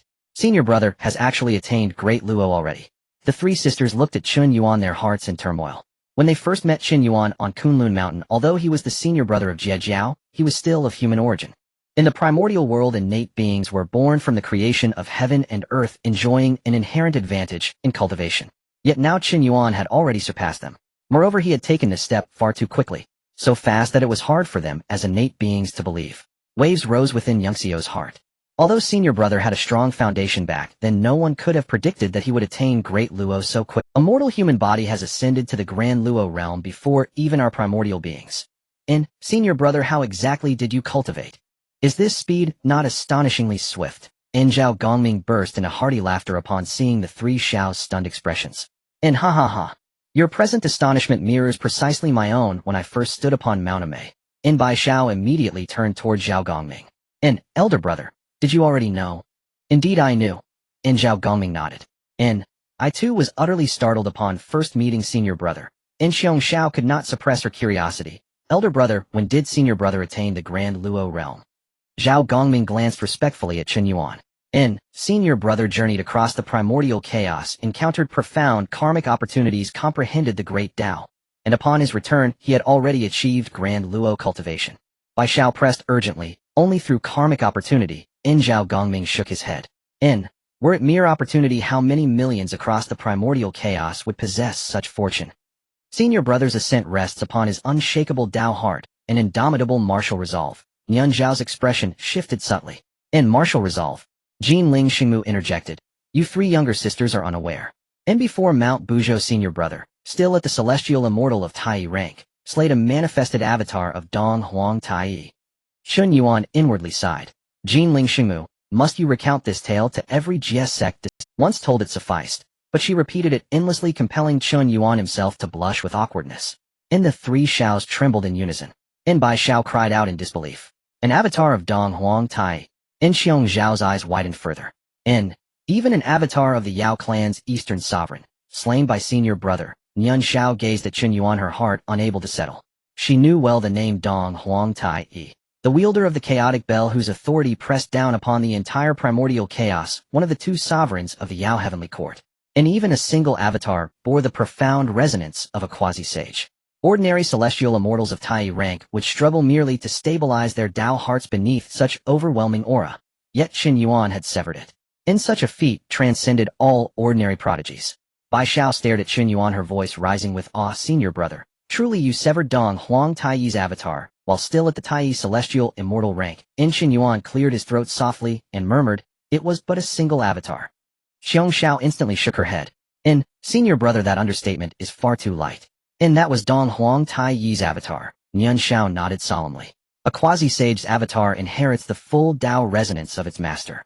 For a Tai celestial immortal to sever it, such an occurrence is exceedingly rare across the primordial chaos. Zhao Gongming smiled warmly at the three Xiaos.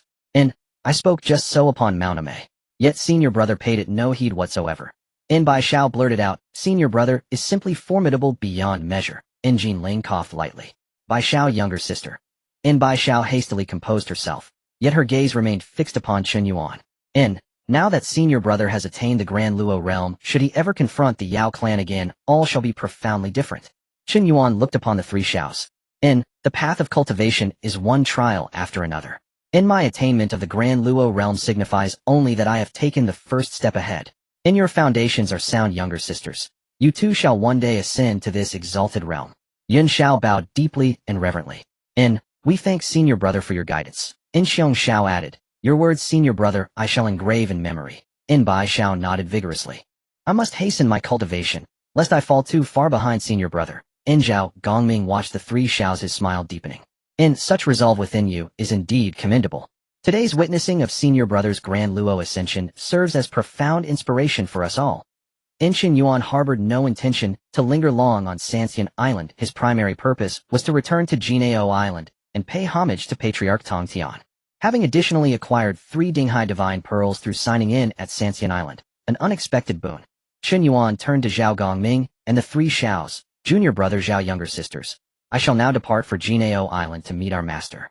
Zhao Gongming nodded immediately. Nian Xiao added, senior brother's return to the mountain to greet our master must not be delayed. Upon hearing Chen Yuan's words, Jin Ling said, senior brother, I shall remain here on Sanxian Island to converse with my 3 younger sisters. I will not accompany you to Jiejiao Island. Chen Yuan nodded, then transformed into a beam of immortal radiance, and departed Sanxian Island, soaring eastward into the depths of the eastern sea. Zhao Gongming, the 3 Xiaos, and Jin Ling stood together upon the island, watching Chen Yuan recede into the distance. Bai Xiao still could not contain her awe. Elder brother, senior brother truly possesses unparalleled might. Zhao Gongming smiled. From this day forward you shall understand what it means to be the GS sect's first disciple. Yun Zhao's gaze grew profoundly deep. Senior brother has attained the Grand Luo realm. The GS sect's celestial fortune shall flourish accordingly. After departing Sanxian Island, Chen Yuan lifted his gaze forward. He sensed a familiar resonance flowing through heaven and earth, the Dao resonance of the GS sect. The closer he drew, the denser the spiritual energies became. With a single stride his form traversed 10,000 li across the sea. In the far distance an island lay suspended upon the eastern sea, vast beyond measure, its mountains rising and falling beneath swirling spirit mists. The entire island resembled a colossal turtle resting upon the waves. This was the sacred land of the GS sect, Jiejiao Island, residence of Patriarch Tongtian, and the ultimate spiritual sanctuary yearned after by countless disciples of the GS sect. Chen Yuan stepped onto the shore beyond Jiejiao Island. Ding, congratulations master. You have signed in at Jiejiao Island. Awarded Fire Spirit Pearl, one of the 5 supreme primordial spirit pearls. The system's chime sounded promptly upon his arrival. Fire Spirit Pearl. Hearing that this sign-in reward was the Fire Spirit Pearl, one of the 5 spirit pearls, Chen Yuan felt genuine surprise. Should he gather the remaining 4 spirit pearls, perhaps he could fuse them into a supreme primordial treasure. He already possessed the primordial treasure fusion scroll obtained earlier from signing in at Huayun Cave. This scroll enabled fusion of objects sharing the same origin into a single supreme primordial treasure, and the 5 spirit pearls were perfectly suited for such synthesis. At that very moment, a familiar resonance approached from ahead. "Senior brother, you have returned." As the voice faded, a plump figure emerged from shimmering divine light. Clad in a Taoist robe, his aura refined and luminous, stood Duo Bao Dao Ren. Seeing Duo Bao, Chen Yuan's eyes softened with quiet warmth. Junior brother." Duo Bao hurried forward and offered Chen Yuan a formal reverent bow. Duo Bao salutes senior brother. Gazing at Chen Yuan, Duo Bao's face glowed with unrestrained joy. Senior brother has been absent from the sect for so long. Today, at last you have returned. Our master will surely rejoice upon learning of senior brother's return." Chen Yuan nodded. "I have returned precisely to pay homage to our master." Duo Bao smiled. Senior brother's journey across the primordial chaos must have yielded extraordinary gains. Chen Yuan replied, "Indeed, I have gathered several profound insights." Just as Duo Bao prepared to continue, his expression suddenly sharpened. His gaze locked upon Chen Yuan, his primordial spirit jolted violently. Senior brother, you." Chen Yuan met his gaze. What is it?" Duo Bao's pupils contracted, his voice trembled uncontrollably. "Senior brother, you have broken through to the Grand Luo immortal realm." Chen Yuan concealed nothing. "Indeed." Duo Bao staggered, frozen in place. Grand Luo immortal." Senior brother has truly attained the Grand Luo immortal realm. How much time has truly passed? Observing Duo Bao's stunned demeanor, Chen Yuan said gently, "Junior brother, there is no need for astonishment." Duo Bao drew a deep breath, yet still could not calm his racing heart. "Senior brother, how can I not be astonished? I have served constantly beside our master daily, absorbing the profound teachings of a sage. Yet I remain only at the late stage of the Tai celestial immortal realm. Yet senior brother departs the mountain for cultivation, returns, and attains Grand Luo. Such disparity is simply staggering. Brother cultivator, why be so modest? You have long served master closely. Your foundation shall only grow firmer with time." Chen Yuan gazed at Duo Bao and encouraged him. "You have returned, enter now." At that moment, a resonant voice emanated from the Bio Palace. Upon hearing it, Duo Bao and Chen Yuan immediately bowed toward its direction. The voice belonged, of course, to Lord Tongtian. Within the Bio Palace, the Dao resonance sounded once more, "Enter." Duo Bao turned to Chen Yuan and hurriedly said, "Senior brother, go in quickly. You must not keep master waiting." Chen Yuan nodded. It would be unthinkable to make Lord Tongtian wait. Very well. With one deliberate step, he strode toward the Bio Palace. Before its gates, pure azure light parted spontaneously. Layers of supreme clarity, Dao resonance unfurled beneath his feet, guiding him inward. As Chen Yuan entered the Bio Palace, his gaze settled upon the figure ahead. Lord Tongtian sat serenely upon a cloud bed, the Qingping sword resting motionless at his side. Though no sacred aura radiated outward, his presence imbued the entire palace with the weight of the Dao itself. Chen Yuan stepped forward and performed a solemn kowtow. Disciple Chen Yuan pays homage to master. Lord Tongtian regarded Chen Yuan, his eyes gleaming with quiet satisfaction. "Rise." Chen Yuan rose. "Thank you, master." Lord Tongtian's gaze remained fixed upon him, silent, deliberate. He looked deeply, deep as a sage's single thought, capable of perceiving karmic threads, discerning foundational essence, and illuminating the path of cultivation. Though Chen Yuan had drawn his great Luo Dao resonance inward, it remained utterly transparent to Lord Tongtian. That faint yet indelible trace of immortality and indestructibility had taken root within his nascent soul, the mark of the great Luo immortal Dao fruit. A subtle flicker of divine light stirred within Lord Tongtian's eyes. Great Luo immortal. Chen Yuan clasped his hands respectfully. This disciple attained the realm through sheer fortune. Lord Tongtian cast him a glance. In cultivation there is no such thing as fortune. To ascend from Tai to great Luo, one must sever all delusions and crystallize one's own Dao fruit. That you have reached this pinnacle is testament to your own merit. Chen Yuan replied, "This disciple dares not grow complacent." Lord Tongtian nodded. "To hold such humility. Indeed, it was not in vain that I took you as my disciple upon Kunlun Mountain long ago." A wistful softness entered his gaze. In those days the 3 pure ones still dwelled upon Kunlun. "I saw in you a mortal-born being, unyielding Dao heart, and hidden brilliance like a blade sheathed in stillness. Thus I accepted you as my disciple, sensing profound affinity. As for how far you might journey afterward, I never set any limit." Chen Yuan listened in quiet reverence. Lord Tongtian continued, "Within the primordial chaos, origin and lineage are not absolute, but they weigh heavily upon one's path. Primordial demon gods, shaped by heaven and earth, are born near the Dao itself. Primordially born beings possess deep roots. Their cultivation begins far above all later-born races. The human race has just risen. Its flesh is frail, its lifespan brief. Yet you born human joined the Jie sect, and became its foremost disciple. Many eyes watched you even then. Chen Yuan's eyes narrowed slightly. This disciple understands. Lord Tongtian met his gaze. Then understanding suffices. The Jie sect teaches without discrimination. I chose you as my eldest disciple and never once weighed your origins. Yet the mighty powers of the primordial chaos do weigh them. The Chan sect watches. The Yao clan watches. The Western lands watch. They ask themselves to what height will Lord Tongtian's foremost disciple ascend. But well, you have not disappointed me. Chen Yuan spoke with quiet gravity. This disciple shall never tarnish the Jie sect's honor. A spark ignited in Lord Tongtian's eyes. That statement, that is the voice of a true Jie sect disciple. He raised his hand, a beam of supreme clarity, immortal light, descended. It circled Chen Yuan once, then flowed back into Lord Tongtian's palm. Lord Tongtian studied the light, his expression deepening in approval. Foundations unblemished. Cultivation profound. Nascent soul solidified. Dao fruit firmly anchored. Your great Luo immortality bears not a trace of artifice. Lord Tongtian asked, your recent pilgrimage beyond the mountain. Surely you encountered extraordinary opportunities. Chen Yuan's thoughts stirred. He could reveal nothing of the system, not a single word. Even before returning, he had already devised a plausible account. His mind settled swiftly.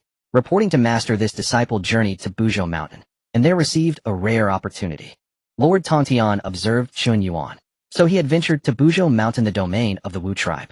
Buzhou Mountain, formed from Panga's spine, bears heaven and earth's sovereign pressure, anchoring the very axis of the primordial chaos. There this disciple cultivated insight, and by sheer fortune obtained a sliver of Panga's primordial blood essence. Lord Tongtian had remained composed until those words. His sacred chi surged violently. Across the Bo Palace, supreme clarity, Dao patterns blazed in unison. The Qingping's sword let forth a ringing chime. Lord Tongtian fixed his gaze upon Chen Yuan. What did you say? Chen Yuan bowed again. This disciple obtained a sliver of Pangu's primordial blood essence upon Buzhou Mountain, and it was precisely that sliver which purified my flesh, perfected my foundations, and enabled my ascension to great Luo immortality. Swordlight flared within Lord Tongtian's eyes. Even as a celestial sage, he could not suppress his astonishment. Panga's primordial blood essence. Meeting his master's gaze, Chen Yuan nodded once more. Reporting to Master, it is indeed a sliver of Pangu's primordial blood essence. Lord Tongtian spoke slowly.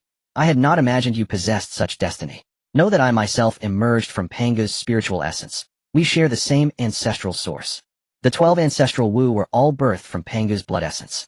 A single drop suffices to forge an ancestral Wu. Though you received but a sliver, it is enough to purge the innate limitations of mortal-born humanity. Your flesh was tempered by it, your nascent soul fortified, your Dao fruit stabilized. Hence its present unshakable solidity. Excellent. Excellent. Truly your fortune is extraordinary.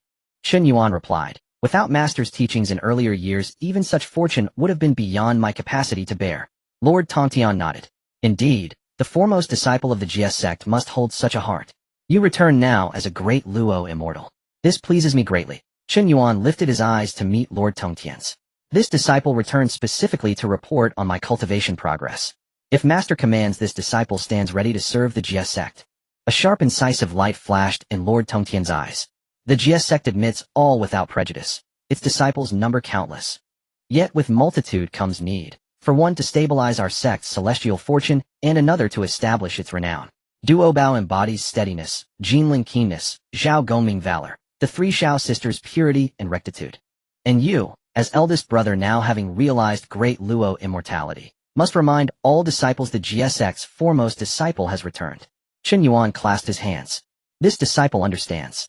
Lord Tongtian placed his hand upon the Qingping sword. It trembled softly. Across the Bo Palace, layer upon layer of supreme clarity, Dao patterns unfolded. Sword intent surged forth from the palace. Lord Tongtian looked upon Chen Yuan, and suddenly smiled. Since you have returned, I shall expound the Dao once more. Chen Yuan's spirit stirred. Master will lecture on the Dao. Lord Tongtian nodded. Indeed, disciples of the Jie sect are scattered across the primordial chaos. It is time they gathered once more. Moreover, having relocated here, I have yet to deliver a single lecture on the sage's Dao. Now is the perfect moment. Chen Yuan stepped aside. Lord Tongtian raised his hand and swept it outward. A decree of supreme clarity shot forth from the Bo Palace, soaring into the heavens. Then struck the golden bell, suspended above Jiejiao Island. Dong! The bell resounded. Its tone pierced the clouds, silencing even the roar of the eastern sea. Across Jiejiao Island, every peak ignited with immortal light. As the Dao resonance faded, celestial light trembled across all peaks of Jiejiao Island. Countless disciples of the Jie sect raised their heads, eyes alight with joy. Some immediately bowed low toward the direction of Bio Palace. Our master is about to expound the Dao. In 3 days' time the Dao will be expounded upon Jiejiao Island. A saint's discourse, a rare and supreme opportunity. How could any dare miss it? Hurry, send word to all fellow cultivators who do not arrive late. Since joining the Jie sect, none of us have ever heard our master expound the great Dao here on Jiejiao Island. This time we must gather before Bio Palace to hear the Dao. Across the islands of the eastern sea, streaks of divine light shot skyward. Disciples emerged from their mountain abodes. Some withdrew their alchemical cauldrons. Others paused mid-refinement of their magical artifacts. Still others instantly mounted auspicious clouds, bowing reverently toward Jiejiao Island. We shall surely arrive in 3 days. Who would dare neglect our master's discourse? This heralds the great flourishing of the Jie sect. On the 3 immortals, Island Bixiao could barely contain her excitement. Elder brother, our master's decree has already been issued. Let us depart at once. Zhao Gongming cast her a gentle, smiling glance. 3 days are more than enough. Why the haste? Bixiao huffed. When a saint expounds the Dao, earlier arrival is always better. Xiongxiao nodded. Our younger sister speaks wisely. Yunxiao gazed toward Jiejiao Island and said, this discourse is surely tied to senior brother's return. Having attained the status of Dao Immortal, he must now be introduced to all disciples of the Jie sect. Zhao Gongming burst into hearty laughter. Inside Bio Palace, Chen Yuan turned to Tongtian and spoke softly. Master, this disciple wishes to pay a visit to Elder Randang. After all, it was he who had persuaded Randang to join the Jie sect. A glint of amusement flickered in Tongtian's eyes. Since joining our sect, Randang has indeed remained dutiful and composed. He relocated Lingzhou Mountain to the eastern sea, establishing his own cultivation site just beyond Jiejiao Island. For these years he has diligently attended discourses and cultivated, truly devoted. Elder Randang's joining the Jie sect reflects the sect's ascending fortune, Chen Yuan remarked. Tongtian gave a wry chuckle. Your words back then severed all his lingering doubts, cleanly and utterly. Chen Yuan clasped his hands in reverence. This disciple merely spoke truthfully. Tongtian regarded him steadily. Randang possesses deep insight and subtle intentions. When you interact with him, harness his strengths, but never overlook his nature. This disciple understands. Tongtian waved dismissively. Go forth. Chen Yuan bowed once more. This disciple takes his leave. With a single step his form vanished from Bio Palace. Outside, Duobao still waited. Seeing Chen Yuan emerge, Duobao hurried forward. Senior brother, your reception is truly extraordinary. No sooner do you return than our master announces a Dao discourse. Clearly he treats you as his own son. Chen Yuan glanced at Duobao. Truly a youth unafraid to speak his mind. Enough. You attend to preparations for the discourse. I shall visit Deputy Sect Master Randang. Upon hearing this, Duobao said, since joining the sect, Elder Randang has cultivated in seclusion on an outer island. His Lingzhou Mountain cultivation site lies but a short distance from Jiejiao Island.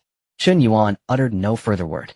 He stepped forward, and in an instant his form dissolved into Qingqing divine light, departing Jiejiao Island. Soon he stood before a mountain, lifting his gaze to behold an ancient lamp standing atop its peak, illuminating an entire Dao cultivation ground. One glance sufficed for Chen Yuan to recognize the place. The Dao site Randang had established in the Eastern Sea. After joining the Jie sect, Randang employed immense divine power to transplant the Lingzhou Mountain lineage and settle it just beyond Jiejiao Island. A faint, profound resonance of the coffin lamp Dao permeated the mountain's depths, ancient, solemn, unwavering. Chen Yuan halted outside the mountain gate, refraining from entering directly. He raised his hands in formal salutation. Elder Randang, Chen Yuan respectfully requests an audience. His voice resonated clearly into the mountain. Within Lingzhou Mountain, a solitary flame suddenly blazed forth. In the cave palace atop the peak, Randang Daoist snapped open his eyes. First came bewilderment, then astonishment flooded his gaze. Chen Yuan, could it truly be him, returned at last. In the next breath, Randang's figure shimmered and stood before the mountain gate. He saw Chen Yuan standing quietly at the threshold, stilled for a moment, then scrutinized him head to toe. Divine light gathered in Randang's eyes, his astonishment deepened. Dao Immortal. You've actually broken through to Dao Immortality. Chen Yuan clasped his hands and smiled modestly. Mere good fortune. Randang fixed him with a stern look. None of that false humility. Attaining Dao from Tai, there is no such thing as mere fortune. Your spiritual power runs deep, your Dao fruit unshakable. Your foundation is utterly complete. Chen Yuan replied, Elder's discernment is unmatched. Randang circled him halfway, growing increasingly awestruck with each turn. When you first urged me to join the Jie sect, you were still only a golden immortal. How brief the time. Yet you have already ascended to the Luo. Even the primordial deities of the Honghuang realm would envy you. Chen Yuan said, Elder overpraises me. Ran Deng waved a hand. I never flatter needlessly. No wonder our master suddenly issued the decree to expound the Tao in 3 days. I'd been pondering why our master would choose this moment for discourse. Now seeing you all becomes clear. It is surely because of you that our master has chosen to expound the Tao. Chen Yuan replied, Our master's discourse is a blessing bestowed upon all disciples of the Jiejiao sect. Ran Deng nodded. That is indeed true. When a saint expounds the Dao, Jiejiao island shall host 10,000 immortals by the 3rd day. It is also time for you, the Jiejiao sect's senior brother, to appear before your junior cultivators.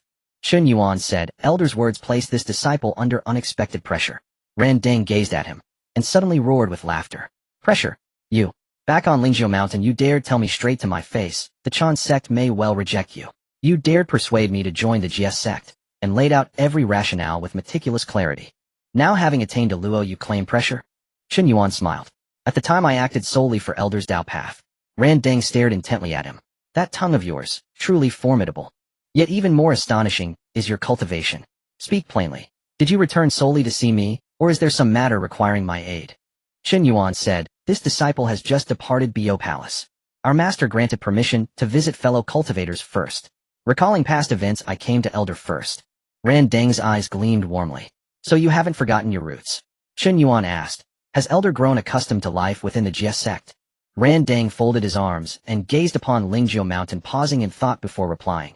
I have settled in well. Though one concern warrants discussion, the Jiejiao sect's disciples are numerous, their temperaments wildly diverse. Disputes erupt frequently. This may sow instability for the sect's future. Having become deputy sect master, Ran Deng had fully aligned himself with the Jiejiao sect, and thus observed all its affairs with quiet vigilance. Hearing these words, Chen Yuan instantly recognized this as one of the sect's inherent flaws. Tongtian accepted disciples without discrimination, resulting in vast disparities among his followers. Yet Chen Yuan had long contemplated a solution instituting strict sect regulations to govern conduct. Yet the gravest issue remained: the lack of a supreme artifact to stabilize the sect's celestial fortune. The human race possessed the Taiji diagram, the Chan sect the Pangu banner, the Western lands the meritorious Golden Lotus. Yet the Jiejiao sect alone lacked a supreme treasure to anchor its fortune. Of celestial. The human race possessed the Taiji diagram, the Chan sect the Pangu banner, the Western lands the meritorious Golden Lotus. Yet the Jiejiao sect alone lacked a supreme treasure to anchor its fortune. Thus Chen Yuan remained with Ran Deng for 3 days. When the 3rd day arrived, the appointed hour for Tongtian's Dao discourse had come. When the 3-day period arrived, the Lantern Master rose from his cave in Lingjiao Mountain. Chen Yuan followed him out of the cave, and the Lantern Master gazed towards the direction of Golden Arawana Island. The Master is about to deliver his lecture. We should go now, Chen Yuan nodded. Let's go. 2 streams of escape light shot up from Lingjiao Mountain, heading straight for Golden Arawana Island. At this moment many disciples of the Jiejiao sect had gathered in front of Bo Palace. The disciples from various peaks stood in line, all gazing at the palace gate. Someone whispered, Today the Master will lecture. I believe many senior brothers and sisters will be present. Another disciple immediately replied, The golden bell rings across the East Sea. Who would dare not attend such a decree? Yet another disciple looked into the distance. I heard that the senior brother has returned to the mountain. The Master is likely to let us see that esteemed human senior brother during this lecture. At these words the eyes of the surrounding disciples were all stirred. I joined the sect late and have only heard the name of the senior brother. I have never seen him in person. It is said that the senior brother was highly regarded by the Master back in the day. I have also heard that the Lantern Deputy Master joined the Jiejiao sect partly due to the senior brother's influence. If that is true, then that senior brother must possess extraordinary abilities. To have the Deputy Master join our Jiejiao sect is certainly not a trivial matter. As they spoke, 7 beams of celestial light broke through the sky from the horizon. 7 figures simultaneously landed in front of Bo Palace. One person wielded a long sword exuding a sharp aura. Another carried a spirit gourd on his back emanating profound power. The remaining figures each displayed their unique Dao charm, all of them renowned immortals of the Jiejiao sect. One person wielded a long sword exuding a sharp aura. Another carried a spirit gourd on his back emanating profound power. The remaining figures each displayed Dragonhead Immortal, Golden Light Immortal, Long-eared Tranquil Light Immortal. The disciples hurriedly bowed their heads. Greetings, esteemed senior brothers. The Cloudy Immortal nodded. Today the Master is lecturing. You do not create any disturbances. The Golden Rod Immortal scanned the crowd. Has senior brother Duobao arrived yet? A disciple replied, Not yet seen senior brother Duobao. The Long-eared Tranquil Light Immortal gazed at Bo Palace. Senior Brother Duo Bao is in charge of various matters in the sect. He is likely still arranging the seating for the lecture. The cloudy immortal spoke in a deep voice. Senior Brother Duo Bao is certainly thorough in his duties. As soon as he finished speaking, 10 beams of escape, light, surged from afar. The 10 beams landed and transformed into 10 Taoists. A wave of array energy spread out, causing the disciples to be startled. It is indeed the 10 heavenly lords of the Jie sect. Qin Tianjun, Zhao Tianjun, Dong Tianjun, Yuan Tianjun, Golden Light Holy Mother, Sun Tianjun, Bai Tianjun, Yao Tianjun, Wang Tianjun, Zhang Tianjun. After the 10 heavenly lords descended, they all turned their gaze towards the 7 immortals. Chen Yuan was the first to clasp his hands in greeting. Esteemed senior brothers, you have arrived early. The cloudy immortal returned the gesture. How could we be late for the master's lecture? The Golden Light Holy Mother surveyed the surroundings. Today, with all the disciples gathered, it seems that Golden Arowana Island has not seen such grandeur in a long time. Zhao Jiang chuckled. I wish to see what kind of demeanor that senior brother possesses. Dong Quan nodded. To have the master ring the bell for him, he must possess exceptional qualities. Yuan Jiao looked towards the front of Bio Palace. Do not be anxious. If he has truly returned, he will surely make an appearance today. As the discussions among the disciples continued, 3 beams of clear light swept in from beyond the East Sea. Amidst the clear light, Yunxiao, Qiongxiao, and Bixiao arrived together. Zhao Gongming stepped upon a black tiger with a golden whip at his side. The Turtle Spirit Holy Mother and the Wudong Holy Mother followed closely behind. Upon seeing this, the disciples immediately parted to create a path. As Bixiao landed, she looked around. Is the senior brother not here yet? Zhao Gongming chuckled. Little sister, you have already asked 7 or 8 times on the way here. Bixiao shot him a glare. I am asking about the senior brother, not you. Qiongxiao spoke softly. Since the senior brother is outside Golden Arowana Island, he should be arriving soon. Yinxiao looked towards Bio Palace. The master has not yet appeared. The time has not truly begun. The Turtle Spirit Holy Mother said. With all the disciples from various peaks present today, if the senior brother appears, it will surely draw the attention of the whole venue. The Wudong Holy Mother nodded. The senior brother has attained the great Tao, and upon his return it is right for the fellow disciples to be informed. Upon hearing this, the 10 heavenly lords' expressions changed. Chen Yuan could not help but speak up. The senior brother has attained the great Tao. Zhao Gongming let out a hearty laugh. Indeed, we have seen it with our own eyes. No wonder the master rang the golden bell. Bailey inhaled sharply, astonished. A great Tao golden immortal. Within the Jie sect, someone has truly taken the lead into this realm.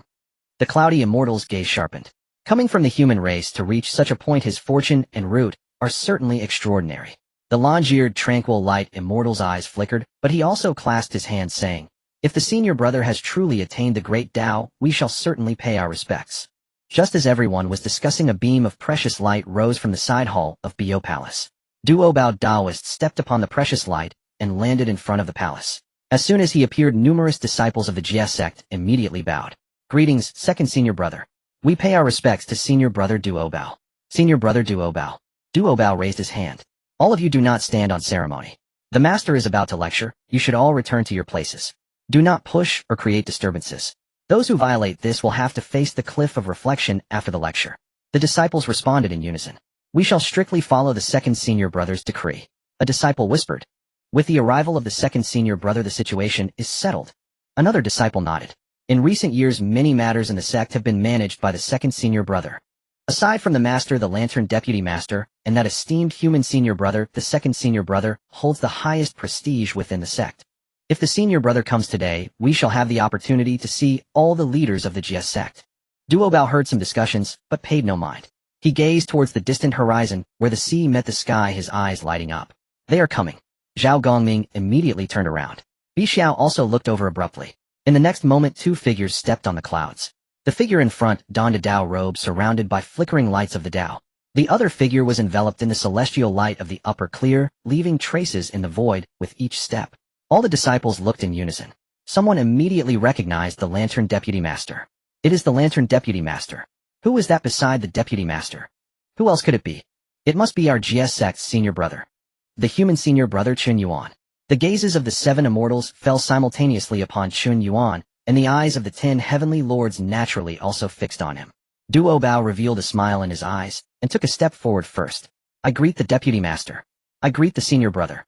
The Lantern Master landed in front of Bio Palace. Chen Yuan descended beside him. The disciples dared not be negligent, hastily bowing. We greet the Deputy Master. We greet the senior brother. Chen Yuan raised his hand gently, and a soft benevolent arcane force lifted the disciples of the Jie sect. Randang Daoist also gestured for them to rise. Duo Bao glanced at Chen Yuan and smiled. Senior brother has returned today. Our fellow cultivators have at last beheld the true heir. Bai Xiao immediately exclaimed, Senior brother, you finally arrived. Zhao Gongming burst into hearty laughter. My younger sister has urged me countless times along the way, terrified we'd miss senior brother's arrival. Chen Yuan surveyed the assembled disciples, his gaze sweeping deliberately across the 7 immortals, the 10 heavenly generals, the 3 Xiao sisters, Zhao Gongming, Gui Ling, Wu Dang, and others. Many Jie sect disciples gazed back at him in awe. Some trembled inwardly. Senior brother's aura, truly that of a great Luo immortal. To attain great Luo cultivation while bearing a mortal human body, such a Dao fruit eclipses even countless primordial beings. No wonder Master told the Golden Bell to summon all sect members. Today's audience with Senior Brother is itself an omen of the Jie sect's flourishing destiny. This Senior Brother stands beside the Deputy Sect Master, and yet his presence rivals it in majesty. Chang'er Dingguang Xian's eyes flickered subtly as he stepped forward, flattering. Dingguang Xian pays homage to Senior Brother. Your return is a profound blessing upon our Jie sect. Chen Yuan regarded Dingguang Xian. This man was no paragon of virtue. Indeed, his treachery would later precipitate the Jie sect's catastrophic defeat in the investiture of the gods. Wu Yunxian stepped forward as well and declared, Senior brother has attained great Luo cultivation. We yield our hearts in sincere reverence. Qin once spoke. To witness Senior brother's magnificence today renders our journey as the 10 heavenly generals utterly worthwhile. Jingguang Shengmu gazed at Chen Yuan, her eyes shimmering with unspoken intensity. Senior brother's Dao resonance is profoundly deep. His cultivation energy lies perfectly contained. Surely he transcends mere initial attainment of great Luo. Bailey murmured softly, such foundational depth is truly terrifying. Chen Yuan looked upon the assembly. All of you brothers and sisters are my fellow disciples of the Jie sect. Instantly, every disciple stood upright in solemn reverence. He continued, on this first meeting your senior brother cannot appear empty-handed. Duo Bao's eyes gleamed with quiet anticipation. Randang Daoist studied, Chen Yuan curiosity stirring within him. Zhao Gongming chuckled, Senior brother is about to bestow welcome gifts. Bai Zhao's eyes lit up. Whatever Senior brother offers will surely be extraordinary. Xiong Xiao whispered gently, little sister, mind your decorum. Bai Xiao immediately fell silent, yet her gaze remained fixed upon Chen Yuan's palm. He raised his hand and swept it outward. A golden object materialized from his open palm. Golden radiance surged upward, bathing the courtyard before Baiyu Palace. The moment the golden object appeared, celestial spiritual energies instinctively receded. A weighty ancient aura descended, clarifying the disciples' nascent souls. A gasp rose among the crowd. HSSSH. It's merit. Truly merit. Such an immense accumulation. Senior brother dispenses it as casually as dust. Merit is exceedingly rare. Even immortal cultivators may spend eons in arduous practice and still fail to accrue even a single thread. This sacred essence safeguards the nascent soul, fortifies spirit artifacts, and dispels calamities and misfortunes. When employed to sever karmic burdens, its virtues become boundless. The 7 immortals paled. The 10 heavenly generals lifted their heads in unison. Yun Zhao's expression shifted into stunned disbelief. Senior brother possesses such vast merit. Xiong Xiao exclaimed, such merit could dramatically enhance the power of even a divine artifact. Bai Xiao couldn't restrain herself. Senior brother, where did you obtain so much merit? Zhao Gongming cast her a glance. Little sister, such origins must never be lightly probed. Bai Xiao stuck out her tongue. I'm simply overwhelmed. Randang Daoist stared intently at the golden mass of merit. His expression darkened.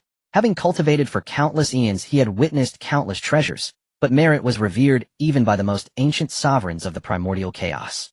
Randang Daoist asked gravely, Chen Yuan, do you truly intend to bestow this merit? Chen Yuan replied without hesitation, since it is a welcome gift it shall not be withdrawn. Randang Daoist studied him deeply.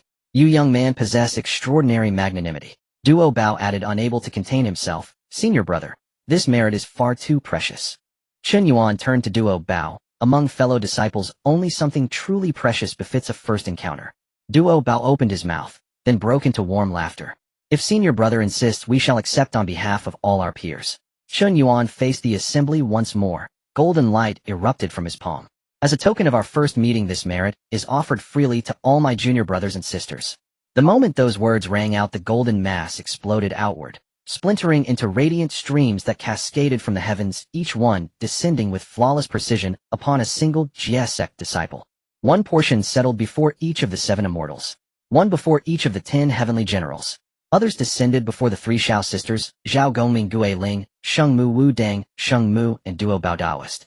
No disciple from the other peaks was overlooked. As golden light entered their bodies, their nascent souls cleared like mist dissolving at dawn. Some felt ancient karmic residues gently subdued by the merit's purifying pressure. Others sensed long unstable spirit artifacts humming softly within their sleeves. Some experienced sudden Daoheart resonance, nearly slipping into spontaneous meditation. Wu Yunxian caught his portion midair and bowed low. Yu Yun will forever remember this gift, senior brother. Jin Guxian clasped his hands in reverence. We thank senior brother. Chen Yuan led the 10 heavenly generals in a unified bow. We gratefully accept senior brother's bestowed merit. Duo Bao addressed the assembly, brothers and sisters. Do you not owe senior brother your thanks? In that instant 10,000 immortals knelt as one before Bayou Palace. We thank senior brother. We thank senior brother for bestowing merit. Senior brother's profound grace, we shall cherish eternally. Senior brother has attained great Luo cultivation, and now grants us merit. The Jie sect shall surely rise. A chorus of gratitude swelled skyward, piercing the firmament. Ran Deng Daoist watched stirred to the core. This youth wields the art of winning hearts with uncanny mastery. With but a single gesture he secures the unwavering loyalty of the entire Jie sect. Master Tongtian's acceptance of this disciple was a celestial boon beyond measure. What does it matter that he hails from humanity? His bearing surpasses many primordial deities. Chen Yuan's expression remained calm, unmoved. This merit originated from daily sign-in rewards. He retained far more within him. To him, dispensing a portion caused no strain. Yet for the Jie sect disciples, it was a tangible, life-altering opportunity. There is no need for such formalities, Chen Yuan said, surveying the kneeling assembly. Only then did they rise. Duo Bao's smile deepened. Senior brother's arrival today has greatly eased the burden upon this humble administrator. Chen Yuan placed a hand warmly upon Duo Bao's shoulder. You've shouldered the Jie sect's affairs these years. Your diligence has been immense. Duo Bao waved his hand modestly. I merely run errands. I beg you not to honor me so excessively, senior brother. Ran Deng Daoist checked the celestial hour. Let us go. The time for Dao discourse approaches. We must not keep master waiting. Chen Yuan nodded. Let us proceed. Duo Bao turned at once. Follow me, brothers and sisters. The gates of Bayou Palace swung wide. Intricate patterns of supreme clarity Dao script flared to life within the archway. Ran Deng Daoist entered first. Chen Yuan walked beside him shoulder to shoulder. Duo Bao followed closely behind. Jinling, Sheng Mu Gue Ling, Sheng Mu Wu Dang, Sheng Mu Zhao Gongming, and the 3 Xiao sisters stepped through in succession. The 7 immortals and 10 heavenly generals followed in orderly sequence. All other disciples advanced according to their respective mountain peaks. None dared deviate from protocol. Once inside Bayou Palace, each took their designated lotus seat. At the head of the hall sat Ran Deng Daoist and Chen Yuan side by side. Duo Bao seated himself directly below Chen Yuan. Jinling, Sheng Mu Gue Ling Sheng Mu, and Wu Dang Sheng Mu occupied seats in descending order. Zhao Gongming and the 3 Xiao sisters sat together on one side. The 7 immortals were positioned behind the direct disciples. The 10 heavenly generals followed them. When every disciple had taken their place, a pulse of immortal light reverberated through Bayou Palace. Duo Bao murmured quietly, Master is coming. Chen Yuan lifted his gaze toward the upper dais. Ran Deng Daoist instantly straightened his posture. All disciples simultaneously stilled their spiritual energies. A figure descended, none other than Tongtian Jiao Zhu, sovereign of the Jie sect. The Lord of the Celestial Teachings descended at the forefront, with 4 beams of sword light following closely behind. For immortal swords hovered in the void, their blades unmoving, yet the myriad of qi within the Bio Palace was suppressed. The lantern-lighting Daoist was the first to rise. Chen Yuan also stood up. The Dao Bao Daoist, the Golden Spirit, Holy Mother, the Turtle Spirit, Holy Mother, the Wudong, Holy Mother, Zhao Gongming, the 3 Xiaos, the 7 great immortals, the 10 heavenly lords, and the disciples from various peaks all bowed. I pay my respects to the Master. I pay my respects to the Lord of Teachings. The myriad of immortals spoke in unison, their voices merging into the patterns of the palace's ceiling. The Lord of the Celestial Teachings swept his gaze across the crowd, finally resting on Chen Yuan. He nodded slightly. The 4 swords behind the Lord of the Celestial Teachings trembled gently, and the Dao rhythm of the supreme clarity unfolded. He began to expound on the Dao. The Dao originates from the nameless, transforming into qi. Qi is divided into purity and turbidity. The pure rises while the turbid condenses downwards. The lineage of supreme clarity captures a thread of life, hence it does not concern itself with origins or foundations. Anyone with a heart towards the Dao may enter the door. As the first sentence fell, golden lotuses sprouted from the ground of the palace. When the second sentence landed, jeweled ornaments descended from the void. As the third sentence fell, the nascent souls of the disciples shook in unison. Some closed their eyes on the spot. Some felt their magical power circulating on its own. Others had their spiritual treasures softly ringing from their sleeves. The heart of the Heavenly Immortal trembled. What the Master speaks of today is deeper than in the past, the Golden Hoop Immortal whispered. This is not an ordinary transmission of the Tao. The Master is sorting through the fundamental Tao of our Church of the Intercepting. Listen carefully to every word. The golden light in the eyes of the Golden Spirit Holy Mother flickered. The arrays of life and death are also within this thread of life. If we can comprehend it, our 10 absolute arrays will surely advance further. The Daobao Taoist closed his eyes, concentrating as the myriad treasures of Qi within him sank into the Tao rhythm. The lantern-lighting Taoist listened to the Lord of the Celestial Teachings expounding the Tao, his expression becoming solemn. He had been in the Church of the Intercepting for many years, yet he was still shaken by this saintly teaching. To intercept the thread of life. These 4 words from the Lord of the Celestial Teachings truly overshadow all methods. Chen Yuan sat cross-legged on the mat, his nascent soul also being drawn by the Tao rhythm of supreme clarity. His Deluo Tao fruit trembled slightly. Threads of Tao sound fell into his purple palace, transforming into clear light, refining his magical power. At that moment, a prompt suddenly echoed in his mind. Ding! Special location discovered. Saintly teaching ongoing. You can sign in. Would you like to sign in? Chen Yuan's mind jolted. What the heck? This is possible too. He initially thought that sign-ins could only be triggered in blessed lands, innate divine mountains, or spiritual treasure platforms. Now with the Lord of the Celestial Teachings expounding the Tao, it has also become a special location. Chen Yuan suppressed the waves in his heart. Definitely signing in. He immediately spoke to the system. Signing in. The system prompt sounded again. Ding. Sign-in successful. Congratulations, Master, you have obtained a fragment of an innate supreme treasure. Oh, this is another fragment. He recalled that he had previously acquired 3 fragments of innate supreme treasures. 10 fragments can be combined into 1 innate supreme treasure. Now with 1 more he has 4. Still missing 6. Chen Yuan's thoughts turned. Innate supreme treasure. If I can truly combine 1, it would be a great asset for the Church of the Intercepting to suppress fate. The 4 swords of slaying immortals are unmatched in battle, yet they are difficult to suppress fate. If the Master obtains a treasure that can stabilize the Church, it would provide an additional foundation against future calamities. At this moment, the saintly Tao of the Lord of the Celestial Teachings was also reaching a critical point. With every word spoken, a new layer of golden lotuses emerged from the ground. With each sound transmitted, the celestial light in the palace thickened. Chen Yuan listened intently. His Deluo Tao fruit grew increasingly stable. The 5 energies within his chest transformed into 5-colored divine light circling around his nascent soul. The 3 flowers atop his head gently swayed, seemingly containing the embryonic form of the Tao. The Daobao Taoist was surrounded by myriad points of treasure light. The Golden Spirit Holy Mother's sword intent surged behind her, yet she suppressed it into her nascent soul. The Turtle Spirit Holy Mother was entwined with the patterns of water and fire. The Wudong Holy Mother condensed clear light in her brow. The mixed Yuan Golden Daoda's Qi flickered on Yunxiao before returning to silence. Time flowed within the Tao sound. 1 year, 10 years, 100 years. Outside the palace, the tides rose and fell. Inside the palace, the golden lotuses remained unwithering. The disciples forgot the passage of time, solely focused on the thought of their nascent souls. The Deluo Qi on Chen Yuan's body grew more stable. With each sentence he heard, he polished his own Tao a little more. The various foundations he had previously obtained from signing in completely merged into his Tao fruit at that moment. He understood in his heart. The saintly teaching is a rare encounter, not something one can seek. 1,000 years can pass in the blink of an eye. Yet for each disciple of the Church of the Intercepting, this 1,000 years is more valuable than countless years of bitter cultivation. As the Lord of the Celestial Teachings concluded his teachings, he raised his hand and pointed. The Tao rhythm of supreme clarity transformed into a beam of azure light, descending at the center of the Bio Palace. Today's teachings come to an end. Upon the conclusion of this statement, the golden lotuses on the ground slowly dispersed. The jeweled ornaments in the void returned to the Tao patterns. The 4 swords of slaying immortals also retracted their sword light. The disciples remained steeped in the Tao, intent, reluctant to open their eyes. The Daobao Taoist opened his eyes and exhaled deeply. 1,000 years have passed. Zhao Gongming was taken aback. Has it really been 1,000 years? Bi Xiao opened her eyes, her face filled with reluctance. I haven't heard enough. Xiong Xiao said softly. To hear the saintly teachings for 1,000 years is already a great fortune.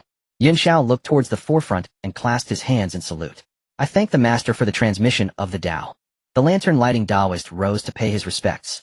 I thank the Lord of Teachings for the transmission of the Tao. Chen Yuan also stood up and bowed. I thank the Master for the transmission of the Tao. The myriad immortals then rose bowing in unison. We thank the Master for the transmission of the Tao. The Lord of the Celestial Teachings received this gesture, his gaze sweeping over the disciples. After returning, you must ponder deeply on what you have gained today. Disciples of the Church of the Intercepting must remember their original intentions. If anyone harms the teachings, I will not be lenient. The hearts of the disciples tightened.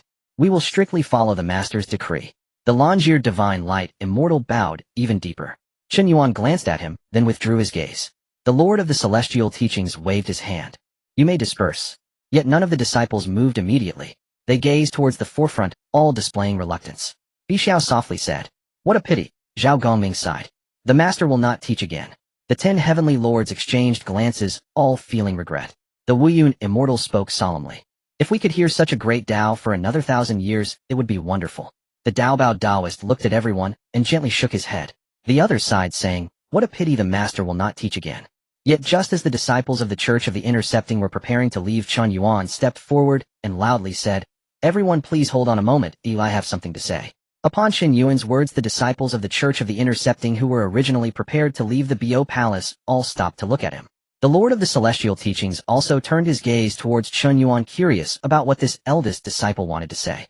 Under the watchful eyes of everyone, Chen Yuan walked to the center and addressed the Lord of the Celestial Teachings. "Master, I would like to establish a few rules for the Church of the Intercepting today.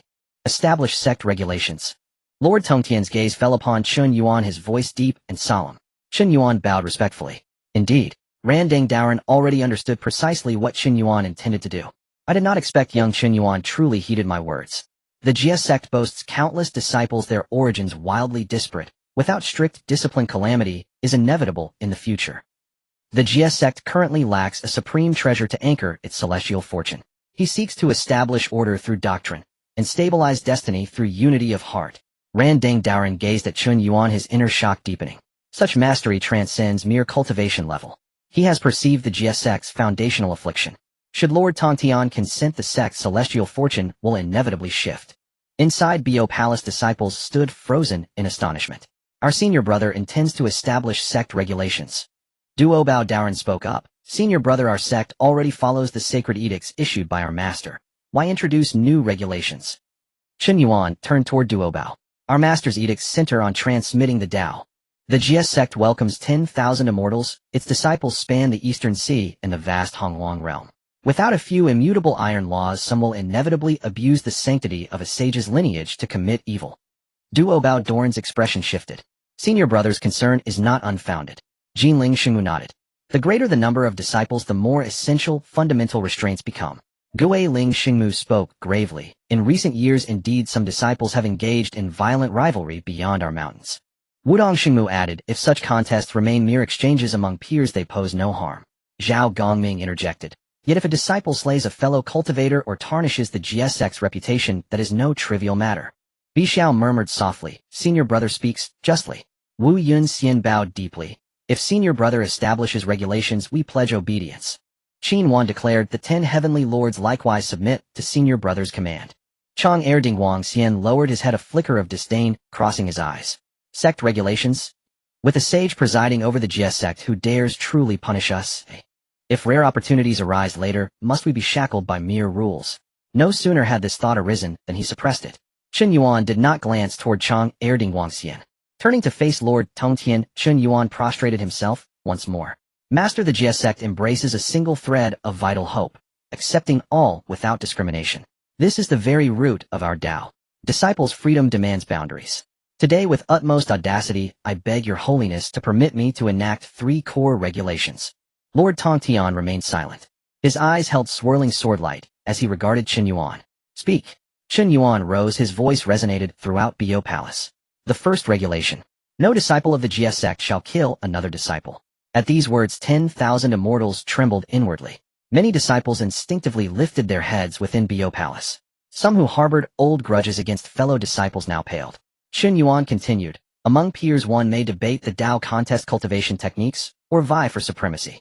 Yet should any disciple slaughter a peer out of personal vendetta, seize a peer's treasures, or sabotage a peer's path to immortality, such acts shatter the Jia sect's very foundation. Offenders shall suffer light punishment, loss of cultivation, and expulsion from the sect. Severe offenders shall face your holiness's sword, utter annihilation of the nascent soul. Duo Bao Daoren rose first. I endorse Senior Brother's regulation. Jinling Xingmu also stood fratricide wounds a sect's core most deeply. Gui Ling Xingmu added, without such a law the more disciples we gather the fiercer internal strife shall grow. Wudong Xingmu declared, this regulation must be enacted. Zhao Gongming laughed aloud. Whoever dares slay a fellow disciple shall first answer to me. Zhao Gongming. Bixiao raised her voice precisely. Those who harm peers must be punished. Senior Brother's words strike directly at the GS sect's hidden peril. Ran Deng Daoren spoke, Lord Tongtian, this regulation merits enactment. Lord Tongtian swept his gaze across the assembly. Do any dissent? None dissent, replied the GS sect disciples in unison. Chen Yuan surveyed them, then declared, the second regulation, no disciple of the GS sect shall exploit the sage's name to swagger abroad. At this pronouncement many disciples' faces subtly paled. Our master is a sage. A sage's majesty safeguards the Tao. It must never be wielded by disciples to oppress others. Should any disciple under the GS sect's banner seize opportunities, bully the weak, or disgrace our lineage, such conduct erodes our celestial fortune. First offense, formal reprimand. Second, severe punishment. Third, expulsion from the sect. Duo Bao Doran's expression grew grave. Senior Brother once enacted this regulation will compel many disciples to temper their conduct across Honghuang. Chen Yuan replied, precisely because restraint is needed this regulation must exist. The GS sect may be mighty. Its disciples may be proud. But the GS sect must never evoke in others' minds images of arrogance misused to trample the weak. Ran Deng Daoren nodded faintly. Well said. A sage's lineage must embody a sage's dignity. Should every disciple flaunt authority abroad, karmic consequences will inevitably descend upon the GS sect. Lord Tongtian's eyes flickered. At the word karma, the four swords of Zhuxian behind him vibrated faintly. Continue. Chen Yuan declared. Once this regulation takes effect, should any junior brother or sister face persecution abroad, they may invoke the GS sect's name for protection. Yet should one seize treasures, pursue profit, or vent fury by invoking our master's name to dominate others, that violates this regulation. All disciples chorused. We shall heed Senior Brother's words without fail. Chen Yuan paused not. His gaze met Lord Tongtian's, his voice deepened. The third regulation. All disciples since this final decree would bear the heaviest weight. Chen Yuan enunciated each word with crystalline clarity. No disciple of the GS sect shall betray the sect. Within Bo Palace, every heart clenched. Our master opened the sect's gates to transmit the Tao, regardless of origin or background. To enter the GS sect is to receive our master's grace. Should any disciple having received the GS sect's Tao arts and shelter later betray, peers abandon the sect, or serve external enemies, this sin admits no pardon. He lifted his eyes to Tongtian. I petition to enact this regulation. All traitors shall be reduced to ashes and scattered to oblivion. These 8 words struck like thunder. The Tao patterns of Bo Palace reverberated violently. The 4 swords of Zhuxian behind Lord Tongtian rang in unison. Ran Deng Doran's inner lamp blazed fiercely. A ruthless decree, yet a profoundly precise one. The GS sect's gravest peril lies in disunity of heart. Should this regulation become doctrine, any future traitor must first shoulder the karmic burden of a sage. Duo Bao Daoren rose abruptly, bowing deeply to Lord Tongtian. Master, this regulation must be enacted. Jinling Xingmu stood, traitors must be executed. Gui Ling Xingmu declared, should any betray our master, I shall personally crush them. Wudong Xingmu affirmed, our master's grace in transmitting the Tao outweighs heaven and earth. Traitors deserve no place in Honghuang. Zhao Gongming spoke solemnly. I Zhao Gongming concur. The 3 Xiaos rose together. The remaining GS sect disciples likewise stood. We concur. This regulation must be enacted. Traitors shall be reduced to ashes and scattered to oblivion. As the 3 regulations were unanimously ratified, the celestial fortune above Jiejiao Island surged violently. As a sage, Lord Tongtian perceived the change first. Previously the GS sect's celestial fortune flowed vast and oceanic, yet subtle threads continually dissipated outward. The seepage was slow yet ceaseless. Lord Tongtian had sensed it before, but lacking a supreme treasure to anchor fortune, he could never fully arrest it.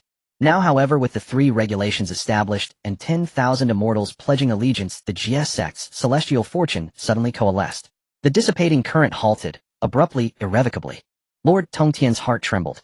This has the celestial fortune stabilized. He looked upon Chen Yuan, eyes alight with wonder. 3 simple regulations, yet they have anchored a fraction of the GS sect's celestial fortune. This binds hearts through discipline, and stabilizes destiny through unified hearts. Though less eternal than anchoring with a supreme treasure, this method perfectly remedies our sect's present deficiency. Lord Tongtian listened to the unified chant of his GS sect disciples below, his eyes gleaming ever brighter. He turned his gaze toward Chen Yuan, and a rare smile softened his features. Very well. At that single word, the supreme clarity Dao patterns throughout Bo Palace trembled in unison. Inwabao Daoran immediately bowed low and asked, Master, have you approved Senior Brother's 3 precepts? Lord Tongtian nodded. Approved. And the disciples' spirits jolted as one. And if even their master endorsed it, what else could they possibly say? Zhao Gongming laughed heartily. Since Master has approved, any who violate these precepts henceforth invite calamity upon themselves. Bi Xiao raised her voice. Senior Brother's establishment is impeccable. Xiong Xiao gazed at Chen Yuan and spoke softly. With the 3 precepts now enacted, a fundamental bond of discipline binds all fellow cultivators. Yun Xiao added, this matter concerns the very fate of the Jie sect. It is indeed fitting. Ran Deng Daoran stepped forward, clasped his hands in reverence, and said, Your Eminence's judgment is profound. Lord Tongtian turned his gaze upon Ran Deng Daoran. Ran Deng, you perceive it too. The Jie sect draws 10,000 immortals in homage. Its celestial fortune surges like an ocean tide, boundless yet volatile. Without a stabilizing anchor, such boundless fortune must be channeled through strict moral order. Though Chen Yuan's 3 precepts cannot anchor celestial fortune as a primordial supreme treasure, might they shall stem its dissipation. Lord Tongtian's gaze settled upon Chen Yuan. Your words today resonate perfectly with my own will. With a gentle wave of his sleeve, Lord Tongtian released a streak of azure light. The moment the azure light appeared, sword intent unfurled across Bo Palace. Not the world-crushing slaughter of the 4 swords of Zhuxian, but a pure righteous force embodying the supreme clarity Dao itself. Duobao Daoran jerked his head upward. The Qingping sword. Master has drawn forth the Qingping sword. Zhao Gongming drew a sharp breath, astonished. This blade is Master's personal treasure, worn close for eons. Yun Xiao rose to her feet. This artifact embodies Master's lineage and authority. Its significance is unparalleled. Bi Xiao fixed her eyes on the azure radiance and cried out in awe. Does Master intend to bestow the Qingping sword upon Senior Brother? Ran Deng Daoran stared at the Qingping sword, his heart thundering. Lord Tongtian has entrusted the Jie sect's supreme authority to Chen Yuan. Once the Qingping sword appears, none dare defy it. From this day forth, Chen Yuan is no longer merely Senior Brother. He shall act in Master's stead, wielding authority over reward and punishment within the sect. Chen Yuan, gazing upon the Qingping sword, assumed an expression of solemn gravity. Lord Tongtian extended his hand, and the Qingping sword descended before Chen Yuan. Its blade shimmered with serene azure light. Intricate supreme clarity Dao patterns coiled around its hilt. Lord Tongtian spoke. Chen Yuan. Chen Yuan instantly knelt. Disciple is present. Today, Lord Tongtian declared, I bestow the Qingping sword upon you.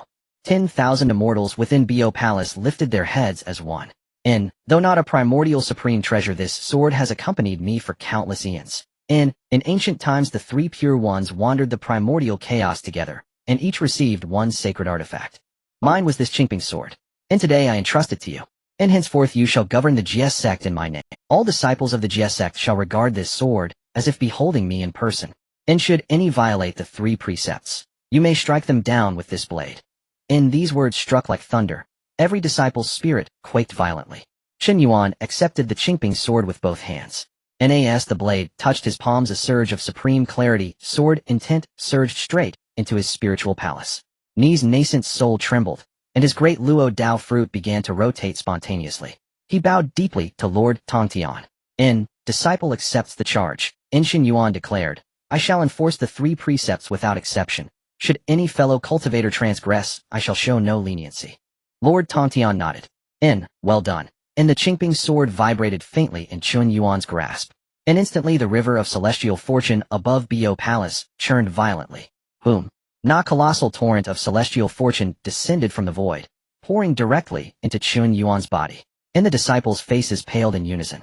The Jie sect's celestial fortune had entered him. Indeed. The Qingping sword symbolizes supreme sectarian authority. By accepting it, Chen Yuan has become irrevocably bound to the Jie sect's celestial fortune.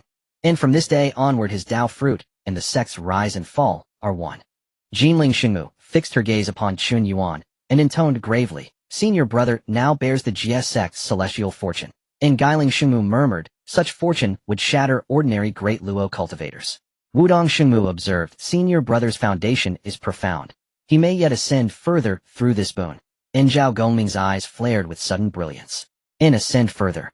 Bi Xiao immediately interjected, Senior Brother is already a great Luo immortal. Could he truly break through again? And the celestial fortune has stirred, and so has his Dao fruit. Boom. Chen Yuan's cultivation energy surged violently. 3 blossoms erupted from his crown, and 5 vital energies swirled about his body, coalescing into 5-colored divine light. His great Luo Dao fruit vibrated within his spiritual palace as layer upon layer of supreme clarity, Dao patterns descended and fused within it. Chen Yuan sat motionless, Qingping's sword resting across his knees. His aura soared, leaping past the initial stage of great Luo immortality straight toward the intermediate stage. Bao Daoran stared stunned, whispering, "Could senior brother truly transcend his current realm?"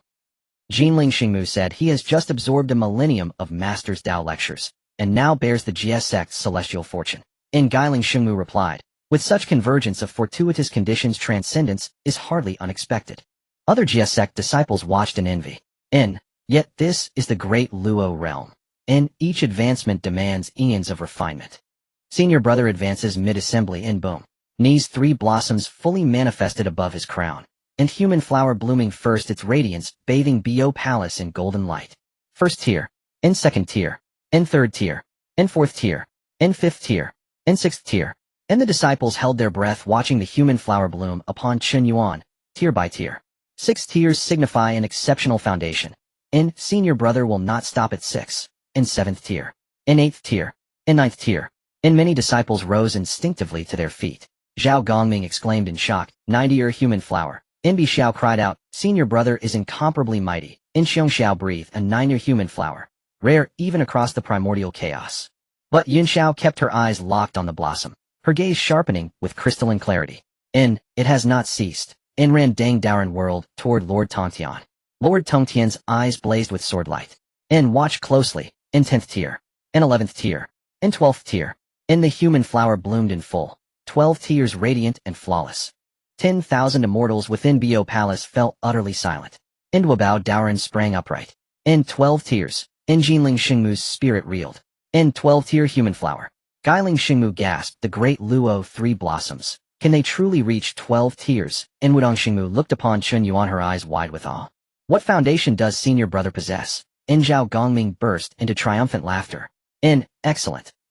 With 12-tier human flower, our Jie Sect has truly birthed a world-shaking genius today. Bi Xiao exclaimed elated, "I always knew senior brother was extraordinary." Xiong Xiao murmured softly, "A 12-tier human flower. Once word spreads across the primordial chaos, every sect shall tremble." Yin Xiao gazed upon the blossom and spoke slowly, 6 tiers mark rarity. 9 tiers dominate a generation. 12 tiers surpass the conventional great Luo path entirely. Lord Tongtian watched the human flower atop Chen Yuan's crown, and his smile deepened. What a magnificent 12-tier human flower. Chen Yuan's aura stabilized with a resonant finality. Yet, in the next instant, Na second blossom unfurled the earth flower. Impossible. Could senior brother's earth flower also attain 12 tiers? The earth flower had only just manifested when a tremendous pressure erupted above Chen Yuan's crown. The earth flower has bloomed. Zhao Gongming sprang to his feet, a fierce light flaring in his eyes. Xiong Xiao murmured, "The Luo 3 flowers. Each blossom concerns one's very foundation. Today senior brother will push his root to the utmost." Yun Xiao looked toward the earth flower. The earth flower bears the foundation of the Dao body. If it can bloom at a high grade, senior brother's future path will be all the more secure.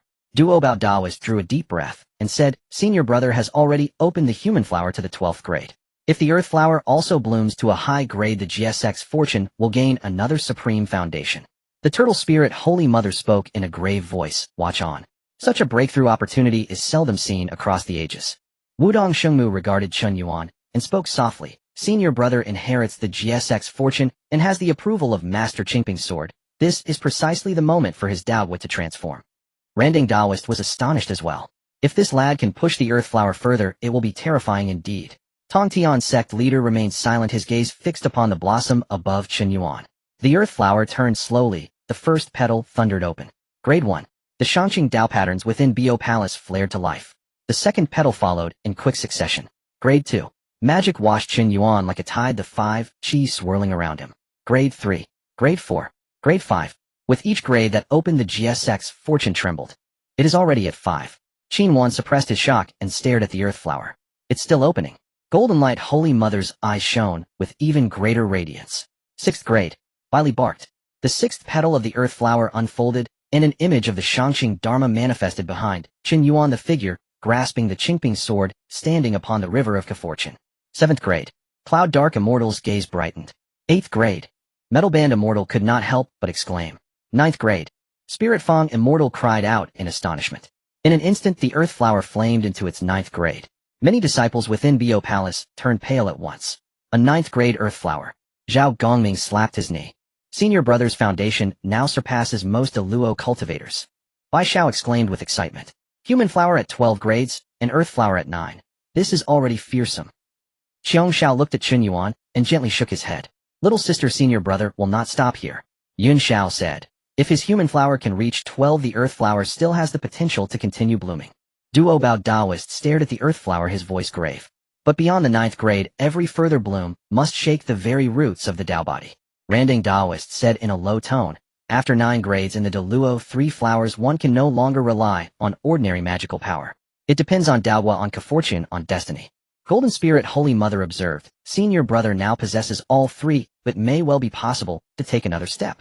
Chen Yuan sat cross-legged, and his eyes suddenly snapped open. He stared at the 9th grade earth flower above him, as the 5 qi in his chest exploded outward. Open for me, he cried, and the Qingping sword trembled at once. The GS Sect's fortune pressed over him like a tide and poured directly into the earth flower. Chen Yuan's sinews and bones sang. His primordium sat enthroned in the purple mansion, forcefully driving his Daohua forward. If the human flower can reach 12, then the earth flower must also reach 12. Chen Yuan roared, slashing a beam of pure light from the Qingping sword. The clear light sank into the earth flower. The 10th petal shuddered violently. Boom. The 10th grade bloomed. Immortal light within Bo Palace suddenly surged. 10th grade. Duo Bao Daoist rose to his feet. Senior Brother has truly opened to the 10th grade. Zhao Gongming laughed heartily. Excellent, excellent, excellent. Bai Xiao slapped his hands together. Senior Brother opened 2 more grades. Xiong Xiao immediately cautioned, do not disturb Senior Brother's mind. Yin Xiao did not rebuke Bai Xiao, but simply watched the blossom above Chen Yuan. After the 10th grade, things grew difficult. When the 10th petal opened, Chen Yuan's breath noticeably faltered.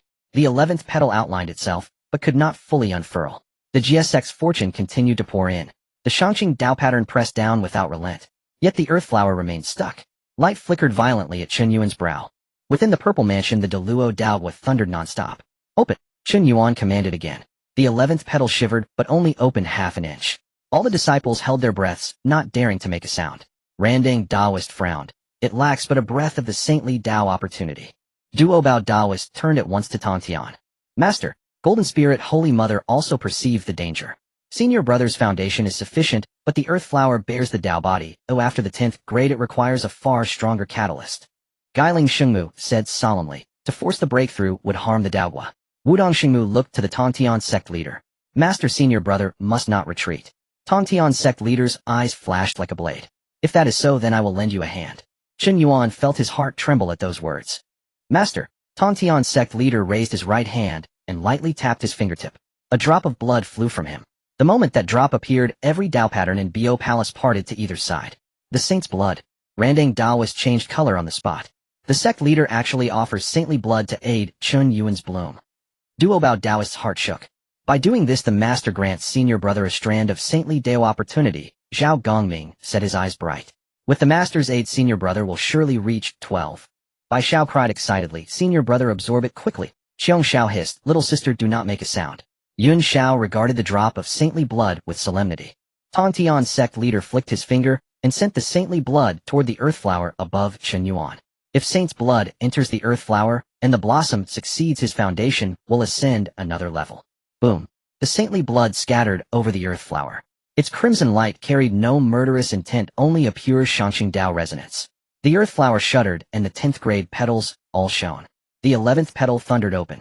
11th grade. Chen Yuan's power leapt once more. The Qingping sword's clear light swelled. At that moment, the GSX fortune finally poured wholly into the earth flower. Chen Yuan opened his eyes and absorbed the final strand of Shangqing Dao resonance from the saint's blood into his Daohua. Open! The final petal responded and unfurled. The earth flower at 12 grades blossomed completely. Boom. Immortal light shot into the heavens within Bo Palace. A golden lotus reappeared on the ground. Beaded ornaments hung down in the void. The 4 execution swords rang together. The human flower at 12 and the earth flower at 12 hung side by side above Chen Yuan. Between the 2 blooms, Shangqing Dao patterns wove together into a bridge of Dao. All immortals trembled in unison. A 12th grade earth flower. Duo Bao Daoist could not contain his voice. Senior brother truly did it. Golden Spirit Holy Mother's eyes flashed like swords into the sky. Guiling Shengmu said in a grave tone, Human flower 12 grades, and earth flower 12 grades. Such a foundation is rare in the primordial world. After today, within the Deluo realm, senior brother can suppress countless ancient powers. Wudong Shengmu looked at Chen Yuan and said softly, With senior brother in the Jie sect our fortune shall flourish. Zhao Gongming laughed aloud, how satisfying. Bai Xiao cried out, senior brother is mighty. Qiong Xiao also showed a smile. If this spreads, those of the Chan sect will surely be unsettled. Yun Xiao said, for Deluo flowers to reach 12 grades is beyond ordinary measures of a Dao path. Randang Daoist gazed deeply at Chen Yuan. From the Tongtian sect, this line truly produced an extraordinary human disciple. Chen Yuan slowly withdrew his breath. The human flower and earth flower turned to clear light and sank into the place of the 3 flowers atop his head. The Qingping sword also calmed. He rose and bowed deeply to the Tongtian sect leader. Thank you, master. Tongtian sect leader looked at Chen Yuan, a clear smile in his eyes. It matters not. This is your own fate. I only lent you a breath of aid. Chen Yuan replied respectfully. Without the master's saintly blood, my earth flower would hardly have reached the 12th grade. Tongtian sect leader shook his head. The saint's blood is merely a catalyst. If your foundation were insufficient, even all the saint's blood in the world would be useless. He looked to where the 3 flowers had vanished and spoke slowly. I never expected you could open to 12 grades. Even I could not achieve it in my day. At those words, the disciples within Bo Palace shuddered again. Even the master could not. Bai Xiao widened his eyes in astonishment. Zhao Gongming was stunned. Back then the master was formed from Panga's primordial spirit. How exalted his roots must have been. Duo Bao Daoist's voice grew heavy. This time senior brother truly forged a foundation never before seen. Randang Daoist looked toward Tongtian. When the master was in the Deluo realm, to what grade did his 3 flowers reach? Tongtian sect leader replied calmly. All 3 flowers opened to the 11th grade. The disciples inhaled sharply together. 3 flowers opening to the 11th grade was already the pinnacle of the primordial world. Tongtian sect leader nodded. When Dragon Phoenix and Qilin clans flourished and the world was newly formed, opportunities were abundant. At that time, a few innate great beings could reach 12 grades. Later, as cosmic causes thickened and calamities accumulated, the 3 flower, 12 grades became ever rarer. He looked at Chen Yuan with increasing fondness. You, a child of the human race, have come this far. You have surprised your master. Tongtian himself was puzzled as well. How could Chen Yuan reach such heights? Might the human race created by Nuwa possess something different? Chen Yuan cupped his hands and said, I dare not be complacent. Tongtian sect leader swept his gaze across the disciples. All of you return. The lessons taken today must be consolidated. The disciples rose and offered their salutes. Chen Yuan made no pause. He walked toward a spirit peak. Chen Yuan lifted his hand in a sweep, and the Qingping sword shot forth a streak of clear light. Where it struck the mountain, a cave mansion opened. He set up a ceiling formation to block outside distractions.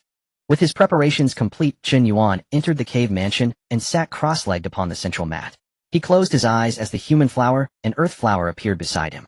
Chen Yuan began to consolidate his cultivation steadily. Chen Yuan sat cross-legged on the mat, the rhythms of the Tao gradually settling around him as the flowers of heaven and earth flickered between brightness and darkness, both stabilizing their foundations. A millennium of time passed in an instant. On this day, Chen Yuan's eyes suddenly opened. His internal energy was fully retracted, and his magical power surged like the tide with not a trace leaking out. Finally stabilized. Chen Yuan rose his sleeve, sweeping outward, and the restrictions of the cave dwelling dispersed accordingly. At that moment his brow twitched slightly. Outside Jiejiao, island of foreign presence was approaching through the air. The aura was extremely solid, carrying the unique celestial light of the Chan sect. Chen Yuan's eyes flashed. A disciple of the Chan sect, what brings you to Jiejiao Island? He stepped out, his figure already leaving the cave dwelling. Above the void, a beam of golden light was breaking the waves from the East Sea. The newcomer was clad in a Daoist robe with a jade crown binding his hair, a solemn expression on his face. It was Guang Chengzi. As Guang Chengzi arrived outside Jiejiao Island, he saw a flash of golden light ahead. A figure was standing in the void. He looked up, and his brow furrowed slightly, soon recognizing the identity of the other party. Junior brother Chen Yuan. Chen Yuan looked at him with a calm expression. Senior brother Guang Chengzi, what brings you to Jiejiao Island? Guang Chengzi raised his hand in greeting. On the orders of the master, I have come to see Uncle Tongtian. My master wishes to hold a conference of the 3 teachings, and has specifically sent me to invite you. Chen Yuan responded, the conference of the 3 teachings. Guang Chengzi nodded. On the master's orders, I dare not err. I hope junior brother Chen Yuan can relay this message. Chen Yuan said nothing more, just glanced at him. If that's the case, let's go. They'll take you to see the master. Guang Chengzi felt a bit relieved. Thank you, junior brother. The two of them moved forward, heading towards the direction of Bio Palace. As they flew, Guang Chengzi's gaze fell on Chen Yuan, but his expression gradually changed. He had come with a mission and felt somewhat composed. But upon seeing Chen Yuan, waves surged in his heart. Deluo Jinxian. Chen Yuan's aura had actually reached the realm of Deluo Jinxian. Guang Chengzi's pupils shrank slightly, his cloud light beneath his feet momentarily stalled. How is this possible? He is clearly of human descent. How could a mere human attain such a level? I have been under the master for many years, listening to the teachings of the sages daily, and with the master's support, I have only just entered Deluo. Yet he has caught up to me. How is this possible? Guang Chengzi's thoughts raced, growing more astonished. He believed his foundation was deep, being a true disciple of the Chen sect with unparalleled fortune. Yet the person before him had silently caught up to him. Guang Chengzi suppressed the shock in his heart, maintaining a calm. But when he looked at Chen Yuan, the trace of disdain in his eyes was completely suppressed. Chen Yuan sensed the change in his expression, but merely smiled faintly. The two beams of celestial light entered Bio Palace one after the other. They soon arrived at the entrance of Bio Palace. Chen Yuan looked at Guang Chengzi and clasped his hand, saying, "Senior brother, please wait a moment while I inform the master." Guang Chengzi nodded, replying, "All right." Chen Yuan turned and entered the palace, heading directly to Tongtian's side, bowing and saying, "Master, senior brother Guang Chengzi comes to seek an audience on the orders of Uncle Yuan." Sure. Tongtian listened and contemplated for a moment, then said solemnly, "Let him in." Chen Yuan replied, "Yes." He turned and exited Bio Palace, addressing Guang Chengzi, "Senior brother, please follow me inside." Guang Chengzi adjusted his robes and followed Chen Yuan into Bio Palace. Upon entering the hall, he respectfully bowed to Tongtian, saying, "Disciple Guang Chengzi pays respects to Uncle Tongtian." Tongtian sat on the cloud platform, his gaze falling upon him, stating lightly, "Yuan sure sent you here, for what purpose?" Guang Chengzi raised his head and said, "My master commanded me to convey a message. After 10,000 years, a conference of the three teachings will be held on Kunlun Mountain, and the Jie sect is invited to attend." Tongtian, upon hearing this, did not change his expression, but merely smiled lightly. "I see." He naturally understood what scheme Yuan Shi Tianzuan was plotting. It was nothing more than wanting to use the conference of the three teachings to show off the prestige of the Chen sect disciples, and then suppress the momentum of the Jie sect. But such tactics in front of the current Jie sect seemed rather inadequate. Tongtian looked at Guang Chengzi and said slowly, "Go back and tell Yuan Shi after 10,000 years my Jie sect will surely attend." Guang Chengzi, hearing this, immediately clasped his hands and said, "Disciple will remember this." Having said that, he bowed once more and exited Bio Palace. After Guang Chengzi left, Tongtian's gaze fell upon Chen Yuan.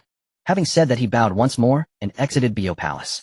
After Guang Chengzi left, Tongtian's gaze fell. Chen Yuan raised his head, his eyes shimmering with clarity, and without hesitation said, "Master, I believe Uncle Yuan Shi wants to showcase the strength of the Chen sect, and then suppress our Jie sect a bit." Tongtian, upon hearing this, had a sharper glint in his eyes. "You see quite clearly." Tongtian looked at Chen Yuan, revealing a hint of a smile. "Since you see it so clearly, then tell me, how should we respond?" Chen Yuan bowed and said, "Disciple believes that for this conference of the three teachings, the Jie sect not only needs to attend, but must do so with dignity and a commanding presence.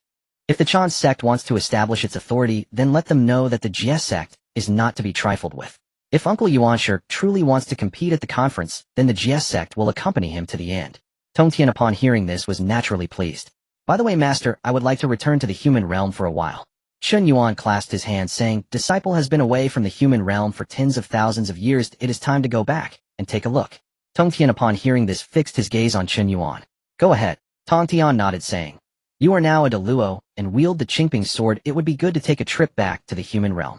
Chen Yuan bowed once more, then turned and left Bio Palace. After exiting Bio Palace, Chen Yuan soared into the clouds, heading towards the outside of Jiejiao Island. He felt a sense of emotion in his heart. After tens of thousands of years away, he wondered what the human realm had become. Chen Yuan traveled swiftly, his form transforming into a clear light, soaring across the heavens.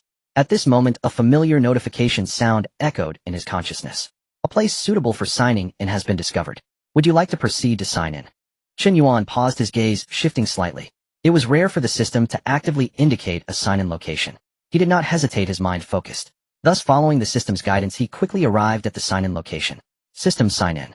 In the next moment, however, the system did not immediately respond. Not present at the sign-in location, unable to sign in successfully.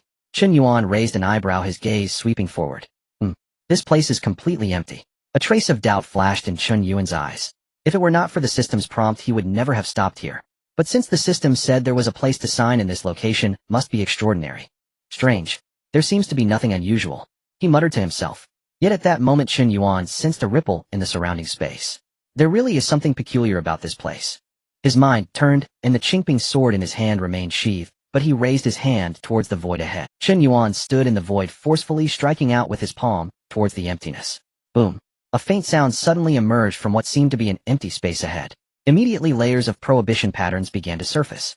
Chen Yuan raised his eyes, slowly positioning his Qingping sword horizontally. Indeed, there exists a formation here. As the words fell, a clear light flashed on the Qingping sword, and within the sword body a trace of sword intent infused with the aura of a saint and accumulated over the years by the Heavenly Lord gradually awakened. As that aura emerged, the surrounding void suddenly sank. Chen Yuan shouted angrily, "Break for me." He slashed down with his sword. Boom. The sword light fell directly upon that layer of invisible prohibition without any hesitation. In an instant the void trembled, the formation patterns exploded in circles, and the sound of shattering echoed continuously. Chen Yuan's robe stirred, and instead of retreating, he took another step forward. Another strike. The second sword followed suit. The Qingping sword's clear light surged, and the sword energy pierced through the cracks, directly shattering the formation's core. With a thunderous roar, a gap forcibly opened in the void ahead. Once the gap opened, a heavy water lost. The water energy was not cold, instead it was incredibly dense, pressing down on one's soul. Chen Yuan did not hesitate, stepping forward. With one step, he entered the fissure, and his figure immediately vanished within. As soon as he entered, Chen Yuan saw something suspended in the void ahead. It was a flag. The flag's surface remained still, yet a vast water intention flowed around it with patterns stacking upon each other, and the water law nearly solidifying. Upon seeing this object, a name of a congenital spiritual treasure appeared in Chen Yuan's mind. Xian Yuan Water Controlling Flag. One of the 5 directions flags, a top-grade, congenital spiritual treasure. Once this object appeared, even a great Luo golden immortal would be shaken. Chen Yuan did not rush forward, instead, he stood still gazing at the flag. As he was about to raise his hand, a clear sound resonated in his sea of consciousness. Ding! Congratulations, Master, for signing in at the sealed land, and obtaining a fragment of the god-slaying spear. Chen Yuan's brow twitched. A fragment of the god-slaying spear. During the last sign-in, he had obtained a piece. The god-slaying spear had a fearsome reputation, once the weapon of Luo Ho, known for its deadly nature, making many congenital spiritual treasures avoid its edge. Now with another piece obtained, he was just one piece away from reassembling the spear. Chen Yuan raised his eyes, and said lightly, "Today indeed brings double joy." After speaking, he stepped forward. The Xian Yuan water controlling flag hung quietly, surrounded by the water law like tides, each strand possessing a suppressive force. Chen Yuan extended his hand. He brought his 5 fingers together, firmly gripping the flagpole. In an instant the flag body trembled. Boom. A surge of vast water intention rushed up the flagpole, causing Chen Yuan's arm to quiver as the sleeve fluttered. He did not let go, instead he tightened his grip. Receive. As the word fell, the Qingping sword in his other hand gently trembled. The saintly aura within the sword, and his own great Luo Dao fruit, pressed down simultaneously. The resistance from the Xian Yuan water controlling flag was instantly suppressed. The flag's surface slightly curled, and the water patterns were completely retracted. Chen Yuan raised his hand, and rolled it, bringing the flag into his palm. Just as he stored the Xian Yuan water controlling flag, he suddenly felt a sinking sensation beneath his feet. Not good. As these words left his mouth, a heavy aura slowly pressed from the depths of the void ahead. As the aura manifested, Chen Yuan's robes were pressed closely against his body. He looked up. Deep within the fissure ahead, a black mist-like aura gradually spread out. An ancient voice emanated from within. "Could you enter my domain without any greeting?" Chen Yuan's expression remained unchanged, and the Qingping sword was already positioned before him. "I did not know this place was a senior's dojo. Had I known, I certainly would not have been so disrespectful." "Disrespectful?" The voice snorted coldly. "You even wish to take my flag and still claim there is no disrespect?" Chen Yuan replied, "The younger generation did not know this object belonged to the senior. I thought it was an ownerless item." From the depths of the black mist ahead, a figure slowly emerged. The figure was not tall, donned in ancient ceremonial robes with an aged face, deep patterns on his forehead, yet his eyes were exceptionally bright. With each step he took, the void sank deeper. He looked at Chen Yuan, first focusing on the Qingping sword, and then on Chen Yuan himself. "Qingping sword. How is the sword of the Heavenly Lord in your hands?" Chen Yuan did not retreat, instead raising his hand in a salute. "I am Chen Yuan, the eldest disciple under the Heavenly Lord." Upon hearing this, the ancient figure's eyes gleamed. The eldest disciple of the Heavenly Lord. He gazed at Chen Yuan, and the heavy aura that had been pressing down gradually receded. Chen Yuan felt a lightness around him, and his sleeves returned to their original position. He did not lower the Qingping sword, instead he gripped it even more firmly. This old man, though appearing frail, gave him an extremely strange feeling. He was neither an ordinary great Luo nor exuded the aura of a quasi-saint. Instead, there was a weightiness that connected with heaven and earth and with mountains and seas. Chen Yuan's heart stirred.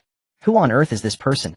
To set up a seal here and dare to openly claim the Chen Yuan water-controlling flag, he is certainly not an unknown figure. The old man sized up Chen Yuan for a moment before suddenly breaking into a smile. Kid, you are the first being to reach this place since my birth. Chen Yuan's gaze narrowed slightly. Senior's words make me feel even more ashamed. The old man waved his hand. Enough of these empty words. Since you could enter holding the Qingping sword, it shows that the Heavenly Lord indeed values you. Few in the primordial chaos would dare to address the Heavenly Lord in such a manner.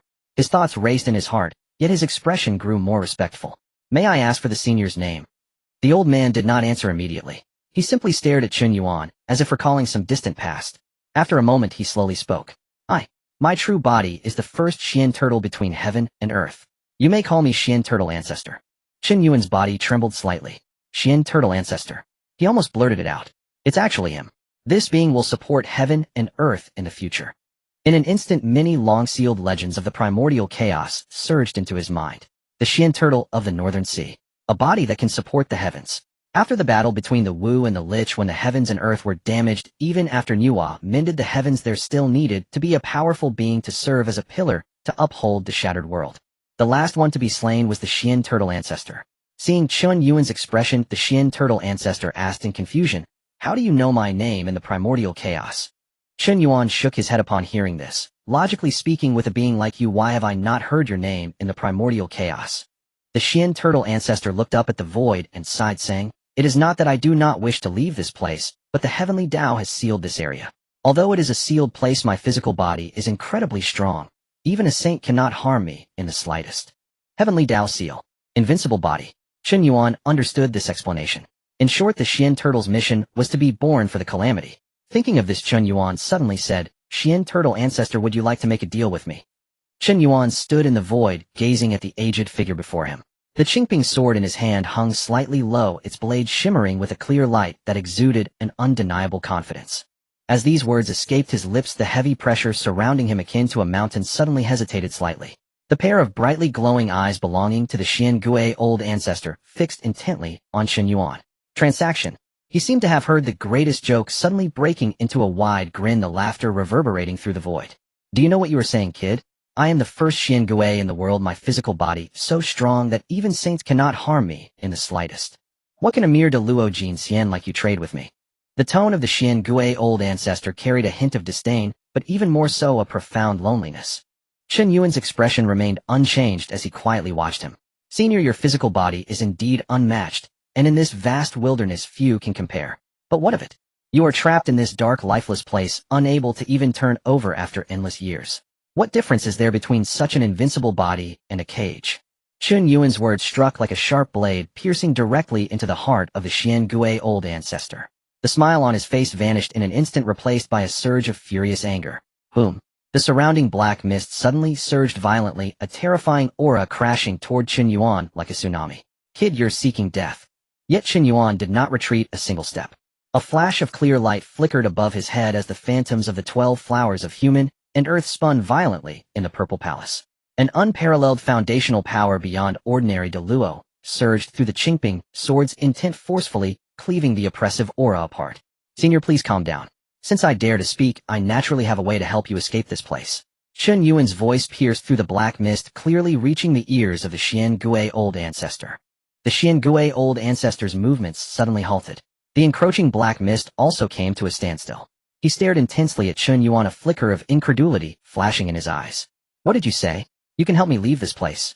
The Xian Gui old ancestor's voice even carried an uncontainable tremble. He had been trapped here for far too long enough to have forgotten what the outside world looked like. Even the slightest hope was something he would never let slip away. Chen Yuan nodded, his tone serious. "Indeed, I can help you leave this place. However, the price is that you will likely have to give up this invincible body that you take such pride in." The Xian Gui old ancestor, upon hearing this, was momentarily taken aback, then fell into silence. Chen Yuan did not urge him, simply waiting quietly. He understood that for a being, relinquishing a body honed over countless eras was an immensely difficult decision. Moreover, this body could not even be destroyed by saints. But Chen Yuan knew even better that the Xian Gui's fate was to have its 4 limbs severed, used to prop up the collapsing heavens. This was the great will of the Tao, unchangeable by anyone. Only by preserving the true spirit could the Xian Gui find a path to survival. Moments later, the Xian Gui old ancestor suddenly laughed heartily toward the sky. Ha ha ha. Give up my body. Kid, you underestimate me. The Xian Gui old ancestor lowered his head sharply, his gaze burning as he looked at Chen Yuan. I have been trapped in this cursed place for countless years, and I have long had enough. As long as I can leave here, as long as I can regain my freedom, I would not hesitate to give up this body, or even everything else. Though he was physically invincible, being sealed by the Tao rendered him akin to a disabled person. This kind of invincibility was something he would rather not have.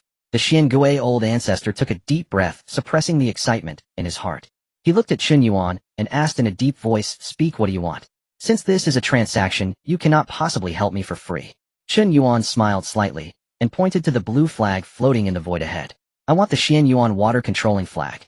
The Xian Gui old ancestor's expression froze momentarily as he followed Chen Yuan's finger. Just this. He had expected Chen Yuan to propose some exorbitant conditions like swearing an oath of loyalty or something.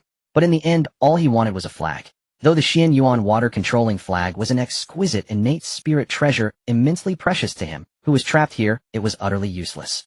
Chen Yuan nodded. Just this. The Xian Gui old ancestor laughed heartily and waved his hand. "Here you go." As his words fell, the laws of water on the Xian Yuan water-controlling flag suddenly retracted. The flagpole transformed into a beam of blue light, steadily landing in Chen Yuan's hand. The Xian Gui old ancestor even actively erased a trace of his own aura from it, allowing Chen Yuan to refine it without hindrance. Chen Yuan grasped the Xian Yuan water-controlling flag, feeling the vastness of the water Tao within, a flicker of joy crossing his eyes. He tucked the flag into his sleeve and respectfully bowed to the Xian Gui old ancestor. "Senior, you are straightforward. Rest assured, when the time comes, I will naturally come to rescue you from this place. I, Chen Yuan, swear by my Tao heart that I will not go back on my word." The Xian Gui old ancestor looked at Chen Yuan, his eyes filled with anticipation and trust. "Good. Kid, I believe you. I have waited here for countless eras, and do not mind waiting a little longer. You mustn't fall in the outside world." Chen Yuan smiled slightly, turned, and took a step forward, his figure transforming into a beam of clear light that directly passed through the rift. The rift slowly closed behind him, the array patterns once again disappearing into the void. The Xian Gui old ancestor stood amidst the black mist, gazing at the direction Chen Yuan left for a long time, without retracting his gaze. 12 flowers of 3 flowers. This kid might truly be able to break this damned fate of the Tao. He muttered to himself, and on his aged face a long-lost vitality finally surfaced. Chen Yuan left the sealed land, racing towards the direction of the human territory. His mid-stage Deluo golden immortal cultivation allowed him to fly, without consuming any magical energy, with the 5 energies around him flowing endlessly. While on the road, Chen Yuan divided a thread of his mind and probed into his sleeve. The Xian Yuan water-controlling flag floated quietly within his purple palace, emitting a soft blue light. Chen Yuan activated his Deluo Dao fruit, and the Qingming Dao patterns transformed into strands of clear light, beginning to refine the innate restrictions within the flag. This supreme innate spiritual treasure contained 48 innate restrictions. Even with Chen Yuan's profound foundation completely refining, it was no easy task. However, just refining the outermost few restrictions, he felt his understanding of the laws of water had greatly improved. Indeed, it is one of the 5 directions flags, unparalleled in defense and capable of controlling all waters, Chen Yuan praised inwardly. With this treasure, he would have another trump card in battles to come. Unknowingly, Chen Yuan had already flown over the endless wilderness. Ahead, a vast and boundless blue sea appeared in his sight. The sea breeze hit his face, carrying a heavy scent of moisture and salt. This was the East Sea, one of the 4 seas of the wilderness. As Chen Yuan stepped into the air above the East Sea, his brow slightly raised. He keenly noticed that a violent surge of magical energy was rippling on the sea surface ahead. Our beings, Chen Yuan's heart stirred, and he immediately concealed his aura. He employed the upper clear concealment technique, completely blending into the void, silently approaching the source of the disturbance. Before long, Chen Yuan arrived above the battlefield. Looking down, he saw the sea's surface had completely boiled. Towering waves surged, water columns rose like dragons, and blood stained large areas of the sea a glaring dark red. At the center of the battlefield, atop the sands hang long 5-clawed golden dragon was roaring furiously. The golden dragon's scales were shattered, and deep wounds exposing bone were continuously leaking dragon blood, creating an extremely tragic sight. Surrounding the golden dragon, countless shrimp soldiers and crab generals formed a formation, desperately resisting the enemy's assault. Their enemies were a group of demon races radiating cold and sinister aura. These demon races had hideous faces, wielding all sorts of bizarre weapons, attacking ruthlessly and mercilessly. Each strike would claim the lives of numerous shrimp soldiers and crab generals. Chen Yuan stood in the void scanning the group of demons, a hint of intrigue flashing in his eyes. Interesting. He did not choose to intervene immediately, but quietly observed the situation below. At that moment, a leading demon general stepped out from the demon ranks. This demon general had a green face and sharp teeth, holding a long fork emanating a chilling black aura, his cultivation having reached the peak of Tai Golden Immortal. He coldly stared at the besieged five-clawed golden dragon, letting out a disdainful snort. Ao Guang, do not struggle in vain. Quickly surrender the East Sea, and I might spare your life. Otherwise my ancestor will personally strike soon and completely annihilate your East Sea Dragon clan. The demon general's voice, infused with thick demonic power, exploded over the sea like rolling thunder. Upon hearing this, the five-clawed golden dragon let out an earth-shattering roar of fury.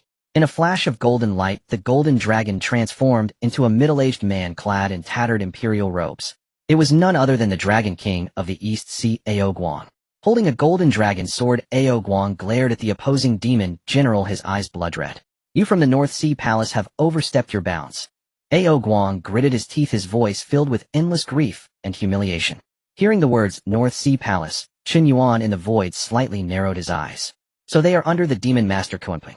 The North Sea is billions of miles from the East Sea. Has Kunpeng's influence already stretched this far?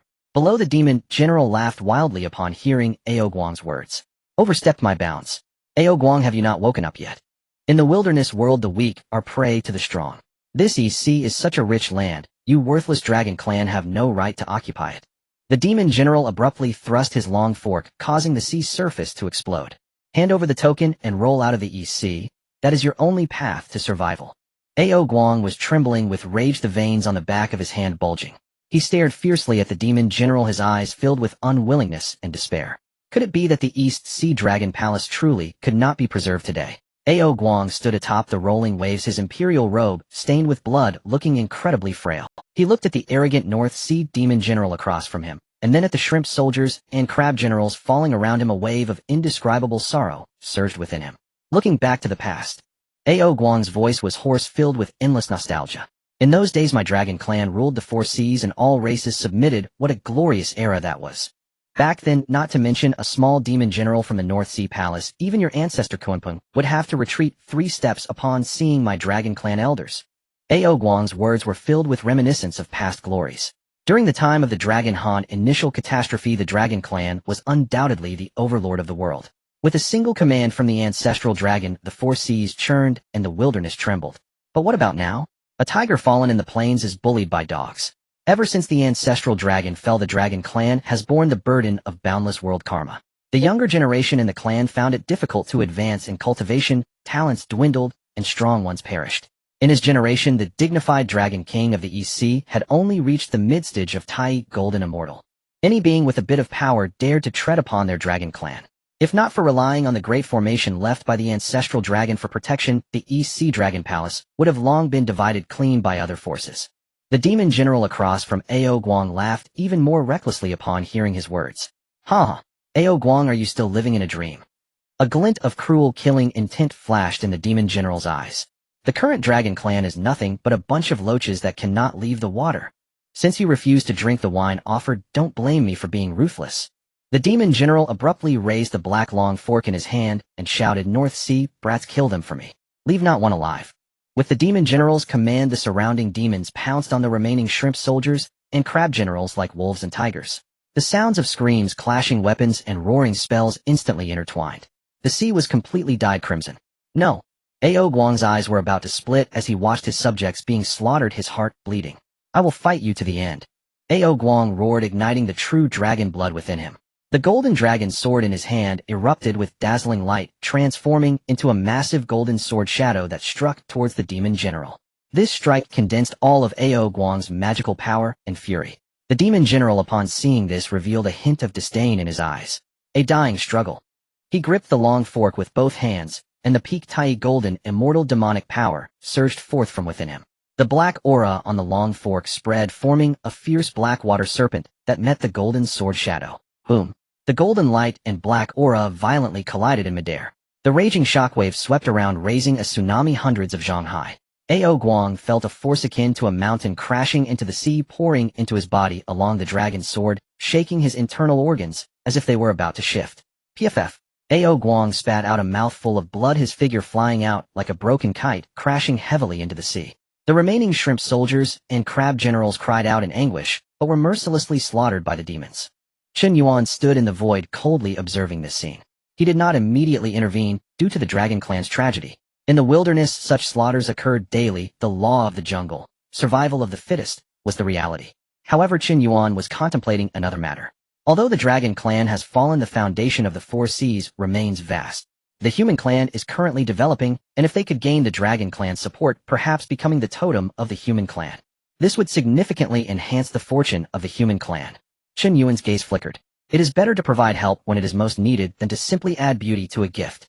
Now is the best time to subdue the East Sea Dragon Clan. Below, Ao Guang struggled to fly out of the sea, his aura waning to the utmost limit. The demon general approached with a sinister laugh, the long fork pointing straight at Ao Guang's forehead. It's over, Ao Guang. Chen Yuan looked at the battlefield below. The time has come. Ao Guang stood atop the rolling waves, his body, stained with blood, appearing exceedingly frail. He gazed at the arrogant, beaming demon general opposite him, a profound sense of indescribable sorrow welling up within his heart. The demon general grinned menacingly as he advanced step by step, the long fork in his hand pointing directly at Ao Guang's brow. Ao Guang, go seek your ancestral home. He bellowed as the overwhelming power of a peak Tai golden immortal surged within him. Dark energy swirled around the long fork, transforming into a ferocious black water snake with a gaping maw. The snake, exuding a foul stench that corroded all things, lunged viciously toward Ao Guang's head. Ao Guang closed his eyes, his hands falling helplessly to his sides. The true dragon blood within him had already been burned out, leaving him unable to muster even a trace of magical power. Heaven has abandoned my Dragon Clan. Ao Guang mourned inwardly, despairingly, awaiting the arrival of death. Just at that critical moment, an unexpected change occurred. I never expected that the Dragon Clan, once ruling the seas, would fall to such a state. A clear and calm voice suddenly echoed across the sea and sky.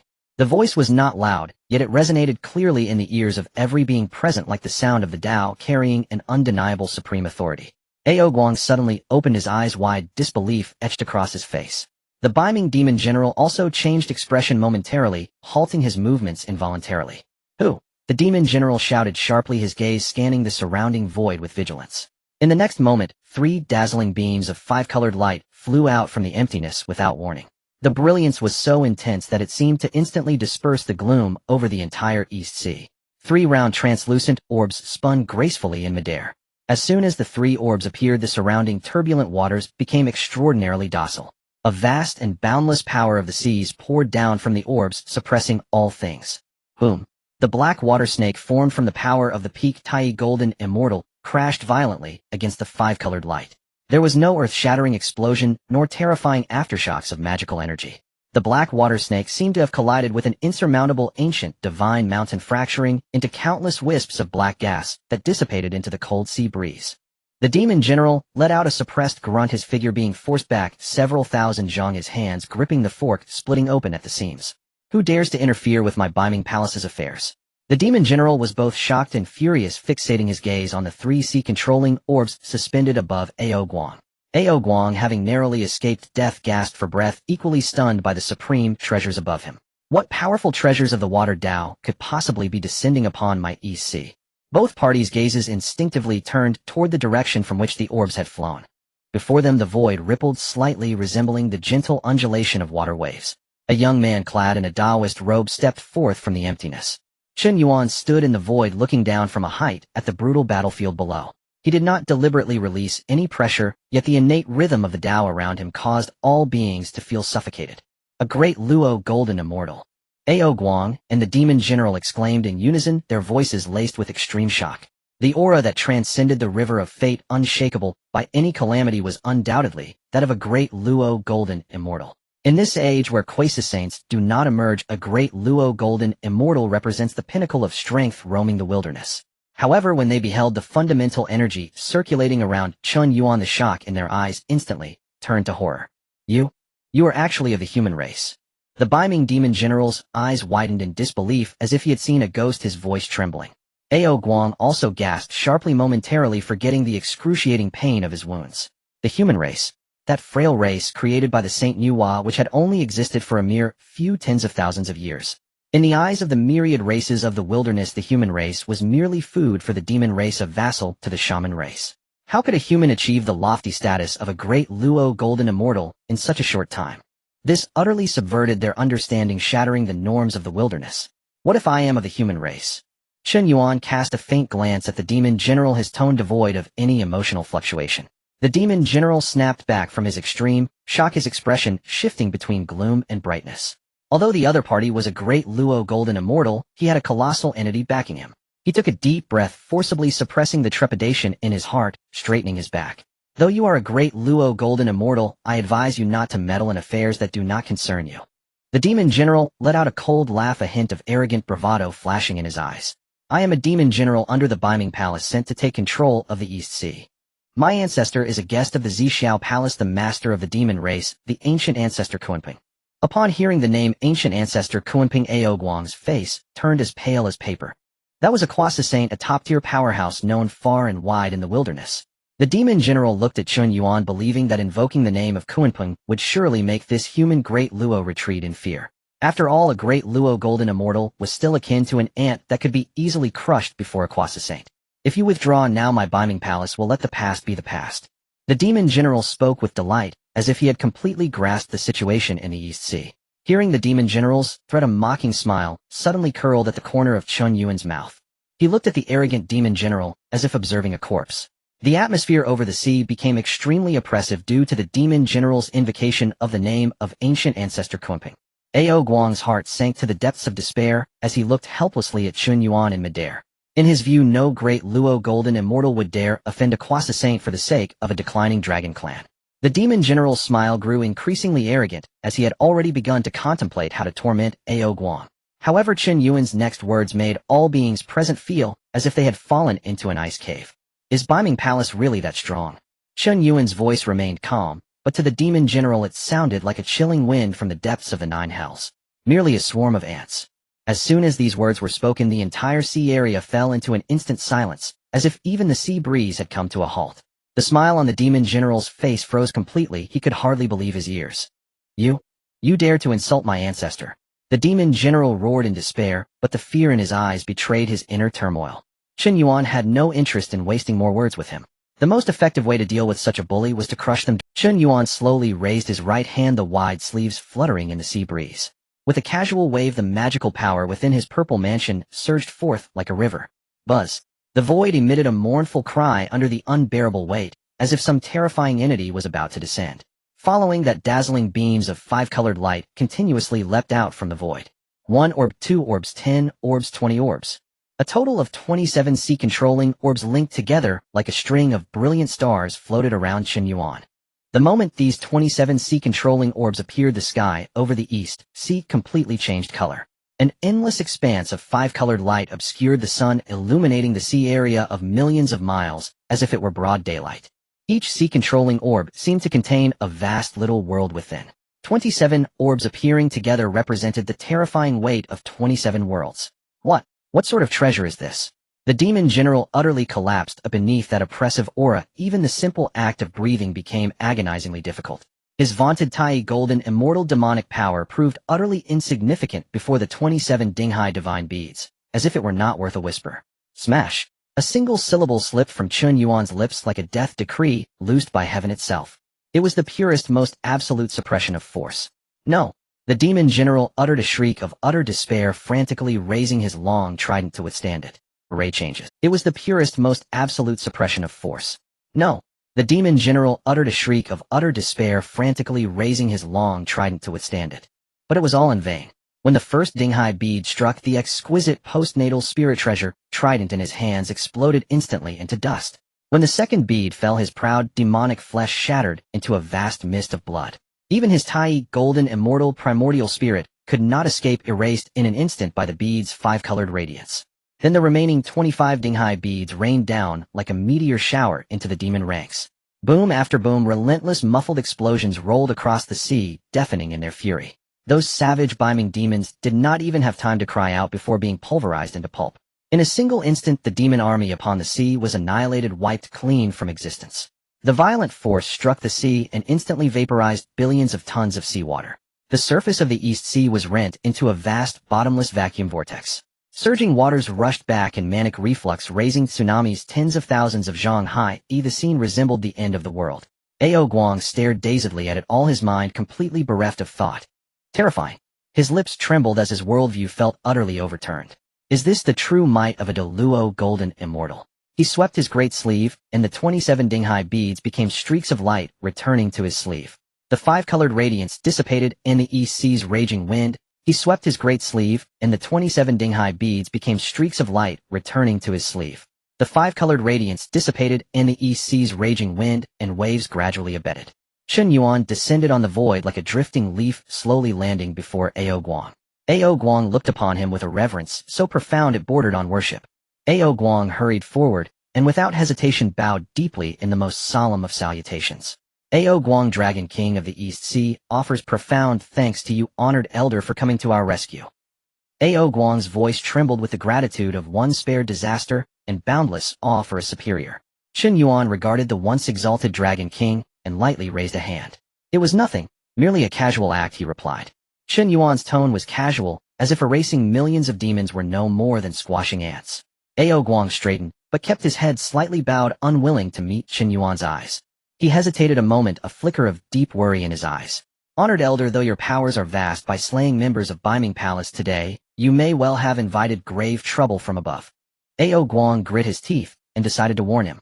That Kunping ancestor is narrow of heart and vindictive, a quasi-saint of vast rank. Please do not take him lightly. To Ao Guang, Chen Yuan, despite being a Deluo golden immortal, still appeared solitary and thinly supported. If Kunping truly came in person, even this great human powerhouse might find escape difficult. Hearing this, Chen Yuan showed no fear. Instead, he threw back his head and laughed, a clear ringing sound that echoed across the sea, laden with a disdainful arrogance that seemed to look down upon the world. Biming Palace, mere children. If Kunping dares to come, he will not dare lay a hand on me. Chen Yuan spoke with unshakable certainty, without the slightest falsehood. His human and earth blossoms had both opened to the 12th grade. Such a deep foundation was rare in the wilds. Within his body were condensed hundreds of millions of microentities. Coupled with the supreme innate spirit treasure in his hand, he could contend even with an early-stage quasi-saint. Moreover, standing behind him was the Tian Dao Saint. Ao Guang was stupefied. He could not fathom where this human Deluo drew such confidence to so brazenly disdain a quasi-saint. Swallowing, Ao Guang summoned his courage and asked, "Where did you cultivate, honored elder? What is your title?" He was consumed by curiosity. When had the wilds produced such a fierce figure? Chen Yuan's smile faded, his gaze turned calm as a profound Shangxing Dao resonance rose about him. My master is Tongtian of the Jie Sect. Chen Yuan's voice was soft, yet landed like a heavy hammer upon Ao Guang's heart. Chief disciple, Chen Yuan. Those few words unleashed a storm in Ao Guang's mind, more shocking than the Dinghai beads themselves. Ao Guang cried out, his legs buckling, as he almost fell to his knees upon the sea. He stared at Chen Yuan in stunned disbelief, eyes nearly bulging from their sockets. A disciple of a sage, and the chief disciple of Tongtian, Jiaozhu himself. No wonder he dared to hold Kunping in such contempt. No matter how formidable Kunping might be, he was still only a quasi-saint. Before a Tian Dao saint, he was as an ant to be crushed at a whim. As Jie Sect's chief elder brother, Chen Yuan embodied not only his own power, but the supreme fortune of the entire Jie Sect. Ao Guang has been blind, failing to recognize a disciple of Tongtian. Please pardon me, fellow cultivator. He was inwardly jubilant. If the Dragon Clan could cling to the towering Jie Sect, what would they then fear from Biming Palace? Chen Yuan watched Ao Guang prostrate himself, a calculating glint passing his eyes. The plan to bring the dragon race under control had taken its most perfect first step. The surviving shrimp soldiers and crab warriors on the sea watched from afar, not daring to breathe. Their lofty Dragon King now appeared as a humble servant. Yet Ao Guang felt no humiliation. Instead, his heart brimmed with excitement and expectation. This was the Jie Sect's senior brother. If they could cling to that mighty thigh, perhaps the dragon race could reclaim the glory of the ancient age. Ao Guang was a Dragon King with dreams and ambitions. He could not accept the dragon race's present state. He longed to restore their former prestige. He recalled the trials of the early Dragon Han, the progenitor dragon, dominating the wilds, the dragon race ruling the four seas with majestic authority. All tribes came in homage, and none dared refuse. But now, the progenitor dragon had fallen. The dragon race bore boundless cosmic karma, their cultivation hardly advancing. In his generation, the venerable Dragon King of the East Sea possessed only the modest attainment of a mid-stage Tai golden immortal. Any ordinary Biming Palace demon general would dare point at his nose and curse, even threaten to slaughter the entire East Sea Dragon Palace. Had it not been for this passing Jiejiao sect disciple who happened to intervene save them, the East Sea Dragon clan would likely have been utterly erased from the annals of the wilds. In the past there were no opportunities, but now a chance lies before him. The master brother of the Jiejiao sect. This is truly a great opportunity. What if he were to gain favor? Wouldn't the Dragon clan soar? This is an opportunity. A once-in-a-lifetime grand chance. He understood very well that in this brutal world of the primordial age to survive and to revive the Dragon clan, the only way is to cling to the powerful. And it must be a leg so thick it defies imagination. Isn't this elder Chen Yuan the best candidate? As a great Luo golden immortal with limitless potential, he is backed by the lofty Dao Saint. If he could attach himself to this leg, not to mention the demon master Kuanpeng of the Biming Palace. Even if the Emperor Jun and Dong Huang Tai Yi from the Heavenly Court came, they would have to show some respect to the Tongtian Saint. But how could he move this formidable being? Ao Guang frowned, his mind racing. This person is a great Luo golden immortal and the foremost disciple of a saint. What treasures has he not seen? Ordinary treasures could not even catch his eye. Suddenly a flash of inspiration struck Ao Guang's mind. He suddenly recalled the supreme treasure used by Chen Yuan to instantly defeat that Biming demon general. Those 27 shimmering orbs that contained terrifying power from the world. The sea stabilizing pearl. Ao Guang cried out in his heart. As the Dragon King of the East Sea, he was more than familiar with the aura of water-based treasures. He clearly remembered that deep within the treasure vault of the East Sea Dragon Palace, in that dusty corner, there seemed to be 3 identical orbs. Those were trophies obtained by the ancestral dragon during his travels in the primordial age. However, there were only 3 which could not unleash their true power or allow for insights into their mysteries. Thus they had been left untouched in the vault, gathering dust for countless epochs. It seems that the sea-stabilizing pearl of the Elder is not yet complete. If I were to present those 3 orbs, I would surely win the Elder's favor. With that thought, Ao Guang could no longer suppress his inner excitement. If he were to offer this item, he could naturally gain Chen Yuan's favor, and then following him would be as easy as flowing water. He suddenly raised his head and looked at Chen Yuan, who stood in the void. Elder. Ao Guang's voice quivered slightly, but it carried a firm resolve. Chen Yuan slightly lowered his head, looking at him with calm eyes. What is it? Ao Guang took a deep breath and bowed deeply, his head touching the water's surface. Elder, I owe you my life, and I have no way to repay you. Just now I witnessed the Elder wield that supreme treasure. I dare to speculate that it is the ultimate innate spiritual treasure, the sea-stabilizing pearl. Hearing this, a glimmer of surprise flashed in Chen Yuan's eyes. He did not expect that Ao Guang would have such keen insight to recognize the sea-stabilizing pearl at a glance. Indeed, Chen Yuan nodded lightly, not concealing anything. Upon hearing the affirmative answer, Ao Guang's confidence grew a few notches. He raised his head, his voice tinged with barely suppressed excitement. Elder, I recall that deep within the treasure vault of my East Sea Dragon Palace, there seem to be 3 orbs that share the same aura as the Elder's treasure. If the Elder does not mind, I am willing to present those 3 orbs as a token of gratitude for saving my life. As soon as these words were spoken, a brilliant light suddenly erupted from Chen Yuan's calm eyes. What? Even someone with Chen Yuan's temperament could not help but exclaim in surprise.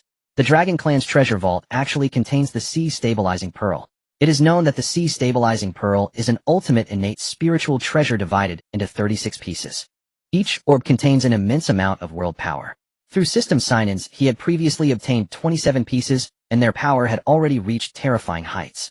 He had thought that the remaining 9 pearls had long scattered to various corners of the primordial age, making them exceedingly difficult to locate.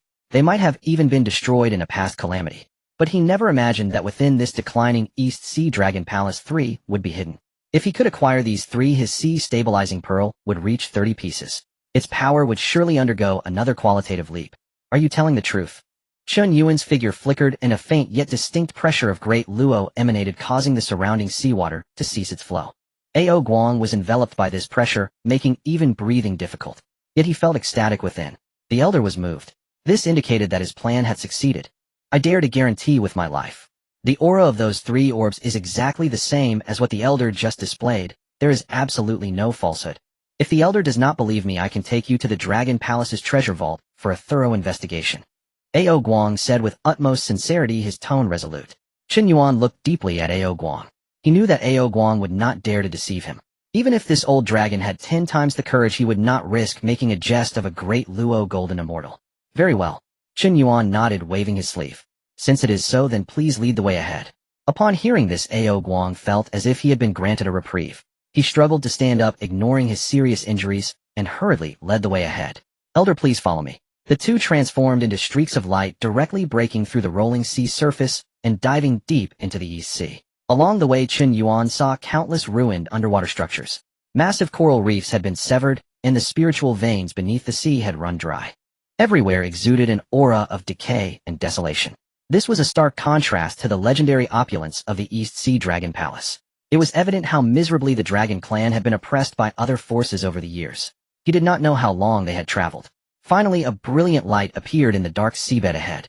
A magnificent palace spanning tens of thousands of miles quietly stood in the abyss of the sea. The palace was entirely constructed of exquisite crystal radiating a soft, yet bright glow.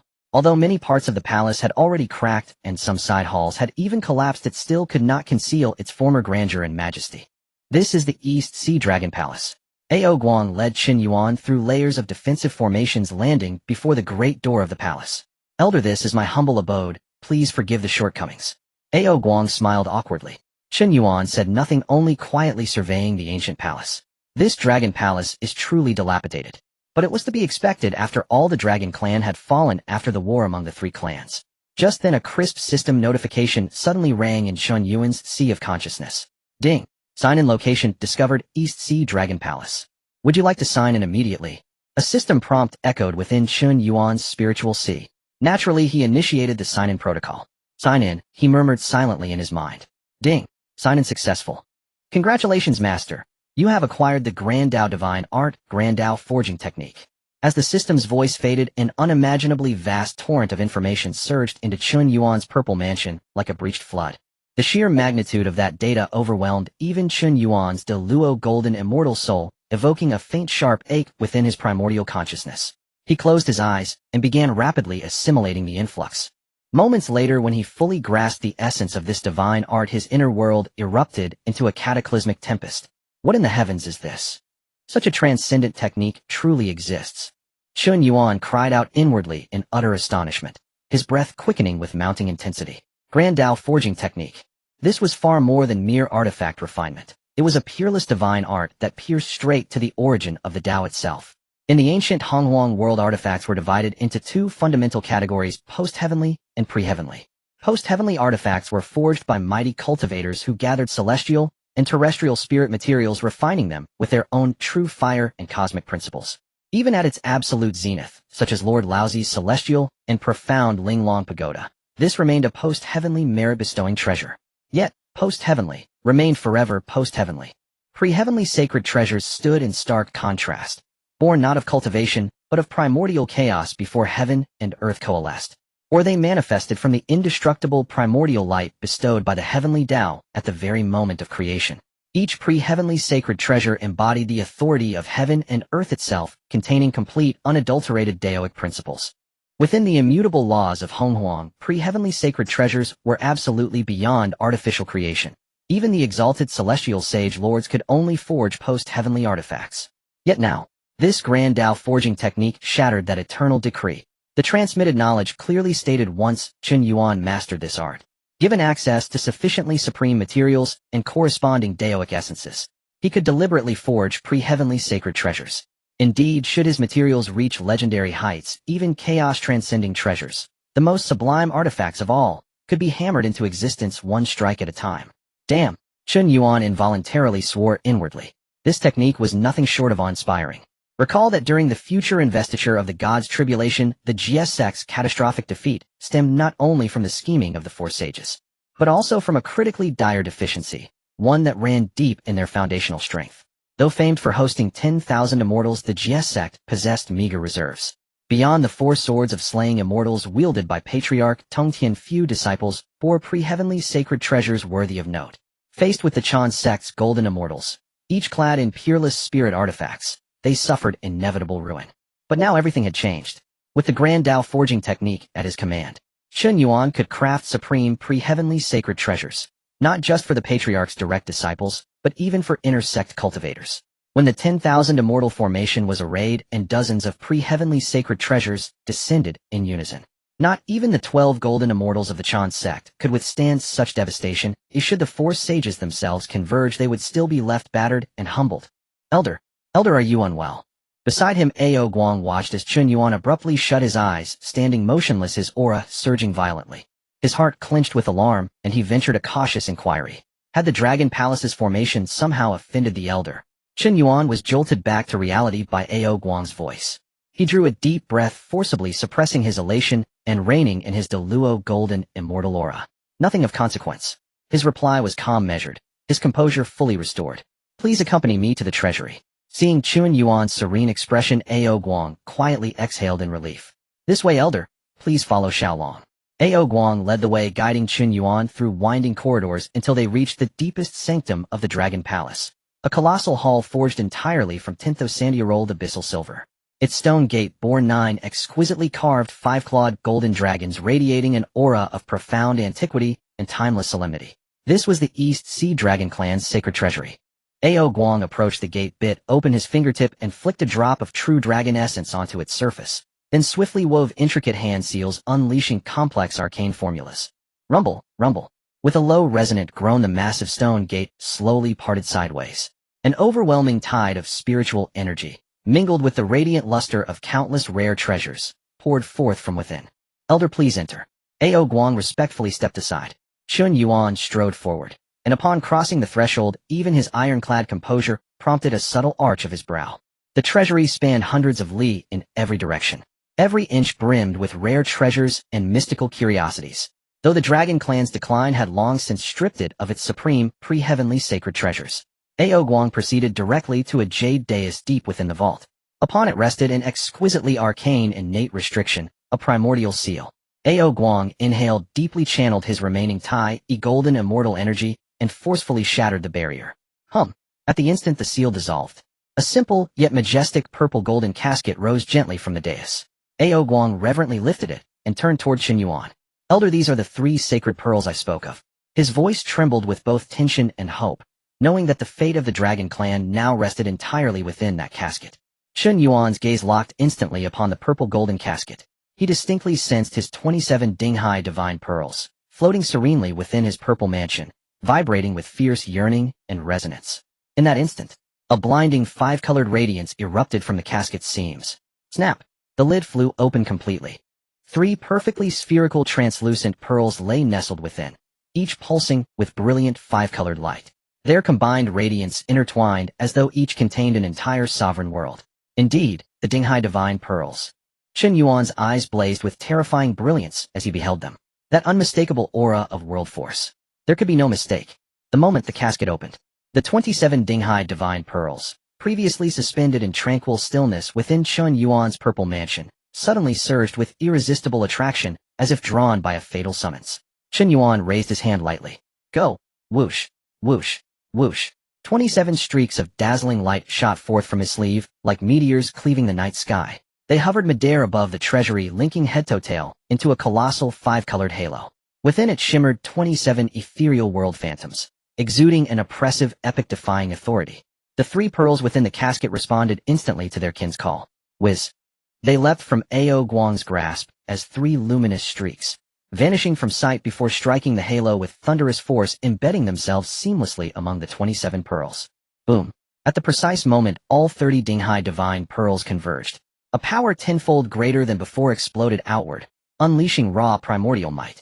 This was no mere quantitative augmentation. It marked the completion and sublimation of their fundamental 30C suppressing divine pearls floated in midair, emanating a terrifying pressure that sent shivers down one's spine. The intertwining 5-colored radiance illuminated the entire Dragon Palace treasury, as bright as day. Chen Yuan stood beneath the divine pearls, swiftly forming hand seals to cast profound and mysterious spells. These spells merged into the divine pearls, causing the 30 small world's phantoms to shake violently. Converge! Chen Yuan shouted softly, the mana from his purple mansion gushing forth like a torrential river. The 30 divine pearls erupted with dazzling light, their auras completely blending together. The originally fragmented chain of laws achieved perfect completion at that moment. An overwhelming pressure belonging to a top-grade, innate spiritual treasure swept across the entire East Sea Dragon Palace. Ao Guang stood not far away, forced to retreat repeatedly by this immense pressure. He gasped for breath, yet his eyes were filled with uncontainable ecstasy and shock. Congratulations, Senior. Congratulations, Senior, on obtaining this supreme treasure. Ao Guang unhesitatingly knelt on the ground, his voice brimming with profound respect. He gazed at Chen Yuan's upright figure, his heart already bursting with joy. Today our East Sea Dragon clan is determined to cling to this powerful ally. Ao Guang silently vowed in his heart that he would follow this master brother of the Jiejiao sect, even if it meant sacrificing everything. Chen Yuan waved his sleeve, and the myriad five-colored radiances instantly retracted. The 30C suppressing divine pearls transformed into a stream of light, steadily landing in his purple mansion. He turned around, calmly gazing at the kneeling Ao Guang. "What reward do you seek?" Chen Yuan's voice was not loud, but in the vast treasury it resonated clearly. Ao Guang's heart skipped a beat upon hearing this. He understood that the moment which would decide the fate of the Dragon clan had arrived. Taking a deep breath, he buried his head deeply into the ground. "Senior, please see clearly, this little dragon seeks no reward. This little dragon only wishes to follow Senior, to serve you faithfully." Ao Guang's voice was firm and resolute, revealing a determination to risk everything. Chen Yuan raised an eyebrow upon hearing this, his profound gaze fixed on Ao Guang. "Follow me. Do you know the immense karmic burden your Dragon clan carries? Ordinary powerful beings shun it, yet you dare to proactively seek allegiance." Chen Yuan's tone was calm, yet every word struck at the heart of the Dragon clan's greatest pain. After the primordial cataclysm, the Dragon clan was ensnared by karma, making it difficult to advance in cultivation. Anyone who dared to take in a member of the Dragon clan would be tainted by this terrifying consequence. Even a great Luo golden immortal would risk karmic backlash, leading to death and the loss of their Dao. Ao Guang's body trembled violently, a flicker of pain and despair flashing in his eyes. He was well aware of the Dragon clan's plight, which had long been a source of distress for him. "This little dragon knows of our grave sins. If Senior despises me, I would not dare to insist. I only ask that Senior can ensure a moment of peace for our East Sea." Ao Guang's voice turned hoarse, carrying an endless sorrow. He thought that Chen Yuan was subtly rejecting him. After all, who would be willing to bear the burden of karma for a declining race? However, Chen Yuan's next words struck Ao Guang like a thunderbolt. "Good. I accept your request." Chen Yuan stood with his hands clasped behind his back, a proud smile curling at the corners of his lips. "A mere karmic burden cannot hinder me, Chen Yuan." He was a variable of the human race with boundless merits of the great Dao, and within him resided countless tiny beings chanting scriptures for blessings. That bit of Dragon clan karma could stir no waves before him. Moreover, subduing the Dragon clan would yield immeasurable benefits for the future development of the human race. Ao Guang suddenly raised his head, looking at Chen Yuan in disbelief. "Senior, you truly agreed?" His voice trembled, and his eyes instantly turned red. "What? Do you wish to go back on your word?" Chen Yuan looked down at him from a height, his tone tinged with a hint of mockery. No. This little dragon will never go back on my word." Ao Guang trembled with excitement, repeatedly knocking his head on the ground. "Ao Guang greets my master. From this day forth the East Sea Dragon clan shall follow my master, without question, willing to die 1,000 deaths." At this moment, Ao Guang completely laid down the dignity of the Dragon King. He willingly recognized Chen Yuan as his master, just for a sliver of hope for the Dragon clan. Chen Yuan nodded in satisfaction, raising his hand to support him gently. "Get up. Since you acknowledge me as your master, I will certainly not treat you poorly." Chen Yuan watched as Ao Guang respectfully stood up, a glimmer of sharp light flashing in his eyes. With Ao Guang's current cultivation at the midstage of the Tai Golden Immortal, he was simply too weak. He was incapable of assisting him with the upcoming major matters. It was necessary to enhance his strength. Chen Yuan's thoughts stirred as he connected with the system space. He slowly raised his right hand, and suddenly myriad golden rays burst forth from his palm. An indescribably terrifying medicinal fragrance instantly enveloped the entire treasury. Under the impact of this medicinal fragrance, Ao Guang felt his mana within surging wildly. He fixed his gaze on the object in Chen Yuan's hand, even holding his breath. There, a golden core the size of a dragon's eye swirling with profound Dao patterns quietly floated. The golden core seemed to contain the purest source of the laws of the universe. Even the faintest aura emitted caused the surrounding void to subtly distort. Ao Guang's eyes widened, feeling as if his mouth had gone dry. Having lived through countless epochs and witnessed innumerable treasures, this golden core before him invoked a tremor that originated deep within his soul. What kind of elixir is this?" Ao Guang swallowed a mouthful of saliva, his voice trembling uncontrollably. He could sense that just a whiff of this medicinal aroma would show signs of loosening his long-stagnant cultivation. Chen Yuan looked at Ao Guang's awestruck expression and couldn't help but chuckle inwardly. This elixir was the incredible reward he had received during his previous signing in. It had been gathering dust in the system space, and today it finally found its purpose. "What do you think of this item?" Chen Yuan casually asked, cradling the golden core. Ao Guang stared intently at the golden core, his mind racing to recall any memories related to the elixir. Suddenly a flash of inspiration struck him as he thought of a legendary existence. Could it be? Could this be the 9 turns golden core refined by the Supreme Sage? Ao Guang exclaimed, his legs weakening as he nearly knelt down again. The 9 turns golden core. It is renowned as the supreme divine medicine within the primordial era. A mortal who consumes one can instantly become a great Luo golden immortal, transcending the 3 realms and escaping the 5 elements. Even a powerful being consuming it can save countless reincarnations of arduous cultivation. Such a divine object exists only within the 8 scenic palace of the Supreme Old One. Ordinary beings don't even have the qualification to gaze upon it. Master truly deserves to be the senior brother of the Jiejiao. To be able to produce the 9 turns golden core of the Supreme Sage. Ao Guang mentally shouted in frenzy, his reverence for Chen Yuan reaching an unprecedented level. He gazed at the golden core, his eyes filled with intense desire. If he could consume this 9 turns golden core, breaking through to great Luo golden immortal would be a certainty. At that time the East Sea Dragon clan would have a powerful being to hold it down. Chen Yuan looked at Ao Guang's excited demeanor and shook his head with a smile. The 9 turns golden core. You underestimate me and you underestimate this elixir too much. Chen Yuan's words like a bucket of cold water instantly doused Ao Guang's excitement. He stood there in daze looking at Chen Yuan with a face full of confusion. Not the 9 turns golden core. Then what kind of elixir in the primordial era could emit such a terrifying aura? Chen Yuan looked at the golden core, a hint of pride flashing in his eyes. This item is called the Zhuan Sheng Daogua. These 4 light words fell into Ao Guang's ears as if they were thunder from the 9 heavens. Ao Guang's pupils suddenly constricted, his mind blanking in an instant. He stared at Chen Yuan in a daze as if he had heard some fantastical tale. Zhuan Sheng Daogua. How could there be such a named elixir in the world? Chen Yuan ignored Ao Guang's shock and continued to speak slowly. Consuming this item allows one to instantly advance to the Zhuan Sheng realm. Boom. As these words were spoken, the air in the entire treasury seemed to freeze. Ao Guang's breath completely halted, feeling as if the world was spinning around him. He widened his bloodshot eyes, fixating fiercely on the golden core. An uncontrollable madness surged within him. What? Consuming it can lead to Zhuan Sheng. Ao Guang screamed in disbelief, his voice sharp to the point that even he found it unfamiliar. Damn, this can't be real. Ao Guang mentally roared, unable to suppress modern expletives. He had lived for countless ages as a dragon king, faced countless storms. But today Chen Yuan had mercilessly rubbed his worldview into the ground. Zhuan Sheng. That is the existence at the very top of the pyramid in the primordial era. Besides the lofty heavenly Dao saints, the Zhuan Sheng is the absolute overlord of this world. How many exceptionally talented innate divine beings have struggled through countless reincarnations, yet remain stuck at the peak of the great Luo golden immortal without advancing. To sever the 3 corpses and ascend to Zhuan Sheng requires an extraordinary opportunity and enlightenment. But now his master actually told him that as long as he consumed this elixir, he could directly become a Zhuan Sheng. This was utterly absurd. This must be something even the saints cannot achieve. Ao Guang trembled, looking at Chen Yuan as if he were a monster. Even the Supreme Old One could not refine a pill that allowed one to directly become a Zhuan Sheng. Chen Yuan looked at Ao Guang's ghostly expression and smiled faintly. He certainly knew how extraordinary this elixir was.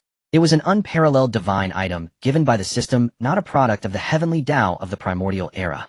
You need not doubt it. Since I have brought it out, I will not deceive you. Chen Yuan played with the Zhuan Sheng Daogua in his hand, his tone calm, without a hint of ripple. Ao Guang swallowed hard, forcibly suppressing the shock within him. He knew that his master had no reason to use such matters to amuse him.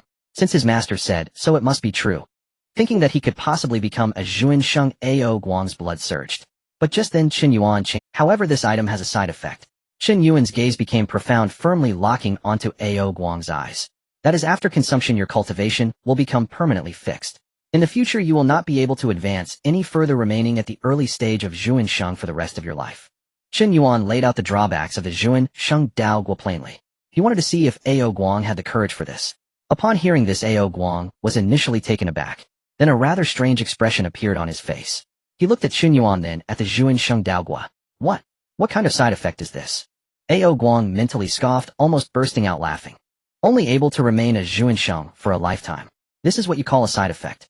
It must be known that how many beings in the primordial era spend their entire lives not even touching the threshold of the great Luo golden immortal, let alone the exalted Zhuan Sheng. For Ao Guang, even if he could only be a Zhuan Sheng for a single day, he would die without regrets. If this thing were to appear in the primordial continent, I fear countless powerful beings would fight to grab it. Ao Guang silently marveled, deeply admiring Chen Yuan's methods. Chen Yuan watched Ao Guang's ever-changing expression and casually tossed the Zhuan Sheng Daogui over. This item is for you. You consider whether or not to consume it. Chen Yuan stood with his hands behind his back, quietly waiting for Ao Guang's decision. The Zhuan Sheng Daogui traced a golden arc in the air, landing steadily in Ao Guang's palm. Feeling the terrifying fluctuations of the laws emanating from the elixir, Ao Guang's eyes turned completely red. He held the Zhuan Sheng Daogui with both hands trembling. He stared intensely at the golden core in his palm, his madness and desire intertwining. Consider. What is there to consider? If Ao Guang couldn't seize such an opportunity to alter his fate, he might as well find a piece of tofu to crash into. Ao Guang will never disappoint my master's cultivation. In the next moment, Ao Guang showed no hesitation. He opened his mouth wide and swallowed the Zhuan Sheng Daogui, which radiated terrifying pressure. The elixir melted instantly upon entry, transforming into an extremely violent warm current. Boom. Ao Guang felt as if a volcano erupted violently within him. An immense power of the laws swept through his limbs and bones in an instant. Ao Guang let out a painful, yet liberating dragon roar to the heavens. His body involuntarily soared into the air, wildly rolling in the treasury. The tattered imperial robe instantly exploded into fragments. In a flash of golden light, Ao Guang directly transformed into his true form, a towering five-clawed golden dragon. Chen Yuan stood below, silently observing this scene. He casually waved his hand, casting a layer of transcendent, celestial light to protect the surroundings of the treasury. Without concealment, the commotion from Ao Guang's breakthrough would likely tear the entire East Sea Dragon Palace apart. In midair, the five-clawed golden dragon roared in pain. The power of the Zhuan Sheng Daogui was too domineering, forcefully transforming his dragon body. The bottleneck of the Tai golden immortal that had originally stagnated within Ao Guang crumbled before this power, as if it were made of paper. Crack! A crisp cracking sound echoed within Ao Guang's body. Tai golden immortal peak. Great Luo golden immortal initial stage. Great Luo golden immortal midstage. Ao Guang's cultivation soared at an astonishing speed, like a rocket climbing rapidly. His dragon scales became even more brilliant, each shimmering with the light of the laws. The dragon bloodline that had originally dimmed due to karmic entanglement was completely ignited at this moment. Ao Guang's transformation had reached a critical juncture. Great Luo golden immortal peak. Only one final step away from the exalted Zhuan Sheng realm. Break for me. Ao Guang roared frantically within, gathering all his strength into a single point. The last bit of medicinal power from the Zhuan Sheng Daogui erupted explosively. In an instant, a terrifying pressure that transcended the river of fate towering above all beings erupted from Ao Guang's body. Boom. Endless power swept in all directions, causing the transcendent celestial light laid down by Chen Yuan to ripple. Ao Guang's towering dragon body suddenly paused in midair. Then the dazzling golden light retracted. Ao Guang transformed back into human form, slowly descending before Chen Yuan. At this moment, Ao Guang had undergone a complete transformation. He donned a brand new imperial robe of 9 dragons, wearing a heavenly crown, exuding supreme majesty in every gesture. The once murky gaze of his dragon eyes now sparkled with captivating brilliance. Early stage of Zhuan Sheng. Ao Guang had finally taken this incredible step. Is this the power of Zhuan Sheng? Ao Guang clenched his fists, feeling the vast magical power within him that seemed capable of destroying heaven and earth. He had a sense of illusion, as if he could shatter even the empty space before him with a single punch. How many years has it been? My dragon clan has finally given birth to a Zhuan Sheng again. Ao Guang was so overwhelmed with emotion that he could hardly contain himself, his voice carrying endless desolation and release. Ever since the fall of the ancestral dragon, the dragon clan had endured endless bullying from the myriad clans of the primordial era. Today he finally had the confidence to stand tall. And all of this was granted by Chen Yuan. Thud! Ao Guang's knees buckled, and he knelt heavily before Chen Yuan. This time he was willing, completely prostrating himself. Deep within the treasure vault of the East Sea Dragon Palace, the dazzling golden light gradually receded. Ao Guang knelt on the cold, deep-sea silver floor, his body trembling slightly from extreme excitement. Chen Yuan gazed at the transformed East Sea Dragon King before him. Very good, he spoke calmly, his voice echoing through the vast vault, carrying an undeniable authority of a higher being. Since you have entered the Quasi-Saint realm, then the mess of the East Sea shall be dealt with by you yourself. Now with a wave of his large sleeve, a mysterious aura of the supreme Dao surged around Chen Yuan, and his figure began to blur. Upon hearing this, Ao Guang's heart tightened. He hurriedly lifted his head, his eyes filled with reverence and fervor, responding loudly. Yes, master. Ao Guang will definitely not disappoint master's grace of rebirth, and I shall ensure the Four Seas Dragon Clan is firmly in my grasp. When I need you, I will naturally call upon you. As soon as the words fell, Chen Yuan's figure completely transformed into a brilliant stream of light, breaking through the Dragon Palace's numerous prohibitions and vanishing from sight. Ao Guang knelt in place until Chen Yuan's aura had completely faded from his perception, then he slowly stood up. He took a deep breath, feeling the terrifying power within him that seemed capable of destroying the heavens and exterminating the earth. Quasi-Saint, I Ao Guang have finally stood at the pinnacle of this primordial world. Ao Guang's eyes burst forth with a frightening brilliance as the suppressed frustrations of countless epochs erupted at that moment. He suddenly threw back his head and let out a terrifying dragon roar that shook the heavens. Roar.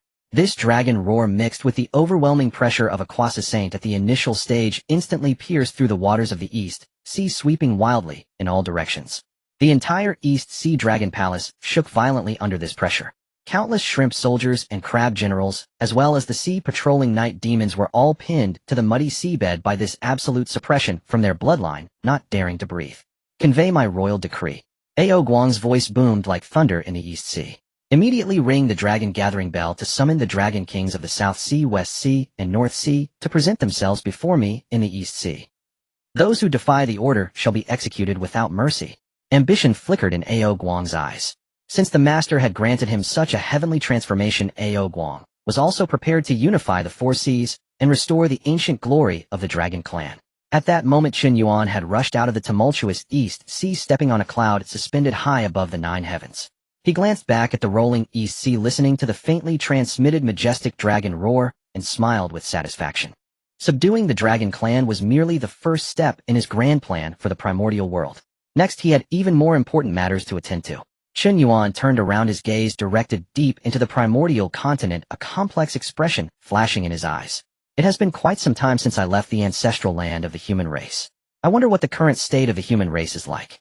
Although Chen Yuan was the top disciple of the Jiejiao's master Tongtian, he had never forgotten his roots as a member of the human race.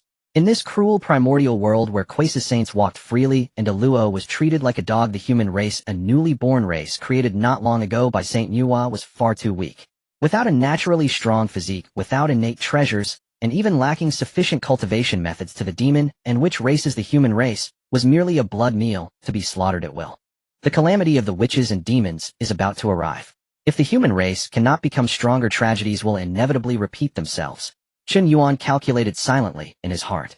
He would never allow the human race to be slaughtered by the demon race, as per their original fate, to be refined into that infamous demon-slaying sword. Chen Yuan took a deep breath, suppressing the distracting thoughts in his heart. Chen Yuan moved at an incredible speed, showcasing his peak cultivation at the Luo Golden Immortal level. His goal was very clear: the origin of the human race, a sacred place within the primordial Honghuang Mountain.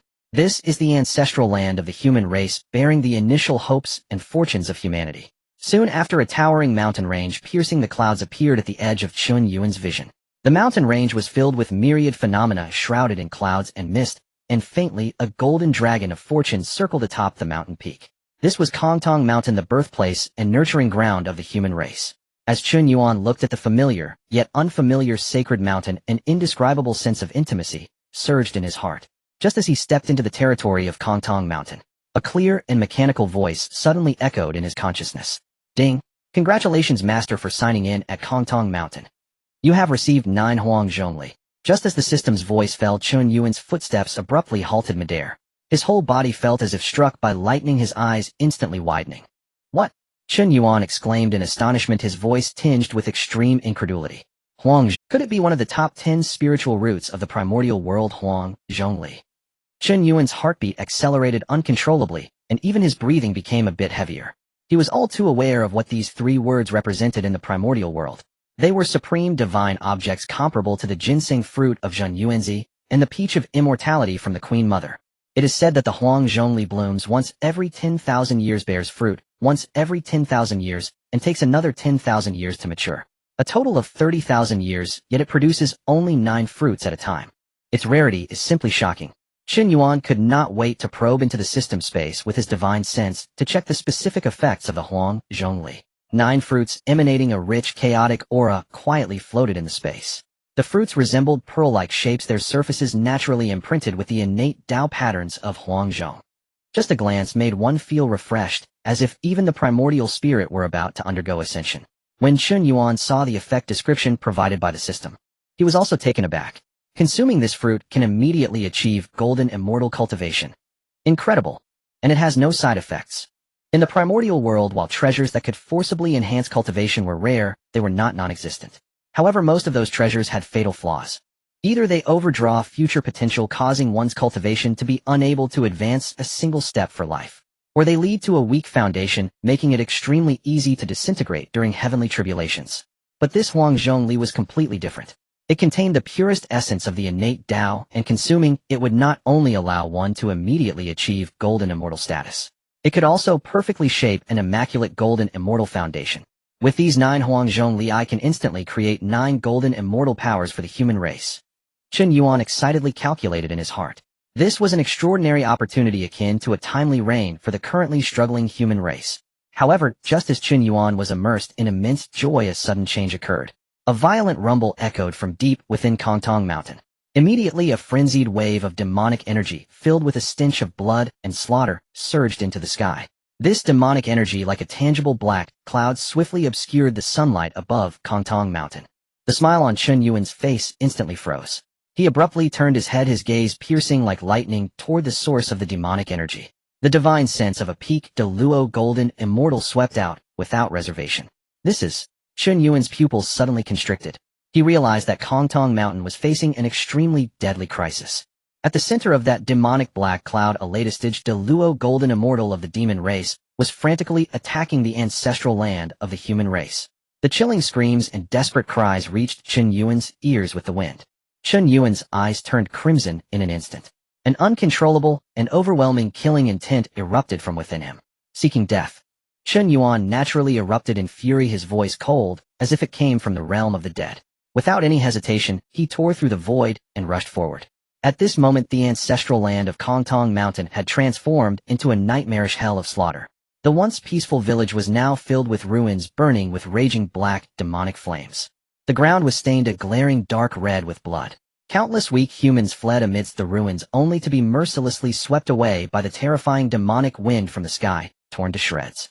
Above the heavens, demonic clouds churned. A colossal black golden lion as large as a mountain stood in the void. This was the de luo golden immortal demon king, who was rampaging and slaughtering. Weak blood food, wail to your heart's content. The demon king let out a deafening laugh, casually waving its boom. A mountain below was instantly flattened, and thousands of humans turned to ashes in this single strike. At this moment of despair, 3 brilliant golden lights, filled with a determination to face death, soared from the ruins. They were covered in blood, their clothes tattered, yet their upright figures stood like bulwarks against the flood, firmly blocking the Demon King's path. The 3 figures were engaged in a fierce battle with the de luo golden immortal Demon King. These 3 were the 3 great ancestors of the human race, Sui Ren Yu Chao and Zi. They were the spiritual pillars of the human race, the great pioneers who led humanity out of ignorance. At this moment, to protect their kin behind them, they stepped forward without hesitation. Demon, do not be arrogant. Sui Ren roared in fury, raising his right hand high. A flame radiating endless warmth and hope burned fiercely in his palm. That was the flame of the human race, a spiritual treasure of enduring merit. Yu Chao raised his hands to the heavens, an ancient and heavy stone nest phantom firmly protecting the remaining humans below. Zi waved a beast skin robe that emitted a soft golden light, attempting to disperse the chilling demonic energy filling the sky. The 3 of them emanated a powerful pressure characteristic of de luo golden immortals. All 3 were de luo golden immortals, holding spiritual treasures of merit. Such a lineup in a usual primordial contention would be enough to intimidate a vast region. However, faced with this demon king emerging from a sea of corpses and rivers of blood, the situation displayed a one-sided crushing defeat. Bang! The demon king merely exhaled a breath of demonic energy, transforming it into a violent black hurricane. The black hurricane violently struck against Sui Ren's flame, forcing him to stagger backwards, spitting out a mouthful of fresh blood. Elder brother, Yu Chao and Zi exclaimed in surprise, hastily channeling their power to support Sui Ren. Yet their actions appeared clumsy and ridiculous in the eyes of the Demon King. Why was this happening? Because although they held the realm of de luo golden immortals, they could not exert the corresponding combat power. The 3 had the cultivation and spiritual treasures, but lacked matching techniques and divine abilities. They did not understand how to manipulate the laws of heaven and earth, nor how to cast exquisite spells.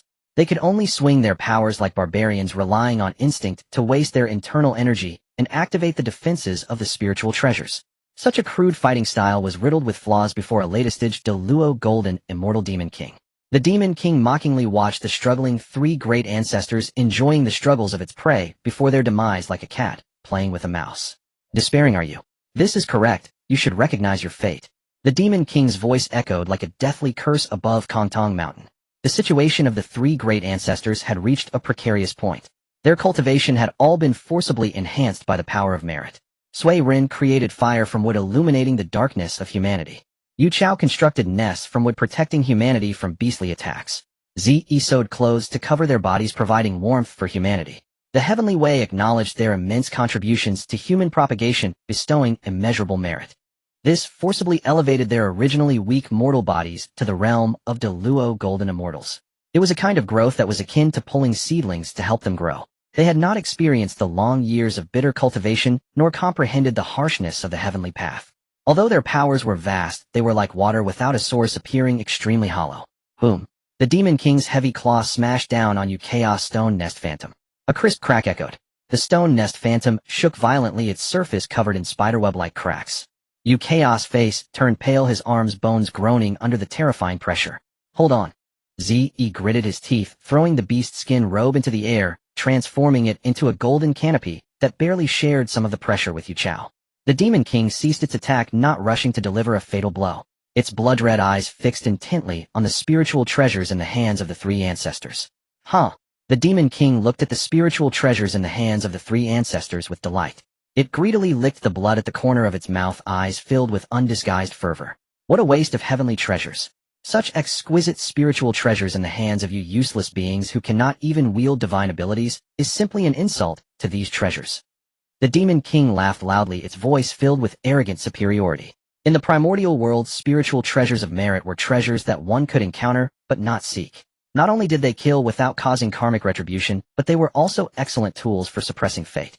If it could seize these three treasures, its status within the demon race's heavenly court would surely soar. Hand over the spiritual treasures obediently, and I, the king, may allow you to die a little more painlessly. The Demon King pressed forward, the pressure of a latest de Luo Golden Immortal weighing down on the shoulders of the three great ancestors like 10,000 mountains. Listening to the Demon King's insulting words and witnessing the deaths of their kin, Sui Ren's eyes turned completely red. It was a fury so intense that even his soul felt like it was burning. Damn it, Demon King! Sui Ren roared in anger, his voice hoarse like a torn piece of cloth. We, the human race, were born between heaven and earth. Even if we bleed our last drop, we will never beg for mercy from beasts like you. Sui Ren shouted in fury and directly ignited his unstable de Luo essence. Boom! The flame in his hand surged dozens of feet high, transforming into a golden fire dragon that charged fiercely toward the Demon King with an unstoppable momentum. Yu Chao and Zi, seeing this, also flashed a hint of determination in their eyes. They too ignited their essences, pouring all their strength into the spiritual treasures, joining Sui Ren in a desperate counterattack. Stubborn fools. The Demon King, seeing that the three great ancestors dared to counterattack, instantly flew into a rage. Since you are so eager to seek death, I shall grant you your wish. The Demon King opened its gaping maw, the demonic power within it surged like boiling magma. A massive dark black orb of demonic light, exuding a sense of annihilation, rapidly condensed in its mouth. The surrounding void began to collapse inch by inch under this terrifying power. The Demon King was preparing to unleash a fatal strike to completely erase these three audacious human ancestors. The suffocating aura of death enveloped the three great ancestors in an instant. Sui Ren and the others, having exhausted their essences in their counterattack, seemed like mantises trying to stop a chariot before that massive orb of demonic light. The golden fire dragon was instantly consumed by darkness. The light of the stone nest phantom and the beast skin robe also dimmed to the extreme in an instant. It's over. Sui Ren despairingly closed his eyes. Yet he straightened his spine firmly, standing in front of his kin, preparing to welcome the arrival of death. Will the human race ultimately be extinguished? Yu Chao and Zi also looked desolate, filled with unwillingness to accept their fate. Above, the Demon King wore a cruel and triumphant smile. It seemed to already envision the scene of the three great ancestors turning to ashes, the spiritual treasures of merit falling into its hands. However, just at this crucial moment when everyone believed the human race was doomed, a sudden change occurred. A mere demon race dares to move against my human race. A voice cold to the extreme and filled with boundless rage thundered like divine thunder above Honghuang Mountain. The sound resembled a world-annihilating thunderbolt crashing down from the ninth heaven bearing an unquestionable supreme majesty that detonated through the sky above Honghuang Mountain. The sound stunned everyone present. The Demon King, brimming with arrogance and poised to strike, froze mid-motion. Who is it? How dare someone openly interfere with the Demon Clan slaughter of the Heavenly Court on the Honghuang continent? In the ruins below, the three human progenitors who had already shut their eyes to await death trembled. They all opened their eyes in disbelief and looked into the void. A sharp tearing sound split the air. The oppressive demonic clouds were torn open, yielding a vast rent. Brilliant golden sunlight poured through the breach, illuminating the hellish expanse of Honghuang Mountain. Amid the myriad shafts of gold light, a tall, upright figure slowly materialized, bearing the terrifying pressure of a Deluo golden immortal at its peak, fused with the Shangqing Dao of the Jie sect. Like a breached celestial river, that pressure surged outward in an unrestrained sweep. The surrounding void groaned and cracked under its crushing weight. Human, the black gold frenzied lion Demon King, a latestage Deluo golden immortal, stared at Chen Yuan. When he sensed the pure aura of human lineage upon Chen Yuan, astonishment escaped him. His voice trembled with shock and incredulity. How could this be? The human race was but a postnatal species casually fashioned by the Saint Yuan, feeble by nature and born to be prey for the demons. Even the three so-called human progenitors below were mere Deluo, inflated by the merits of the Heavenly Dao. Yet this youth before him is not merely human. His aura was dense to the utmost, suffused with the flawless resonance of the Dao. Clearly he was an unparalleled power who had ascended to the Deluo golden immortal long through his own bitter cultivation. Not only the Demon King. The three progenitors below, Swearin Shi, Yuchao Shi, and Zi Shi, also widened their bloodshot eyes, faces awash with disbelief.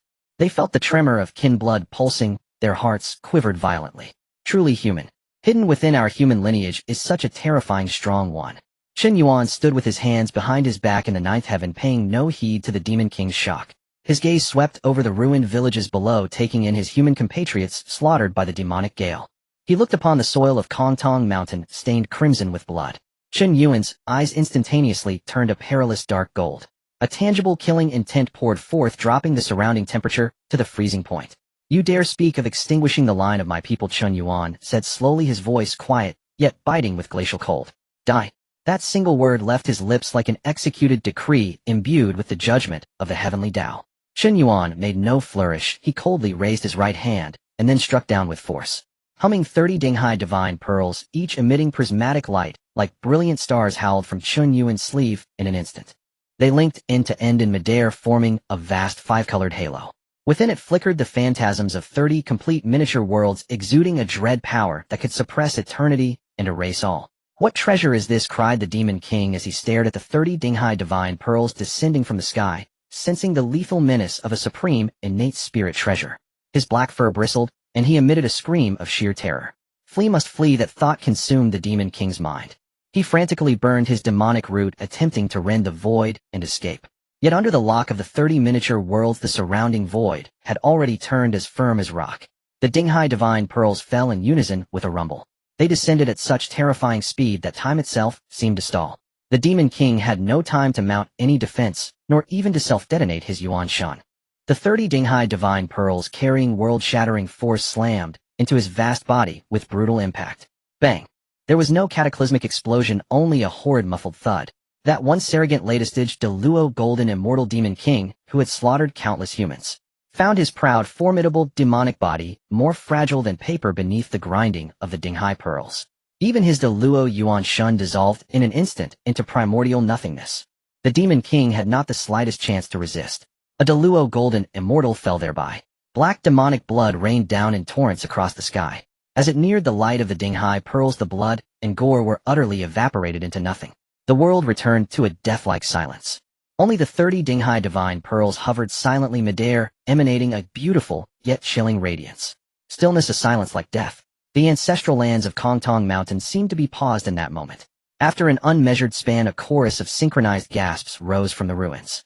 The three human progenitors were struck speechless at the sight. Swearin Shi's hand, which had clutched a torch, now shook violently. Yuchao Shi and Zi Shi gaped with bloodshot eyes, as if witnessing the most miraculous omen of the Honghuang age. That was a latestage Deluo golden immortal Demon King. The terrifying being that had driven the three of them to burn their roots and face utter desperation was slain in a single blow. Not even a scrap of bone remained. To what heavenly defying degree does this human powerhouse, who suddenly descended, possess? Yet Chen Yuan, hovering in midair, bore not the slightest joy at slaying the Demon King. His gaze, like a keen blade, coldly swept the perimeter of Honghuang Mountain. There tens of thousands of demonic troops still massed. These demons lacked a Deluo Golden Immortal to guard them, but among them were Tai Golden Immortals and Golden Immortal level generals, and just moments ago, they had been frenziedly slaughtering the outer human settlements. News of the Demon King's demise finally snapped those frenzied demons to clarity. Lord Demon, flee, return to the heavenly court. Countless demons screamed in panic, discarding arms and armor, turning into billowing clouds as they scattered in desperate flight. Come whenever you please, leave whenever you please. Do you take my human race as your private playground? Chen Yuan sneered, his killing intent boiling anew. If you dare rampage on Honghuang Mountain, then leave your lives behind. With that, Chen Yuan waved his hand, and a bright piercing sword note capable of rending heaven and earth soared from his being. In an instant, a supreme, transcendent sage's sword intent thundered down upon Honghuang Mountain. The Qingping sword had appeared. This supreme, innate spirit treasure wrought from the 36 petals of the pure world Qinglian, the Tongtian Lord's sword of attainment. Now in the hands of Chen Yuan, the Jie Sect's senior brother, bloomed with peerless edge. Along its blade, the azure Dao patterns flowed ceaselessly, exuding an aura that could cleave all causality. Chen Yuan gripped the Qingping sword and poured the full might of his Deluo Golden Immortal peak into the blade, without reservation. He cast a single casual stroke toward the legions of demons scattering across the sky. Boundless sword ki erupted and swept through Honghuang Mountain. It was an azure river of blades, tens of thousands of zhang long. Within the sword river lay the Jie Sect's slender lifeline, the Shangqing Dao, yet it also bore Chen Yuan's furious will to annihilate. The sword ki, like a dragon, roared into the demonic clouds. There was no suspense, no room for resistance. Before this sage's sword intent, the Tai Golden Immortals and Golden Immortal ranked demonic generals were less than ants. In an instant, endless demons fell. The demonic clouds were shredded by the azure sword ki in an instant. The 100,000-strong demonic host beneath that stroke was as ice before the sun, unable even to cry out. They were utterly cleft into ashes, swirling across the heavens by that overwhelming sword ki. The sky over Honghuang Mountain, previously shrouded in demonic miasma, became clear and cloudless in an instant. After completing all this, Chen Yuan flicked his wrist, and the Qingping sword transformed into a streak of azure light, returning to his purple mansion once more. With a wave of his wide sleeves, 30 sea-settling pearls retracted their brilliance and vanished from sight. In the world, only the faint scent of blood lingered, still narrating the brutal massacre that had just occurred. Among the ruins, the surviving humans erupted with deafening cheers and cries of relief. We are saved. We have survived. The demon race has been utterly annihilated. Heaven bless our human race. Countless ragged, bloodied humans knelt on the ground. They gazed up at the azure figure in the sky, reminiscent of a deity, continuously bowing in worship. Which great being has intervened, eh? This senior actually possesses the bloodline of our human race. Could it be an ancient ancestor hidden among us? The people were filled with fervent admiration as they discussed. In this brutal world of the weak, preying on the strong, the emergence of a powerful human being was their only glimmer of hope in the darkness. Cheers echoed through Honghuang Mountain like a tidal wave. Those who had survived the calamity gathered their utmost faith and gratitude into an invisible will. It surged toward the Chen Yuan in the sky. Chen Yuan stood upon the clouds, feeling the pure will of humanity. The voices of the billions of tiny figures in his purple mansion chanting scriptures grew louder, and his cultivation subtly improved. However, Chen Yuan's mood was exceedingly heavy at this moment. He had witnessed the horrific scene below, seeing the blood and tears the human race had shed for survival. After resolving the matter, Chen Yuan descended beside the three great ancestors of humanity. He stepped through the void, as if treading on invisible stairs, slowly walking down from the ninth heaven. The celestial light surrounding him gradually receded, yet the unparalleled grace cultivated over countless years became increasingly intimidating. The three great ancestors also turned their gazes towards Chen Yuan. When Chen Yuan truly stood before them, Sui Ren Yu Chao and Zi, the three ancestors leading the human race, found their breaths growing rapid. Shock. An unparalleled shock wildly spread within their hearts. In this close encounter, they could clearly sense the terrifying power within this young man, as deep as an abyss. It was a depth far beyond their understanding, even countless times stronger than the Demon King they had just faced. What was even more alarming was, this mysterious human seemed to carry an almost imperceptible aura of a sage. The situation regarding this human completely overturned the three ancestors' understanding. They exchanged glances, their eyes filled with profound confusion and disbelief. When did such an astonishingly gifted powerhouse arise among the human race? In their memories, the human race had been shallow since its inception. apart from the three of them who had forcibly improved their cultivation through the merits of the heavenly Dao. Within the human race, they recalled only one person who had entered the service of a sage. That was Xuandu. Back then, the primordial Laozi had established humanity and attained sagehood. Xuandu, due to his outstanding aptitude, was taken as the sole disciple of primordial Laozi and brought back to Shouyang Mountain's 8th Scenery Palace. It was once the greatest pride of the human race and their deepest hope. But Xuandu never returned. No matter how brutal the calamities faced by the human race, no matter how the demon race slaughtered indiscriminately, that lofty Xuandu master seemed to have completely severed worldly ties, achieving a state of transcendence. He had never extended a helping hand to the human race. Thinking of this, a trace of unhidden melancholy and desolation flickered in the eyes of the three ancestors. But soon their gazes refocused on Chen Yuan. Since it is not Xuandu, then who is this figure before them, who also possesses the bloodline of the human race and wields a sage's treasure? Sui Ren endured the tearing pain from the burning essence within him, and with the support of Yu Chao he struggled to take a step forward. He adjusted his tattered clothing and deeply bowed to Chen Yuan. "Thank you, senior, for saving our race from—" Sui Ren's voice was hoarse, but conveyed immense sincerity and respect. Chen Yuan looked at the white-haired, gravely injured Sui Ren, and an ache surged in his heart. This is the backbone of the human race. To protect their kin, they would risk shattering their own bodies. Chen Yuan slightly shifted aside, not accepting the full bow, but instead raised his hand to release a gentle stream of celestial energy. It steadily supported the wobbling bodies of Sui Ren and the others. "You are mistaken, ancestor. We are both of the human race. There is no need for thanks." Chen Yuan's tone was gentle, yet carried an undeniable firmness. Upon hearing the words of the same human race, the eyes of the three ancestors instantly turned red. "I do not know who you are." Sui Ren took a deep breath and finally asked the question in his heart. Chen Yuan replied, "I am also a member of the human race. My name is Chen Yuan. I left the human race to seek a great master in the wilderness." His voice was calm, as if recounting an insignificant matter. However, this simple statement struck the three great ancestors' ears like thunder from the heavens. Boom. Their minds instantly fell into a blank state. "What? You are Chen Yuan?" At that moment, Yu Chao suddenly remembered Chen Yuan. He widened his eyes, staring intently at Chen Yuan's face, which, though weathered by time, still bore traces of its former contours. Yu Chaos' body trembled violently, and two streams of murky old tears instantly flowed down his cheeks. A long-sealed memory, nearly buried by despair, surged like a tide in his mind. There was once a group of innate humans who left their ancestral land to seek masters among the great beings of the wilderness. At that time, the human race had just been born weak and helpless, suffering from the bullying of various races in the wilderness. To find a path for the human race to seek the supreme methods of cultivation, a group of the bravest and most talented innate youths resolved to leave home. They resolutely left their homes, stepping into the perilous wilderness. They vowed that if they could not attain the great Dao to protect humanity, they would die on the path of seeking. Yet in the end, none returned. The wilderness was too vast and too dangerous.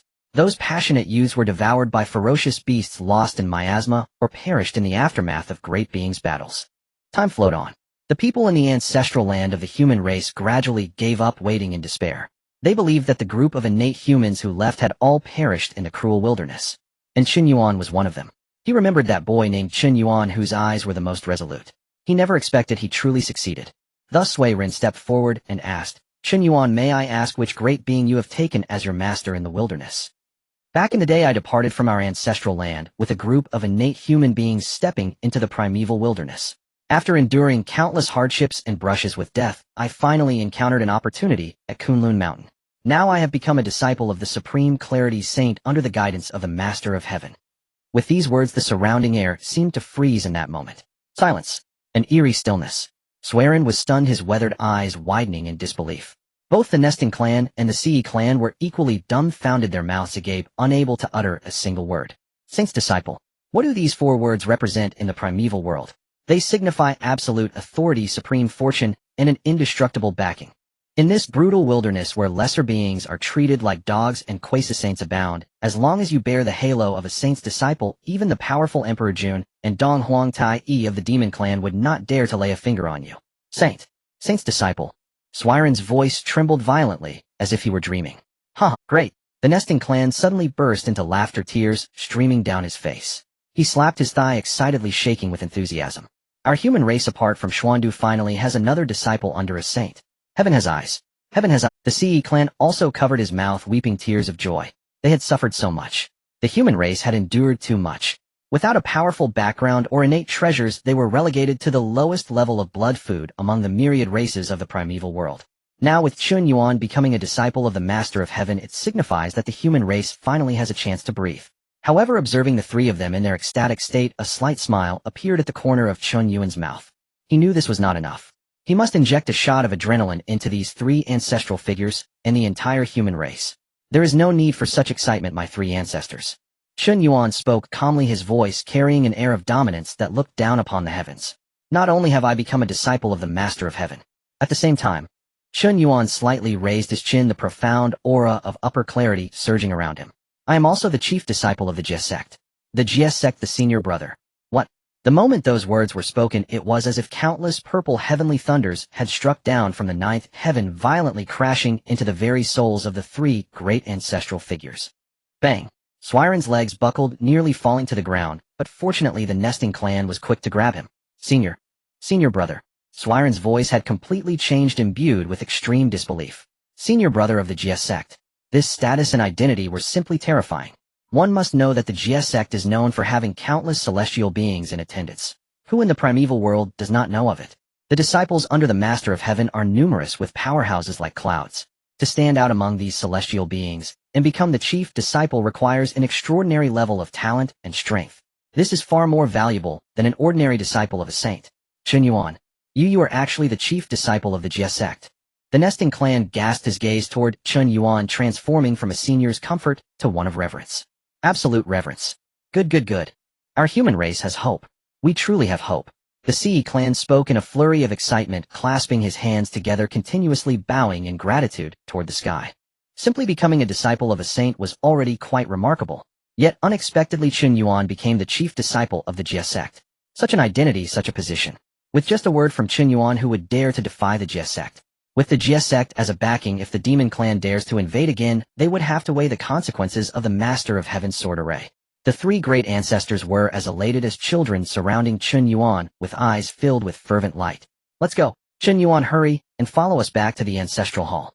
Swearin gritted his teeth against the pain, pulling Chen Yuan's sleeve, eager to speak. Today let us celebrate your arrival and welcome you. Chen Yuan smiled and nodded, not refusing. Thus, surrounded by the three great ancestors, he stepped through the void and slowly made his way toward the depths of Honghuang Mountain. Along the way, the remaining human citizens below observed the respectful attitude of the three ancestors toward this young man, kneeling along the road's sides, gazing at this savior of the human race with the most sincere eyes. We greet our ancestor. Thank you for saving our lives. The deafening shouts echoed throughout Honghuang Mountain, resounding for a long time. Chen Yuan looked at these ragged, yet hopeful clansmen. A raging fire ignited in his heart. Demon clan, you owe the human race a blood debt, and I will make you repay it 1,000-fold sooner or later. Soon the group arrived at the deepest part of Honghuang Mountain. Here stood an ancient and weathered stone hall. Although it had been partially collapsed during the recent battle affected by demonic energy, it still stood firm, as if symbolizing the unyielding backbone of the human race. Upon entering the hall, the hosts and guests took their seats. Due to Chen Yuan's current status and strength, the three ancestors adamantly refused to let him sit in a lower position. They insisted on pushing him to the main seat of the hall. Chen Yuan had no choice but to follow the host's lead. As soon as he sat down, the atmosphere within the hall gradually calmed down from the previous excitement. Swearin gazed at Chen Yuan, wanting to say something, but hesitating, a deep worry flashing in his eyes. Chen Yuan keenly sensed Swearin's unease. Do the three ancestors have some unutterable burdens? Chen Yuan gently inquired. Swearin sighed, that sigh filled with endless sorrow and helplessness. He stood up and deeply bowed to Chen Yuan. Chen Yuan, your cultivation is now transcendent, and you are the chief disciple of the Jie Sect. Do you have any methods for our human race to cultivate? The moment these words were spoken, the hall fell silent. The nesting clan and the Ce clan also fixed their gaze on Chen Yuan, their eyes filled with yearning. Within the grand hall, the atmosphere grew unbearably heavy. Swearin's question struck each heart like a Chen Yuan gazed at the three ancestral patriarchs, expectant eyes, his brows faintly furrowing. He well understood humanity's dire predicament. I recall that Supreme Sage Taishang established the human teaching and imparted the Golden Core Dao, did he not? At the words Golden Core Dao, a profoundly bitter smile flickered across Swearin's face. The Golden Core Dao. He shook his head, his voice thick with utter helplessness. The cultivation method bestowed by the Supreme Sage is indeed peerless and sublime, yet it cannot empower our human race. Yu Chao slammed the table, his face flushed with indignation. Chen Yuan, you are unaware of the truth. The Golden Core Dao preaches serene detachment and absolute emotional transcendence. It demands cultivators renounce all passions and desires, sit in silent meditation deep within mountains, and harmonize with the natural order of heaven and earth. Yu Chao spoke with mounting fervor until his eyes reddened. Yet our people face monstrous beasts daily. Oh, every day kinsmen starve or freeze to death. When mere survival hangs in the balance, where can we find time for serene detachment? Zi sighed deeply and added, moreover, the golden core Dao refines only the nascent soul, not the physical body. Our race is inherently frail, lacking the formidable physiques of the demonic clans. Should we cultivate only the soul, then once closed in by demons we would be like fish laid bare upon a cutting board, helpless prey. Zi gestured toward the three of them. Take ourselves, the three of us, old bones though we are. Were it not for the celestial Dao bestowing merit upon us, forcibly elevating our cultivation and granting us the divine might of great Luo immortals, we would scarcely attain even the rank of golden immortal through the golden core Dao alone. Chen Yuan listened quietly to the patriarch's lamentations and nodded gravely in full agreement. In truth, Lao Zi's golden core Dao was never designed for humanity. It was but a perfunctory pretext he offered while pursuing his own path to sainthood. The golden core Dao suits primordial beings, those endowed with immense lifespans and tranquil environments. To humanity clinging desperately to existence on the razor's edge of life and death, it is nothing more than an ornamental relic. Tasteless if consumed, yet too precious to discard. Chen Yuan, as senior disciple of the Jie sect, your knowledge is vast and profound. Is there any way to forge for humanity a cultivation path truly suited to our nature? Tears brimming in his eyes, Xueren bowed deeply before Chen Yuan once more. If only humanity could grow strong, no longer reduced to mere sustenance for demonic clans. Even if it meant my own spirit shattering instantly, I would gladly accept it. Witnessing Xueren's resolute resolve, Chen Yuan's heart stirred profoundly. Ancestor, please rise at once. Chen Yuan swiftly extended a gentle current of spiritual energy, lifting Xueren upright. His gaze fixed upon the three patriarchs burned with unshakable determination. The matter of cultivation methods remains ever present in my thoughts. In truth, Chen Yuan had already pondered this very question en route to Kongtong Mountain. Though he mastered the supreme clarity immortal arts of the Jie sect, those techniques demanded extraordinary innate talent and profound ancestral roots. Forcibly imparting them to humanity would yield only marginal improvement over the golden core Dao, treating symptoms, not the root cause. Yet, Chen Yuan suddenly recalled an unparalleled artifact he had obtained earlier through System Sinan's The Manual of Cultivation Genesis. Manual of Cultivation Genesis, capable of generating a singular perfectly tailored cultivation manual, custom crafted to match a specific race's physiology and intrinsic traits. Truly, fortune had arrived, just as slumber beckoned. With this manual he could forge for humanity a celestial path. Uniquely theirs, utterly supreme. A confident smile curved his lips. Rest assured, venerable ancestors. Regarding humanity's cultivation method, I have already conceived a preliminary framework. Hearing these words, the three patriarchs trembled with shock, their eyes blazing with ecstatic light. Is it true? Chen Yuan, you truly possess a solution. Xueren's voice quavered with overwhelming emotion. Chen Yuan nodded solemnly.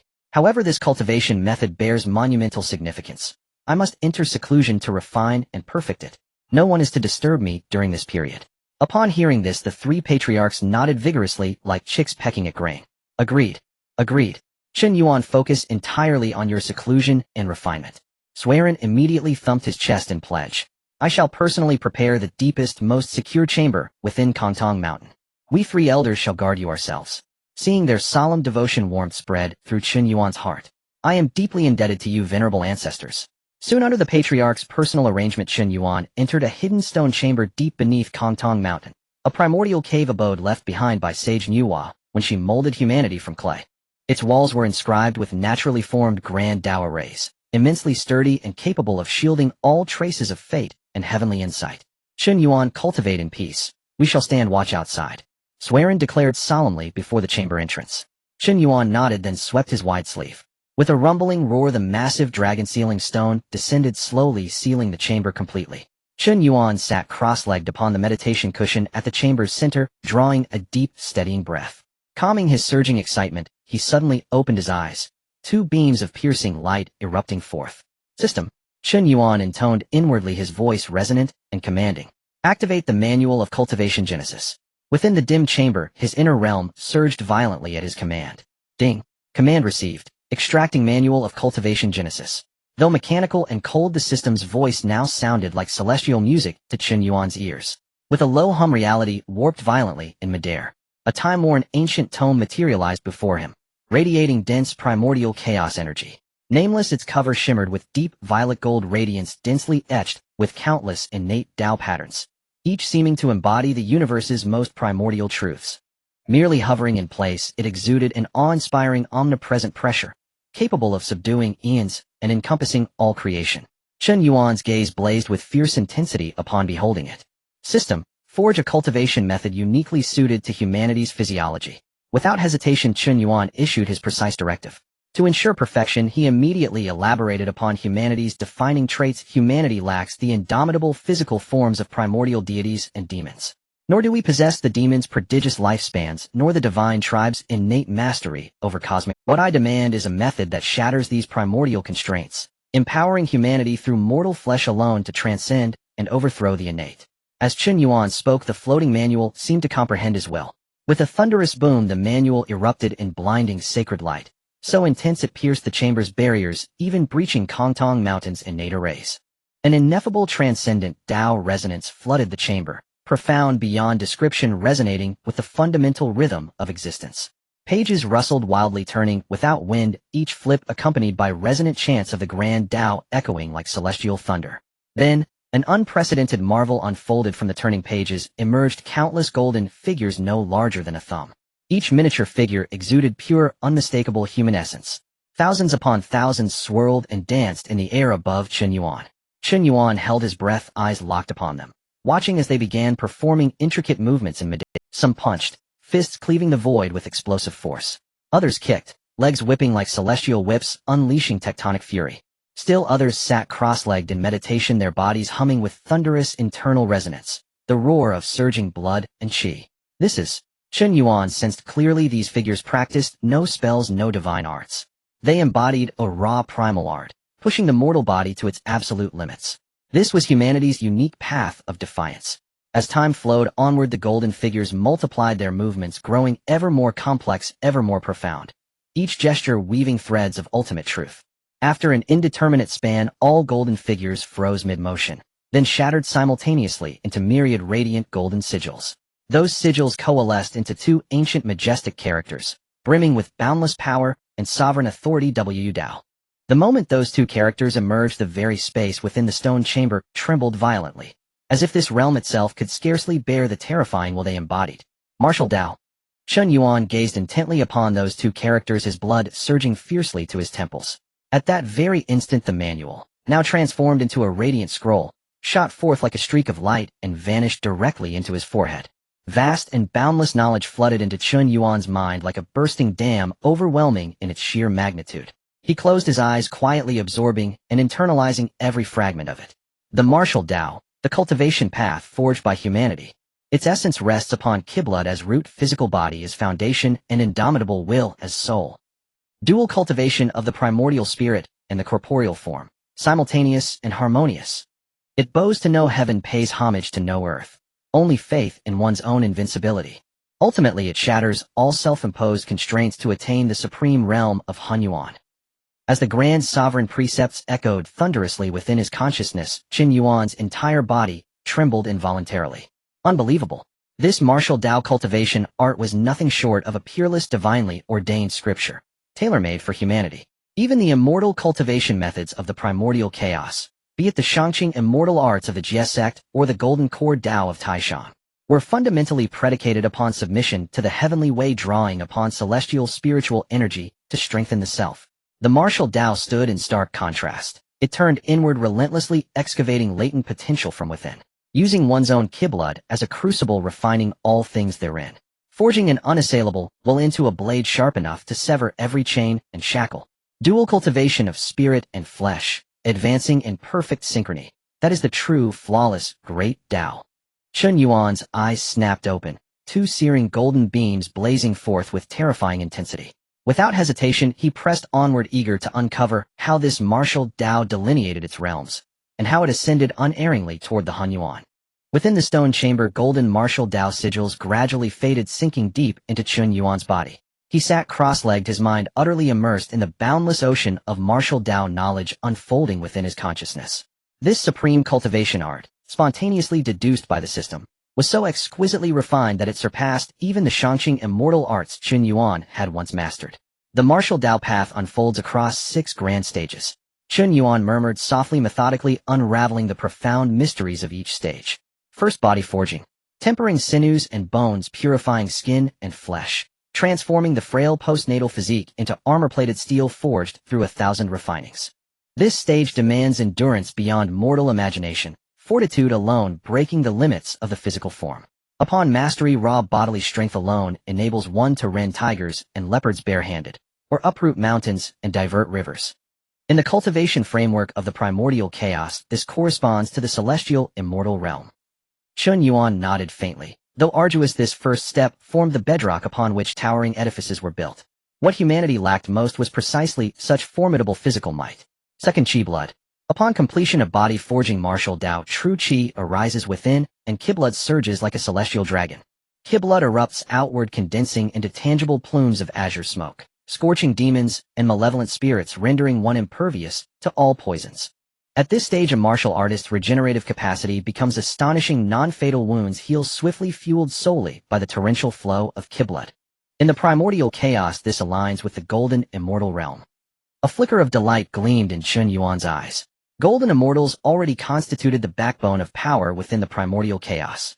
Should humanity field an army of Qi blood cultivators, even legions of ordinary demonic clans would march forth, never to return.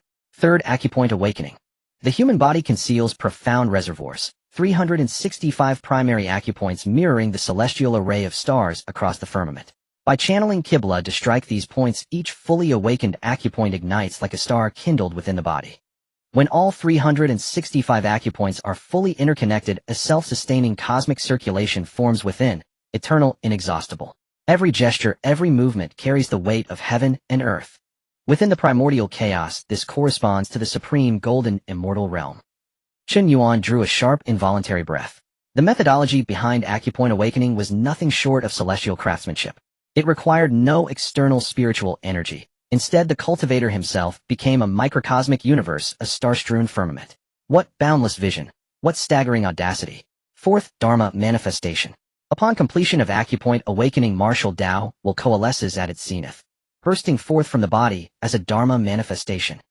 Manifesting Dharma heaven towering 10,000 zhang high, subduing all under heaven. At this stage, the martial artist begins to grasp primordial laws, weaving them seamlessly into the Dharma manifestation itself. A single fist strike unleashes cascading laws, shattering countless realms. In the primordial chaos, this is the Grand Luo golden immortal realm. Chen Yuan's breathing grew ragged and heavy. Grand Luo golden immortal, a true sovereign realm, beyond the 3 realms, outside the 5 elements. The martial Dao's Dharma manifestation realm not only possessed comparable divine power, but also wielded a corporeal form and combative, while far surpassing peers of equal rank. In direct confrontation, a martial Dao Grand Luo would utterly dominate a Daoist Grand Luo. Fifth, inner cosmos. The Dharma manifestation withdraws inward, giving rise to a genuine self-contained cosmos within the body. The cultivator becomes sovereign of this realm. So long as the cosmos endures, the cultivator cannot perish. Each movement commands the full force of an entire world, crushing adversaries beneath its absolute weight. Within the primordial chaos, this corresponds to the quasi-sage realm. Chen Yuan stood utterly speechless, stunned beyond measure. To forge a cosmos within one's own body. This was but the embryonic echo of Panga's act of creation, the cleaving of heaven and earth. Though merely an inner cosmos, it sufficed to prove the martial Dao's unfathomable transcendence. Finally, the 6th stage. Chen Yuan's gaze locked unblinkingly upon the final line of golden script. Honghuang.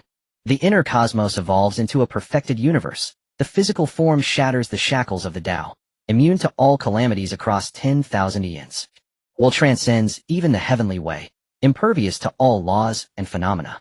Primordial spirit and corporeal form fuse flawlessly, attaining the supreme realm of Honghuang Grand Luo Golden Immortal. Within the primordial chaos, this is the Honghuang Sage realm. Boom! A nuclear detonation seemed to erupt within Chen Yuan's mind. Honghuang. This martial Dao cultivation art truly led, directly unswervingly, to the ultimate Honghuang Dao, and not via shortcuts like the Hongmeng Purple Qi, no. Rather through sheer personal might, it shattered every constraint, forging the Honghuang Grand Luo Golden Immortal path through raw, unyielding power. Such Honghuang granted greater freedom than the heavenly Dao sages, and infinitely more terrifying combat prowess. Ha ha ha ha. Chen Yuan burst into unrestrained laughter within the stone chamber. His mirth overflowed with boundless elation and heroic fervor. With this martial Dao art, how could humanity fail to rise and flourish? The Demon Clan's celestial court. Once our martial Dao legions stand ready, I shall march upon your Lingxiao palace and shatter it to dust. Chen Yuan surged upright, his aura blazing like a rainbow, fierce and uncontainable. He could scarcely wait to impart this supreme art to the three ancestral patriarchs. If they abandoned their prior paths to embrace the martial Dao, their immense karmic virtue would propel them skyward in mere moments. Chen Yuan swept his wide sleeve. Rumble, rumble, rumble. The ancient dragon sealing stone, long sealed, slowly rose. A sliver of long-lost light pierced the chamber's gloom. Chen Yuan strode forth, like a war god emerging from antiquity, bearing the unshakable hope of humanity's resurgence. Outside the stone door, Suerin Yochao and Zi were anxiously pacing back and forth. They stood guard here without daring to blink, fearing that any unforeseen event might disturb Chen Yuan's closed-door cultivation. Suddenly, the heavy sound of the stone door grinding against the ground echoed. The three ancestors trembled in unison, turning their heads sharply to fix their gaze on the slowly opening stone chamber. When they saw Chen Yuan's tall figure walking out with a confident smile, their hearts raced to the extreme. Chen Yuan. Suerin quickly stepped forward, his voice trembling slightly with extreme tension and anticipation. How did the technique's deduction go? Yu Chao and Zi also held their breath, their hands tightly clenched together. Chen Yuan looked at the tense expressions of the three ancestors, and without keeping them in suspense, nodded heavily. I have lived up to my mission. The supreme technique suitable for our human race has been successfully deduced. Boom. This simple sentence acted like a calming pill, instantly easing the anxiety in the hearts of the three ancestors. Following that, an uncontrollable ecstasy surged within them. Really? Has it really succeeded? Suerin was so excited that tears streamed down his face, his lips trembling. Chen Yuan's expression turned serious as he put away his smile. Looking at the three ancestors, he said solemnly, "Three ancestors, please relax your minds. I will now impart this technique to you." Upon hearing this, the three ancestors immediately sat cross-legged, without any hesitation, completely letting go of their spiritual defenses. They had absolute trust in Chen Yuan. Chen Yuan raised his right hand, bringing his index and middle fingers together, gathering three brilliant golden lights at his fingertips. Go! He flicked his fingers. The three golden lights transformed into three streams of light, instantly entering the center of the three ancestors' brows. Boom! In an instant, a vast ocean of martial arts information exploded in the minds of the three ancestors. Martial arts, based on blood and chi, rooted in the physical body and driven by will. The primordial spirit, the physical body, and dual cultivation. As the grand principles of martial arts and the mysteries of the six great realms continuously flashed in their minds, the bodies of the three ancestors began to tremble violently. Their expressions were extraordinary, first showing shock, extreme shock. They had never imagined that there could be such a domineering and unreasonable cultivation system in the world. Not cultivating the heavenly path, but focusing solely on oneself. Following that was ecstasy. This technique was simply tailor-made for the human race. It perfectly avoided the weakness of the human body and instead turned it into the driving force for transformation. Finally, there was profound shock and emotion. When they saw the sixth level of martial arts, the grand blueprint pointing towards the Tao of Hongjun, the souls of the three ancestors trembled. This was not just a technique, it was the heavenly path for the human race to reverse their fate. Swish! The three ancestors almost simultaneously opened their eyes. Their eyes were red and tears flowed down like beads from a broken string. Plop! Plop! Plop! Without the slightest hesitation, Suerin Yochao and Zi, the three ancestors of the human race, knelt down in unison. Chen Yuan, you have established such a supreme path for our race. You are the true backbone of the human. Suerin was unable to speak through his tears, his forehead pressed against the cold ground, reluctant to rise. Please get up. Chen Yuan was taken aback and quickly stepped forward, using his power to lift the three of them. You honor me too much. As a fellow human, this is my duty. Chen Yuan said softly, looking at the excited three ancestors. How do you find this martial arts technique? Good. Excellent. Yu Chao exclaimed excitedly, waving his fists. With this technique, I will immediately abandon that nonsense golden core path and switch to martial arts. Zi nodded repeatedly. Exactly, this is the path most suitable for us. However, seeing the eager expressions of the three, Chen Yuan slightly shook his head, pouring cold water on their enthusiasm.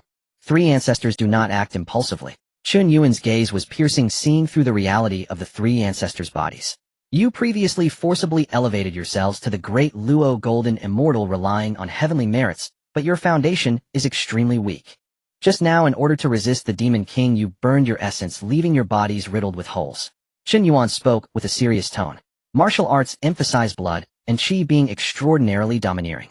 If you forcibly switch to martial arts with your current shattered bodies, you may not even have time for your blood to surge like a dragon before your physical bodies cannot withstand that violent force and explode. Upon hearing this, the joy on the faces of the three ancestors froze instantly. It was as if a bucket of ice water had been poured over them, chilling them from head to toe. Swiren's face was filled with bitterness. Are we to have this supreme path, yet be unable to enjoy it? Yu Chao and Zi also looked dejected. Indeed, their bodies had already been ruined. Looking at the despair in the eyes of the three ancestors, Chen Yuan suddenly smiled mysteriously. Three ancestors, do not panic. Since I dare to impart martial arts to you, I naturally have a way to resolve your physical issues. Chen Yuan said, flipping his wrist. Buzz. A rich and potent chaotic aura seemingly capable of reviving all things instantly filled the entire space. The three ancestors abruptly raised their heads, looking in disbelief at the palm of Chen Yuan. In Chen Yuan's hand lay 3 fruits radiating a colorful brilliance. The fruits were shaped like pearl cores with the innate Dao patterns embossed on their surfaces reading Hongjun.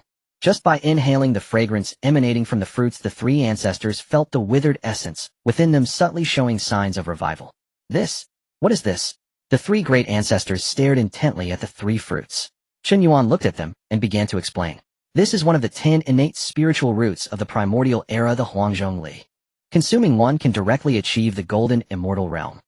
Swiren's legs went weak, nearly collapsing to the ground. Yu Chaos' lips trembled violently, his eyes nearly popping out. Zi was so stunned that he stood there in a daze, unable to comprehend it. Golden immortal. 1 fruit can achieve the golden immortal. It must be noted that the human race has practiced the golden core path for tens of thousands of years, and not a single person has stepped into the golden immortal threshold. Yet Chen Yuan casually produced 3. Chen Yuan, this is too precious. Swiren waved his hands repeatedly, his voice trembling. How can we possibly accept this?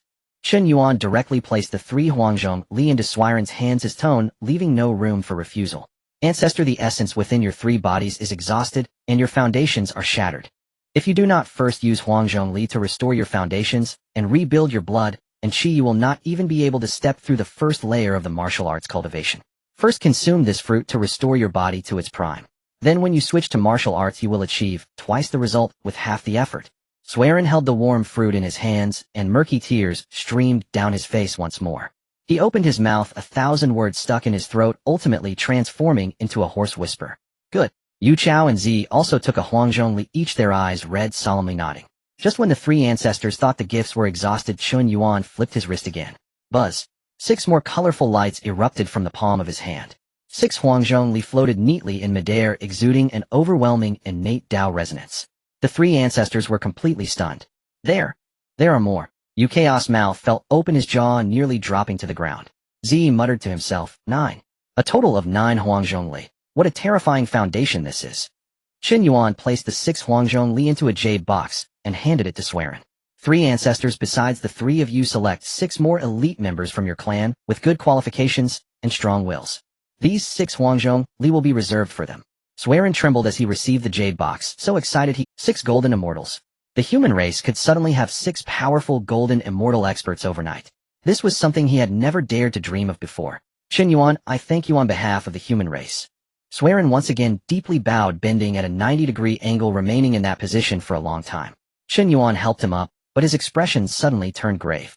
3 ancestors, there is one thing I must clarify in advance. Seeing Chen Yuan's serious expression, the 3 ancestors quickly suppressed their excitement, looking at him, eager to know what it was. Chen Yuan spoke in a deep voice. This martial arts method must not be transmitted to the human race all at once. Swiren sure froze, clearly bewildered by Chen Yuan's words. After all, if such a cultivation method were given wholesale to the human race, how could humanity not advance swiftly? Yet now Chen Yuan insisted they must not bestow it all at once. Yu Chao sure and Zi sure harbored the same concern. Chen Yuan's gaze grew profound as he swept his eyes across the 3 progenitors. Have you ever considered one question? In Honghuang, how many innate beings were born? Which among the Yao or the Wu does not count several quasi-saints to hold vigil? And even those mighty quasi-saints are often stopped short. They cannot touch the Hanyuan Dao. The 3 progenitors' expressions shifted, a faint understanding stirred within them. Chen Yuan continued, our martial way, its 6th tier reaches straight to Hanyuan. With a postnatal body, one could harden through to the Hanyuan de Luo golden immortal. Chen Yuan paused, a cold light flaring in his eyes. What do you think they would do if those ancient powers learned humanity possessed such a method? Boom. The question struck like icy water, chilling the three progenitors to the bone. Swearensure's face drained of color, cold sweat instantly beading on his brow. They would slaughter the human race and seize the method. Yuchaosher clenched his fist until his knuckles whitened, teeth set. Not merely seize. Quasi-saints who have cultivated for 10,000 years and cannot break their shackles. If they discovered humanity had a direct path to Honghuang Yuan, they would stop at nothing to exterminate our entire line. Zishi's face turned ashen, his back slick with cold sweat. The 2 Yao emperors in the Yao heavens. The 12 ancestral Wus. And those roaming quasi-saints. If any one of them acted, humanity would face annihilation. Chen Yuan nodded, his eyes fathomless and solemn. Therefore the martial method must be taught in stratified stages. The first step, only the training methods for Liani realm and Qishua realm should be passed to the human masses. Those 2 tiers merely fortify the body. They do not involve cosmic laws or the great Tao. Even if outsiders learned of them, they would deem them ordinary body refinement arts and pay them no heed. Swearenshire nodded repeatedly, calm, returning to his eyes. Chen Yuan speaks wisely. Let the people cultivate the first 3 tiers and raise the strength of the whole race. As for the higher stages, Faxiang realm, Dongtian realm, and beyond, those must be entrusted only to the absolutely trustworthy. Chen Yuan cast an approving glance at Swearenshire. Progenitor, you grasp the principle at once. Once the human foundation is solid, and the time ripe, we shall gradually release the higher techniques. Yuchaosher struck the table in admiration. Brilliant. Then outsiders will only see a few body refinement masters among humans and never suspect the Honghuang Dao. We will secretly accumulate strength and conceal our edge. Zisher exhaled in relief. When the human martial host takes shape and quasi-saints begin to emerge, then humanity will hold its head high. And if they learn of it, then, so what? With strength in hand, who would dare to act rashly?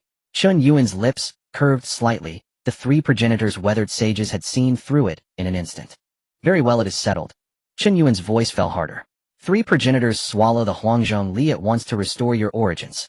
At the same time, select 6 individuals of exemplary talent and temperament from among the clan. When preparations are complete, I will personally transmit the art to them. The 3 progenitors answered in unison. As you command. In the days that followed, each of the 3 retired into seclusion and swallowed the Hongjun Li. The primordial root's potent medicinal force surged through their bodies, repairing their depleted origins and remolding their fractured foundations. 3 days later, Swearenshire emerged first, his aura thick and immovable like a mountain, the majesty of a Deluo golden immortal pressed upon the world. 2 days later, Yuchaosher and Zisher likewise broke seclusion, their chi and blood vigorous eyes as bright as a torch. The 3 progenitors were now 30% stronger than at their former peak. Meanwhile, they carefully selected within the clan, subjecting candidates to multiple trials until 6 innate human elites were chosen. These 6 had all endured life and death ordeals and refused to yield. Top-tier human prodigies. Their hearts were as firm as rock, their endowments 1/10 the sand. On that day, deep within Mount Kongtong, inside an ancient stone hall, Chen Yuan sat at the chief seat, with the 3 progenitors flanking him. In the center, 6 human elites knelt in perfect rows. They did not know what would transpire, yet the unprecedented gravity in the progenitor's demeanor told them that this was no ordinary affair. Raise your heads. Chen Yuan spoke calmly. At his command, the 6 looked up, upon meeting Chen Yuan's eyes. Deep and like a river of stars. Each felt a shudder run through them. An invisible pressure emanated from Chen Yuan, as if heaven itself had descended. Cold sweat beaded on the 6 brows, yet not one bowed or fled. Chen Yuan nodded slightly, a trace of satisfaction glinting in his eyes. Their dispositions passed the test. He turned to Swearenshire. Have they taken the Hongjun Li? Swearenshire replied respectfully. They ingested it yesterday. The golden immortal level foundation is now steady. Good. Chen Yuan rose, his great sleeves rustling. He surveyed the 9 within the hall and spoke with steady force. Today I will transmit the training method for the 4th tier of martial Dao, the Faxiang realm, to you. At this pronouncement, the 6 elites exchanged bewildered glances. They had already learned of the martial method from the progenitors and had begun cultivating Liani realm. But the Faxiang realm, that corresponded to the heights of a Deluo golden immortal. The 3 progenitors trembled slightly, unable to conceal their excitement. Faxiang realm. Deluo golden immortal. If all 9 could complete, Faxiang humanity would suddenly count 9 Deluo golden immortals among its ranks. Such foundation would place the human race among the foremost in all Honghuang. Relax your minds. Chen Yuan made no further preamble and waved his hand. 9 shafts of golden light shot from his fingertips, piercing precisely into the brows of the 9. Boom. Vast martial Dao information poured into their minds. The complete teachings for the 4 major tiers, Lianti Qishua, Qiaoshua, and Faxiang. unfurled in their consciousness like a celestial book. The 6 elites' bodies convulsed violently, veins bulging on their foreheads. The immense torrent of knowledge threatened to rupture their mental seas. They clenched their teeth and endured it with raw will. As for the 3 progenitors, the main transmission concerned the martial Dao's 5th tier, the Tongtian realm. The progenitors fared far better, having already absorbed the martial compendium before. This transmission merely refined the Faxiang realm's subtleties for them. After a moment, all 9 opened their eyes together. In the 6 elites' gazes beyond shock bloomed an unprecedented fervor and martial ardor. The leading sturdy youth suddenly clenched his fist, his bones cracked like thunder. I will form my Faxiang, the law form of the martial Dao, and subdue the universe. I will forge my Faxiang and make the Yao pay in blood. The other 5 had eyes aflame, their qi and blood roaring like tides. Chen Yuan watched their unyielding resolve with deep satisfaction. From this day forth, you 6 are the first seeds of human martial Dao. The methods for Lianti and Qixue you may practice on your own. Oh, I have imparted the keys to Qiaoxue and Faxiang. Tread the path steadily, ascend step by step. Remember, do not reveal a single word of anything above Faxiang to outsiders. The 6 cupped their fists in salute, voices like a resounding bell. Chen Yuan stood with hands behind his back, his gaze piercing the stone hall's dome and drifting to the boundless sky beyond. The seed of human martial Dao had been sown this day. Given time, that seed would grow into a towering tree that would become the backbone of the human race. Yes, the 6 human beings responded in unison, their voices brimming with uncontrollable excitement. Their gazes toward Chen Yuan had completely transformed from initial awe to fervent admiration. Chen Yuan waved his hands, signaling them to take their leave. Go, the future of humanity lies in your fists. The 6 bowed deeply once more before turning around and departing the ancient stone hall with steady and powerful strides. Each step they took seemed to carry an indomitable momentum, a spirit belonging to warriors. As the 6 departed, the once lively hall fell into an immediate silence. The atmosphere within the hall did not lighten with the completion of their tasks. Instead, it became even more solemn, infused with a vague sense of grave seriousness. He lifted his gaze toward the 3 human ancestors below. The 3, Sui Ren, Yu Chao, and Zi, did not engage him as usual. Instead, they stood still, gazing at each other. In their eyes there was struggle, determination, and hope, a complexity that reached its peak.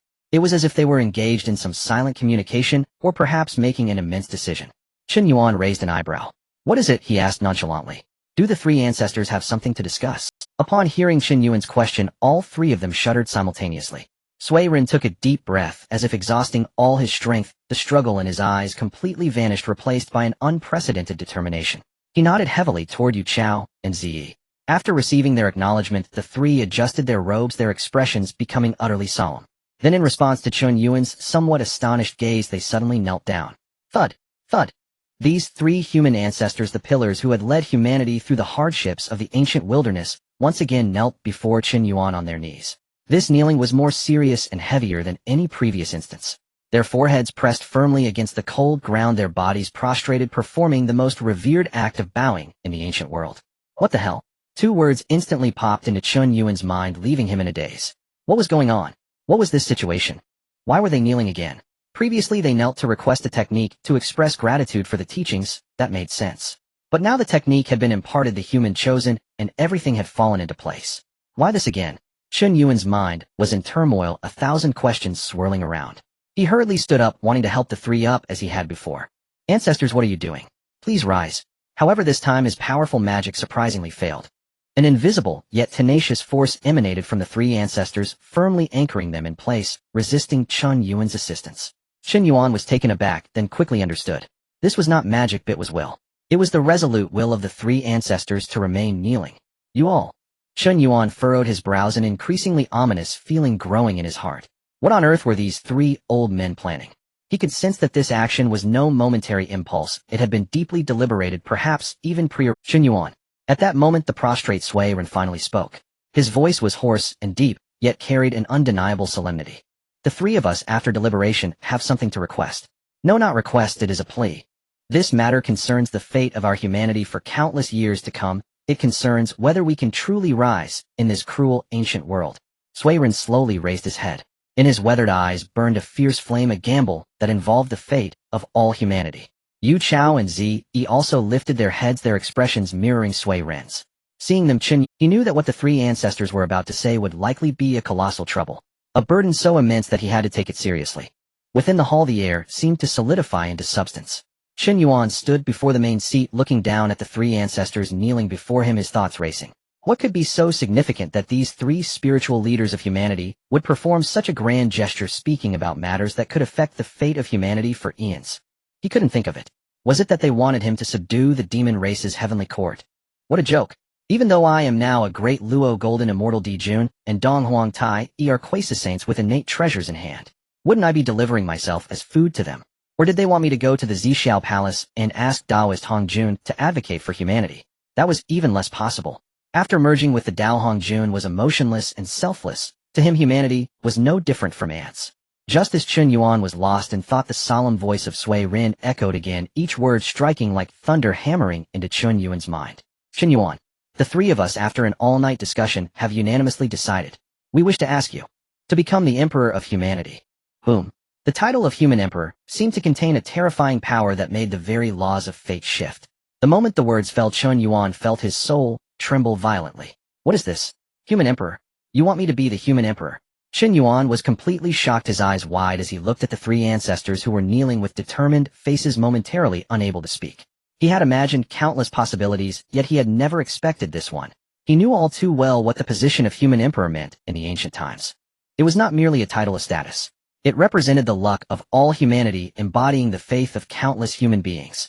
At the same time, it also represented endless karma and responsibility. Throughout history, the three sovereigns and five emperors, none of whom did not establish great merits for humanity, ultimately became bound by the heavenly law in the Fire Cloud Cave, ostensibly to suppress humanity's luck, but in reality, it was no different from imprisonment. This position of Human Emperor is simply a hot potato. Three ancestors, have you made a mistake? Chen Yuan took a deep breath, forcing himself to calm down. The position of Human Emperor is of great importance. What merit do I possess? No, you are worthy. Before Chen Yuan could finish, Yu Chao suddenly raised his head, interrupting him excitedly. Chen Yuan, you have created the path of martial arts for humanity, which is a tremendous merit. This achievement is enough for you to assume this position. Yu Chaos' voice was hoarse with excitement, pointing at the empty hall, tears welling in his eyes. Since the birth of humanity, we have been like rootless floating weeds, subjected to oppression and slaughter by the myriad races. Why? Because we lack a true leader. One who can lead us through the thorns and carve out a bloody path. Zi was also in tears, choked with emotion. We three old bones, although revered as ancestors, know our limitations. We cannot protect all our humanity needs a strong leader.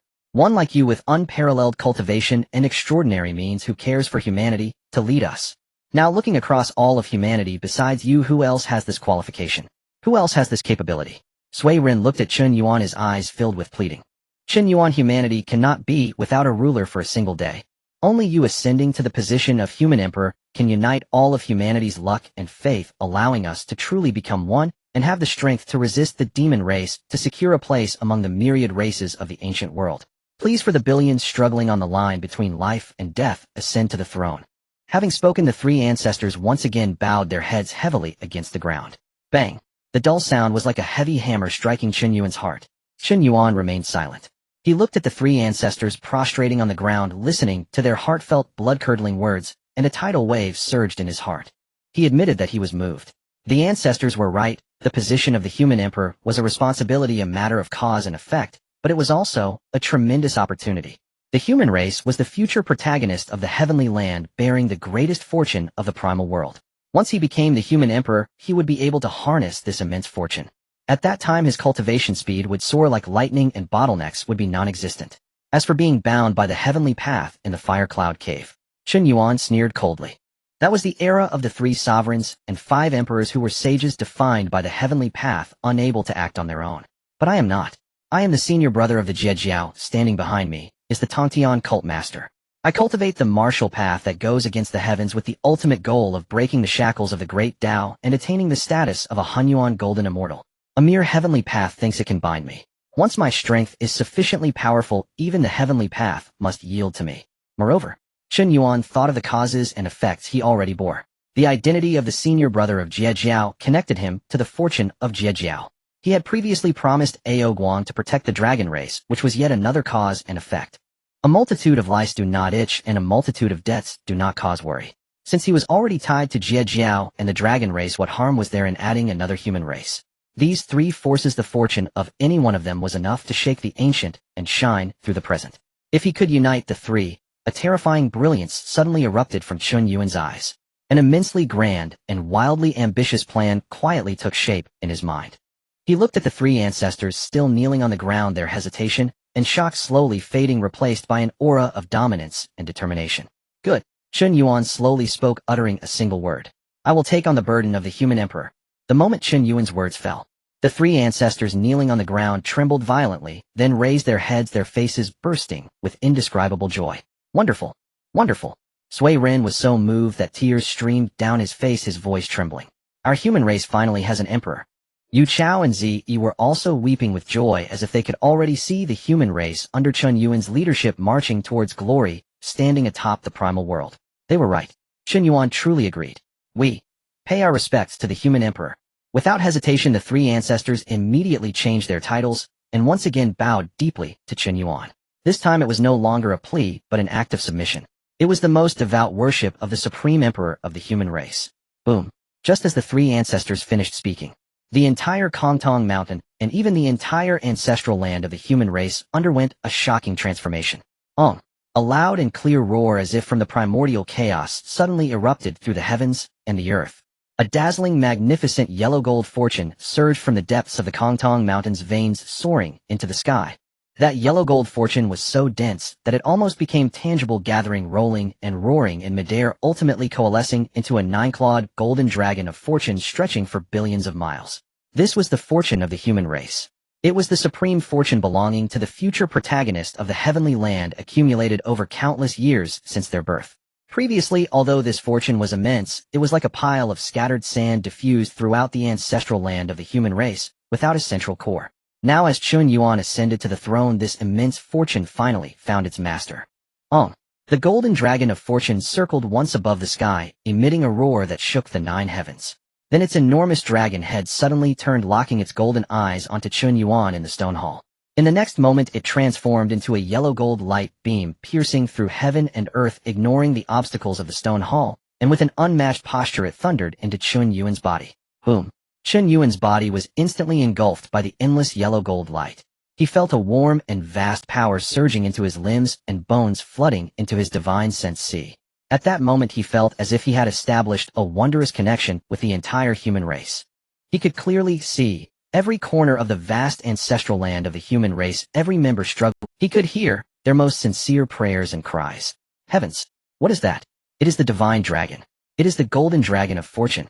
I feel as if I have a connection with that golden dragon. Under Kongtong Mountain, countless human citizens rebuilding their homes or mourning their deceased relatives were all stunned by the phenomenon in the sky. They looked up at the yellow-gold light beam piercing through heaven and earth, feeling the tremor from deep within their bloodlines, their hearts filled with shock and confusion. At that moment, a grand, majestic voice, as if from the heavenly decree, emanated from the source of that light beam, from the ancient stone hall, resonating clearly in the ears of every clansman, echoing in their souls. I, Chen Yuan, today I ascend to the throne of the human race at the behest of the three ancestors and billions of clansmen. From this day forth the human race shall have an emperor. This voice was none other than Chen Yuan's. Empowered by the fortune of the human race, his voice carried the supreme majesty of an emperor, spreading across every inch of the land occupied by the human race. It is the deity who saved us. Ancestor Chen Yuan has become our human race's emperor. Countless human citizens were first stunned, then their faces erupted with a joy. It is the deity who saved us. Ancestor Chen Yuan has become our human race's emperor. Countless human citizens were first stunned, then their faces erupted with a joy 100 times more fervent than that of the three ancestors. They had no doubts whatsoever about Chen Yuan becoming the human emperor, only heartfelt support and joy. They had witnessed the strength of this powerful being with their own eyes. This powerful being had established the martial arts for the human race, giving them hope for strength, a grace they would never forget. Who else had the right to become emperor if such a person did not? Paying respects to the human emperor. Paying respects to His Majesty the human emperor. It was unclear who knelt first, but soon it was like a domino effect. In the mountains and fields, on the ruins by the rivers, countless tens of millions of human citizens knelt devoutly on the ground, facing the summit of Kongtong Mountain, the direction of the yellow-gold light beam. They offered their purest and most sincere power of faith, without reservation. At that very moment, within the Buyering Palace atop Mount Shouyang, the supreme sage, seated motionless upon a rush mat, his entire being suffused with the Taoist principle of Wu Wei, as if seamlessly merged with heaven and earth, suddenly opened his ageless eyes. An unprecedented flicker of astonishment flashed across his impassive sage-like gaze, gone in an instant. HM. His deep voice resonated through the vast, empty hall laced with disbelief.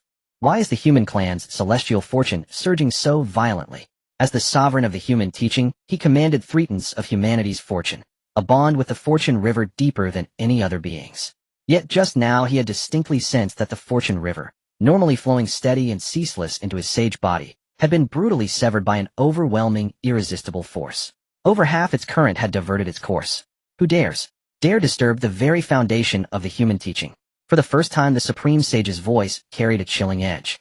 His eyes gently closed, his sage-level primordial spirit instantly transcended infinite space and time, alighting upon the river of fate. With a subtle gesture of his finger, he performed a celestial calculation. Boom! The veil of destiny shattered before him. The mist shrouding humanity's fate was forcibly dispelled. He saw it. He beheld a lone figure clad in the Honghuang imperial robe, crowned by a nine-clawed golden dragon of celestial fortune, receiving the prostrations and worship of countless millions of humans. This very figure was the source that had severed his fortune. The human emperor.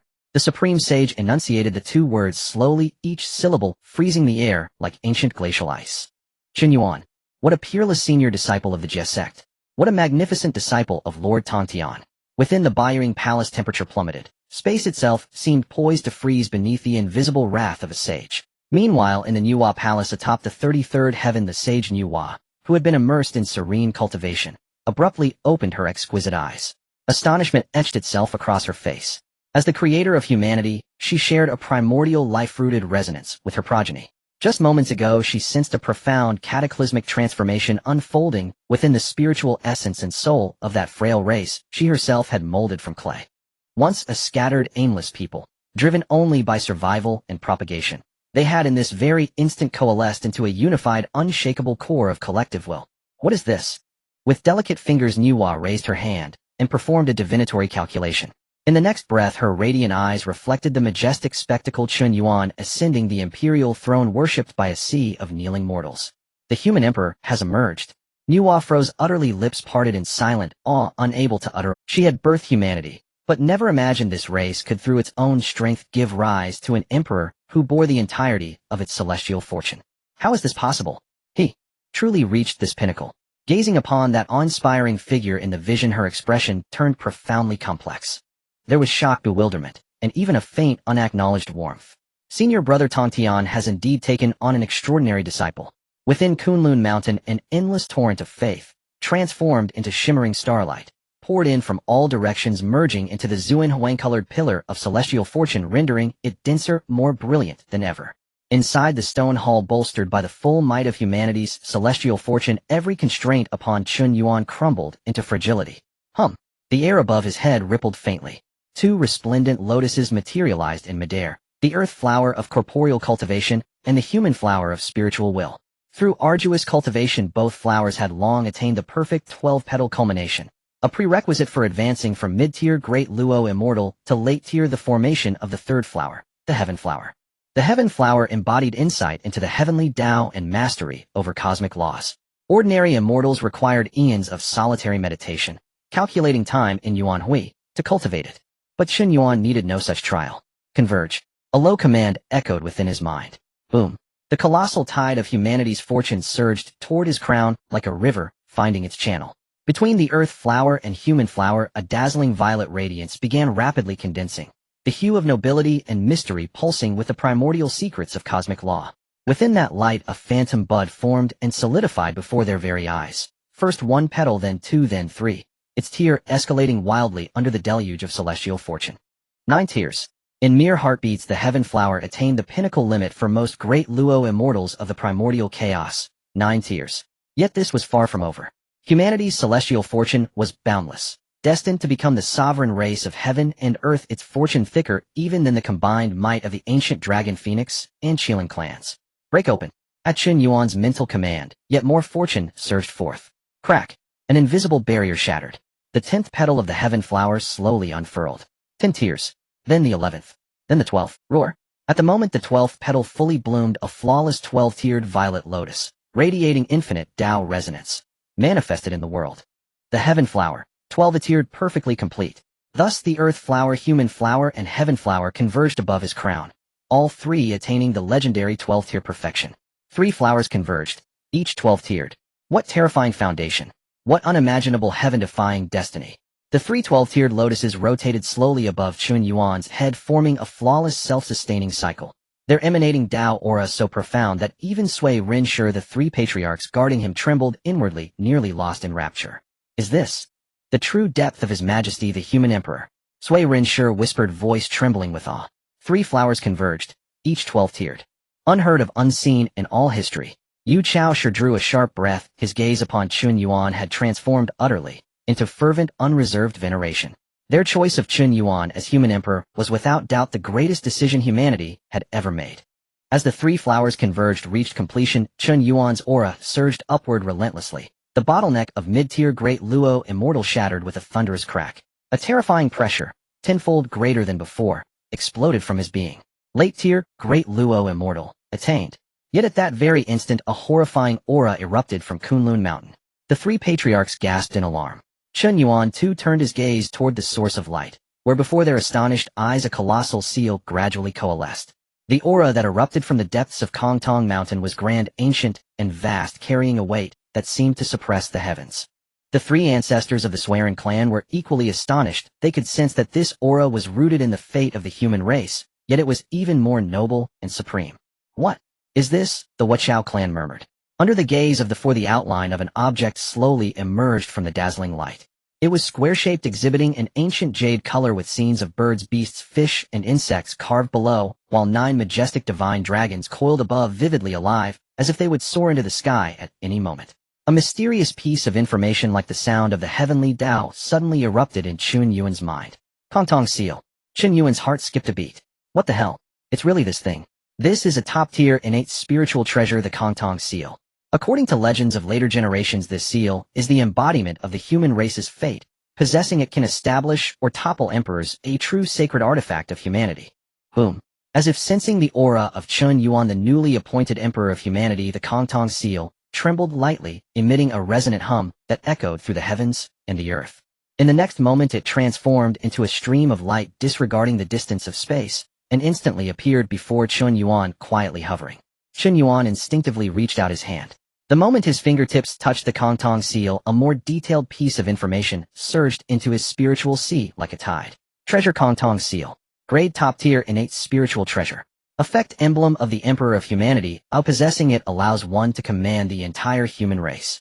It contains the laws of humanity, capable of suppressing the fate of the human race, ensuring they endure through calamities and their fortune does not wane. It is indeed it. Chen Yuan's heart surged with ecstasy. This is like having a pillow delivered when one is sleeping. Having just ascended to the throne, he was worried about how to completely control the vast and fractured fate of the human race and turn it to his advantage. The appearance of the Hongtong seal was like a key that would allow him to perfectly steer the massive vessel. With it, the fate of the human race would have a true court, no longer being casually taken away by the supreme saints. From now on, the fate of the human race could only be distributed by him, the emperor. This. The Swearing clan looked at the imposing seal, radiating supreme majesty, feeling the familiar aura connected to the bloodline of the human race, trembling with excitement. It is the supreme treasure of the human race. It is our clan's ultimate treasure. The Zi clan wept with joy, their voices choked with emotion. Although they did not know the name of this great seal, they could feel its importance to the human race, surpassing everything. Congratulations, Emperor. Congratulations, Emperor. You have obtained the ultimate treasure of the human race. The Swearing clan was the first to react, immediately bowing deeply to Chen Yuan, their voices filled with genuine joy and reverence. The Wachao clan and the Zi clan quickly followed suit. Congratulations, Your Majesty the Emperor.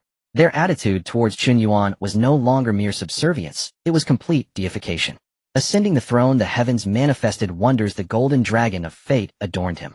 His cultivation broke through the 3 flowers gathered at the crown, reaching the 12th grade perfection. Now even the supreme treasure capable of suppressing the fate of the human race came to him automatically. This was clearly the destined emperor of humanity. Holding the Hongtong seal, Chen Yuan could clearly feel his connection with the fate of the entire human race tightening.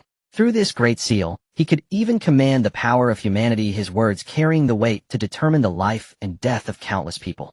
This is the authority of the emperor.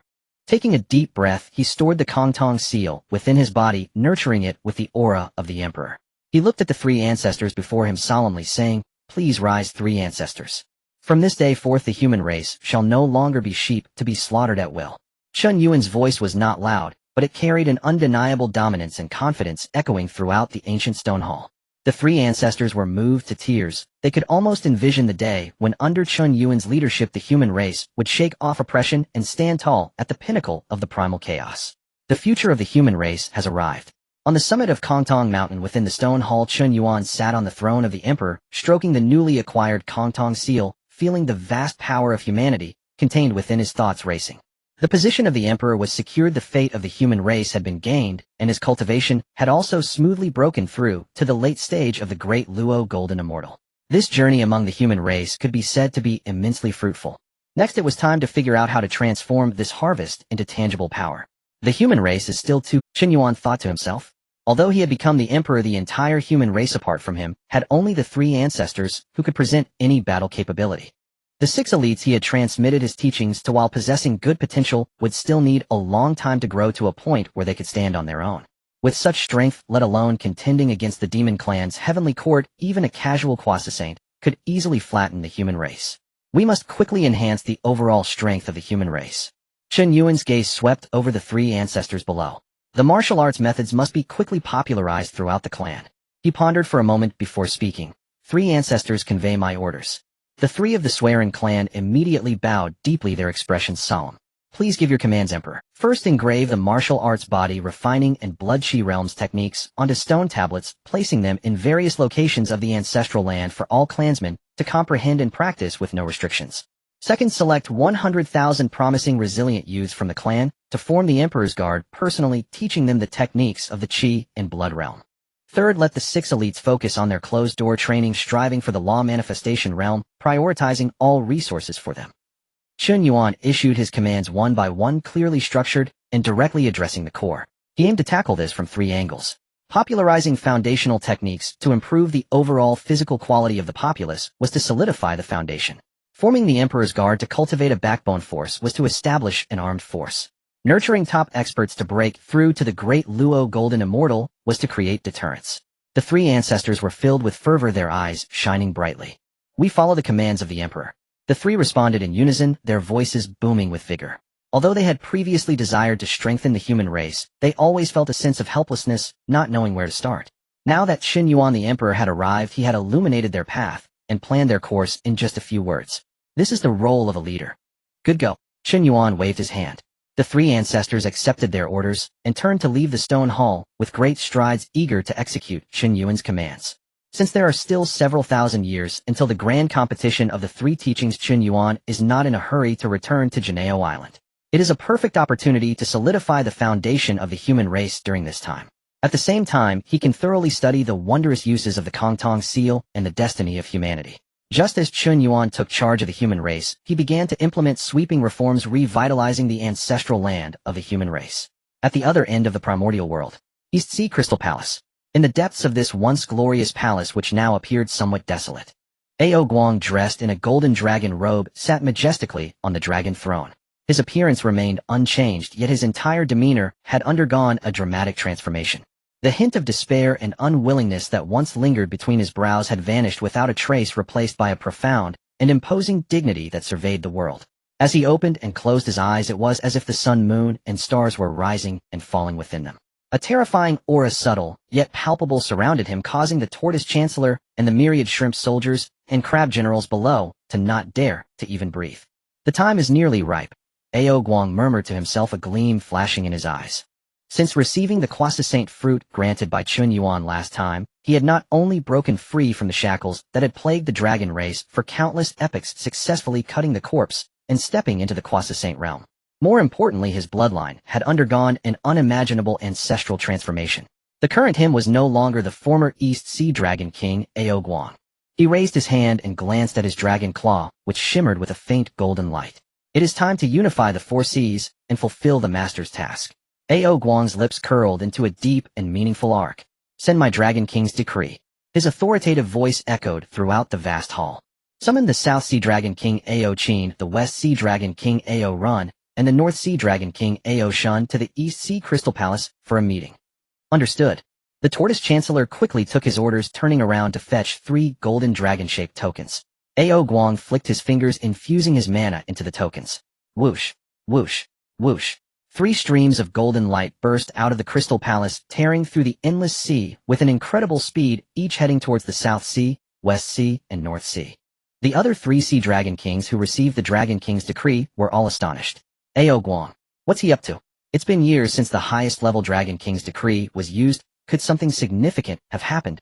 Though puzzled, they knew the Dragon King's decree was not to be disobeyed, so they immediately set off towards the East Sea. South Sea Dragon Palace. Though puzzled, they knew the Dragon King's decree was not to be disobeyed, so they immediately set off towards the East Sea. South Sea Dragon. What is Ao Guang doing acting so crazy? Calling us for a meeting. With the dragon race in such a state, what is there to discuss? Better to stay put in my corner of the world than go out and stir up trouble. Though he complained, his body obediently transformed into a stream of light rushing out of the South Sea Dragon Palace. The Dragon King's decree is the highest level summoning order of the dragon race. Unless one intends to rebel against the dragon race, no one dares to disobey it. West Sea Dragon Palace. West Sea Dragon King Ao Run had a relatively calm demeanor. Looking at the Dragon King's decree, a thoughtful light flickered in his eyes.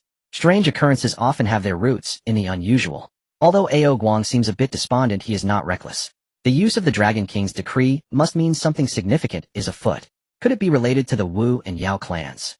He speculated in his heart, but did not dare to delay, immediately setting off towards the East Sea. North Sea Dragon Palace. North Sea Dragon King Ao Shun wore a face of disdain. A meeting? We 4 brothers are equal in strength and status. None can dominate the others. What results can come from this? I think Ao Guang is just bored out of his mind. Despite his inward skepticism, he still set off. In no time, the 4 seas were stirred up. Days later, outside the East Sea Crystal Palace, 3 powerful auras approached from afar, almost arriving simultaneously. The light dispersed, revealing the figures of South Sea Dragon King Ao Qin, West Sea Dragon King Ao Run, and North Sea Dragon King Ao Shun. Few all have come. Ao Qin glanced at the other 2, snorting coldly. Big brother used the Dragon King's decree. How could we dare not come? Ao Run smiled slightly, but his tone did not convey much respect. In the dragon race, strength is paramount.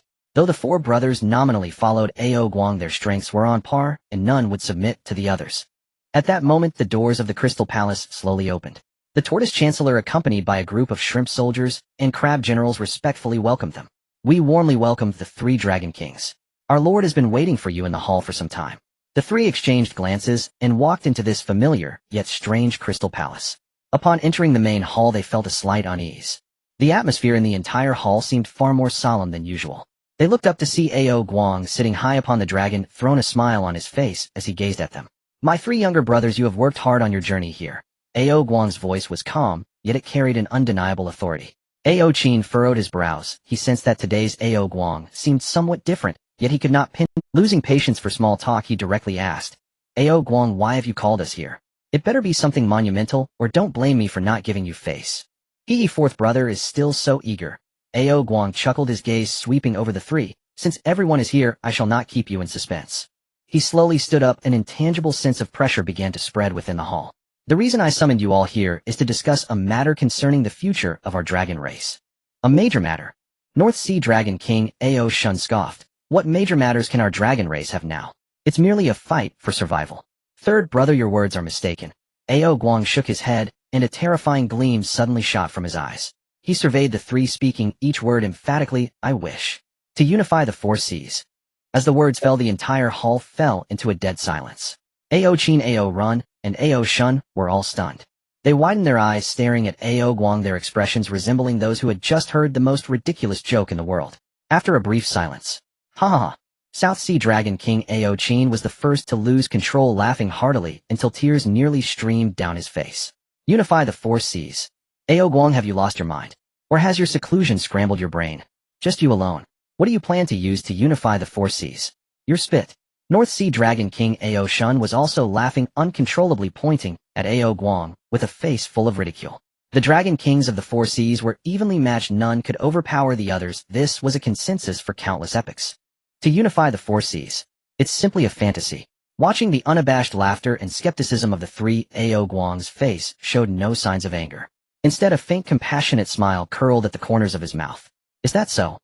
The 2 simple words, Ao Guang, struck the three laughing dragon kings like twin thunderous hammers, silencing their laughter instantly. Nanhai Longwang Ao Qin's facial muscles twitched. His gaze locked fiercely onto Ao Guang, and from that unervingly placid stare, he sensed an omen of impending doom. Ao Guang, what do you mean? Ao Qin's voice turned icy. Did we strike a nerve? Are you enraged by our truth? Meanwhile, Beihai Longwang Ao Shun also let his smile fade, his eyes sharpening with wary vigilance. Brother, this jest has gone far enough. We are kin. Let us not let such trifles fracture our brotherhood. Shihai Longwang Ao Run fixed Ao Guang with a deep solemn gaze and asked, brother, what precisely do you intend? Faced with their accusations, Ao Guang rose slowly from his dragon throne, silent. Yet as he stood, a terrifying, indescribable aura stirred within him, like a primordial beast awakening, and began to emanate slow and inexorable. Boom. Even the faintest leakage of that aura sent the crystal palace shuddering violently, hairline fractures spiderwebbed across the great hall's beams and pillars. Beyond the palace, across 100 million li of ocean, colossal waves erupted. Countless aquatic beings trembled uncontrollably under that oppressive might, prostrating themselves in abject terror. And those most directly struck were the three dragon kings standing at the hall's center. What is this? Ao Qin's face drained of all color in an instant. He felt like a fragile skiff tossed upon a hurricane, crushed beneath an irresistible, incomprehensible force. That pressure transcended all realms of his understanding. Ao Shun, the weakest among them, collapsed first, knees buckling, slamming into the unyielding floor with a sickening thud that carved two deep craters. He raised his head, his face contorted with raw horror. Quasi-sage. Those two words escaped his clenched teeth, as if each syllable cost him his last breath. Quasi-sage. At that utterance, Ao Qin's and Ao Run's minds blanked, a deafening silence roaring within their skulls. They jerked their heads up, staring at Ao Guang, eyes wide with disbelief and staggering shock. Impossible. Utterly impossible. Ao Guang's cultivation had always matched theirs. Tai golden immortal. How could he possibly have broken through to quasi-sage? The dragon clan's fortune had long waned, the Dao path had been severed. This was known throughout the vast Honghuang realm. For countless eons no dragon had ascended to quasi-sage. Then why Ao Guang? No, I refuse to believe it. Nanhai Longwang Ao Qin roared forcibly, surging his divine energy to resist that crushing pressure. Yet his defiance crumbled before the quasi-sage's might. Pathetically frail, utterly futile. Crack. His dragon bones groaned under unbearable strain. His entire reservoir of divine energy lay pinned, immovable, paralyzed. Now, do you still think I jest? Ao Guang's voice thundered, not in their ears alone but deep within their nascent souls, as if echoing from the ninth heaven itself. Step by deliberate step, he descended the dais. With each footfall, the hall's oppressive aura intensified, until Ao Qin and Ao Run, unable to endure further, fell to their knees with twin thuds mirroring Ao Shun's collapse. Their heads bowed low, too humbled even to lift their eyes toward Ao Guang. In that moment, fraternal bonds and equal status dissolved, shattered utterly beneath the weight of absolute supremacy. They finally understood Ao Guang had summoned them not for consultation, but for decree. A decree enforced by power they could neither oppose nor comprehend. From this day forth, the four seas would speak with one voice. His voice, Ao Guang's voice. Terror, remorse, bitter resentment, all churned within the three dragon kings' hearts. How could it be? Merely millennia apart, and their elder brother, once deemed stagnant for eons, had soared beyond their reach, attaining a realm they could only worship from afar. What had transpired? The hall sank into deathly stillness. The very air thickened into solid dread, pressing down upon the kneeling dragon kings until breath itself became agony. Their vaunted peak of Tai golden immortal cultivation, once a source of pride, now seemed less than dust before Ao Guang's boundless abyssal quasi-sage aura. Nanhai Longwang Ao Qin trembled, not from fear alone, but from the seismic shock of an unbearable truth crashing upon him. He could not fathom it. Truly he could not. Why? His bloodshot eyes locked onto Ao Guang's advancing figure as he rasped, voice raw with anguish. Among our four brothers, talent, temperament, I, Ao Qin, dare claim no lesser merit than you. Then why did you break through? Though Ao Shun and Ao Run remained silent, their eyes mirrored Ao Qin's bewilderment and burning resentment. Indeed, why? If any among the dragons retained a sliver of chance to ascend to quasi-sage, surely the odds should have been equal among them. Why Ao Guang alone? Ao Guang paused, gazing upon their defiant despair. His expression remained serene, untouched by sorrow or joy, as he replied softly, because I met a benefactor. A benefactor? The three dragon kings froze. What celestial patron possessed such unfathomable power to reverse the dragon clan's fate and elevate one to quasi-sage? Before their astonishment could settle, Ao Guang's aura shifted again. If his earlier quasi-sage pressure had been sheer, overwhelming force, instilling terror. Then now emerged something older, nobler, a primordial dominance rising from the deepest wellspring of bloodline itself. Ao Qin and the others felt their dragon souls recoil in visceral, involuntary tremor, a primal hierarchical submission written into their very essence. Under this dominion, even the thought of resistance evaporated. All that remained was the instinct to kneel, to worship. This is bloodline supremacy. Shihai Longwang Ao Run gasped in disbelief. Impossible. We share the same ancestral blood, the progeny of the primordial dragon. How can your bloodline authority eclipse ours so utterly? Trembling, they lifted their eyes and beheld Ao Guang's fundamental transformation. Not in cultivation, in bloodline. Golden scales shimmered around him with unprecedented brilliance, radiating an imperial majesty they had never witnessed, ancient and sovereign. His dragon horns jutted sharper like twin celestial swords piercing the heavens. His dragon whiskers stirred without wind, each subtle sway seeming to resonate with the cosmic Dao principles themselves. And when their gaze finally settled upon his hands, now fully transformed into golden dragon claws, time itself fractured in their minds. Their pupils contracted into lethal needle-thin points. 1, 2, 3, 4, 5, 6. 6 claws. 6 golden claws gleamed with savage, regal ferocity. 6-clawed golden dragon. Those 4 words struck their celestial crowns like a chaos divine thunderbolt, shattering every shred of pride, resentment, and doubt into irretrievable dust. 6-clawed golden dragon. Nanhai Longwang Ao Qin's lips quivered, his face ashen, his body collapsing inward, emptied of all strength, all will, all identity. Bloodline reversion. This is bloodline reversion. Ao Shun, the northern sea dragon king, trembled as he spoke. Dragonkind's bloodlines are rigidly stratified. The lowest bears a single claw, the highest 9. Only the primordial ancestral dragon and Zhulong possess the 9-claw rank. In this age, even reaching 5 claws among the dragonfolk is regarded as middling, not to mention the 6-claw tier. No wonder Ao Guang could ascend to quasi-saint. It turns out his bloodline has reverted to its ancestral glory, surpassing them all. 6-clawed golden dragon. Those 4 words fell like an invisible maul, shattering the hearts and minds of Ao Qin, Ao Run, and Ao Shun, the dragon kings of the southwest and north seas. This was the crushing dominance of bloodline and absolute suppression of live strata. Since their inception, dragonkind has enforced strict bloodline hierarchies.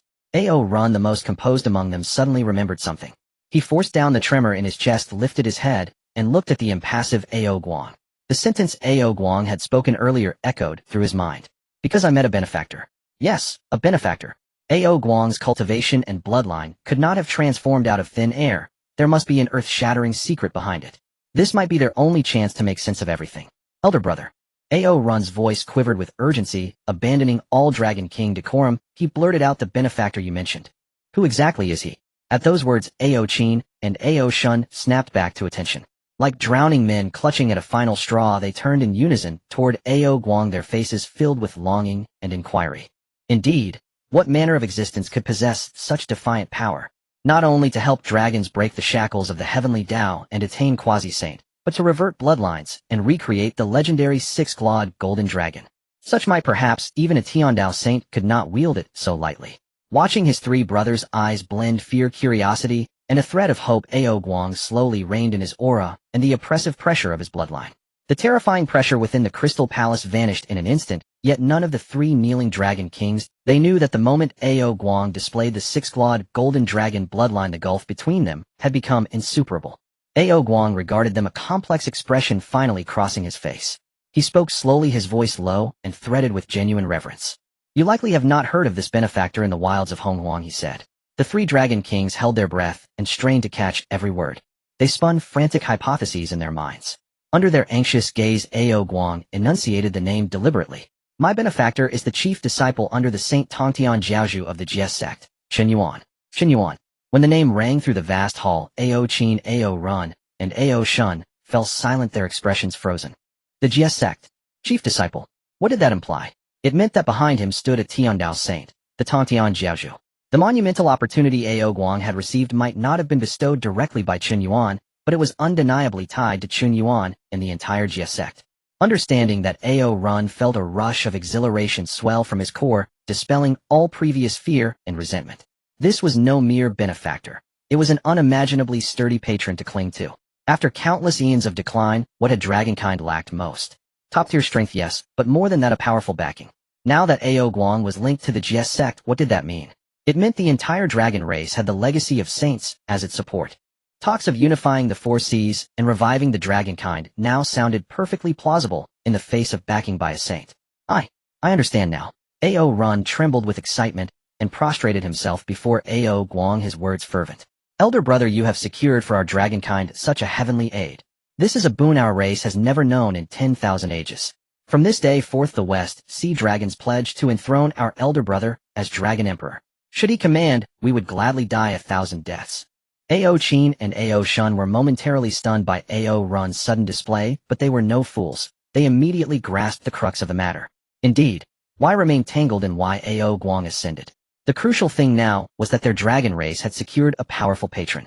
All previous jealousy and resentment evaporated, replaced by an unprecedented excitement and fervor. Long live our elder brother. Accept my obeisance. Ao Qin, normally the most hot-headed, bowed sincerely. The South Sea Dragon Palace pledges to follow the Dragon Emperor's lead. The Northern Sea as well. Ao Shun hurried to add. We pay homage to the Dragon Emperor. The three Dragon Kings changed their tone in unison, their voices full of submission and zeal. Watching the three utterly subjugated, Ao Guang's face finally showed satisfaction. He knew he had completed the first task his patron had set. Rise, Ao Guang said, lifting his hand. A gentle force hoisted them up. He returned to the dragon throne and sat, his gaze sweeping over the reverent figures below as an imperial majesty rose within him. From this day forth within the four seas, there shall be no east, west, south, or north. Only one voice, the voice of our dragon race. By the edict of the Dragon Emperor, they answered together, their voices shaking the heavens. After countless eons of dormancy, dragonkind at last welcomed the dawn of unity. Meanwhile, atop Mount Kongtong in the human ancestral lands, Chen Yuan slowly opened his eyes. Counting on his fingers, he realized the three sects' grand contest approached. It was time to return to Jiejiao Island. Under his planning, the human race too flourished.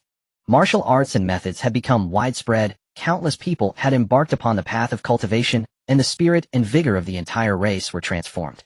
The 100,000 Renhuang guards had begun to take shape, who under the personal tutelage of the three progenitors their strength advanced by leaps and bounds. Everything was moving in a favorable direction. With a thought, he transmitted a voice to the three progenitors busy across the ancestral land. Moments later, Swearin Shi, Yuchao Shi, and Zi Shi arrived at the stone hall.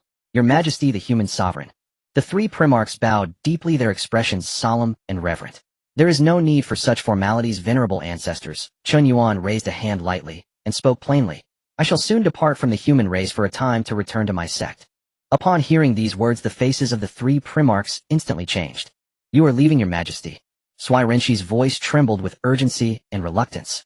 The human race has only just found its footing. Without Your Majesty's presence to anchor us, our hearts falter with profound unease. Indeed, Your Majesty. Yukashi hastily added, the primordial wilderness stirs with hidden currents of foreign clans, our people with predatory intent. Should you depart now and, if calamity strikes? Their panic was genuine. The human race had only recently found in Chen Yuan its unshakable pillar, and now, barely days into stability, its very axis was about to depart. How could they not be consumed by dread? Seeing their distress, warmth stirred within Chen Yuan's heart. He knew the three primarchs acted solely out of devotion to humanity. With gentle, reassuring tones he said, do not be alarmed, venerable ancestors. My departure is temporary, not a final farewell. My sect faces a matter of utmost importance. I must attend without delay. He briefly explained the significance of the three sects' grand contest. Though still anxious, the primarchs understood this concerned the sacred lineage of the sages, and thus refrained from further entreaty. Observing their quieted concern, Chen Yuan offered a faint smile and turned his palm upward. A low hum resonated through the air, and there, suspended before them, appeared an ancient, austere imperial seal, the Kunlun seal, the supreme treasure of humanity's Tao. This is the Kunlun seal, the ultimate treasure embodying the human race's celestial mandate. Upon my departure, I shall leave it here at the ancestral land to stabilize and safeguard our collective fortune. Chen Yuan slowly extended the seal toward the three primarchs. So long as this seal abides, the ancestral land shall stand impregnable. Its fortune sealed, its sanctity inviolate, all malevolent forces repelled. Even a quasi-sage lord who dares approach would find our foundational roots utterly unshakable. As the three primarchs felt the seal's vast resonant aura, intimately bound to the bloodline of humanity, their lingering anxiety dissolved by half. Yet this was not all. Chen Yuan flicked his finger. A golden divine light shot forth and vanished into the imperial throne within the stone hall. Moreover, I have embedded here a trace of my nascent soul. Should the human race truly face annihilation beyond your capacity to withstand, shatter this imprint. At that instant, wherever I may be, I shall perceive it and return without delay. A dual safeguard. Witnessing such meticulous foresight, the last vestige of doubt melted from the primarchs' hearts, replaced instead by boundless gratitude and awe. Your Majesty's vision spans eons. We bow in deepest reverence. They prostrated themselves once more. This was their human sovereign, not merely peerless in cultivation but flawless in strategy, having anticipated every conceivable peril. With such a sovereign leading them, how could the human race fail to flourish? Very well. For now the future of humanity rests in your hands. Chen Yuan then imparted further instructions regarding martial cultivation, dissemination, and resource allocation, rose and departed without hesitation, his form dissolving into emptiness the moment he stepped forward. In the next instant, a radiant streak of light erupted from Mount Kunlun, cleaving the heavens as it sped eastward across the sky. At his current cultivation level, his speed was incomprehensible. Within moments, he traversed endless mountains and rivers, arriving above the boundless eastern sea. He hovered amidst the clouds, his divine sense sweeping downward. A flicker of surprise passed across Chen Yuan's eyes. He sensed clearly the Dragonclan's celestial fortune across the eastern sea, and indeed all four seas, had coalesced with intensity exceeding 100-fold since his last departure. A unified resolute will was rising among the dragon clans of the four seas. It seems Ao Guang moved swiftly, Chen Yuan murmured with a faint smile, and decided to descend for a closer look. Before the crystal palace of the eastern sea, ranks of shrimp soldiers and crab guards marched in precise formation, patrolling with gleaming weapons, heads held high, spirits elevated, bearing none of their former timidity. With the dragon clans now unified across the four seas, even these lowly aquatic beings shared in the glory. Their spines stood straighter, their confidence firmer. At the entrance, the turtle chancellor stood with arms clasped behind his back, delivering stern admonitions to several crab captains. All of you, stay sharp. Keep your eyes wide open while on patrol. Do not disgrace the dragon clan's honor. At that moment, a beam of white light descended from the heavens, striking the palace gates. As the radiance faded, Chen Yuan stood revealed. The crab guards recoiled in shock, raising their steel forks and shouting in unison, "Who dares trespass upon the eastern sea dragon palace? What is this commotion?" The turtle chancellor turned and nearly leapt from his own shell. It was him, truly him, the peerless being who had reshaped the destiny of the entire dragon race. Without hesitation, the turtle chancellor collapsed onto his knees before Chen Yuan. "This humble elder pays homage to the venerable one." "Venerable one? How did you come here?" His sudden prostration left the surrounding shrimp and crab soldiers utterly bewildered. What was happening? This was the turtle chancellor, the second highest authority in the dragon palace, subordinate only to the dragon sovereign himself. And yet he knelt so profoundly before this unknown youth, even calling himself this humble elder. Who was this youth? Chen Yuan, amused by the turtle's comical demeanor, waved dismissively. "No need for ceremony. Is Ao Guang present in the eastern sea?" Chen Yuan asked casually. The turtle chancellor paid no mind to his subordinate's stunned silence. Lifting his head abruptly, voice trembling, "Venerable one, please wait. Just a moment, please. I shall immediately inform His Majesty the Dragon Sovereign. Once he learns you have arrived, he will surely overflow with rapture." Meanwhile, deep within the Crystal Palace, in the Dragon Sovereign Hall, Ao Guang sat with eyes gently closed, surrounded by a faint golden divine radiance. A terrifying quasi-sigillable pressure emanated subtly throughout the chamber. He savored the surging power within his body, and the wondrous intimate bond linking him to the celestial fortune of all four seas dragon clans. This absolute dominion, this sovereignty where decree became law, intoxicated him utterly. Alas, after ingesting the quasi-sage pill, he could advance no further, for though such fortune might empower him to sever one of his three bodies, it sufficed for now. All of this, bestowed solely by his master. At the mere thought of Chen Yuan, Ao Guang's heart swelled with infinite gratitude and fervent devotion. At that very moment, "Your Majesty, Dragon Sovereign." Great joy, unimaginable joy. The turtle chancellor's voice, frantic yet exultant, shattered the hall's serenity. Ao Guang frowned slightly and slowly opened his august dragon eyes, a flash of displeasure crossing his gaze. "What causes such haste? Where is your dignity?" He was now sovereign of the four seas. Every word, every gesture demanded imperial gravitas. Such undisciplined conduct from his subordinates was intolerable. "Your Majesty, it is that venerable one. That venerable one has arrived." Though initially annoyed, Ao Guang's mind reeled violently the moment those four words struck his ear.